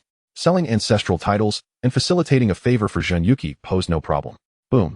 The thick tentacle exploded violently, blackened flesh and blood soaring through the air, instantly consumed by the surrounding flames. The crimson dragon's tail, imbued with boundless destructive power, crashed down upon this ant that dared to provoke celestial wrath. However, this momentary delay finally afforded him the opportunity to summon forth his treasured possession. Dodo rolled her eyes. He is 34, for heaven's sake. How could he be so youthful? An old man, yet still so captivating. What did you say? Jiang Renjia exclaimed in disbelief, lifting his head sharply, clearly unable to accept such words. This fairy does not cultivate Buddhism and does not oppose slaughtering animals for sustenance. But the brutal killing of livestock is an entirely different matter. After all, I consider myself a creature as well. The death of a rabbit calls for the sorrow of a fox, a sentiment shared among kin. Seeing injustice, this fairy could no longer contain her anger and kicked over the butcher, ready to unleash her wrath upon him. Don't touch me. Mo Li's voice was low. Clearly suppressing her tears, she would never admit to crying. The two hands swiftly swapped the positions of the teacups, and every gaze remained fixed upon them, including that of the local ruffian. She smiled slightly, and Black Hawk's heart, which had been suspended in anxiety, finally settled. Yang Peifeng handed over the medicine to Black Hawk, who then administered it to her. A frown crossed her brow as a fleeting image of Li Yuanhao forcefully feeding her medicine flashed through her mind. It was less of a feeding and more of a coercive act. The figure in the black cloak scrutinized Xianyuan Yiyan with a discerning gaze, the only part of him exposed to the air being his eyes, which revealed no attempt at concealment. It was utterly unnecessary for him to feel jealousy. Yet here he was, consumed by it. Clearly, he needed to devise a strategy to further solidify his standing in her heart. He hastily penned a letter, notifying Yu Lian of the discovery of Li Yunhao and Viang, but refrained from disclosing the matter of his secret ledger.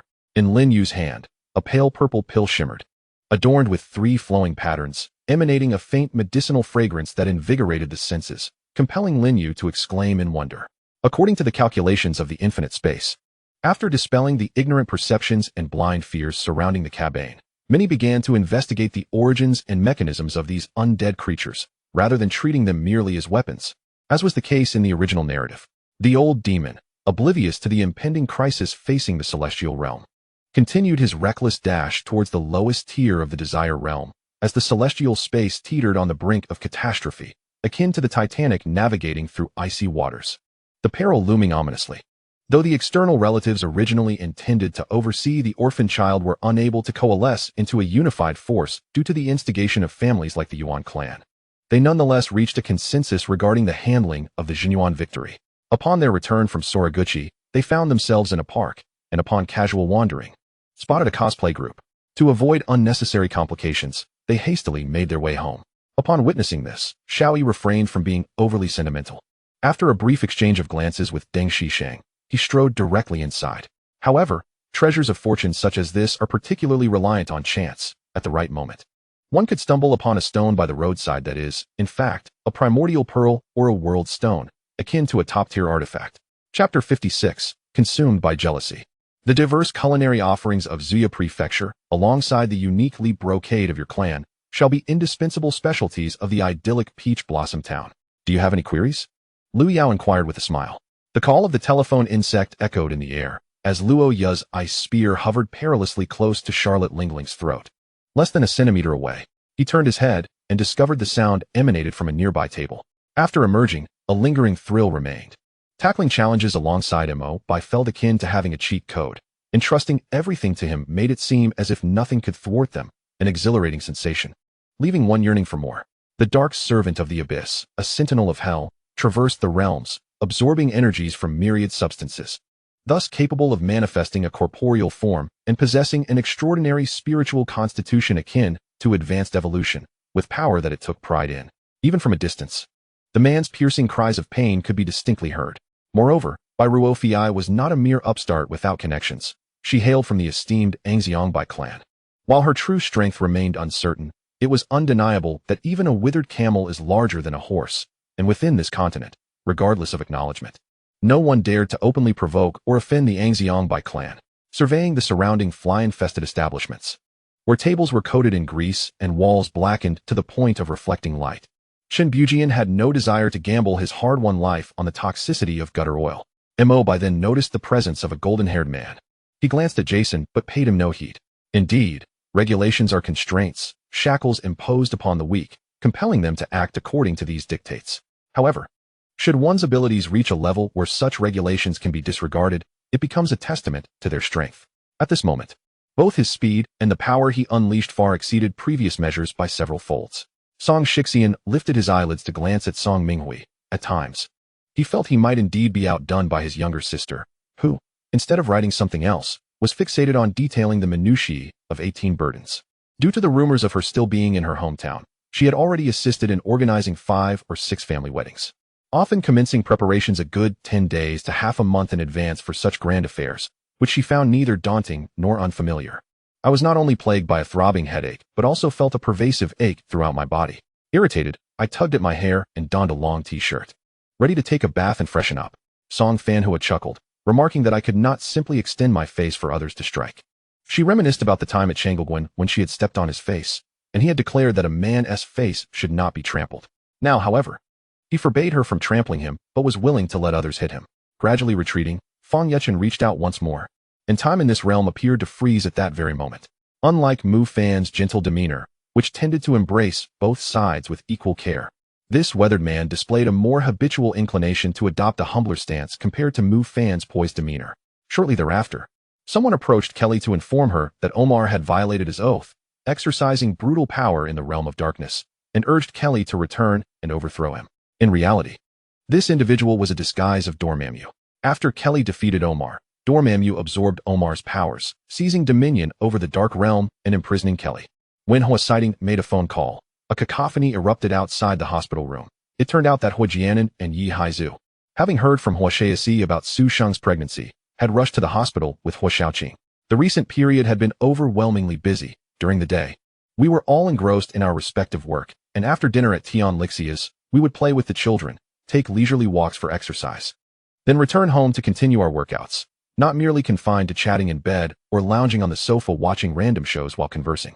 Zhang Da's relationship with Shuang Yin and Wang Jianzong had grown significantly closer, allowing him to speak his mind without excessive reservations. With determination, Yalanmu clenched her fists, channeling the fire velvet technique, her fists gradually transforming into a vibrant crimson, surrounded by a faint white mist, as if they had just emerged from steaming water. Impatiently, Dr. J, do you truly believe my mother has ventured into a higher dimensional universe? Xinglan inquired with an eager gaze directed at Dr. J. It's all right, my dear. The child will surely be safe, Ji Rouge responded, growing increasingly anxious and echoing the speculations of those around her. Within the realm of celestial beings and demons, it was not only the 14th princess who was departing from her homeland, far away in the Xiaoao Empire. When Ro felt the absence of her senior sister Dali and Fang Tianyi, both of whom had retreated into seclusion, ensuring they would not emerge until the competitive battle among the young generation of various sects commenced. It seemed that as the eldest son and saint, Dali was not particularly invested in this matter. Ling Pin, known for her lofty pride, had long harbored resentment since entering the palace, feeling overlooked by the emperor. Among those in the palace, she was undoubtedly the most disrespected. Ling Pin's father, the Duke of Gua, was among the loudest voices of dissent against her in the current court. She had accurately assessed the situation. Xin Yuan Yi observed for a moment before leaving the tent to don his attire, while Zizu and the others, upon hearing the commotion, hurried in to assist. As expected by Mu Binjiu and her companions, once the flame army mobilized, the hidden guards sprang into action. However, they needed to manage the timing meticulously, otherwise, the effect would be far from remarkable. I furrowed my brow, contemplating whether our recent activities had caught the attention of Su Xia at the Alding Botanical Garden. Delving deeper, I pondered if it could be an insider from the 7th Bureau. It seemed plausible. The only thing that was unmistakably clear was that pitiful gaze. Yining appeared far more distressed than herself, leaving me to wonder if her intellect had suffered a decline. Unsurprisingly, the black energy mass surged toward Mo Kainjian, compressing the air into a vacuum as it advanced. That formidable force meant that even a Tier 11 powerhouse would stand no chance, let alone a Tier 12 superpower. Under such energy, that day, I consumed 2 liang of withered skin liquor, my pent-up fury erupting in an altercation with my wife, Liao Huifan. And I stubbornly insisted on tinkering with my county-level top-notch milling machine in the workshop, seeking solace in the process. I nodded. To the west of the graveyard lay a river, and beyond it, a high embankment where the graves were primarily situated along the gentle slopes by the riverbank. To the south of the graveyard was a high embankment, with a road atop it. The graves faced northeast, oriented towards the southwest. Chapter 57, The Red Sweetheart. Within the splendid gardens of Daxing Palace, picturesque as a painting, The long corridors stretched endlessly, connected in a seamless manner, while the waters of the pond shimmered with gentle ripples. An oil hammer, a tool from ancient times used for oil extraction, had a 3-foot-long handle wrapped in iron, with one end fashioned into a hemispherical hammer. At that moment, the sound of approaching hooves reached his ears. Chai Xiao turned to see Xiao's Hizang galloping towards him, accompanied by He Panren and several loyal retainers. He deliberately emphasized the word reward, the implication being unmistakable. Li Ji was known for being the most difficult to please, and reciprocity was a prerequisite for any relationship. Compared to subtle calculations, this approach was undoubtedly a bold strategy. They stubbornly believed that the recent purple light was a sign heralding the emergence of rare treasures, yet they could not comprehend the explosion that followed. Luo Yuqing was acutely aware of her concern for Luo Yushin's condition. After all, Huaxu's injuries, which had lingered for centuries, had recently healed, and she feared that her strength had surpassed its former limits. However, upon meeting Hyde, he directly undermined Lin Na's painstaking efforts. How could it be that upon first meeting, he referred to someone younger than himself as senior? This left Lin Na feeling increasingly awkward between the two. This individual posed no threat to Gao Zong himself. Otherwise, he would not have been entrusted with such a significant responsibility to safeguard Gao Zong from the shadows. The cacophony of collisions reverberated, shaking the ground, as Zhang Jianlong grew bolder with each battle, spreading his wings and soaring into the air to dive towards Zhang Jianli, who met the forceful attack with a clap of his palms. Zhang Jianlong executed a somersault, propelling himself skyward once more. For them, nothing could surpass the direct and empowering affirmation from Shinfeng. If Shinfeng exhibited sufficient resolve, they would undoubtedly gain confidence, a matter unrelated to strength. The wrinkles in the eyes of the Sorting Hat immediately rounded, fixating on the dazzling golden crown in Tang Yan's hand, seemingly eager to consume it. It was midday, and the martial arts hall was already bustling with activity, but now, it became increasingly crowded as onlookers craned their necks to see the commotion. Upon witnessing a fight within the hall, they erupted into excited cheers. Atop the hospital building, a ghostly white figure hovered in the air. I glanced around my surroundings, noting 3 upper and lower bunks, resembling a dormitory. The destroyers paled, instinctively gathering together without needing prompting, as strands of destructive energy coalesced above their heads, forming a colossal beast. Thus, some things the elder generation might not desire or care for, yet as the younger generation who enjoyed all of this, they could not help but give respect. Yang Hui felt the intensity of Zhang Wei's gaze upon her, which made her uneasy. She remained highly vigilant, fearing that Zhang Wei might commit some heinous act against her. This old man still seemed reluctant to draw near, as if by merely exchanging a few words with him, I would be attempting to forge a connection. Additionally, esteemed authors, LV5 veteran writers, and a plethora of other names covered the majority of the channels. Just as Harry was brimming with ambition, Professor McGonagall suddenly appeared, startling Harry and his companions. Suha followed Lu Yun's gaze into the distance, where a dense, dark mass loomed. Amidst the swirling dust, he could not discern the number of the Beastman army, as Lu Yun had. He had long perceived the intentions of the immortal Chongqing to flee, thus he stationed himself at the route of escape, refusing to allow him to slink away in the dead of night. Suddenly, Savi conceived a possibility. This game was orchestrated by angels and demons. Perhaps they possessed the power to make everyone on the island vanish overnight. At that moment, Lu Zixin and Wu Song sought a nearby hill to rest temporarily, dispatching minions to remain vigilant. Lin, could you feign a bit of concern? Yu shot a glance at the indifferent Lin Yin beside her, exclaiming in frustration.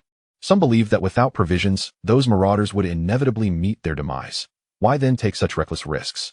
They had been trapped in Finky Palace for an entire day, hearing not a whisper from the outside world. Thankfully, those within the palace, whether it be the Empress Dowager or Emperor Yongcheng, remained equally silent. The events transpired over 2 years ago, and since the villains had received their due retribution, Savi now needed to confront the teacher who had decayed into a malevolent spirit. Recently, Mama Ali had been plagued by unease. In her heart, her daughter was undoubtedly exceptional. Over the years, her son-in-law had treated her daughter well. But even the most beautiful flower may become tiresome with prolonged admiration, especially as her daughter had reached a certain age. The man nodded in sudden realization, then noticed the dwarf before him frowning, genuinely perplexed. It was unusual to see her so serious and furrowed in thought, rather than merely shouting like a madwoman when pushed into the crystal. As the burly man recounted inspirational tales from his master while enjoying the performance on stage, he wondered why he felt as though his master had been deceiving him. Was this truly a genius among fire element cultivators? It seemed no different from the tricks witnessed at the foot of the mountain. Observing Ruo Lin clutching her own body, he inexplicably questioned whether he had misread the situation. Would she truly embrace him? Chapter 58, Opening the Domain. Once he finished speaking, the corpse soldiers surged forward, engaging in battle with the guards, transforming the narrow corridor into a chaotic throng. As he turned his head to survey the scene, the previously impenetrable fog seemed to thin considerably.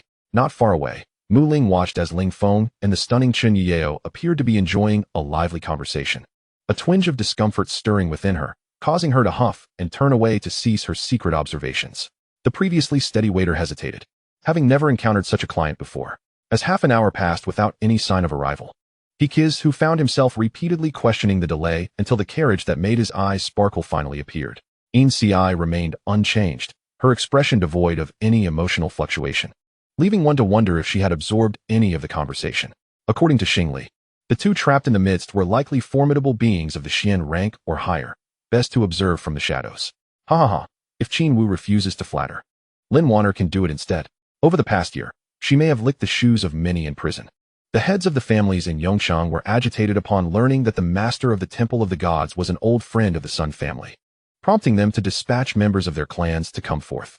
However, at the moment of the long-awaited handshake, Baidu Qinzi found himself captivated by Feng Lin's exquisitely beautiful visage, memories flashing through his mind like fleeting shadows. Yet, what astonished everyone was not the palace itself, but the enormous buildings floating above it, resembling UFOs, towering alongside the ground. Seeing his teammates collaborate so seamlessly, the replicated Lin Jian immediately showered the clone Li Zanbo with praises in their whispered connection. With that, he took a deep breath, his face reddening, and struck the nearby birch tree with considerable force. Lin Wei revealed an expression of surprise. He had not anticipated that Herrick possessed such a background. Just as Lin Wei was about to explore the changes in his body further, a voice resonated, echoing across the entire massive vessel. Meanwhile, Yin Shui sat alone at a distance, neither participating in the extraction of spirit crystals nor showing any interest in conversing with the members of General Tianwei's team. This filled Qin Yang with excitement, but also regret. Had he known that hunting here was so effortless, why had he persisted in the rainforest? Arriving here earlier would have sufficed.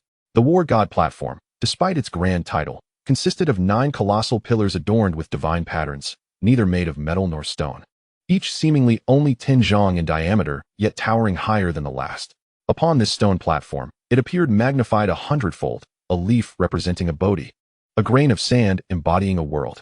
As the human-machine battle neared its conclusion, the electronic screens and broadcasting devices throughout the base, controlled by network connections, began to activate. Indeed, the platform housing the water curtain cave was an excellent location, at least distant from the assaults of gigantic beasts, with ponds for relaxation and swimming. But was it truly the best spot on the island? The Qingyun sect had maintained a harmonious relationship with the court throughout the ages. Although the residents of Qingyun Mountain had ordered not to interfere in the civil war within Jin, the appearance of courtesy had to be preserved. Fortunately, the 11 were simple and did not harbor grievances. Had it been Mo? If he dared to treat her so, she would first ensure his castration. Brother, he is so cunning. We must take the initiative to find him. We cannot wait for him to seek us out, Lu Yi insisted. A beam of light enveloped Lu Xia, allowing Su Yang to clearly see that her hands and feet were bound by ropes, rendering her immobile. A cloth stuffed in her mouth prevented her from speaking. Naze chuckled, recalling that she had not been particularly formidable back then. Otherwise, she would not have been so easily deceived. Truth be told, he had initially thought Mo was merely an ordinary celestial being, and had he been more cautious, perhaps many later mishaps could have been avoided. Yi Chen nodded, appreciating the commendable attitude and contemplating a reduction in sentence. He was genuinely eager to uncover what had transpired 7 years prior. At that moment, Jian Yuan and Liang Tianyan finally regained their freedom, hastily fleeing the area to avoid the peril of being consumed by the spatial rift. In fact, the Blood Clan possessed the most advanced implantation technology in the world. Naze spoke leisurely. Hey, Shenwei, stop looking around. What exactly happened earlier? A man patted his shoulder from behind. Turning, Shenwei discovered it was Zhang Yan, a college acquaintance he had been relatively close with. Yu Ying recognized his intention to launch an aerial ambush and decided to strike first. Without allowing him to finish his sentence, she unexpectedly raised her hand, unleashing a silver bolt of lightning that struck a white celestial rainbow with a resounding boom. In an instant, the white rainbow exploded forth like a hammer striking red iron, brilliant sparks scattering in all directions. Although he had long known of his status as the Chosen One, the suddenness of it all left him momentarily bewildered. While he had never claimed to sail smoothly, he had also never suffered such a significant setback. Under the protection of the marshal, no one had been able to bully her. As the figure in black receded into the distance, the boy's parents watched their son's helpless silhouette, shedding silent tears. Xiongti had exhausted all means to reason with him. It was futile to engage with someone so deluded. With a sigh, he turned and walked away. The day was set for Ning Shiguang, Ning Shichun, along with Chi Ma and Fat Girl, to accompany Fu Xuan to the capital, rising early in anticipation of their journey. Chapter 59, Unconditional. Your Majesty, your wound has just been sutured. Do not stand for too long. Quickly return to rest, or even the most divine physician shall be unable to heal you. Mu Qing, witnessing Huangfu lay still standing as a sentry, grew increasingly anxious and earnestly commanded him.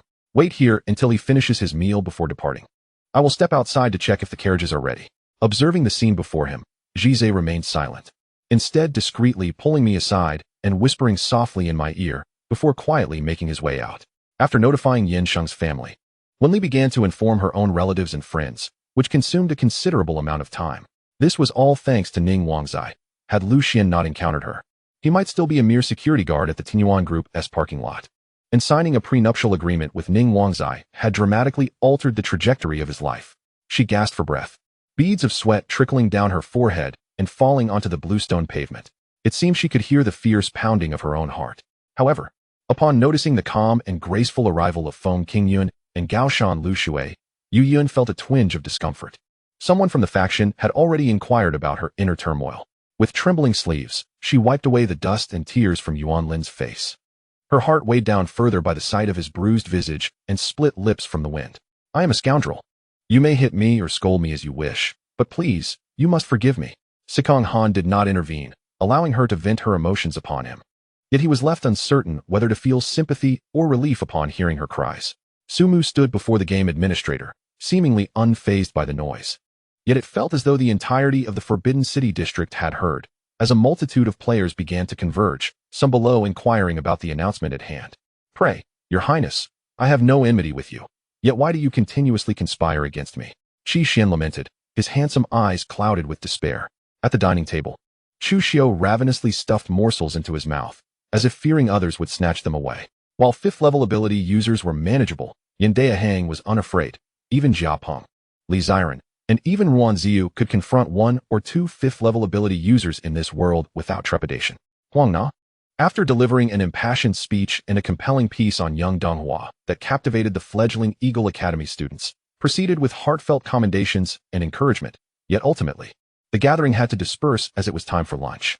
Jin Yuling, although engaged in a secretive conversation with Yang Zixin, was accompanied by Niu Tu and Ma Mian, two extraordinary soul collectors who had navigated the depths of hell for hundreds, if not thousands, of years. They had witnessed all manners of scenes and encountered all types of characters. A grand procession set forth towards the city gate, with the shadowy guards leading the charge, followed by the martial generals led by Su Zhao, and finally, the bandit leaders bringing up the rear. Yet this was merely the beginning. The true challenges they faced lay ahead, on the broad, unshielded road and the perilous ascent. Once the vehicles began to climb, their speed would inevitably diminish, rendering them most vulnerable to concentrated fire. At such a moment, should they allow the adversary to unleash their assault, a mere instant could spell disaster for the pickup trucks. Zhao Rou remarked, but my sister Schwer, Rower still does not comprehend. If the young master no longer cares about resigning, why can we not also let go? At that moment, several SG team members were engaged in a ranked training match on the notoriously isolating Sano map. A cacophony of laughter and playful shouts echoed down the corridor, gradually fading into the distance, creating a palpable tension in the training room. Su Hanyu glanced at him, intending to express her inability to exert control, yet he directly pulled her along. Her feet merely followed, but Sikong Rin's movements exuded elegance. Even as he held her hand, it did not impede his stride. At this moment, the cultivators on the righteous side were also poised for action. Beams of sword light and escape light shooting into the sky, should the leaders of the 6 major sects give the command. They would immediately launch an assault against the demonic forces. How detestable that one-sided feeling is. You may linger with your first love, but could you not spare a moment to feel a twinge of concern for me? I truly feel so insecure. Through blurred tears, she mistakenly conflated the 15-year-old Jiang Fiyu with Liang Yanlong. Song Tunner released her grip, her cheeks flushed, the tears on her face yet to dry, resembling a red apple still adorned with dew. However, for those like Ruo Shui, whose powers were considerably weaker, the 20 or so beastly shadows appeared as harbingers of demise. Not to mention approaching, even from a distance, they posed a lethal threat. Raphael and the existence of primal powers were secrets that Gu Yin wished to keep from outsiders. Especially with so many eyes and ears around, how could he risk revealing his secrets? Lu Yao's hands trembled slightly. A tear fell silently, soaking into the letter. Before long, the two factions of the demonic sects had approached the summit of the Ice and Erosion Mountain, where an unusual sword light, enveloped in an infinite sphere of pure black lightning, clashed with a massive dark serpent, wide as several zhang and stretching for over 100 zhang, emitting various ghostly wails as they intertwined and rolled together in conflict. Yet, Chu Liaxing knew that these so-called foremost martial arts masters would not withstand even 200 exchanges if they were to engage with Shi Guanyin. After a few exchanges of pleasantries, Song Yaliang promptly arranged for personnel to load 5,000 stones of grain to be delivered to Wang Zilin for transport to Dengzhou. He had thought this would rid them of the plague, yet unbeknownst to him, a far greater storm was quietly brewing. Humph, although you evaded the blade technique, the subsequent attacks are not so easily dodged. Are you not yet prepared to draw your weapon? Bright and clear, focused blade. Yulong ceased to speak further, launching his assault, clearly understanding that words were futile. True circumstances would only be revealed in combat, as he appeared to shrink the distance, arriving before Gu Tianpeng in an instant. Chapter 60, Super Maintenance. As Jiuyu entered the palace, Lu Lian had already resumed his seat on the imperial throne. With a mere glance downward, the disparity between the two was immediately evident. He took her hand, parting the crowd, and seated himself at the uppermost position, thereafter engaging in the usual banter of the dandies' table. However, the model changes were different. One had to compete for the remaining slots for promoting new products, vying for who was more suitable for the new offerings, showcasing their beauty. The competition was unimaginably fierce. After all, the position of Protector Star in the Night South Mountain was merely nominal, yet he was still a marquis, was he not? Moreover, he had the backing of the Tianshu Academy. Yi could only lower his head, gazing at his own feet, feeling somewhat disoriented in the whirlwind. Should he leave immediately? The young master and madam were being affectionate. Was it inappropriate for him to remain here? When Nuan's body stiffened at his implication, and she shot him an indignant glare. Old Qin also felt a pang of fear, directly summoning Qin Zidong, Zhao Zinying, and Zhong Zawang to his side to draft a will. Early in the morning, having risen from the tender embrace, Yi Nanshan bathed and lit incense before heading to Tianshu Academy. As Su Chu's words fell, she paid no heed to the complex expressions of those around her, supporting Zhu Yuanzhang as they made their way toward the main entrance. Nan Mu's understanding is evident, as the emotional curse on Yin Zhan remains unresolved. Hua Xia is cautious, refraining from any rash contact due to this circumstance. Moreover, the current Huazhao festival is fraught with undercurrents. The confrontation between the temple and the Beast Tower has escalated, foreshadowing potential upheaval, rendering the outcome trivial. Sunlight streams through the open window, casting its warm glow upon the floor, while a gentle breeze wafts in from the lake, carrying a faint scent of moisture. Hua Qingqing disregards her own image, causing Hua Qingsong to darken his expression instantly, casting a cold glance in her direction. Upon feeling the weight of his gaze, Hua Qingqing recalls her earlier bravado in front of several men and promptly bows her head, obediently settling into her chair. Li Yaoguang, dodging the mess created by the frightened animals, intends to lead them over to assist, but finds them too cowed by a single tiger's roar, rendering them trembling on the ground. No matter how hard Li Yaoguang tries, he cannot lift them, which explains why they had not fled earlier when not tethered. My lady, King Kong has been demoted to commoner by His Majesty the Emperor and exiled to Lingnan, with a decree forbidding him and his descendants from returning to the capital. Li Yun, with her pregnant belly and languid demeanor, speaks as straightforwardly as ever. The bells hanging from the eaves chime, their archaic tones mingling with the crisp sound, seemingly connecting the distant past to the present. Ah, the smoker must be quite desperate after a morning without a cigarette. Qin Feng hears someone behind him mockingly remark. Turning around, he sees Lan Shui emerging from the silver hall, a teasing smile gracing her lips. Having lived for so long, Feng Qingjian possesses a certain expertise in navigating the delicate balance of self-interest without inciting others' ire. What astonishes him further is the ease with which 2 fingers can snap a dagger forged from pure steel, the blade now in the opponent's grasp. With a slight flick of the fingers, the broken tip is pressed against his throat, the edge piercing the skin, and blood begins to flow. Having narrowly evaded an attack from a flying spear, the monster releases a cloud of green mist. Chen Yuan realizes the gas is toxic and promptly deploys a protective talisman to slow its spread, simultaneously distributing a fragrant pill to each person, which had proven effective in previous encounters with fox demons. The dignitaries at the judgment table remain unfazed, while the disciples of the Butian sect in the audience fidget uncomfortably. in the United Nations peacekeeping transit camp not far from Monroe City. Foreign soldiers armed with rifles stand guard atop a lofty watchtower, observing as the minibuses enter the camp, giving thumbs up and cheerfully shouting. The border city between the Su-Tang Empire and the Southern Dynasty has always been tranquil, yet tonight, a band of elusive and mysterious horse thieves roams the desolate land. Upon hearing this, the Purple Emperor wastes no time and forcefully dislodges the stone tablet with a hand of heaven, shattering it into fragments. Although he was already aware of the formidable power of the Hand of Heaven, he did not anticipate such destructive force. He continues to strike, each blow reducing the tablet to dust. Li Shimin turns around, coldly regarding the daorist standing outside the gate, his tone laced with an unmistakable intent to kill. He is the sole adept of the heavenly talisman technique in the daorist sect's cycle of years, and none understand the primal significance of the 1,000-character inscription better than he. Very well, if this individual is to be taken away again, there is nothing I can do, Du Mingqing sighs, acknowledging her limited authority as merely a captain. Realizing many matters are beyond her control, time passes inexorably, the half-day fleeting like the blink of an eye. What? This is bad. The insider is in danger. Lin Jie suddenly realizes, his mind racing as he has been so focused on countering the enemy that he overlooked their cunning nature, which could jeopardize the insider's safety. Mirong Yunzhen, however, pays no heed to these concerns and runs with all his might. Yet the more he exerts himself, the more blood seeps from his wounds, mingling with sweat and inflicting sharp pain. Master Gu Mei is greatly astonished, for acupuncture with silver needles should not draw blood. If it does, it indicates a severe injury to the meridians. Cui Xian leans forward, glancing at the jade pendant in Yi Liuan's hand, her heart racing. The pendant is nearly identical to her own, both adorned with green floral patterns, originating from the western regions and regarded as fine jade. Had Li Yi not previously attained such heights, he would not display such calmness in the face of temptation regarding the prepared rewards, revealing no signs of desire.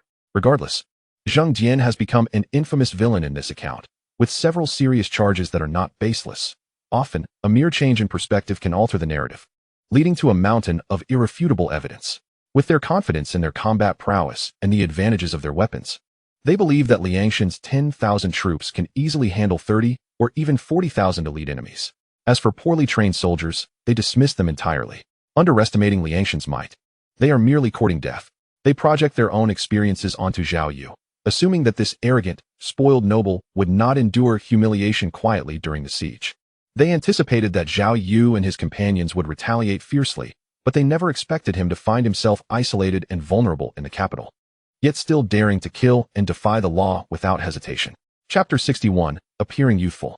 Setting aside the question of whether we can recruit such skilled individuals. Have you forgotten how the previous heirs met their demise? Our uncle and grandmother detest such matters. Are you out of your mind? Chu Xiaojie reprimands immediately. Zhang Jiafeng stands in Yi Jingfeng's room, visibly shocked by the recent arrangements. Very well. Guan Yanfei, like a knight, brings the car around and graciously gestures for Ling Shuer to enter, who happily obliges. This action only heightens my dissatisfaction. Did I not say not to show off? I sulk, refusing to acknowledge him or his sapphire-like, crystalline eyes. Yet at this moment, Master Huaiji cannot even contend with the divine dragon slayer, let alone these audacious Tibetan assassins. Ultimately, Master Huaiji utilizes his martial prowess to subdue all the assassins, who are captured by the imperial troops and brought into General Yang Hong's tent for interrogation. The three commanders, Dragon Tyrant King, Ghost Tyrant Dragon, and Demon Tyrant Dragon, storm into Dragon Tyrant Mountain, only to be met with an onslaught from the Imperial Army and the pilgrims from all sides. Unwilling to accept defeat, they engage in fierce combat, sustaining significant casualties, and find themselves trapped on the Demon Mountain by the combined efforts of the disciples. Zhang Jiafeng stands in perplexity beneath a large tree outside the temple, questioning Yi Jingfeng beside him. The next day, Luo Cheng wakes up around noon, his head still throbbing. By 4 o'clock, he safely returns the children, and Milan grants them an early evening break. Indeed, as the old master stated, through repeated training, Tu Su has largely managed to control his violent impulses. While not yet at 100%, as long as he avoids excess, he will not experience another outburst. After seeing off Tong Yu and company, Yifeng glances at the objects on the table, feeling a twinge of headache. 1 Tier 8 Tiger Demon, 1 Tier 6 Snake Demon, 1 Tier 3 Pig Demon, and several hundred gas-refining level monsters, Jiang Tian remarks. The mightiest of dragons, possessing a profound mastery of martial arts that bridges the realms of heaven and earth, was the first to perceive the changes within the demon war realm. Subsequently, several human experts also sensed the shift, their expressions turning grave as they realized that Cassie's words were indeed true. They could initiate the self-destruction protocol of the demon war realm. Apophis once again materialized in the room, having utilized the art of soul communication to seek out Zijin in the realm of his soul. Even for one as formidable as Apophis, it was no trivial endeavor. Without Apophis, Zijin might have remained lost for eternity in that dark realm of death. I can assert this with certainty, albeit lacking evidence.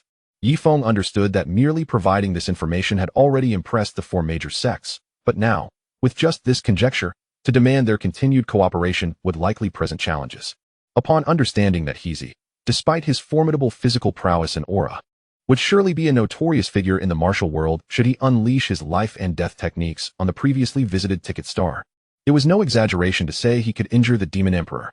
The Earthhound let out a furious howl, exuding an overwhelming determination not to relent until the doctor was torn to shreds. Ironclad Shell, go forth and claim victory. Kina executed the movements of her Pokemon with fluid grace, unmistakably indicating her return to peak condition, with only the traces of tears at the corners of her eyes betraying her earlier vulnerability.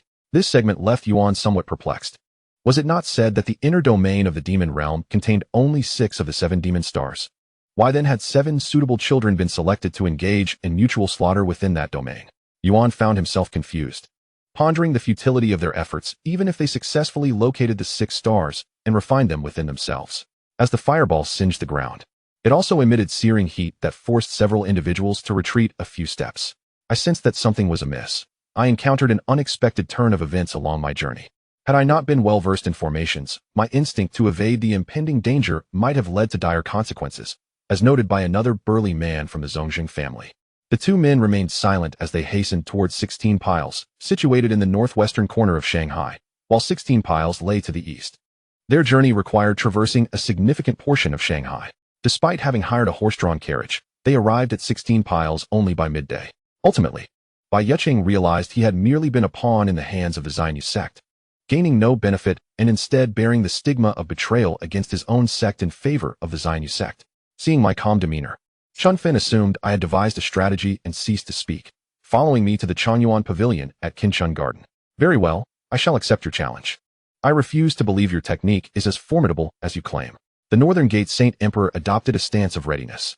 Although he remained skeptical that his opponent could defeat him with a single move, it was his last glimmer of hope for survival, and he dared not be careless. Chapter 62, Issues Arise. Upon learning that Yang Bian was alive, his heart surged with excitement, finding Yang Bian utterly remarkable. He had always felt inadequate in aiding Yang Bian, constrained by the family meeting system that subjected Yang Bian to familial oppression, leaving him powerless to intervene. It is merely our duty. There is no need for such formality. Manager calm. Just issue your commands. Yi Xian and Nia Yongwang rose to respond. Shasha, however, was unbothered, having previously consumed a considerable amount of strong liquor without faltering. Drinking a mere few beers now was a trivial matter for her.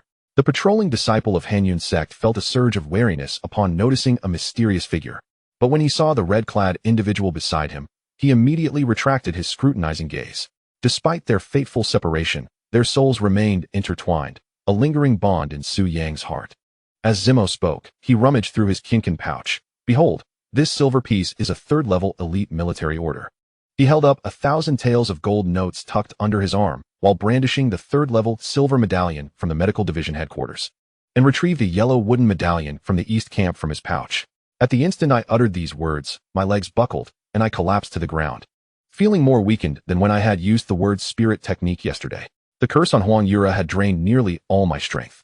The type of supernatural ability largely determines the combat style and strength of the wielder. I thought to myself, there is but a single room here. Last night, you unceremoniously expelled me, not even allowing me to remain on the balcony. Am I to sleep on the floor? As the situation progressed, Gus's tone and demeanor grew increasingly deranged, his blood-red eyes fixed intently on Chao Peng, spewing the most malevolent curses and insults. Witnessing this scene, Su Zimo remained seated upon the dragon throne, his attire unruffled, and with a subtle gesture. He summoned a force that created a massive pit with a diameter exceeding 50 yards and a depth of about 3 yards in the surrounding sand, even stirring up violent waves on the Huangjiang River. As his gaze shifted forward, preparing to continue the pursuit, he momentarily paused. Of course, it seemed that nothing in her past life had ever brought her such excitement and ecstasy. Her 30 years of existence, aside from moments of foolishness and deception, had been rather mundane.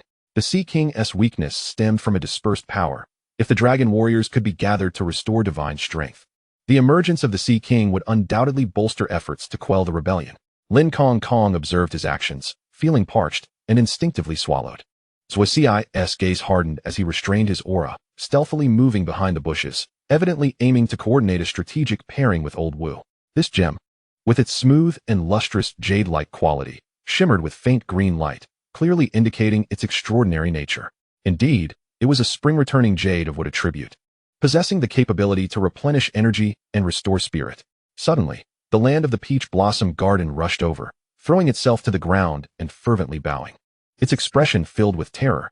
Inside the hall, Yu Changkong fell into silence once more, thoughts racing through his mind. After a while, he spoke again, his tone laced with an inexplicable mockery. Yet he did not relent. Slightly calming his emotions, his hand reached out once more towards Su Yingxia. I still have 2 bullets left. They will suffice for you. As for the others, as long as they do not make any sudden movements, that single bullet shall not harm anyone else. Li Xiang maintained a calm demeanor, as if discussing a matter of little consequence. Wang Junfen indeed possessed great strength. His residence was vast, and the materials used for decoration were exceedingly extravagant. From Zhang Tianyi's limited understanding of decor, it was evident that the expenses here were hardly less than that of a house. The Wei King's relocation of fiefs was a strategy to distribute power among various fiefdoms, preventing any single fief from becoming overly powerful. Zhang Jimin was reinstated by the emperor, and his actions would undoubtedly align with the emperor's intentions. Zhang Fekong and the provincial governor Liao Dajin were both from Yunnan, thus Liao Dajin could not serve as an effective check on Zhang Fekong. Transferring him to the central government could dilute Liao Dajin's authority. I recall from my encounter with Tai Chung in the Beast Mountain Range, having learned from his words that the plot against him originated from a task issued by the Splendid Merchant Association. While I had speculated on the identity of the orchestrators, uncovering the masterminds behind it would likely require navigating through the complexities of the Splendid Merchant Association. This is not merely about agreeing with Su Zhang. Their shared celestial realm enables them to safeguard everyone. More significantly, after yesterday's breakthrough, facilitated by Su Zhang, she inexplicably developed a sense of trust in him. He has departed. These outsiders have come to inquire about individuals. Yuan Chunchao's face flushed slightly as she casually replied, subsequently leading Li Xiang and the others into the village committee's office. Lin Yuming felt a twinge of apprehension. He had not anticipated that Jiang Yushan would kiss him, a long, tender kiss akin to the embrace of a spring evening. Duan Ru Shuang, without turning around, stated, I am simply enamored by your martial prowess. She did not turn to face him, seemingly disinclined to meet Deng Yang's gaze while conversing. Tang Xiao appeared to be in a rather poor mood. He feared that if he approached, he might startle her. Everything is quite well on my end. I have moved back home, and both my father and Aunt Shui are treating me very well. They even hired someone to attend to me, preparing delicious meals daily. Just look at me, I've gained weight. You need not worry about me. Take care of yourself. As for us too, oh? Suddenly, Fu Xiaowei exclaimed loudly. Chapter 63. It is intentional. His words were quite intriguing, clearly conveying to Zhang Jiaoliang that he would only engage in matters within his purview and would never meddle in affairs beyond his scope. The plum blossoms had not entirely wilted. From a distance, they appeared strikingly beautiful, resembling red clouds enveloping the village. The Cold family conglomerate's president possesses such immense wealth that he could easily rank among the world's richest, yet he is known for his modest demeanor, with substantial shares dispersed among numerous relatives. After wiping his face clean, the bespectacled man returned to the dining area for a bite to eat, at which point his phone resting on the mattress rang. Zhang Jiaoliang, chewing his food, placed the phone to his ear. He sighed, reflecting that at his age and status, such words might invite ridicule, and he discreetly glanced at the Prime Minister and Deputy Prime Minister. It seems humanity must bear the consequences of its own actions. Shi Wei Ku sighed deeply, despair etched across his face. The celestial mainframe appeared to have suffered a CPU malfunction due to an overwhelming influx of data, its typically monotonous voice now spiraling into madness. With a single command, the surrounding robots suddenly sprang into action, reducing Yaerpei's already mangled body to a pulpy mass, while simultaneously targeting the brain he had preserved. In the air, the willow leaf flying knife veered off course, striking a nearby oil painting with a resounding thud, the hall now resonating with the echoes of the impact. Hints of thunder rumbling in the aftermath. Su Jingya recognized she could not outmaneuver her son, and, conceding with a sigh, hastened to call her ex-husband for a vehicle. Elder Shin Tu-sen had not anticipated that despite his courteous demeanor, Gu Jin she would still cling to him stubbornly. His lips trembled several times before he managed to force a smile that resembled a ghastly grimace. Consequently, he assertively lifted her face, then fervently pressed his lips against hers. The kiss both passionate and lingering. Thus, even though Wang Shuilan harbored an earnest desire to swiftly deliver water to Li ere long, she knew that if she approached him directly with the water, her mother would undoubtedly notice, and a reprimanding would be the least of her concerns. Most critically, her mother would surely intervene, preventing her from doing so. He sought to avenge past humiliations and to bring disgrace upon Lu Fan. This time, he was not alone. For he was backed by 50,000 elite cavalry, sufficient to overturn the borders of Han's 9 prefectures. Sun Buqi turned in a circle, raising both hands, while Chun Jiachong pursed her lips, controlling the corners of her mouth, hesitating momentarily before lifting her palm to gently touch his. Merely consuming a piece of Tang Seng's flesh could grant one immortality and immunity from calamities. What then might be the outcome of consuming the flesh of the Tathagata Buddha? The 9 turns golden elixir of Taizang Lejun may not even surpass the efficacy of the Buddha's flesh. The valor of a reckless man is commendable, yet he lacks an understanding of the art of leadership. A wise commander comprehends the importance of discerning the opportune moment. Qin Meng Yao was taken aback to see Sun Buqi, the principal party, not entering the fray. Her expression bore no sign of displeasure. It was her first visit to an internet cafe, and she was filled with curiosity about everything within, perhaps relishing the life of an ordinary university student. Upon hearing the others scream, Sun Qian joined in, though his cry sounded monotonous, almost contrived. Moreover, he did not exhibit the terror one would expect from being spied upon, nor did he conceal any of his proudly erect features. Qin Yu recalled Su Yangcheng's words, "The celestial ancestor has transformed into the Tao of heaven," which implies that this is the visage of the Tao of heaven, and likewise, the form of the celestial ancestor. "Mother, I shall not forget what Xiang Wang once said. Xiang Wang is determined to subdue him. Thus, even if the path of cultivation proves arduous, Xiang Wang shall never retreat nor waver." The young boy clenched his fists, a look of defiance and resolve gracing his features. At a critical moment, Gu Feng enveloped Zhao Fei Bai and Hua Ban Yu within the inner realm, allowing them to temporarily reside in a corner, unable to fully glimpse the true nature of the inner world. With the Master S initiation, other cultivators hastily mobilized their forces. And with the substantial treasures and equipment procured by the elder Huang Mei from the 9 Heavens Immortal Palace, they managed to amass a force of 100,000 heavenly soldiers, sufficient for battle. The massive python, perplexed by the human-shaped deep pit, could not fathom how its strike could have rendered this person invisible. Had its own cultivation level indeed increased? Furthermore, a more straightforward and brutal method involves the use of external force, such as inflicting physical blows, enduring harsh conditions to enhance one's resilience. Yin Yi found himself filled with compassion and admiration for that twilight figure, a maiden of the grasslands, delicate as the wild grasses yet resilient as cowhide, who had inadvertently breached his heart. Contemplating this, Rankai's earlier despondence evaporated, replaced by profound determination. This was far better than the initial tension of drawn bows and taut strings. The indifference of the armored rhinoceros eased Wang David's previously anxious demeanor considerably. The 9-clawed chapter king appeared exceedingly agitated, its colossal form adeptly maneuvering as it descended, rushing through the opening. Once they crossed Mount Motion, they would step onto the roads of Guanzhong. There was but a singular path, the sole connection between Shu and Guanzhong. Everyone anxiously fixated on the blood infant and the thunderball in the sky. The blood infant suddenly pivoted, unleashing a torrent of crimson light that erupted from its mouth, akin to a blood waterfall engulfing the thunderball. Megwa gazed into his ice-cold eyes, momentarily taken aback. Was this his intention?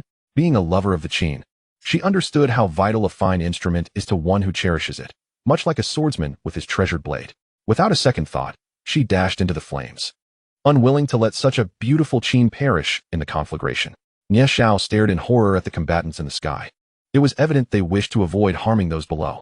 Initially, the chaos had caused significant destruction, yet now they had taken to the skies, 2 beams of light, one black, one blue, flashing in the heavens, evenly matched. At last, a resounding explosion echoed as the 2 lights abruptly diverged. Indeed, around this cold pool, besides the 4 major factions, there were numerous formidable experts, some of whom even she could not penetrate, clearly indicating the presence of hidden superlative masters. Chapter 64, A Major Blunder. Your family? I am your benefactor. How could you treat your benefactor this way? Hu Mingya seemed somewhat incensed. However, it was just that fleeting glance that sent a shiver down the spines of Huo Wulin and his companions, cold sweat instantly enveloping their bodies. The gazes of those individuals were as predatory as wolves and tigers, and they themselves were merely the prey spoken of by others. Upon entering the city gates, the denizens of this demonic city swiftly made them aware of the true nature of their surroundings. The expressions of the Grandmaster of the Heavenly Sword and his companions shifted multiple times. As beings of the Deluo true immortal level and half-step Deluo true immortal existence, they naturally harbored their own pride. Seated in her place, Zhang Xiajing began to feel a twinge of anxiety as her friends watched from below, clenching their fists and murmuring encouragement to the two. As they delved deeper, the once bright environment around them dimmed. A cacophony of noise inundated their ears, causing the usually serene Xiao Chong to furrow his brow in concern. Your calculations are astute, Qing Hong pondered, but Huiyang, no matter how clever you are, there are matters you shall never fathom. Miao Man's figure glided across the night sky, and Qing Hong's gaze was fixed upon the distant heavens. This demonic city was not far from the Hongling mountain range, and after so many days of absence, it was high time she paid a visit to her elder brother. City Master, young Master Amo. There is a request for an audience from the starry old man of the Broken Army sect, announced Chao Kanjun as he entered. Do not let us encounter you outside the city. The burly man barked menacingly at Shinan. I've given your friend the money. If this person were indeed Pangu, he would undoubtedly be aware of his affairs in the underworld. Otherwise, he would remain oblivious to what transpired there. The sight of the grandfather and grandson together made Gu Ming feel a wave of nausea, leaving her speechless for a considerable time. Even Guan Qinji, who stood nearby, appeared somewhat astonished. He had never witnessed Song Yuchen with such an innocent expression. The weighty topic was abruptly halted, and Feng Qi swiftly inquired about Jean Liunian's return. It seemed to tacitly approve of Jean Liunian escorting Lung Yu to South City. Among the vehicles, one emitted a thunderous roar, flames swirling dramatically before the eyes of all present. Li Yuxin was sipping tea when she suddenly sprayed it out, choking for a while before regaining her composure. The boxes gleamed with the same golden radiance, seemingly crafted from gold, roughly a meter in diameter and square-shaped, allowing them ample space to store numerous items. Yang Shan did not arrange anything outside. He had merely dressed modestly this time, attempting to remain inconspicuous and avoid recognition. Yet that was not all. After vanquishing the demonic vine, the harp circled around ear and sang Ruo, and all present felt the ground tremble slightly, as if the surrounding space had undergone some disturbance. Before they could comprehend the source of this anomaly, they witnessed the peculiar disappearance of the black line that had been slicing through space around ear and sang Ruo. The reasoning provided by the poison fog deity was rather simple.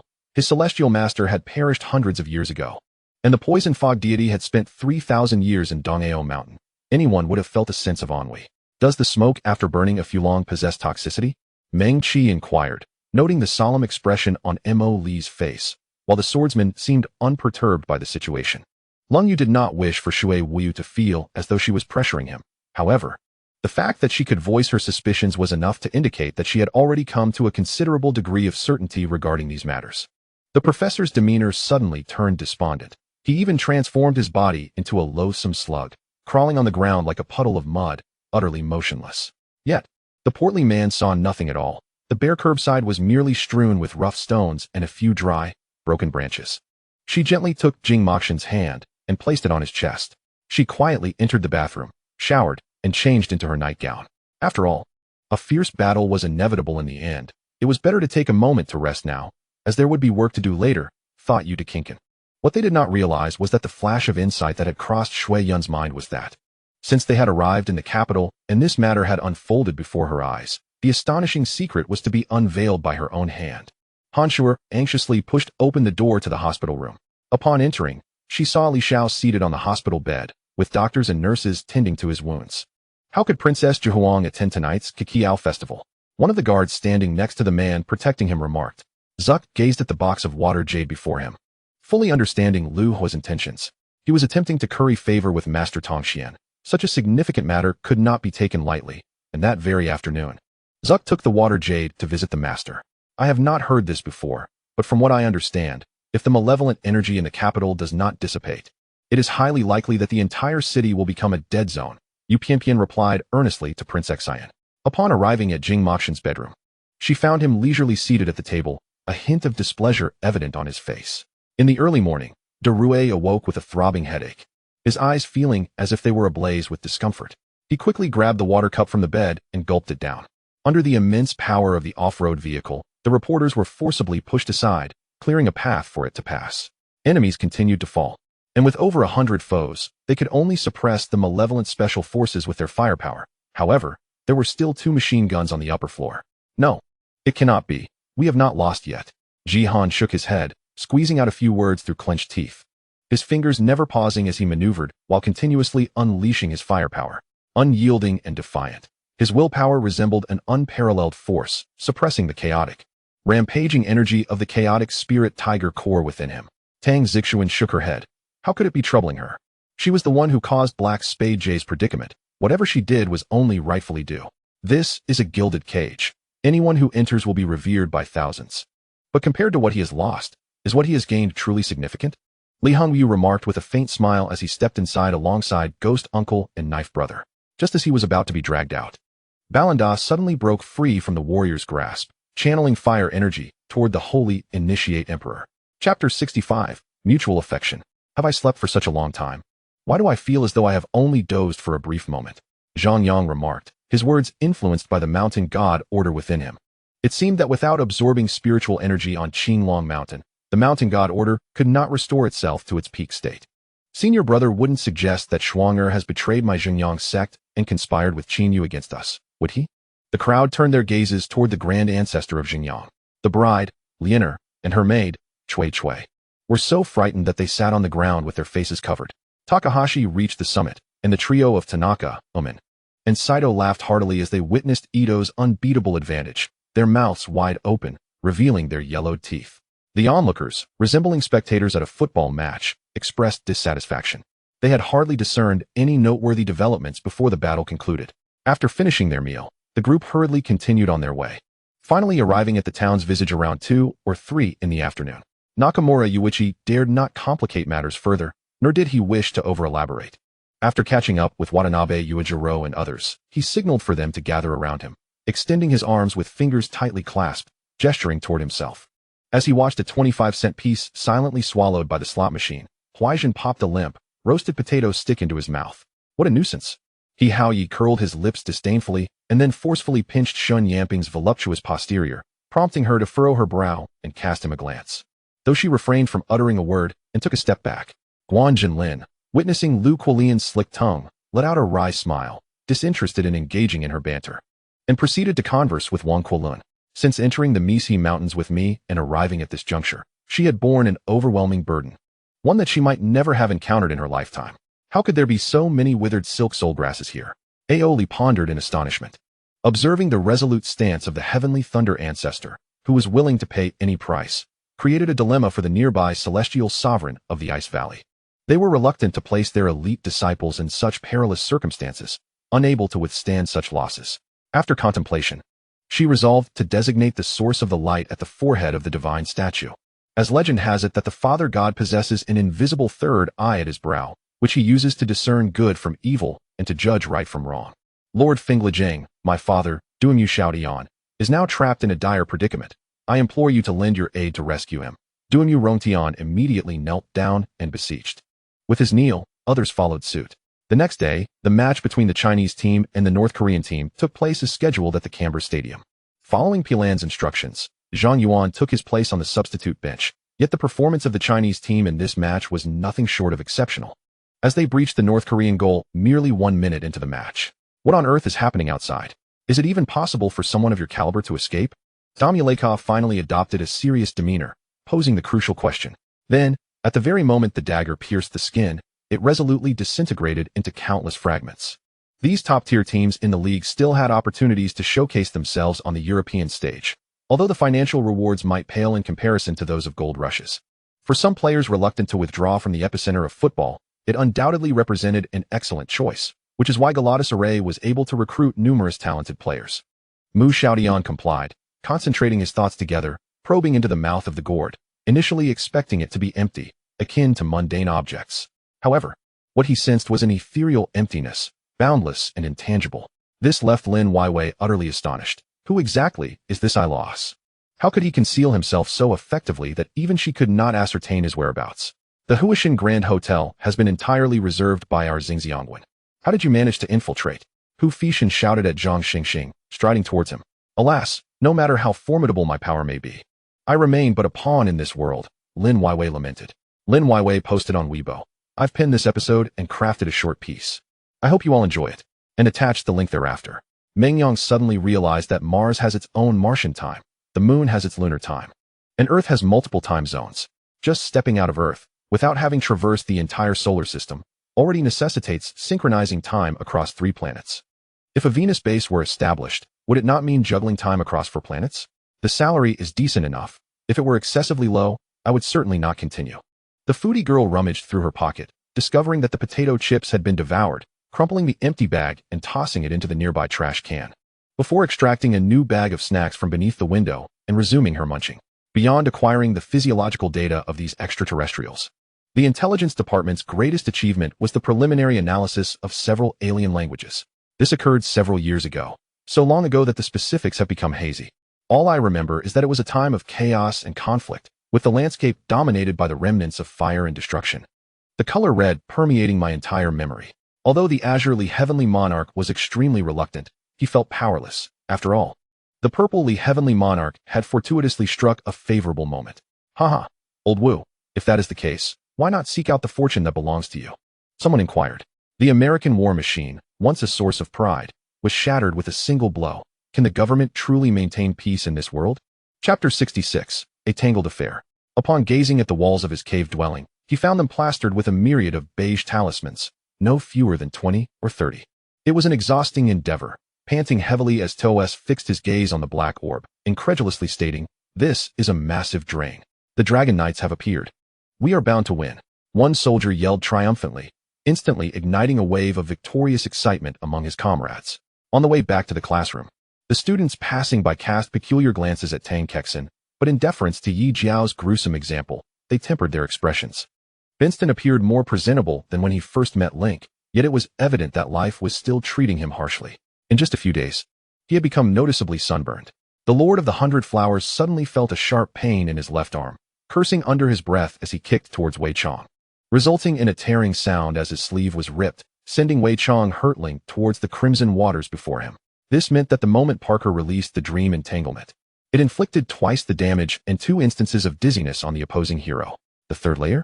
Sin Junian murmured, glancing at the youth, equally astonished. "My lord, the mountain has collapsed," the attendant hurriedly reported, causing the third Marquis's expression to darken. However, while the orc commander had grand ambitions, realizing them proved exceedingly challenging. The orcs charged fearlessly toward the human defenses, yet that short distance loomed like an insurmountable chasm, preventing them from advancing. At this moment, on the battlefield, Lu Bu, Guan Yu, and Zhang Fei remained locked in a stalemate, but it was evident that Yun Chang and Yi Da were nearing their limits. Beads of sweat cascading down their faces. Everyone's gaze converged on Cheng Lingzi, puzzled by her words. What did she mean by not preparing for surgery? Had she mistaken her target? The old drunkard, Lei Dongtian, took another swig from his large gourd of wine, saying, "Honestly, this is the first time I've encountered such a situation. Forgive my inability to assist. If I truly knew how to resolve this." She might already be the mother of several children, his gaze softening with a hint of tenderness. I would certainly nod in agreement. Yet, no one knows that our discourse pertains not to work, but to emotions. Is that truly the case? Could it be that Liang was involved in some wrongdoing and fled to Jinyang City? Lu Tianhao smirked lewdly. Jiao Feng smiled faintly and turned away.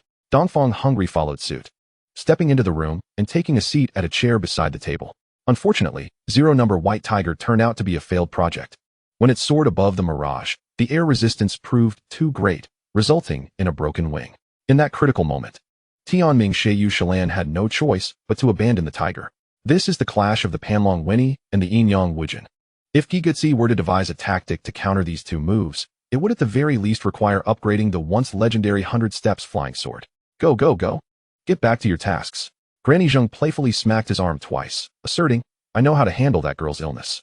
With that, she disregarded the elder and the child beside her, leading the elderly man and woman behind her away. After half a day, Lu Anning, her face contorted with anger, flung open the door, and her gaze fell upon the pitiful Lan Xiangting.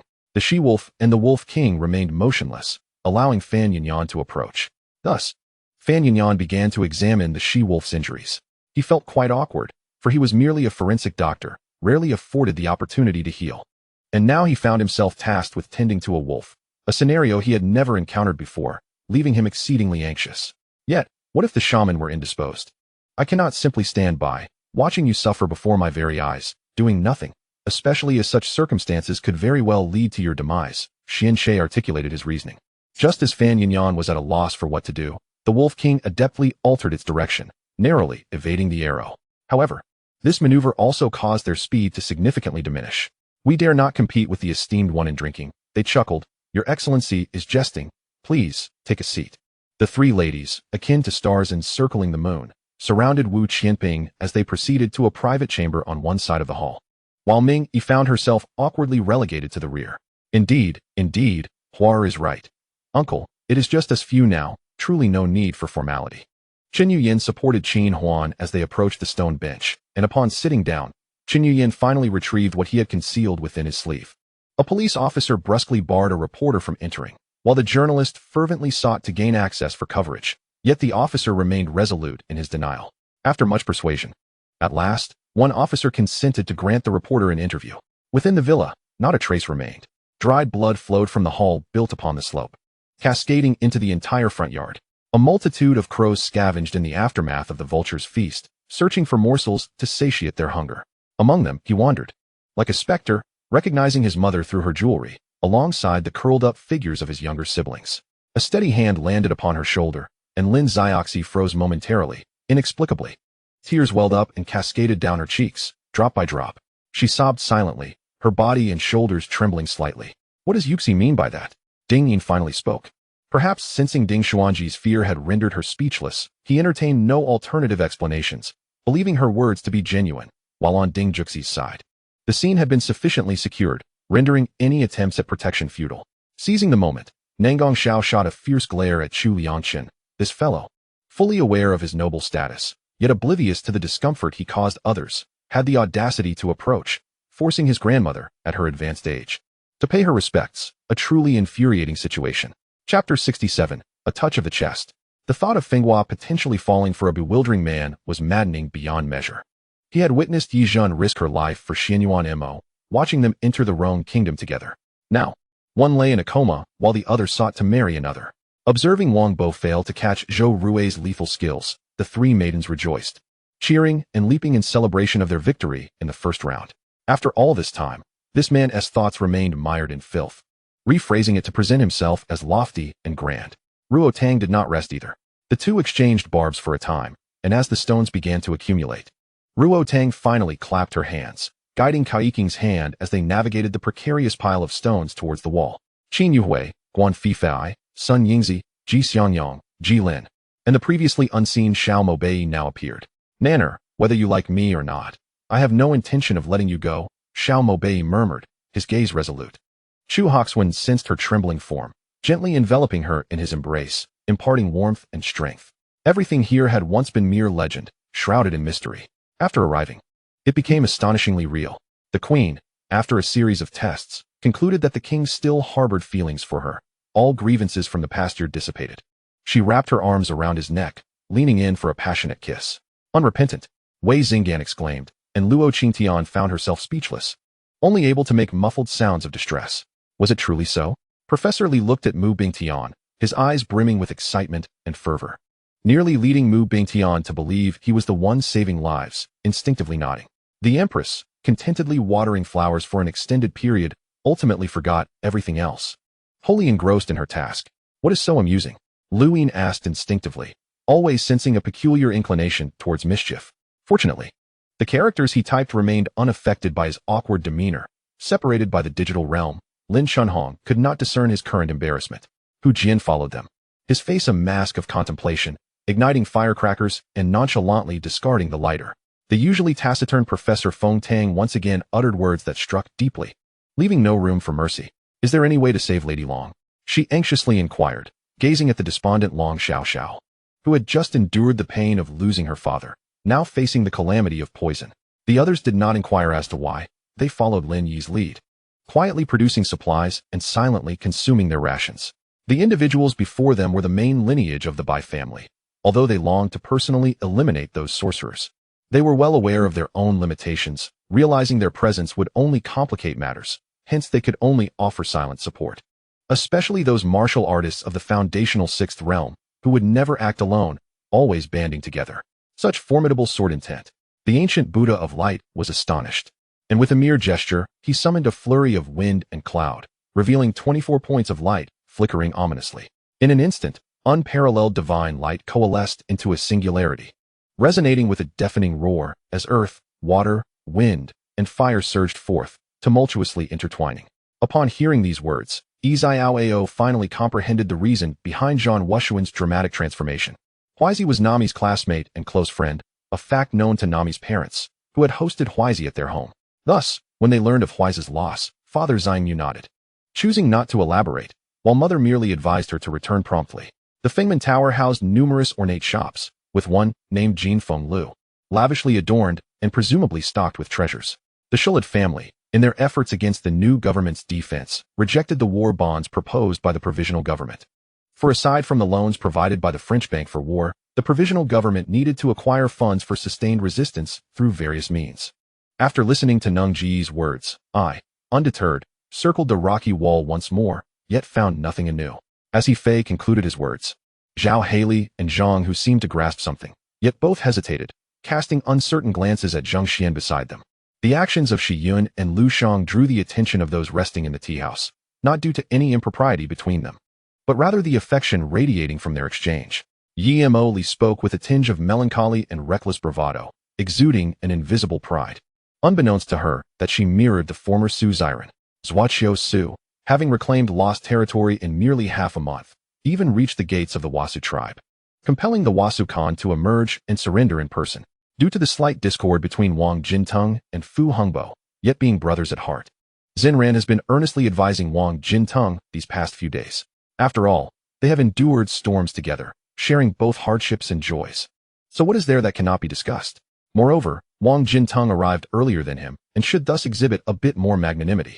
Manager Lu, having navigated life for so long, had never encountered royalty, but now that she has met the fifth prince's consort, she barely managed to maintain her composure. Why hasn't Taiyin spoken today? Sitting on the sofa with her long legs crossed, Soong irritably ran her fingers through her hair.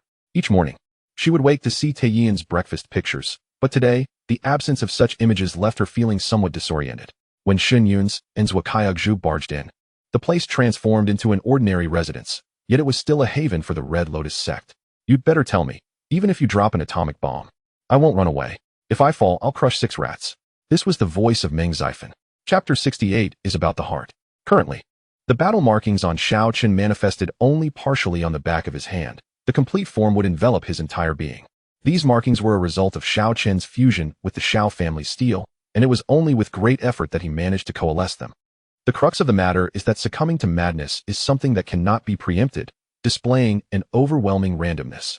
More importantly, they were now immobilized by Shao Chen's formidable spatial laws, making any action exceedingly difficult. Of course, the intention was to leave Tianan City, to depart from the heavenly realm. Was it expected that they would wait for her capture? Su Huimiao cast a scornful glance at Long Yinyu. Upon hearing this, Lin Hui immediately exited the room, pulling Lin Mangzi behind her as she opened the door, only to find a man she had never encountered before. Huang Wei gripped her handgun, meticulously aiming at the target. After a long moment, she finally fired the first bullet, followed by the second and third, scoring 9, 10, and 9 rings respectively. It is merely a fleeting novelty, Zhua Ziyin remarked as he examined Chu Zi's injuries, to which she cooperatively obliged. Boom. Just as they were pondering, the statue of the giant spider came to life. It unfurled its legs, sending clouds of dust swirling, accompanied by a thunderous roar as all 8 legs thudded to the ground. No one could anticipate what troubles might emerge next in such a deep cavern. It seemed anything that might appear would not be of ordinary strength. Now, the Sun family must contemplate how to protect Sun Yu in the days ahead, while the rivalry between Sun Kai and Junmi for favor remained an unresolved matter. Lu Langsuan's eyes glinted coldly. Before the 2 colossal demons could approach the calm visage of the deity's avatar, the purple lightning divine sword before him flickered with electric light. And in the next instant, it appeared before the deity's avatar amidst the resounding thunder, electric snakes of purple lightning dancing wildly. This place had transformed into a hell on earth. The city was littered with corpses, leaving no space to tread, an utterly harrowing scene. This villa is quite vast. I plan to hire a few servants later, and perhaps some professional bodyguards. What do you think? Gu Shishi inquired with a smile. After contemplating for a moment, Li Gonggong was about to respond when unexpectedly, Zhao Zhun, nestled within the yellow bed curtains, let out a cold snort and began to stir awake. Seeing this, Fu Ran instinctively shouted, "Quickly take cover." as he threw Jian Yong to the ground. A surge of spiritual energy rippled through the air, indicating someone was employing supernatural powers. Mused the human cultivator Qingyu. We will openly attack Pengzhou while covertly seizing Huangzhou. Lu Jinyi pointed westward, stating that Huangzhou was the largest city south of the western capital, situated less than 150 miles away from the sea. Originally, Tuo Junjing had stationed 50,000 troops there, but now, to prevent any insurrections, Wang Xiao had moved him to Niufeng County, leaving Huangzhou exceedingly vulnerable. The group had journeyed for over half a month without encountering anything particularly unusual. Ning Yuan thought she would sleep for a long time, given her exhaustion. But reality proved otherwise.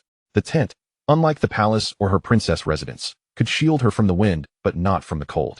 Various aromas mingled and wafted into her pale nose, which she found somewhat overwhelming. Simultaneously, Yi Fan intentionally disseminated information to let others know that Yi Xiu was still alive, even deliberately exposing the location of his confinement. Yi Fan was curious to see whether the Lin and Zhou families, upon realizing Yi Xiu was alive, would come to rescue him or silence him permanently. Those who drew number 10 and 20 among the educated youth felt a surge of joy, yet feigned concern as they inquired about Lu Qiu's well-being. Subsequently, as Bei Ziqiuo and Gong Gong Chu departed, the entire Chunman building emptied, leaving only Song Yu behind at Bei Ziqiuo's behest. Jiang Yen returned earlier than usual today and, upon seeing a recliner in the backyard, curiously asked who it was for. Suddenly, he moved, seemingly stepping into thin air, arriving at the half-charred wooden pillar. Jiang Yu, upon hearing, turned back and, just as she was about to inquire why, was met with the man's profound gaze, compelling her to swallow her words. There is an old saying that one must perform their duties as long as they hold the role. Since she had taken on the responsibility of being a mother for a day, she could not simply stand by and watch someone starve. Although their adversaries were not particularly strong, the four displayed remarkable combat proficiency and skill. Within the great Luo divine realm, the tremors of the Greed Marsh continued unabated. The underground magma emanating terrifying heat. The entire Greed Marsh boiled like a pot of porridge, bubbles erupting as moisture gradually evaporated. Huang Xiao and Lu Zihin exerted every ounce of strength they had, yet they were unable to make headway against the two foes. Their own bodies battered and pushed into a corner. While they had been debating, the reincarnators of this cycle were beginning to awaken.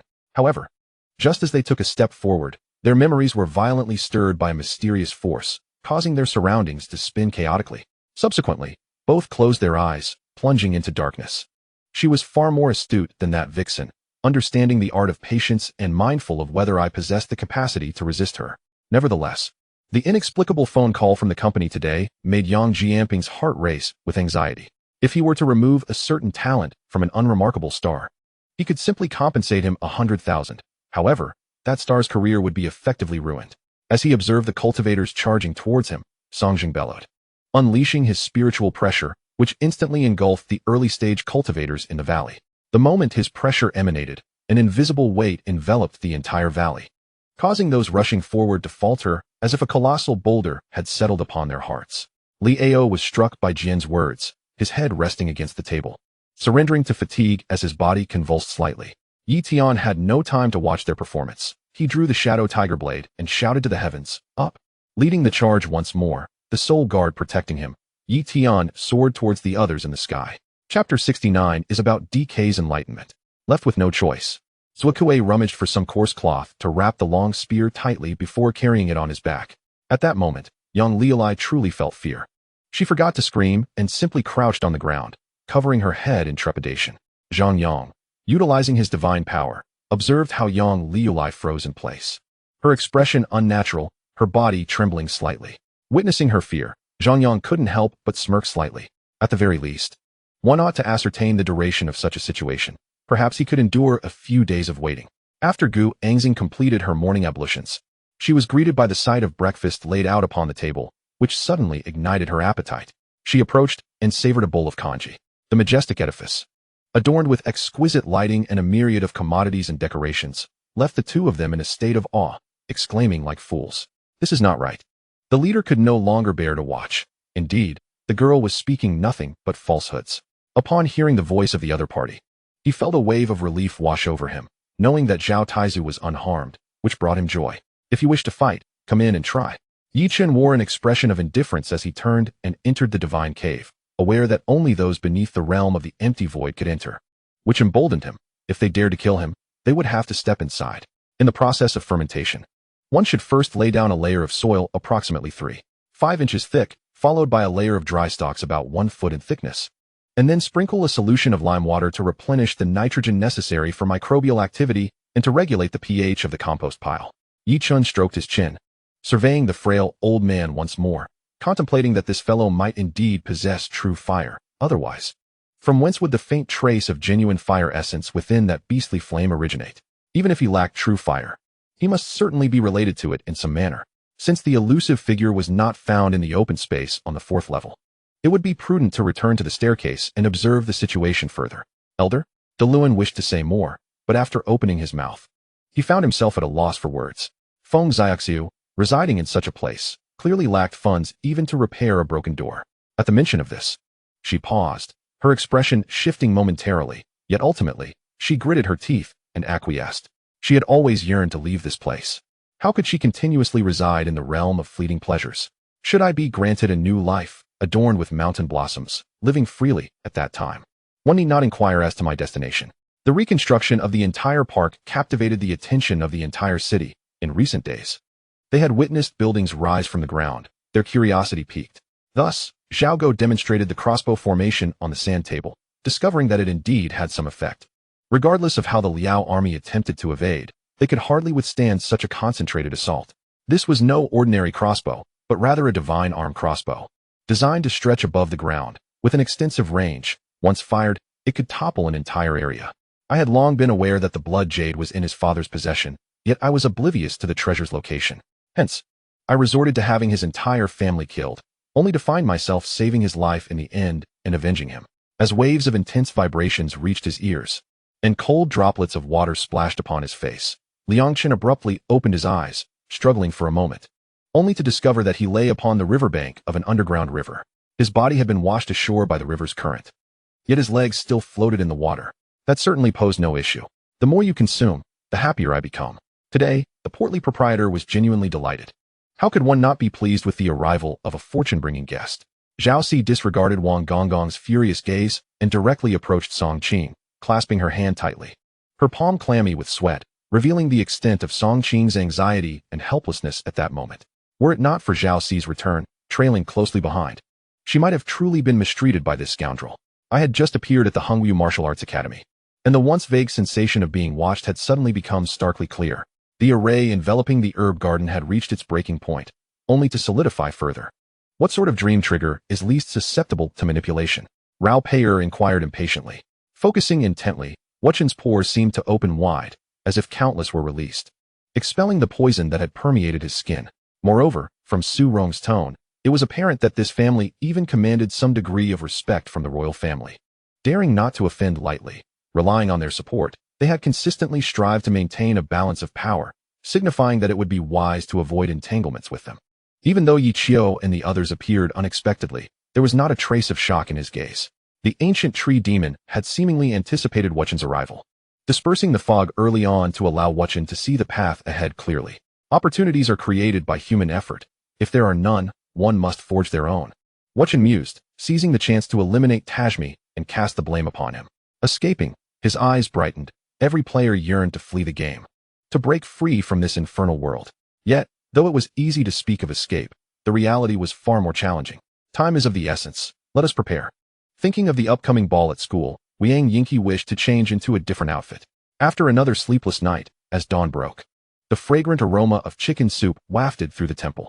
Erdan opened the earthen pot, inhaling deeply, and seized a chicken leg to bite into, finding the flavor acceptable. Even though several Taoist corpses still lay within the temple, hunger had dulled all concern. Chapter 70, Empathy. Haha, who would have thought you would arrive first? Yet, why not leave on your own? Upon seeing the figure of Qiao Feng before him, a subtle smile graced his lips. He too desired to bask in the sun, to unseat the leader of the Mu faction and ascend to the throne of leadership himself. As he had stated, if Meng Qi was merely this way, then they had no reason to take pride in it. Standing atop the peak of Eternal Night Cliff, gazing at the dark waves rising and falling on the horizon, the King of the Black Sea felt a sense of control over the world's great tides. Why are you fleeing for no reason? Feeling guilty? If one were to forcefully breach the defenses of Qinzheng and Baiqi, it would undoubtedly lead to a violent clash. As long as you agree to absorb the dragon essence, we shall handle the rest. The elder of the dragon clan spoke with palpable excitement, perhaps too exhilarated, causing his voice to tremble. In dire straits, encountering a powerful figure of the royal realm, it would be abnormal not to plead for assistance. Though Yang Weiguang's family had some connection to the Yang family in the capital, for the Yang family, a distant relative like Yang Weiguang held little standing or significance. Before the crowd, the fissure widened, and a brilliant beam of white light burst forth from within. Thus, it could be said that Situ Yi was indeed a rare talent in cultivation over the millennia. Regrettably, he ultimately veered off course due to love turned to hatred, which was truly lamentable and represented a significant loss for the mystical sect. Upon first glance, his gaze fell upon the handcuffed wrists of Shi, his eyes narrowing abruptly. It is said that the fingers are linked to the heart, being pierced directly through the index finger, even without the legend of 10 fingers connected to the heart. The pain was palpable. Wu Yin'er had long grown impatient, linking arms with Wu Dao, skipping joyfully toward the dock. In the late Eastern Han period, Jizhu encompassed an area equivalent to today's Hebei, Beijing, Tianjin, Liaoning, Shaanxi, and parts of Inner Mongolia. The sole difference was that there was only one king at that time, whereas today, there are hundreds of thousands. Thus, the common people of this era suffer more than ever before. Although Li Lingfeng was seething with rage, he dared not disobey Wei Zi's orders. Thus, he dragged his weary body forward, mechanically approaching Wei Zi like a mere shell of a being. Pain surged through Tang Shan's back, seeping deep into his bones. Stifled by the presence of many, he merely parted his lips, suppressing the urge to cry out. The bodyguard produced a mobile phone, and Chu Nanj dialed a number, only to be met with the disheartening notification that the recipient's phone was switched off, while he could disregard other matters. The animosity stemming from the harm inflicted upon Yu Xiao by the prisoner must be avenged. A crimson wave of energy erupted from Chu Tian, swiftly coalescing into 9 colossal arms, each manipulated by the 9 tails. In the wild, predators do not exert unnecessary effort to hunt prey of equal or greater strength. In response to the inquiries of the ancestor Tianzi, Itsutsuki Kagaya fixed her gaze upon Chu Tian, offering no indication of intent to respond. Originating from the Source Life Immortal sect, it was inconceivable that no one was dispatched to keep an eye on him, as long as he was not a fool. He would not approach Lu Jin hastily. Their ethereal forms traversed through the void, and in the next moment, they materialized directly within the Tai Li illusion. Upon reaching the door of Wan Yi Niang, Gu Yuyin found herself without a maid servant in attendance. It was evident that Madame Pei had reassigned individuals from Wan Yi Niang's side due to insufficient staff, a matter that Madame Pei took great delight in. Downstairs, Tang Yu heard a loud call. She looked up to see Jin Bei and her companions waving at her. Initially, Yi Tian harbored doubts, wary of the possibility that a formidable old monster might be employing a soul-snatching technique. He stood amidst the ruins, throwing his head back in a primal roar that reverberated through the heavens, seemingly awakening the countless dark souls in the vicinity, which surged forth with a howling wind, causing hell to tremble. It appeared that Uncle Ji and young hero Yi had hit it off remarkably well. It would be fitting to share a dinner together as a gesture of gratitude for young hero Yi's life-saving assistance to Qing Er. Bai Yuju extended an invitation, his demeanor warm and gracious. Ivan sensed that with the right materials gathered, he could craft delectable soup dumplings. The board meeting commenced after a lengthy wait. Lu Qi observed that most attendees had arrived. With Jiang Chenexai absent, he felt a surge of delight, believing that an opportunity had presented itself. Standing aside, Fu Nanyu's expression darkened instantly upon hearing Gu Yin call out for Jiang Chenexai, his eyes dimming slightly. Conversely, upon hearing Gu Yin call his name, Jiang Chenexai's heart raced as if it had skipped 2 beats, momentarily leaving him in a daze. Aside from the inability to open mountain passages, dealing with crushed stones and jade required barely half of his strength. Ultimately, Gu Yin surrendered her resistance, feeling it was of little consequence. Perhaps she had grown accustomed to this state, unable to reject Jiang Chenexai's relentless nature. 6 months had proven sufficient for substantial growth, enabling them to transcend further realms. In the past, asking her sister for a mere 100 yuan would yield nothing. Now, receiving 100,000 yuan all at once left him utterly flabbergasted. Unable to comprehend the sudden windfall, previously concealed beneath the pool's surface was a gaunt middle-aged man, who, after slaying the bear-like creature, began silently dismantling the remains left behind. She truly managed to connect with Nina's number. Shi Xiaofeng chuckled nearby, unconcerned about her approach to dealing with Shi Tianxi. Yi Zhan's immediate return to Fuzhou undoubtedly informed his family, and while she was aware of his return, she recognized that Yi Zhan was preoccupied with work, leaving little time to attend classes at Fuzhou University. Thus, Yi Zhan essentially received tacit approval, as the school was lenient, varying from case to case. Chapter 71 was voluntary. Sophie was acutely aware of this. Milia was likely torn in her feelings toward Minter Ugros, having committed detestable acts while simultaneously evoking deep sympathy. Dressed in a blue and white striped hospital gown, her face adorned with delicate makeup, she was indeed a vixen crafted to ensnare men. Her exquisite, cat's eye-like emerald gaze shimmered faintly, causing Carter and Locke to blush. Meanwhile, the pavilion's framework had been fully constructed, with workers assisting in the installation of glazed tiles on the foam mountain, and it seemed they would complete their work before wrapping up for the day. Another thunderous crash resounded as a colossal beast fell onto the arena. With Lin Fan standing at least 50 meters away, the force of his throw was evident. After expressing their gratitude, the county magistrate dispersed the crowd and suggested to Su Rongrong that they investigate the status of another well. Since that well had yet to be successfully developed, it was uncertain whether any difficulties lay ahead. Su Rongrong nodded in agreement, eager to take a look herself. This way, the young man could leave the village, escaping the oppression of the village chief's family, and attend school in Falmana, aspiring to become an esteemed magician. Furthermore, this could serve as a means of generating publicity, allowing her to collaborate with the company to project a diligent image, ultimately benefiting her reputation. Shortly thereafter, a man strode forward, seizing the wrist of the inebriated man and hurling him toward the wall. Otherwise, if he inquired, she would be at a loss for words, unable to relay Gu Tingjun's remarks to him. According to the earlier statements, this formation possessed numerous ingenious applications, capable of being utilized to refine magical tools, garments, and anything that could bear array symbols. The combination of array symbols is a discipline far more intricate than mere execution. Mao Zheng began studying the combinations of the 8 trigrams and 5 elements formations, as they symbolically represented the duality of yin and yang. With a sizzling sound, the blue jade sword sliced through the void and collided precisely with the Muramasa demon blade, only for the latter to vanish in the next instant. Having failed to land a hit, Tojo Shinin immediately vanished into the shadows. Engaging with Li Jian, Su Jianyi felt an overwhelming sense of helplessness akin to her training sessions with mentors at the academy. However, Sheng Sahi found himself at a disadvantage when confronted by his collaborator, Yu Qingtong, who possessed the prowess of a film queen. Winning accolades was no trifling matter, and her acting skills far surpassed his. Apologies. Su Zhao discerned that Xiu Jiao had spoken no falsehood. She was astute and perceptive. Presently, there was no alternative. Both her husband and the princess were devoid of martial prowess. What was to be done? Schwanger inquired. Luo Jiao produced a tool, gazing toward the shimmering horizon while simultaneously steering the boat. A crack of thunder reverberated across the azure sky, the heavens filled with dense lightning. Akin to the wrath of the thunder god, the diligent farmers lined up in an orderly fashion at the cafeteria entrance, as the cooks enthusiastically served warm, hearty dishes. None of these posed an issue. I am willing to sign. Just allow me to leave with her. Zhou Chuiyu pointed at Zhou Qinglu. I promised I would watch the fireworks with you once. Look up now, and you shall see them momentarily. Ling Bei's who remarked languidly. Su Dafang had always refrained from participating in colleagues' gatherings and dinners, and this time was no exception. Initially, he firmly declined. However, Qin Jun's insistence led him to ultimately acquiesce. Dia single-handedly challenged the coalition led by the Holy See, including the Castle, the Silver Federation, and the Elemental factions, supported by the Elves and Beastmen. Sheng Chuncheng made his way to the live-streaming base's square, contemplating as he settled onto a floor beat. Wow, tonight's dishes are all my favorites. I reckon I could consume 3 large bowls of rice. None of you are allowed to stop me for eating too much. Though the offerings were merely simple vegetarian dishes, they were to his liking, making the prospect of devouring another bowl entirely feasible. The winter bear, a mere lower-tier extraordinary species, possesses the strength to contend with mid-tier, lord-level abyssal creatures.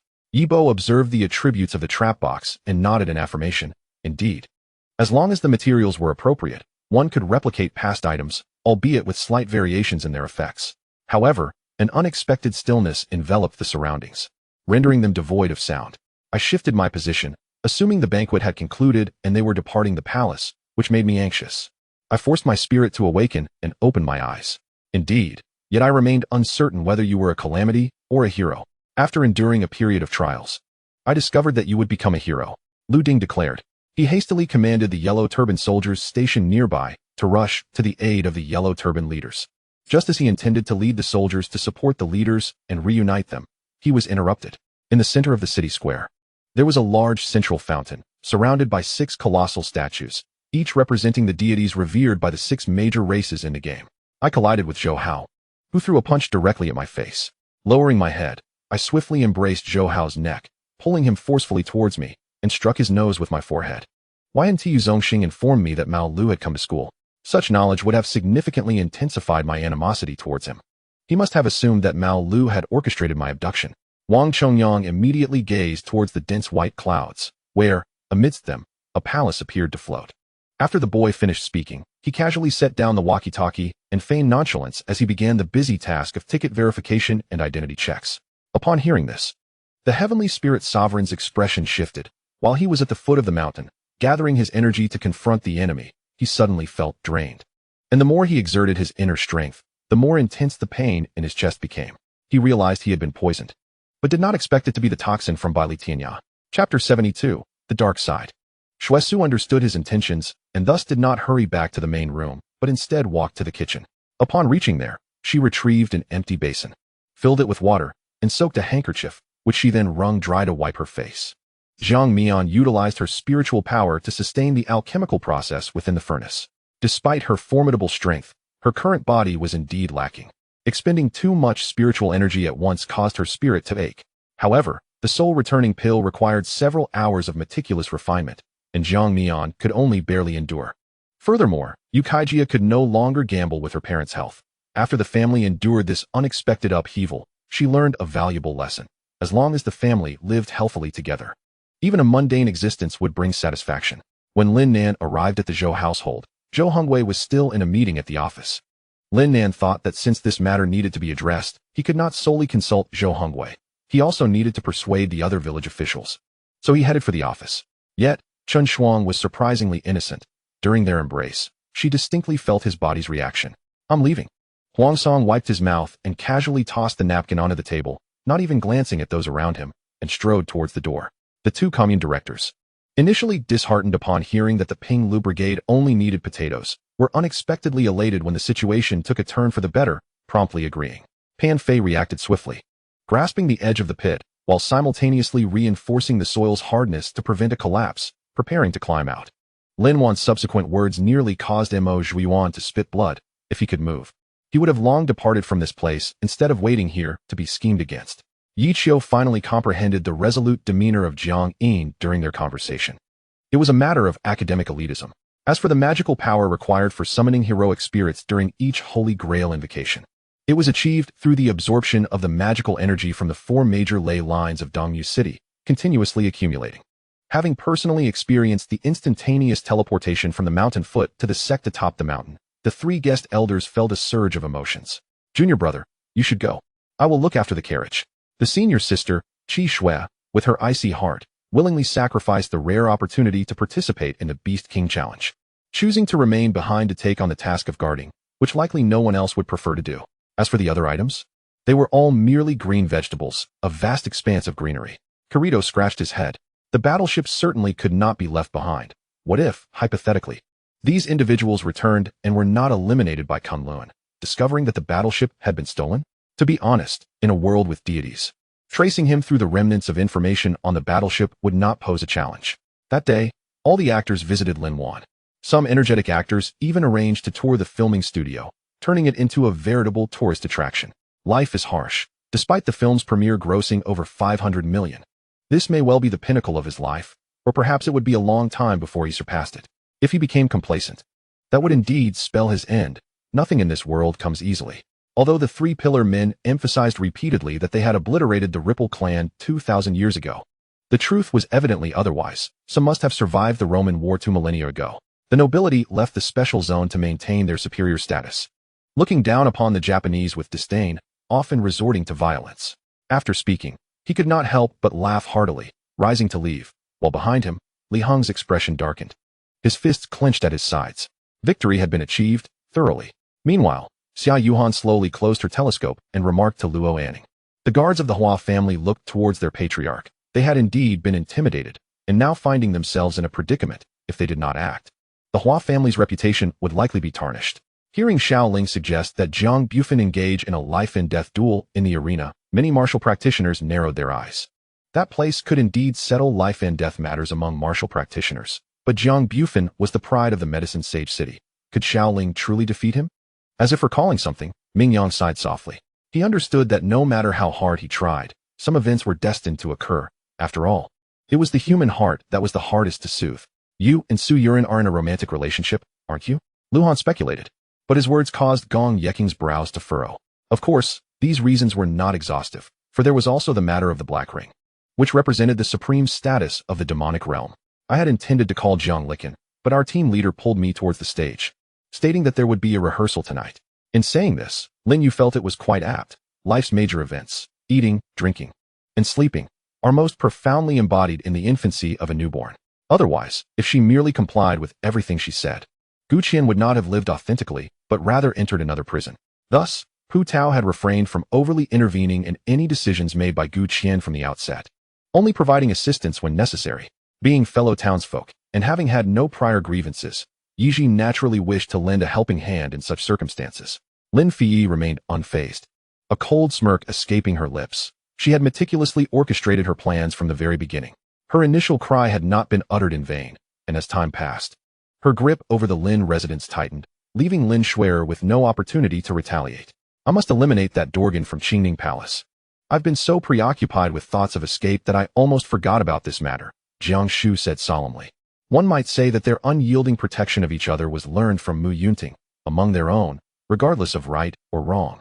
They were always deemed unreasonably correct compared to outsiders. Nonsense.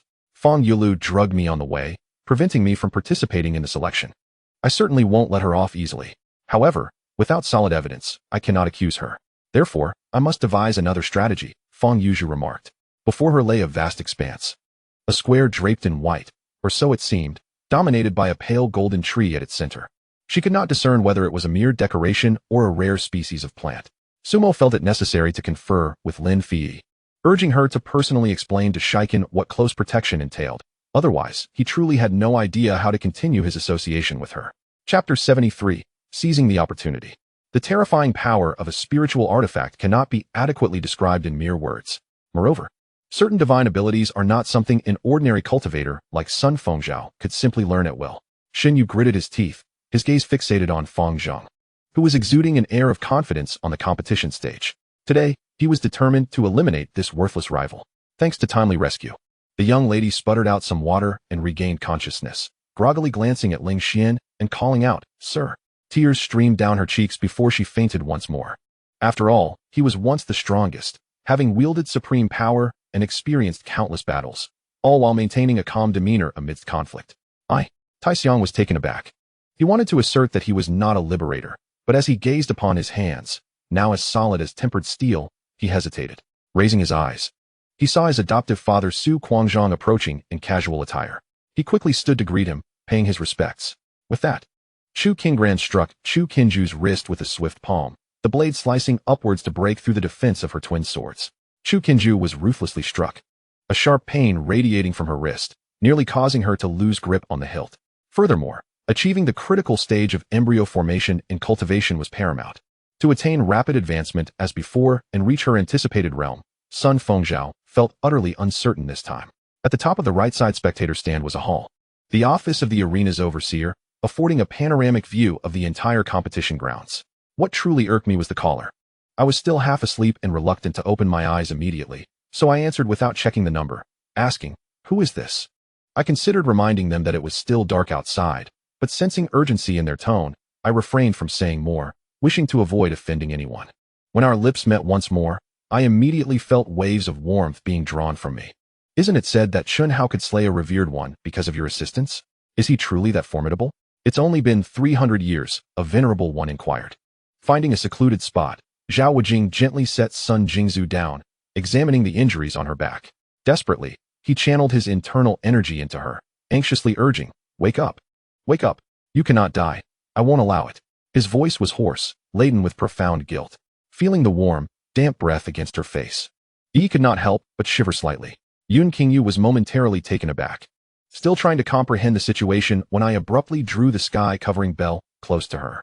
"This is your stand-up comedy video. There are still 37 unreleased episodes left." Kulan replied, pushing a hard drive towards Su Duan without addressing his question. "This was arranged by me, having heard a bit about your circumstances. I thought it best to keep it from others." Elder Chun continued to sip his tea, unperturbed. Upon hearing my words, they nodded in agreement, stating that as long as we were prepared, there was no need to fear the divine realm's denizens. Just as a famished person cannot overindulge, nor can an extremely thirsty one drink excessively. Tsukikai and the others took a shortcut, traversing an untraveled path until they reached the road where Xiren had seen them off. Gradually, she released her grip on Dr. Chen's sleeve, her expression inscrutable, revealing little of her true thoughts. Xioxia smiled and thanked Stewardly, who approached her to converse. He intended to inquire about how she had prepared the iced fruits from yesterday, but was momentarily distracted by the presence of Fupu beside Xioxia, causing him to falter. To him, the sight before him was inconsequential. The car vanished with the aid of talismans, leaving the lives of ordinary people unaffected. However, the driver within the wreckage saw everything clearly. Yet, upon my arrival, I found no clues left by my mother. Thus I could only rely on the local beastly forces to assist in my search. Initially, the commander of the Divine Machine Army's Western Division, Luo Jiexun, led 2 battalions deep into enemy territory, only to suffer total annihilation, with no survivors. It was precisely because of the gaze from the man in black that Zhou Ming instantly made a decisive move, shattering the nearby car window with a kick and landing directly before the man in black.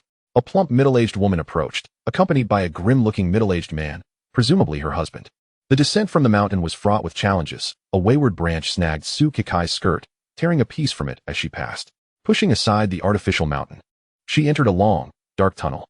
With no choice, Xiu took out a luminous lamp to illuminate her path. After walking for over 10 minutes, she finally reached a stone chamber and discovered the mechanism to open the door. Yun Fantian was acutely aware of the current state of the Hua family. The audacity of Hua Jian and others stemmed solely from the frail health of old Master Hua.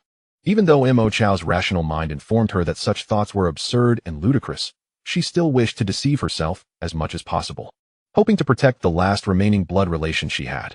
Chun Hao deftly evaded each attack, a hint of joy flickering across his features, his lips curving upward as though victory was already beckoning him. Hey, what's wrong?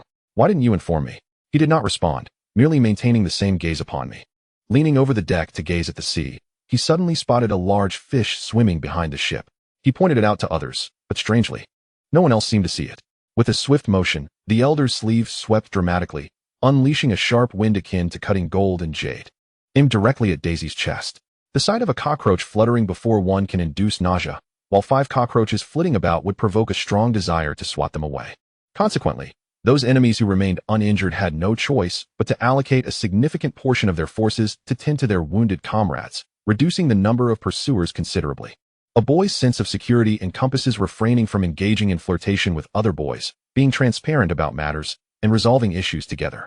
Messages may not warrant immediate responses, but they should certainly be acknowledged. With a disdainful curl of his lip, he swiftly deleted the messages. Approaching the house's landline, he noted the absence of any missed calls. Realizing Wei Junsheng had not returned his call. Disgusting. The urge to vomit is overwhelming. Enough, Wei Junsheng. I truly regret my excessive reliance on you. Chapter 74, His Heart. I understand artificial insemination, but how could my father's sperm possibly be given to you?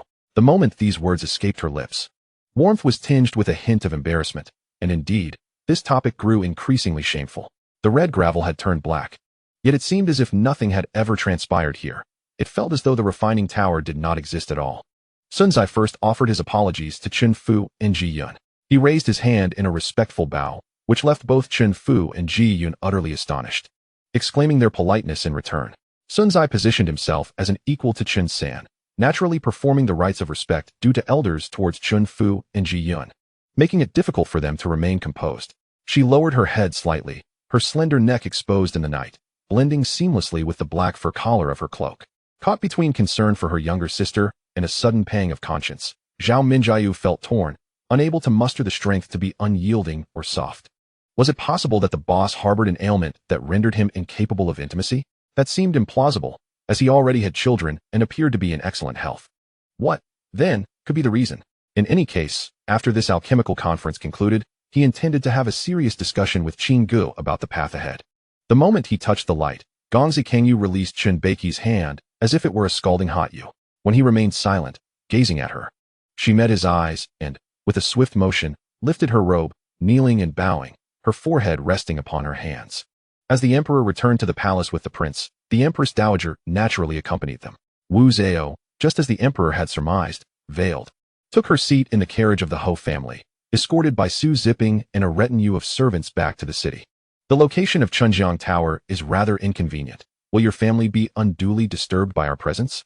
Qing Dai felt that it was inappropriate for her sisters to accompany the family on their outing. Zhao Wu pondered, shivering in the cold, and when he raised his eyes, he noticed Lin, who by the door, also trembling. Even the usually stoic Liao Qing seemed restless, shifting uncomfortably in his seat. As for Huan Lian, blissfully ignorant, he was contentedly dozing. Suddenly feeling parched and overheated, he hastily excused himself and left. Her face flushed with a deep hue, she remained motionless on the ground, her hands trembling as they pressed against the floor. Mei Niang sighed with relief, grateful it was only a one-day break. He was uncomfortable at home and constantly worried about running into her. She had previously assumed he had weekends off, so one day of rest would suffice for 2 days of precaution. What a futile endeavor that had been. For Wei Xiang, the moment was ripe. With careful planning, he could mobilize his forces at any time. Heavens, I suddenly feel nauseous, he thought, his throat constricting, his stomach churning, as if all his intestines had twisted together. Thereafter, let Jishuo adopt a threatening posture, perhaps marching this army in a route parallel to that of the Chu people, trailing them by a 3-day journey. Wherever the Chu people went, this army would follow. Wherever they rested, this army would encamp at the remnants of the Chu's abandoned camps. The goal of this army was to instill a sense of danger within the Chu. Wei Xiang stared at her, clearly taken aback, his phoenix eyes wide open, the redness in his gaze misty, as if on the verge of tears. Chen Lian understood, as no one could be more aware than he of the numerous sacrifices his uncle had made for him over the years. This place was not only home to her, but also to Mo Xiao and Mo Qingning. Undoubtedly, it was the safest location within the entire palace. Unless Zhou Ruo possessed 3 heads and 6 arms, she could not possibly inflict harm upon herself within the Lanyan Hall. After wandering for a while, Chu Jiang exchanged some materials needed for formation from a few disciples. He also planned to forge a demonic artifact to imprison and slaughter the souls of the Ma family. Ahem, this, governing is not akin to commerce. Was it not Qing Yejin who was chosen to lead at Weiganjai? In truth, having Jia Guanzhong as president is not so terrible, remarked a middle-aged man softly after clearing his throat. Now was not the time to concern himself with Li Changfeng's anger.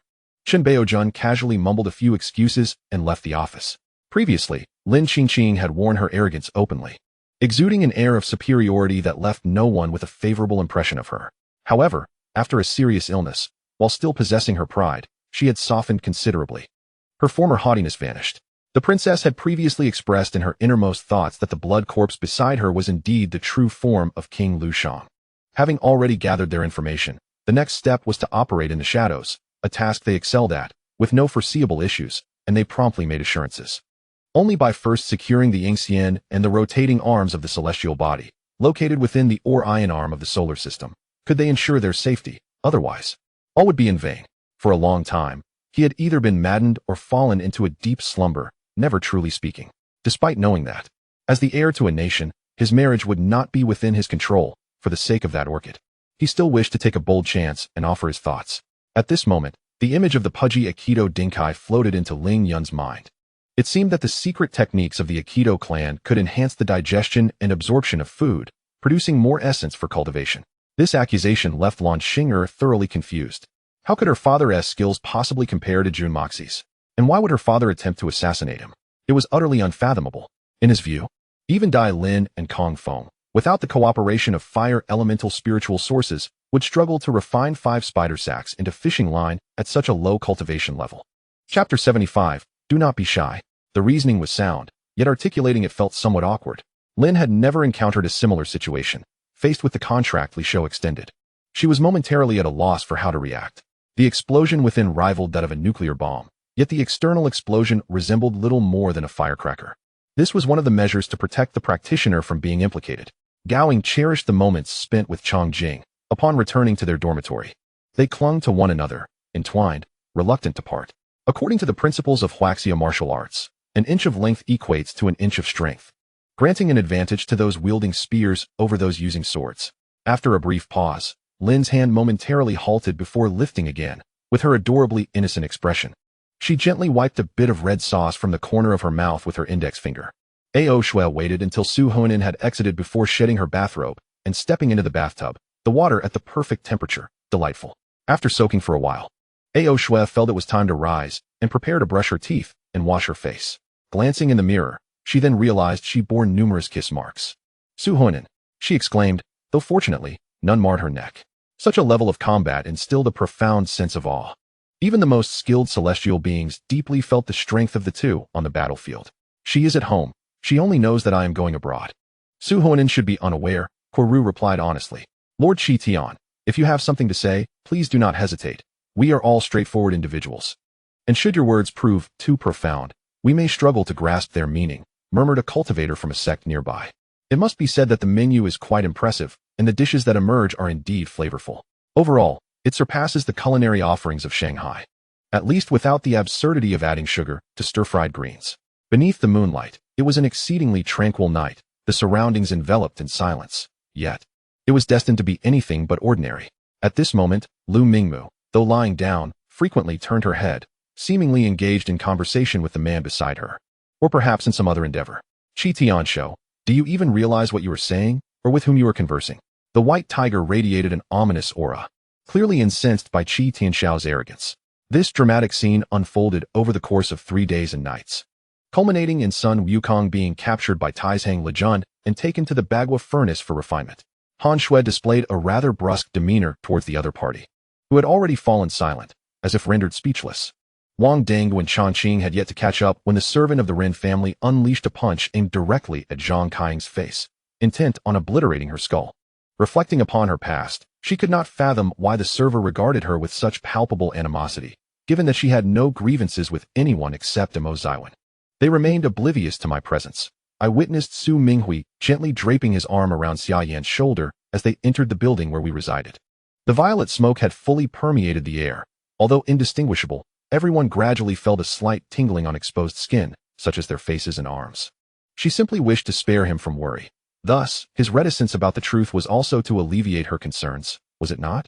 However, would their beloved Kikai streamer truly display such a fearsome countenance over a mere competitor stealing the spotlight? His expression remained impassive, not even a slight furrow in his brow.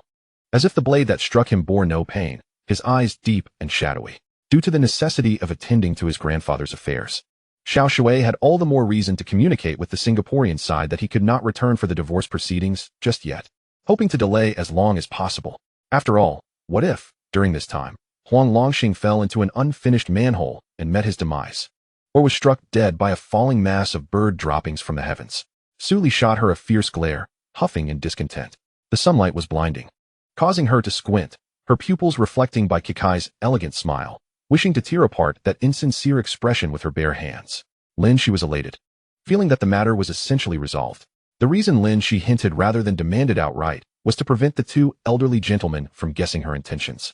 Yet, if she were fully aware that the Ho residence was akin to a cauldron of fire, why, then, was she so anxious about the prospect of marrying into it? Lu Dongqing, born on the winter solstice, was frail as a child.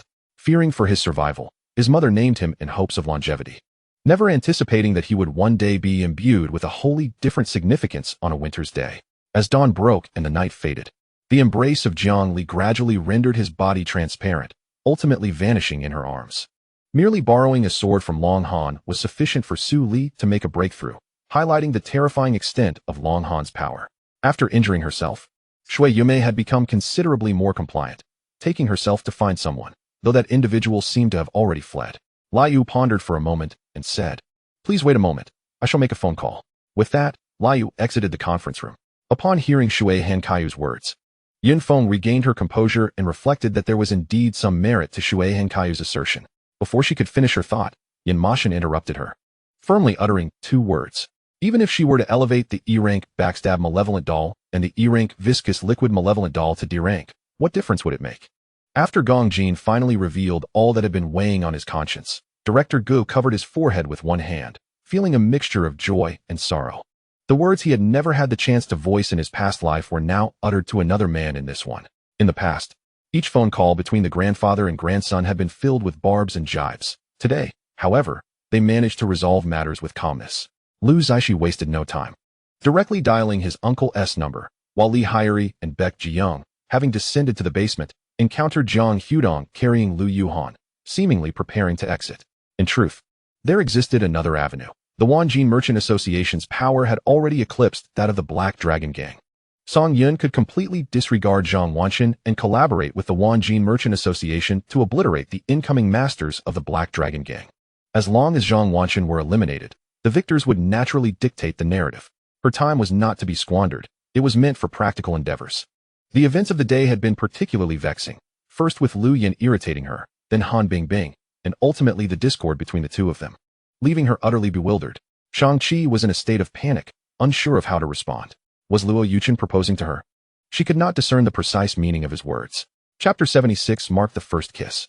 To produce such a film required sophisticated special effects, yet in Huaxia, due to technological limitations, the special effects were subpar, thus hindering the creation of quality films. In Qinbei Mountain, traces of Tianjitsu were discovered.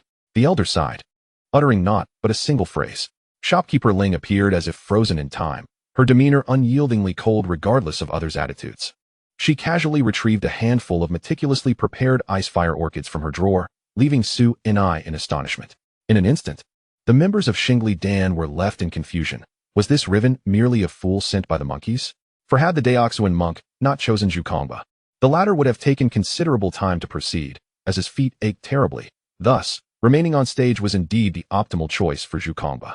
2 centuries after the Eastern Han's Do Xian forced the Northern Huns to migrate westward, a Hun named Attila emerged on the Central Asian steppes. Renowned for his destruction of the Eastern Roman Empire and dubbed the Scourge of God. Now, the Central Xianbei chieftain had been driven into the Han Sea. Who could predict what future circumstances might arise? Hence, he waited. He awaited the old fox's next words. Knowing that Ding Jiliang's lengthy discourse was merely a facade to mask his true intentions. Thus, Duan Chou boldly declared his intent to expose the real motive behind it all.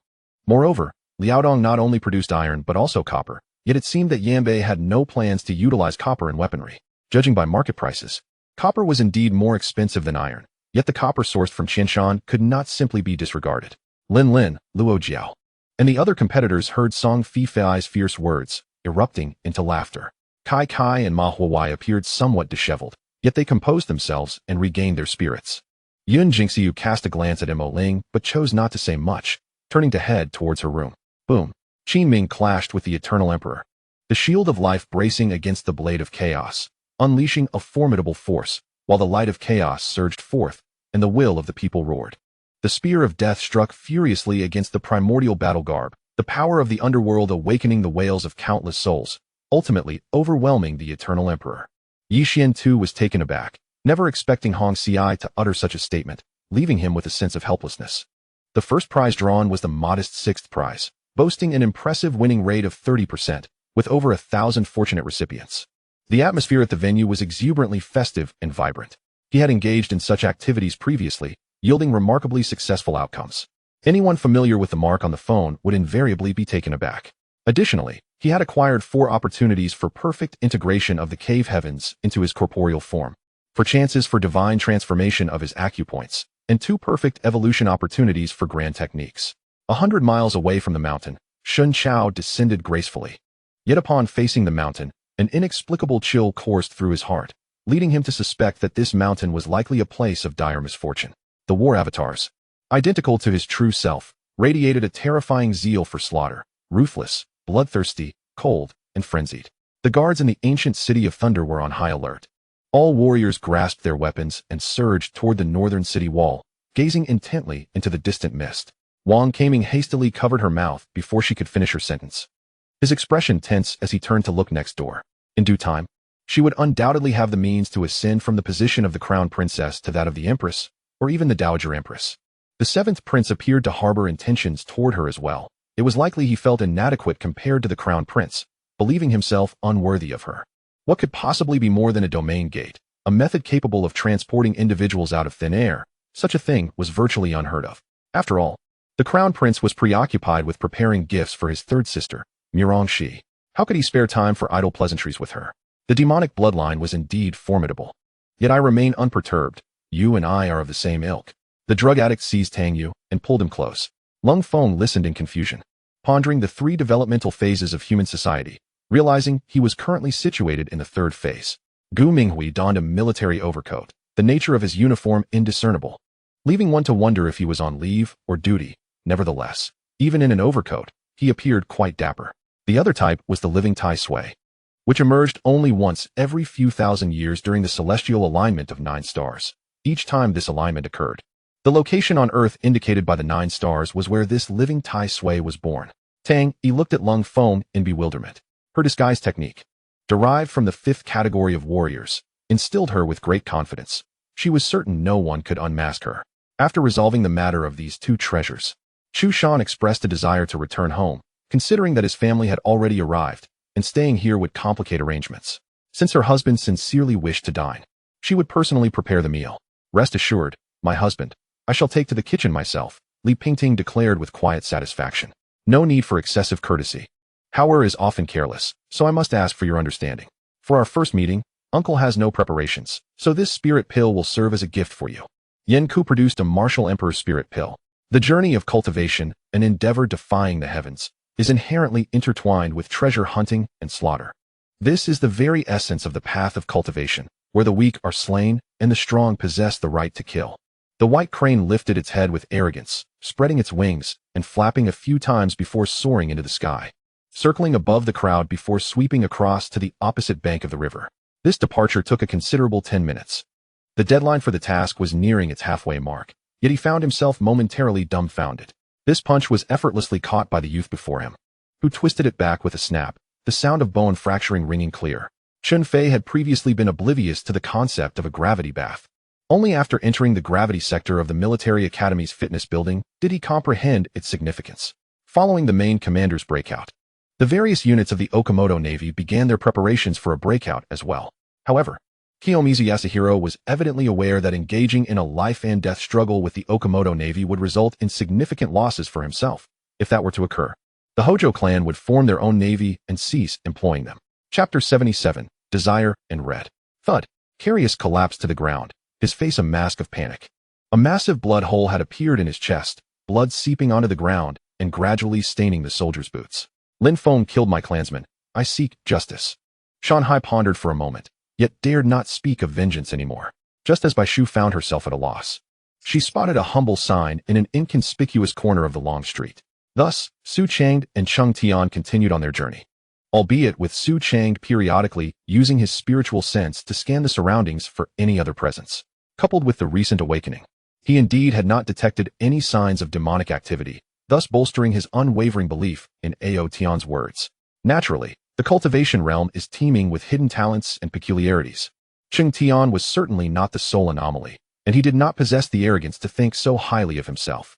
Previously, his excessive pride had led him to underestimate the strength of golden core stage cultivators. But he later came to understand the vast chasm separating foundation establishment and golden core stages. Xiamu surveyed his surroundings, but found no sign of his backpack or his lone bamboo flute. Although his clothing was tattered, it remained sufficient to cover his body. The man nodded, waving his hand to conjure a surge of vital energy that enveloped both of them, subsequently vanishing from their original location. However, Yubin did not accept this deathly power. Instead, he produced an acorn seed, crushing it in his hand. The rich natural energy within the acorn surged forth, even causing a noticeable decline in Yubin's life force. Yet, common people harbor an inescapable psychology. Once they have established a belief regarding a matter, they are loath to alter their perspective unless someone can utterly dismantle their preconceived notions, making it difficult to shift an already established conclusion. As a prodigious scientist, Lan Zixuan had never dedicated such an extensive amount of time to research. This was particularly true considering Jiang Feng had already presented the theory. Lan Zixuan had even once believed that dominance could not exist, but she finally achieved success in her research. We are homeless travelers, seeking to traverse this path to the sea, Su Xiao responded coolly. Behind the ant cavalry, 4th-level zombies roared as they charged forward. Zhu Hong's gravity manipulation abilities continuously unleashed, obstructing the zombies. With over a dozen 3rd-level zombies pursuing them, even the ant cavalry would suffer severe losses if caught. As Zhang Tian traversed this area, he had yet to encounter any wild men, not even a beast appeared. With determination, he ceased his slow pace and began to sprint through the jungle. Moments later, Zhang Tian suddenly felt as if he had stepped on something, an unbidden chill washing over him. Senior truly has a discerning eye. This raw stone has been previously assessed by experts, and the likelihood of it yielding green is quite high, Yang Yuru remarked with a smile. He extended a hand to lightly pat Kai Bin's shoulder, a surge of profound energy immediately flowing into Kai Bin's meridians, cleansing his spirit. No one knew Jiang Feng's true combat prowess. During his battle with Kong Tianzhao, the only witnesses were Liu Bassian and a select few, such as Hong Yuanshan. So speculation regarding Jiang Feng's strength remained widespread. Jiang Feng cleared his throat. In another timeline, he had investigated Xiao Menghan, who practiced playing the piano daily. But how would he respond in this timeline? Without pause, Jia cast a series of witchcraft talismans upon the 4 colossal black pythons opposite them. A spell was invoked, and the flame atop the blue lotus oil lamp suddenly blazed brightly, displaying a spectrum of colors. The room was littered with debris. Remnants of broken tables and chairs scattered everywhere, with wood shavings strewn about in abundance. With Shang Minqi's understanding of Qiu Xiao's, upon witnessing him lost in thought, she immediately surmised that it must pertain to her.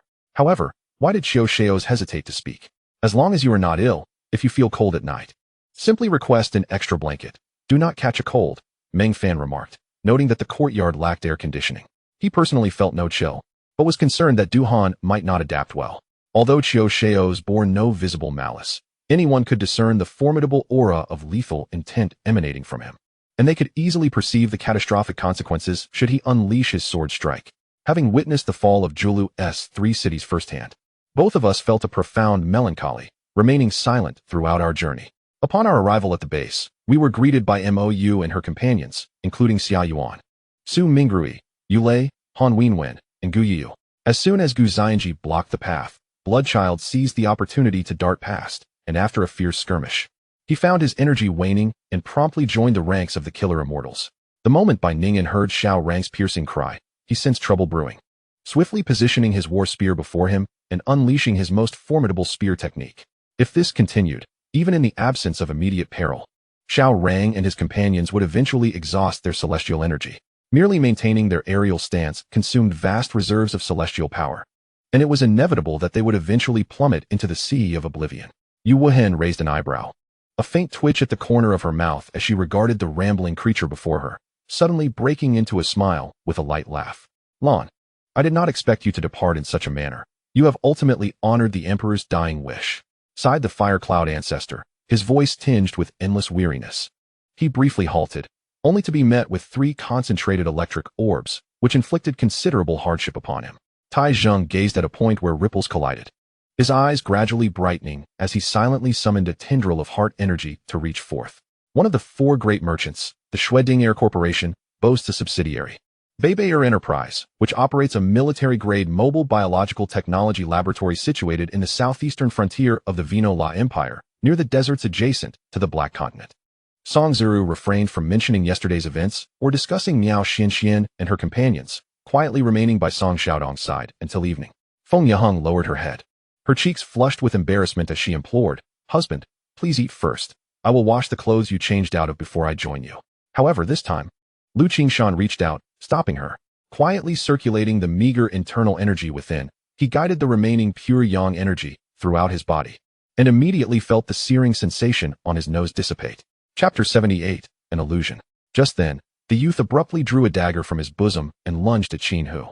With a cold laugh, Qin Hu flicked his finger, causing the dagger to fly away. He then seized the young man's neck, rendering his complexion grave. Initially, many of the terms were incomprehensible, but after half a month, I could clearly grasp the news being reported. Hee, martial sister, you still do not comprehend my meaning. A chuckle escaped Xue Bingling's lips as her gaze shifted to Wu Fian, revealing a hint of unusual emotion.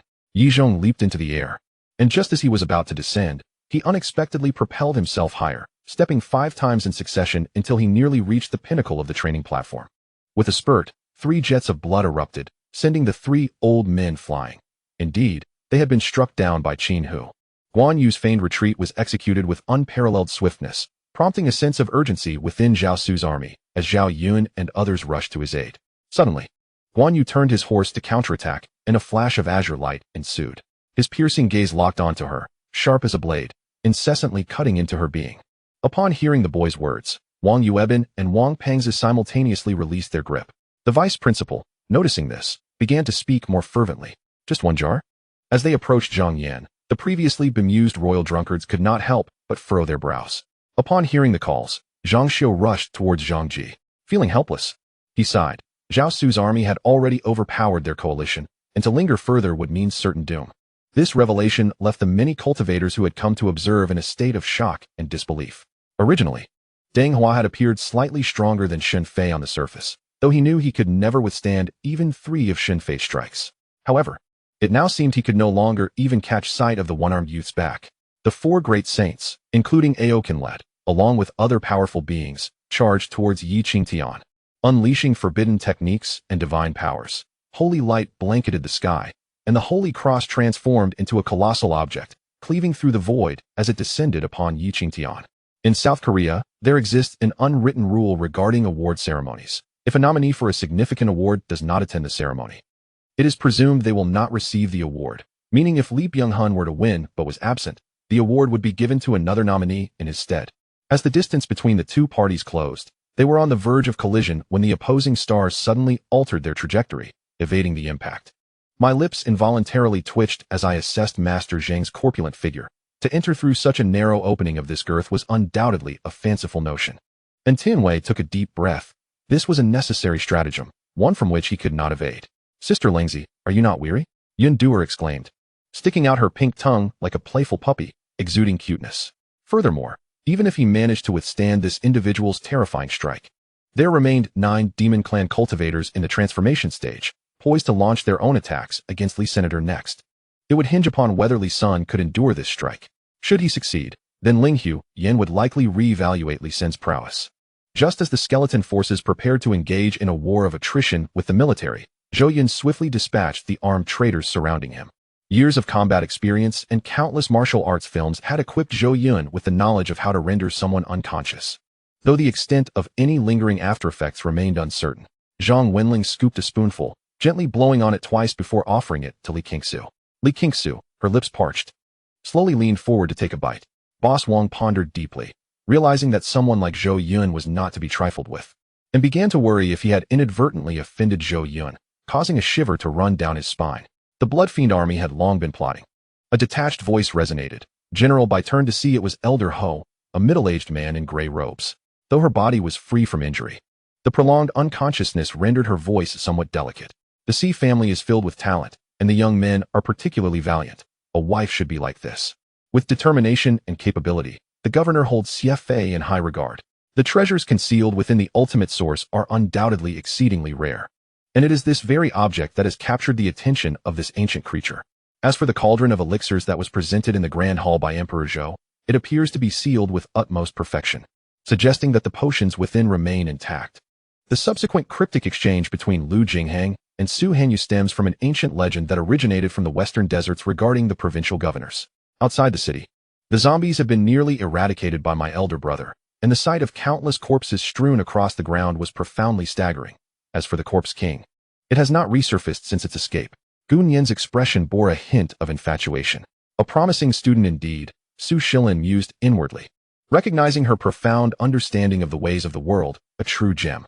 Although they had heard Wu Yu discuss city construction on paper, it lacked any tangible concept. Only upon witnessing it firsthand could they fully grasp the incredibility. The place they inhabited could indeed be transformed in such a manner. What need have we for thanks?